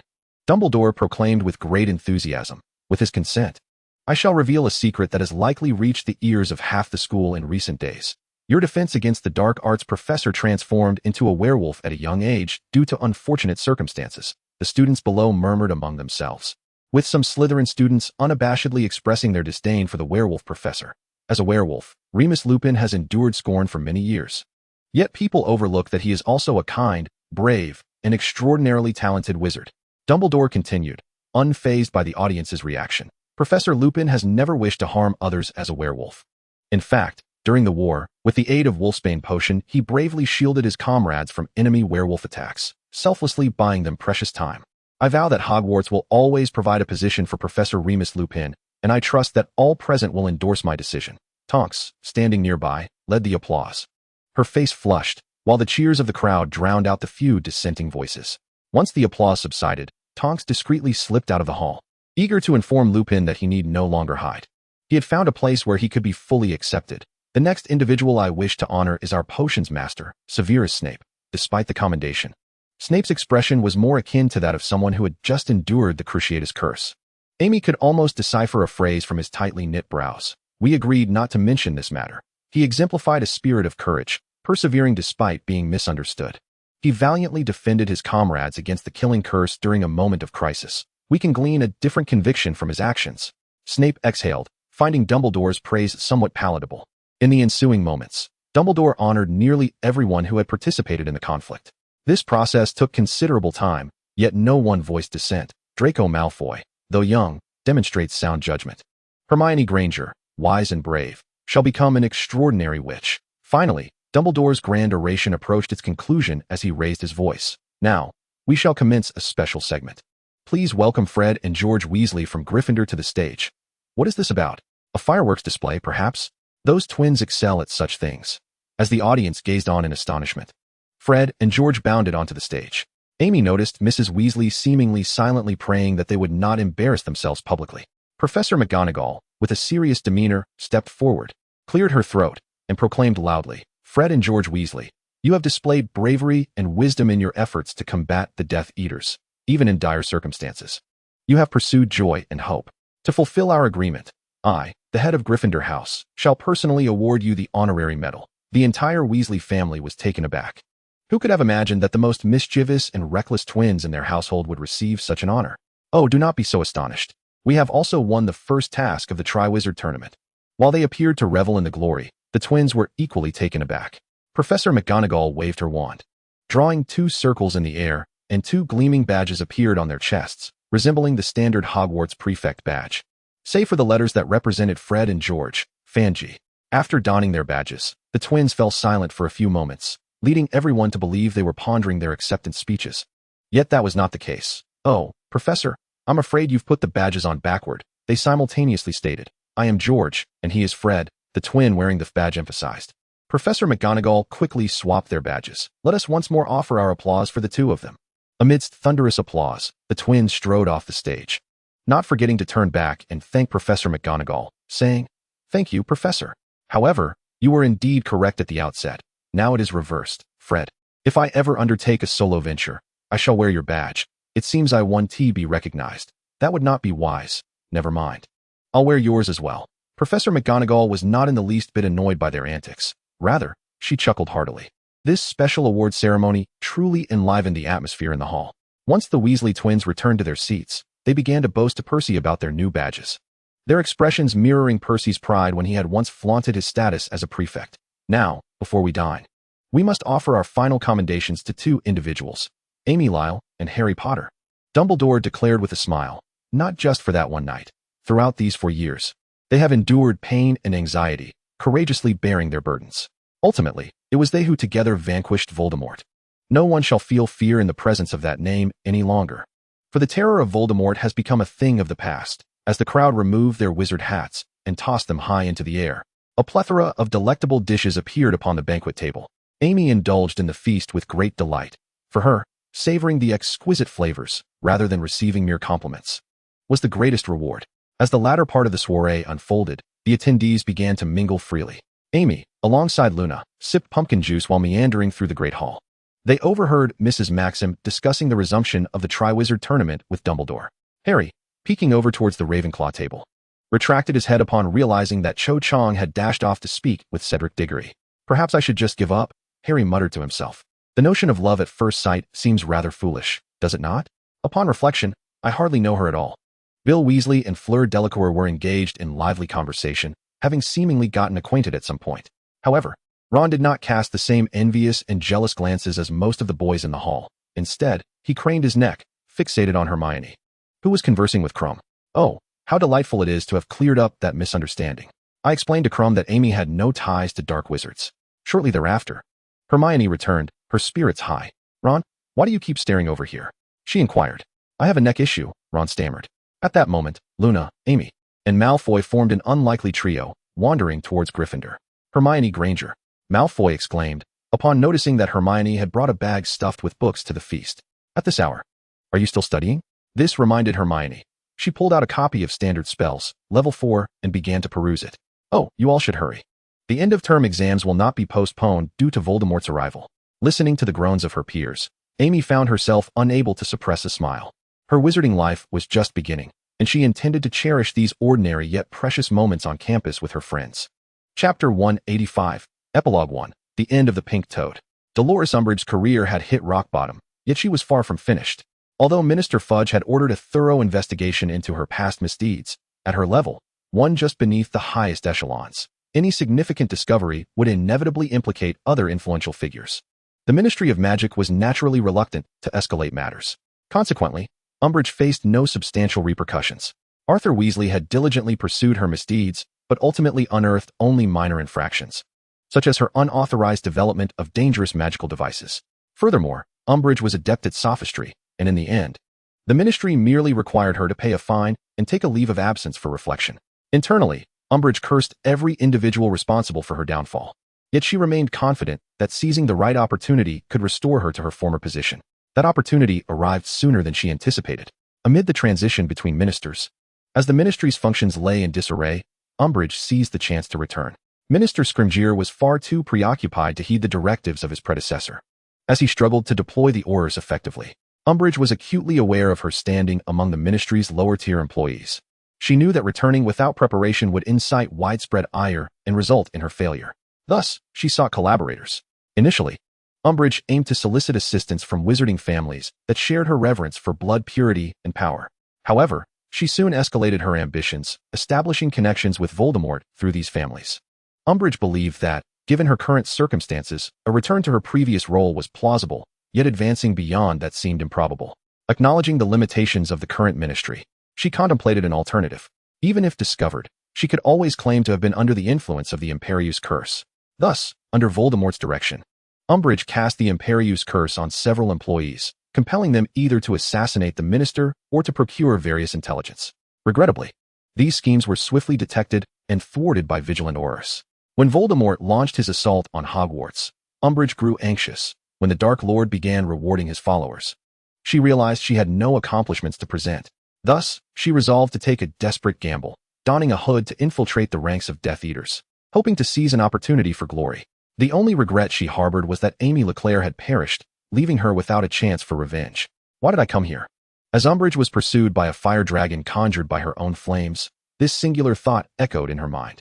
She glared at Amy Leclerc, who stood calmly at the center of the group, realizing how fortunate she was to have escaped that girl unscathed, without even stepping foot in Azkaban. That demon not only lived, but could effortlessly obliterate them. Umbridge narrowly avoided becoming a charred toad. Though severely burned, she managed to preserve her life. Landing deep within the Forbidden Forest, with her last reserves of strength, she uttered a spell to staunch her bleeding. Oh, could there be a more dire predicament? Indeed, there was. Umbridge's eyes widened in terror as she heard the sound of hooves. She had always harbored a disdain for animals, and she felt a profound fear towards those creatures that were not entirely human. The proud centaurs passed by her. The displacement of the sparks indicates that the Forbidden Forest is rife with filth, Forenza remarked, though it appears to pose no immediate threat.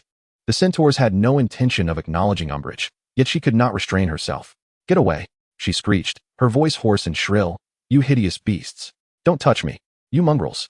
The centaurs, proud by nature, regarded humans as inferior beings. Umbridge was well aware of how to tread upon others' sensitivities.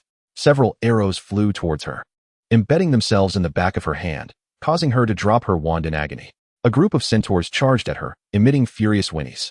Bane stepped forward, seizing Umbridge and lifting her into the air. They dragged her deep into the heart of the forbidden forest, where their territory resonated with her cries of despair amidst the cacophony of hooves. Later, when Aurors were searching for remnants of the Death Eaters, they discovered Umbridge, who was in a state of mental disarray, unable to articulate a coherent thought, merely muttering incoherently. Originally, Umbridge would have faced conviction, but the court, considering her current mental instability, decided to temporarily remand her to St. Mungo's Hospital for Magical Maladies and Injuries for observation and treatment. So, had Umbridge been driven to madness? Certainly not. She was merely feigning insanity at a critical juncture to evade legal repercussions. Therapists cannot heal one who is merely pretending, and Umbridge had confidence in her ruse. As long as she remained cautious, she was certain she could deceive everyone. Approximately a year after her admission, Umbridge's therapist informed her that a new therapist would be assigned to oversee her continued treatment. Umbridge feigned disinterest, mumbling a few half-hearted responses. After all, she was merely deceiving everyone. The new therapist, wearing a mask and round glasses, had striking blue hair. Umbridge felt an inexplicable sense of familiarity. However, her attention was soon diverted by the figure standing behind her. What is Kingsley doing here? She wondered. Perhaps the Auror office intended to apprehend her as soon as her treatment began to take effect?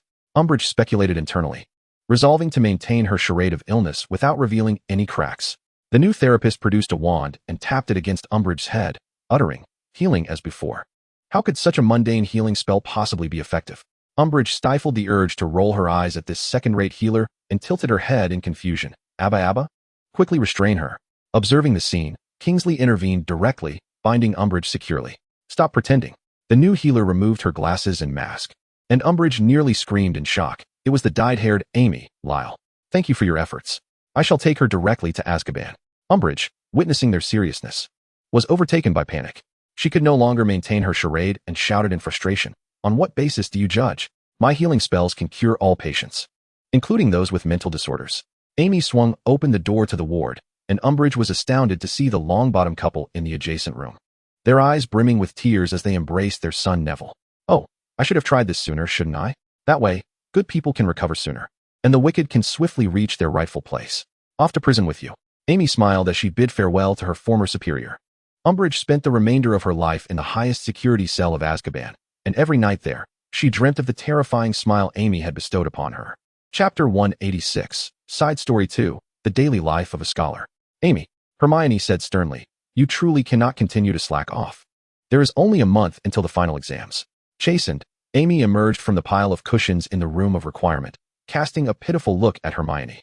There is a phrase, "extreme situations lead to reversal," which perfectly encapsulates Amy's current sentiment. After nearly 4 years of living in constant anxiety over Voldemort's machinations, Amy decided to grant herself a reprieve. Initially, she intended to take a brief 2-day break, but the ease of life proved to be more delightful than she had anticipated. Consequently, she became increasingly lax. Since the war's end, Amy had not picked up a book outside of class. Whenever a twinge of guilt for her idleness struck her, she inexplicably found herself intrigued by the new products developed by Fred and George, willingly spending considerable time testing them. Well, it wasn't entirely inexplicable. She simply lacked the motivation to study, thus everything seemed interesting. Amy had no qualms about the exams in Charms and Transfiguration. Hermione began her serious analysis, stating that the real issue lay in the theoretical exam preparations for other subjects, as Amy had missed so many classes. Time was indeed running short. "Amy, you must get a move on." The sight of the Weasley twins encouraging her seemed almost surreal. Had Mrs. Weasley witnessed this scene, she would surely have thought herself dreaming. Amy raised an eyebrow in surprise.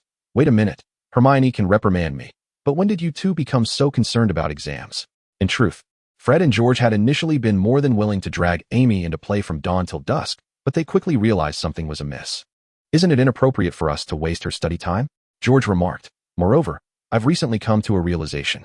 "What realization?" "We are 2 years older than Amy, right? When we graduate, she will still have 2 more years at Hogwarts, and we will hardly see her for those 2 years. Thus, the brothers swiftly reached a consensus. "Go for it, Amy," Fred earnestly declared. "Aim for a grade skip. Ideally, skip 2. If you do well, our younger brother will be at your mercy for pranks. If all else fails, just make sure you don't fail any classes. Ron sighed in exasperation, while Harry quipped, your goals are a bit too ambitious, aren't they? I can share the key points from Potions class, Malfoy chimed in. If you have any questions, feel free to ask me. As seniors, we have more exam experience. George shot back, huh? Aren't you both notorious for not studying properly? Let us see who teaches better. Who's afraid? The three grew increasingly louder in their bickering. Is this test absolutely necessary? Amy lamented, her face drawn as the trio dragged her into the library. If Amy doesn't want to study, forcing her won't help, Neville remarked. No need to worry, Luna said, cradling her history of magic textbook. Have you heard George and Fred recounting the tale of their first encounter with Amy? I've heard rumors, my Neville was involved. Indeed, Amy was terrified and bitten by a poisonous spider, to such an extent that she eventually let go of her fears. She even developed the courage and reflexes to catch toads with her bare hands. The same could be said for exams. One could slack off until the last moment, and then panic. Neville found Luna's words somewhat peculiar, yet oddly sensible. Sure enough, 2 weeks later, Amy took the initiative, often dragging the trio to the library after meals. Why didn't I start revising sooner? Initially, Neville thought Amy was muttering this to herself, only to discover she was addressing Fred, George, and Malfoy. Everything began when Amy casually flipped through their notes and identified 27 errors within. How can your class notes have so many mistakes? Thank goodness I found this before the exams. What if you had failed? Malfoy, recalling Professor Nutter from their first year at the sight of Amy's serious face, grew anxious. Well, there have been many distractions over the past 2 years. I've been worried about family and sometimes lose focus. Fred and George struggled to come up with a reasonable excuse and could only accept their scolding meekly. By next week, correct all the mistakes in your notes and memorize them. I will personally check them. Fred and George, you must revise all 6 years of notes. You'll be taking your newts next year. So, does this mean I absolutely must take this exam? The three lamented, faces drawn, as they were pulled into the library. So, does this imply Amy doesn't actually need to revise? Harry looked at Hermione, questioning why she was so insistent.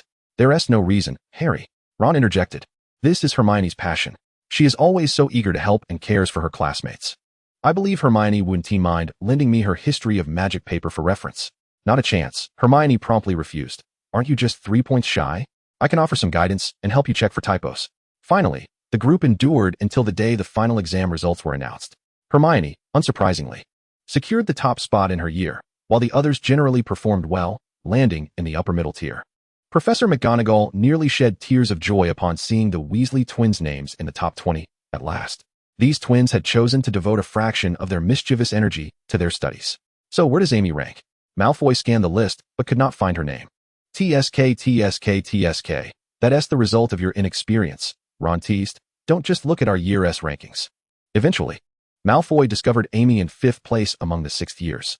It's been so long since the last exam. I'm a bit out of practice, Amy said, patting Fred and George on the shoulder.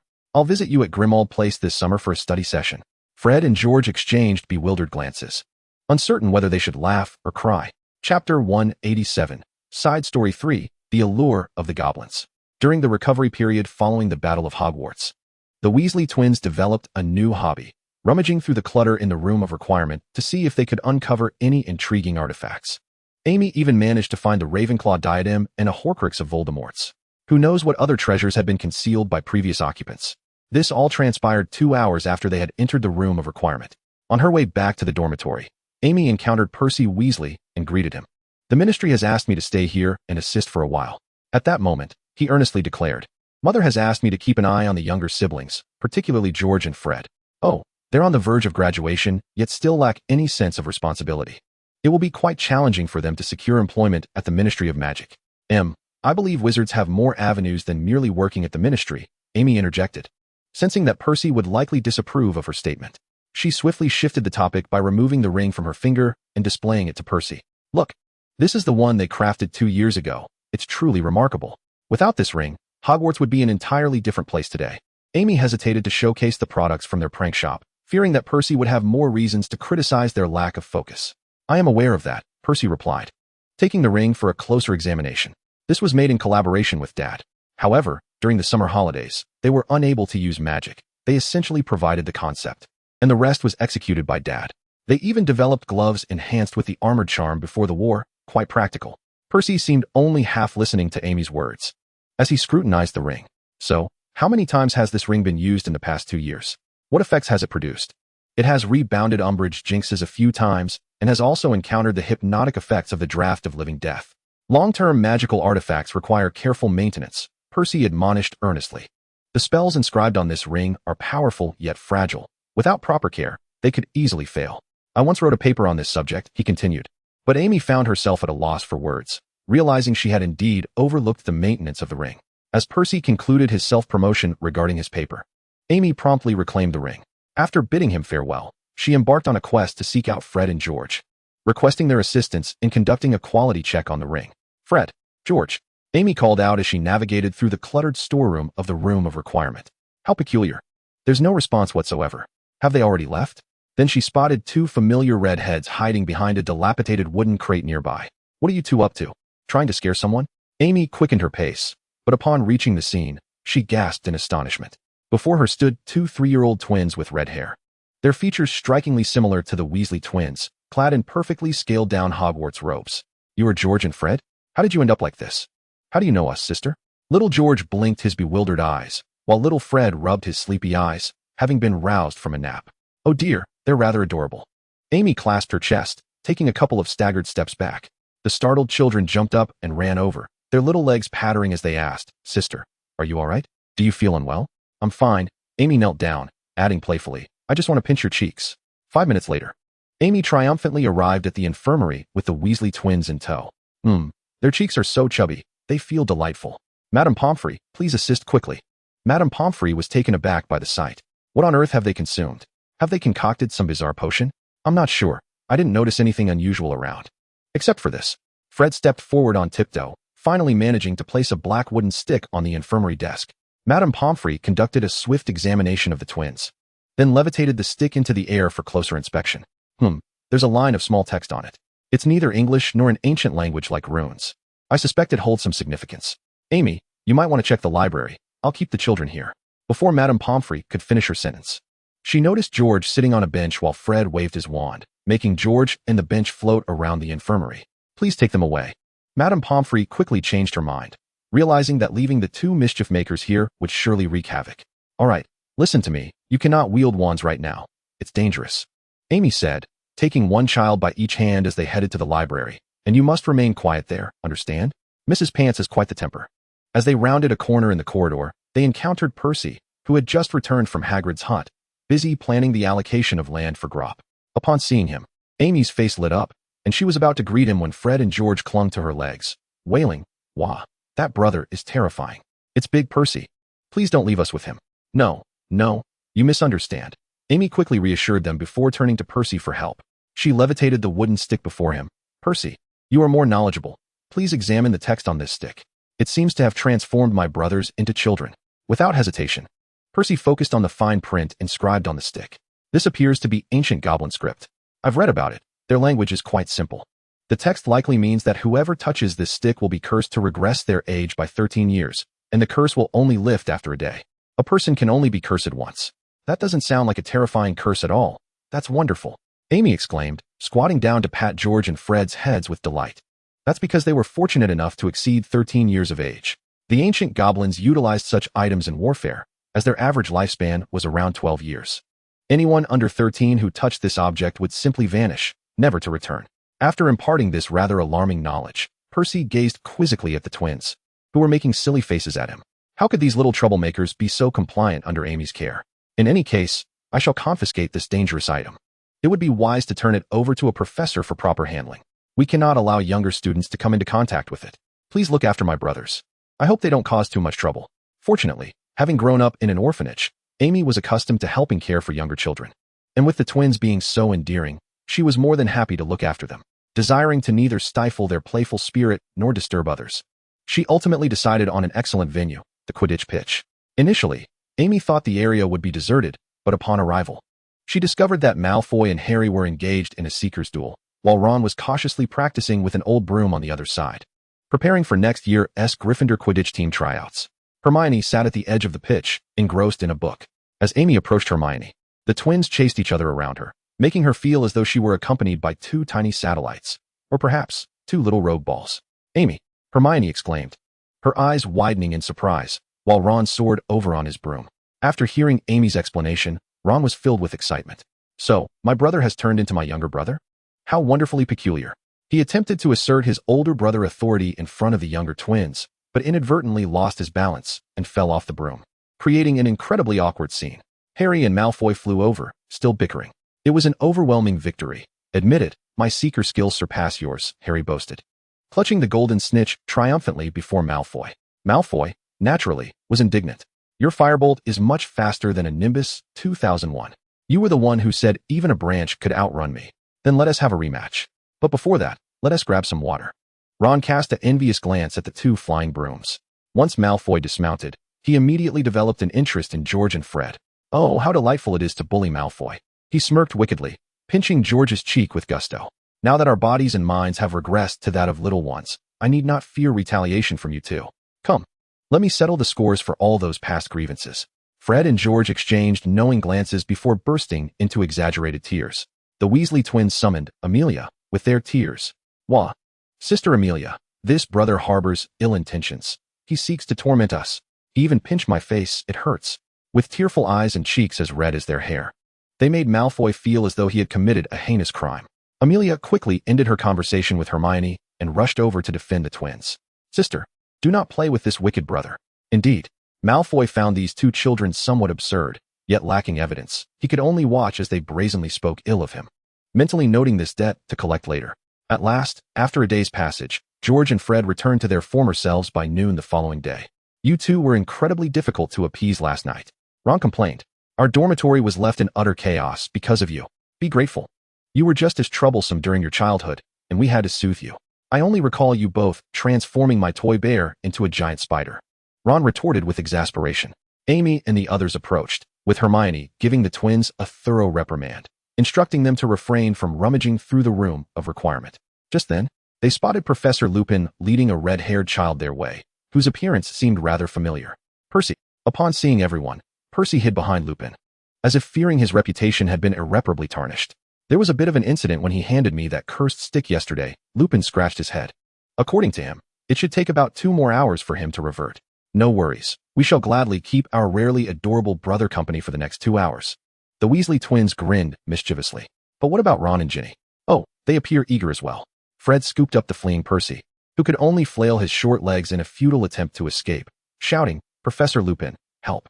Oh, I must now strategize on how to deal with you once I return to my normal size. I still have plenty of work at the ministry to complete. Wait. Malfoy's brow furrowed. Percy Weasley, why isn't your mind shrunk? The group recognized this oversight, leaving the Weasley twins momentarily stunned. Just a little joke, a little jest, everyone. Malfoy insisted. A jest is it? Malfoy's demeanor turned menacing. Today, it shall be either your demise or my survival. Fred and George took off, with Malfoy hot on their heels. Put me down. In their haste, Fred forgot to release Percy, who was jostled about and felt nauseous. Ultimately, it was Filch who intervened, citing their raucous antics in the corridor as grounds for detention. Once Percy returned to his normal size, he promptly insisted on apologizing and expressing gratitude to everyone he had inconvenienced, embodying the virtues of righteousness. Easter egg. Harry unexpectedly encountered the cursed stick in the shared office of Lupin and Sirius, which transformed him into a child. Sirius shed tears, lamenting, Harry, it seems I have failed to keep a watchful eye on you. Not to worry, Godfather wishes to see you grow up. I shall arrange a variety of suitable little items for you. Harry's words were somewhat garbled, preventing him from explaining anything. Just as Lupin was about to speak, Sirius vanished without a trace. He must have interpreted the curse in his own way. Lupin sighed, lifting Harry into his arms. Come now, Harry. Let us return you to rest. Ample sleep will aid your recovery. When Sirius returned with a plethora of adorable clothing and various peculiar items he deemed beneficial for a child's growth, Harry had transformed back into a lively young boy. Sirius once again wept with regret. Curse it! Had I known this would happen, I would have pinched little Harry's cheeks yesterday. Harry exclaimed. Is there some obsession with face pinching among everyone? Chapter 188, Extra Chapter 4, Performance. When Dumbledore announced the revival of the Triwizard Tournament, the entire school was taken aback. This meant that the year's events had already been quite plentiful, rendering further extravagance unnecessary. Naturally, if assignments and exams could be abolished, they would wholeheartedly agree. Do not rush, everyone, Dumbledore smiled. Considering recent occurrences, you must be weary of more violent activities. However, let us not forget that the essence of the Triwizard Tournament is to foster communication among schools of wizards. Hence, we have decided to conclude the competition with a cultural performance. As it poses no danger, interested students may form their own teams and devise a performance format, submitting their registration forms to Professor McGonagall by the day after tomorrow. Professor McGonagall will make selections. What do you think Beauxbatons and Durmstrang will prepare for their performances? Ginny inquired, her face alight with anticipation. Easily guessed, Amy replied. With so few left from Durmstrang, they will likely center their performance around Krum, featuring a flying display. The girls from Beauxbatons seem quite adept at elegant song and dance. So, does anyone wish to form a team? Ginny suggested. That sounds intriguing. Although I feel our group lacks in-depth knowledge in this area. Harry could perform the act of swallowing a golden snitch, Ron joked. I guarantee Krum has never done that.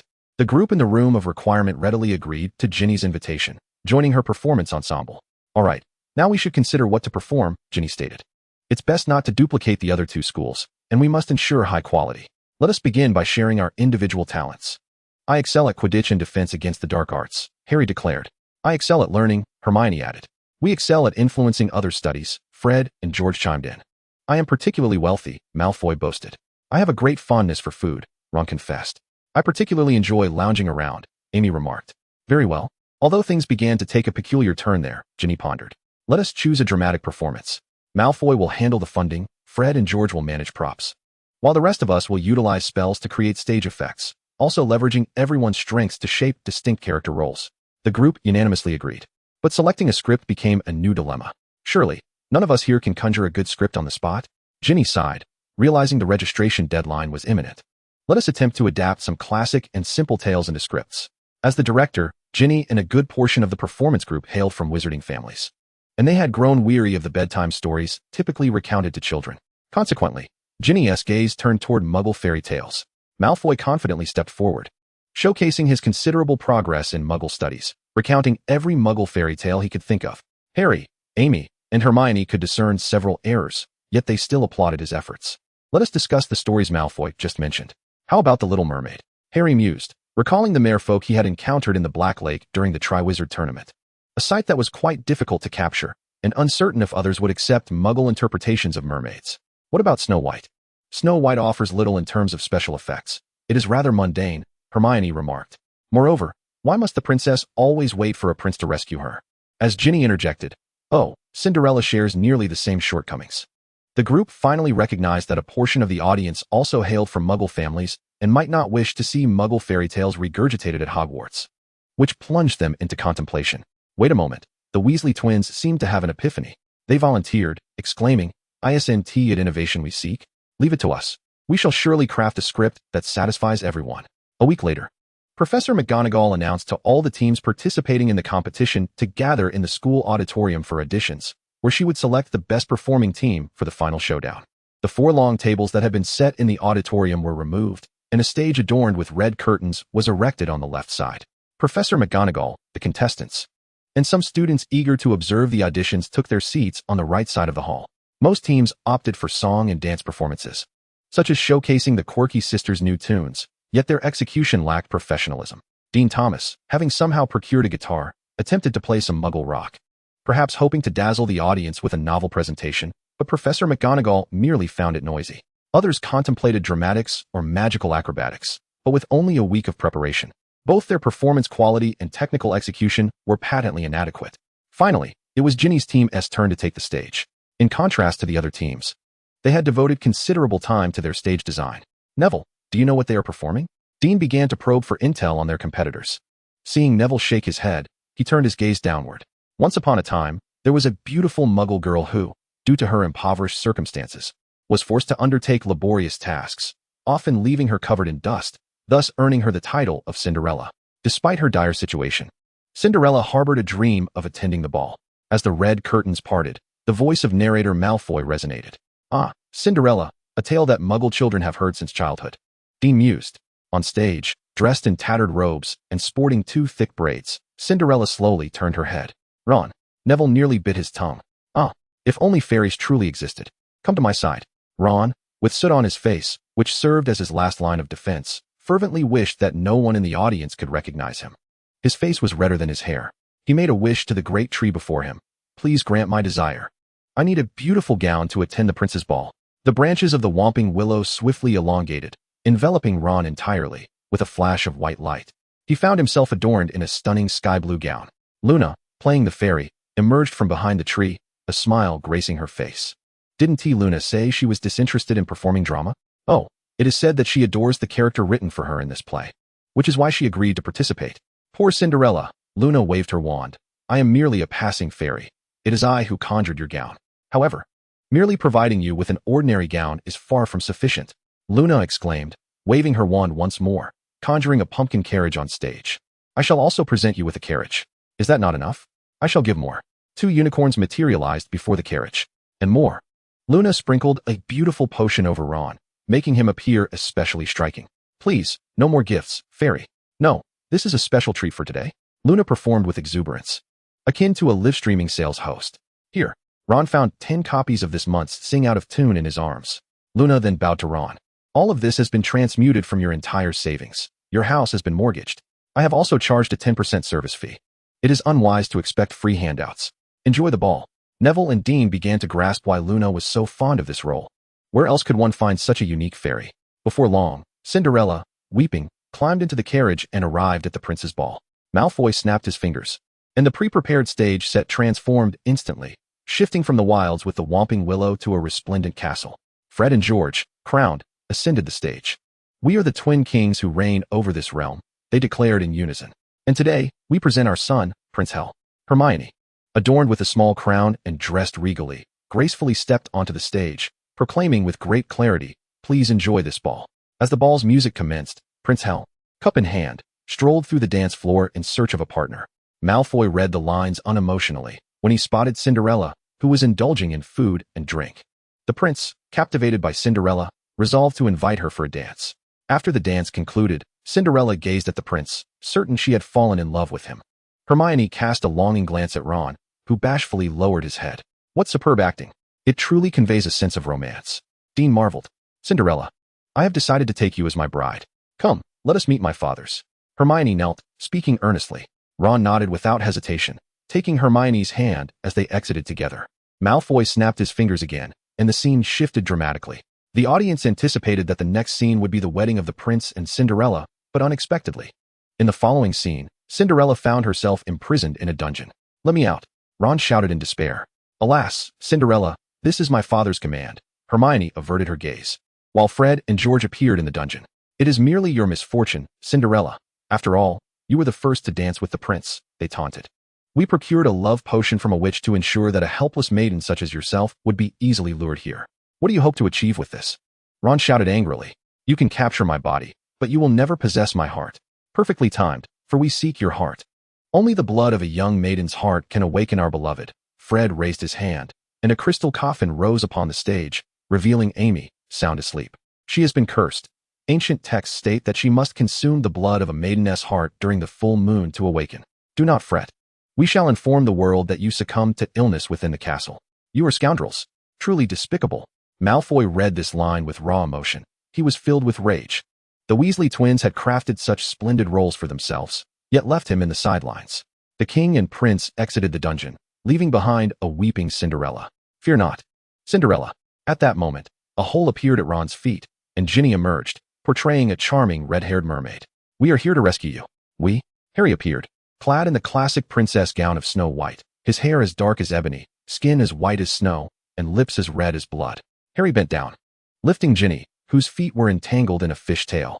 We have long been aware of the happenings within the castle and have come to rescue the innocent maiden deceived by the king.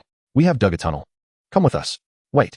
Suddenly, Ron declared, while I am deeply grateful for your assistance in rescuing me, this is merely a stopgap solution. The kings can host another ball and deceive other maidens into their clutches. Indeed. Charge forth. Overthrow the foolish reign of those twins.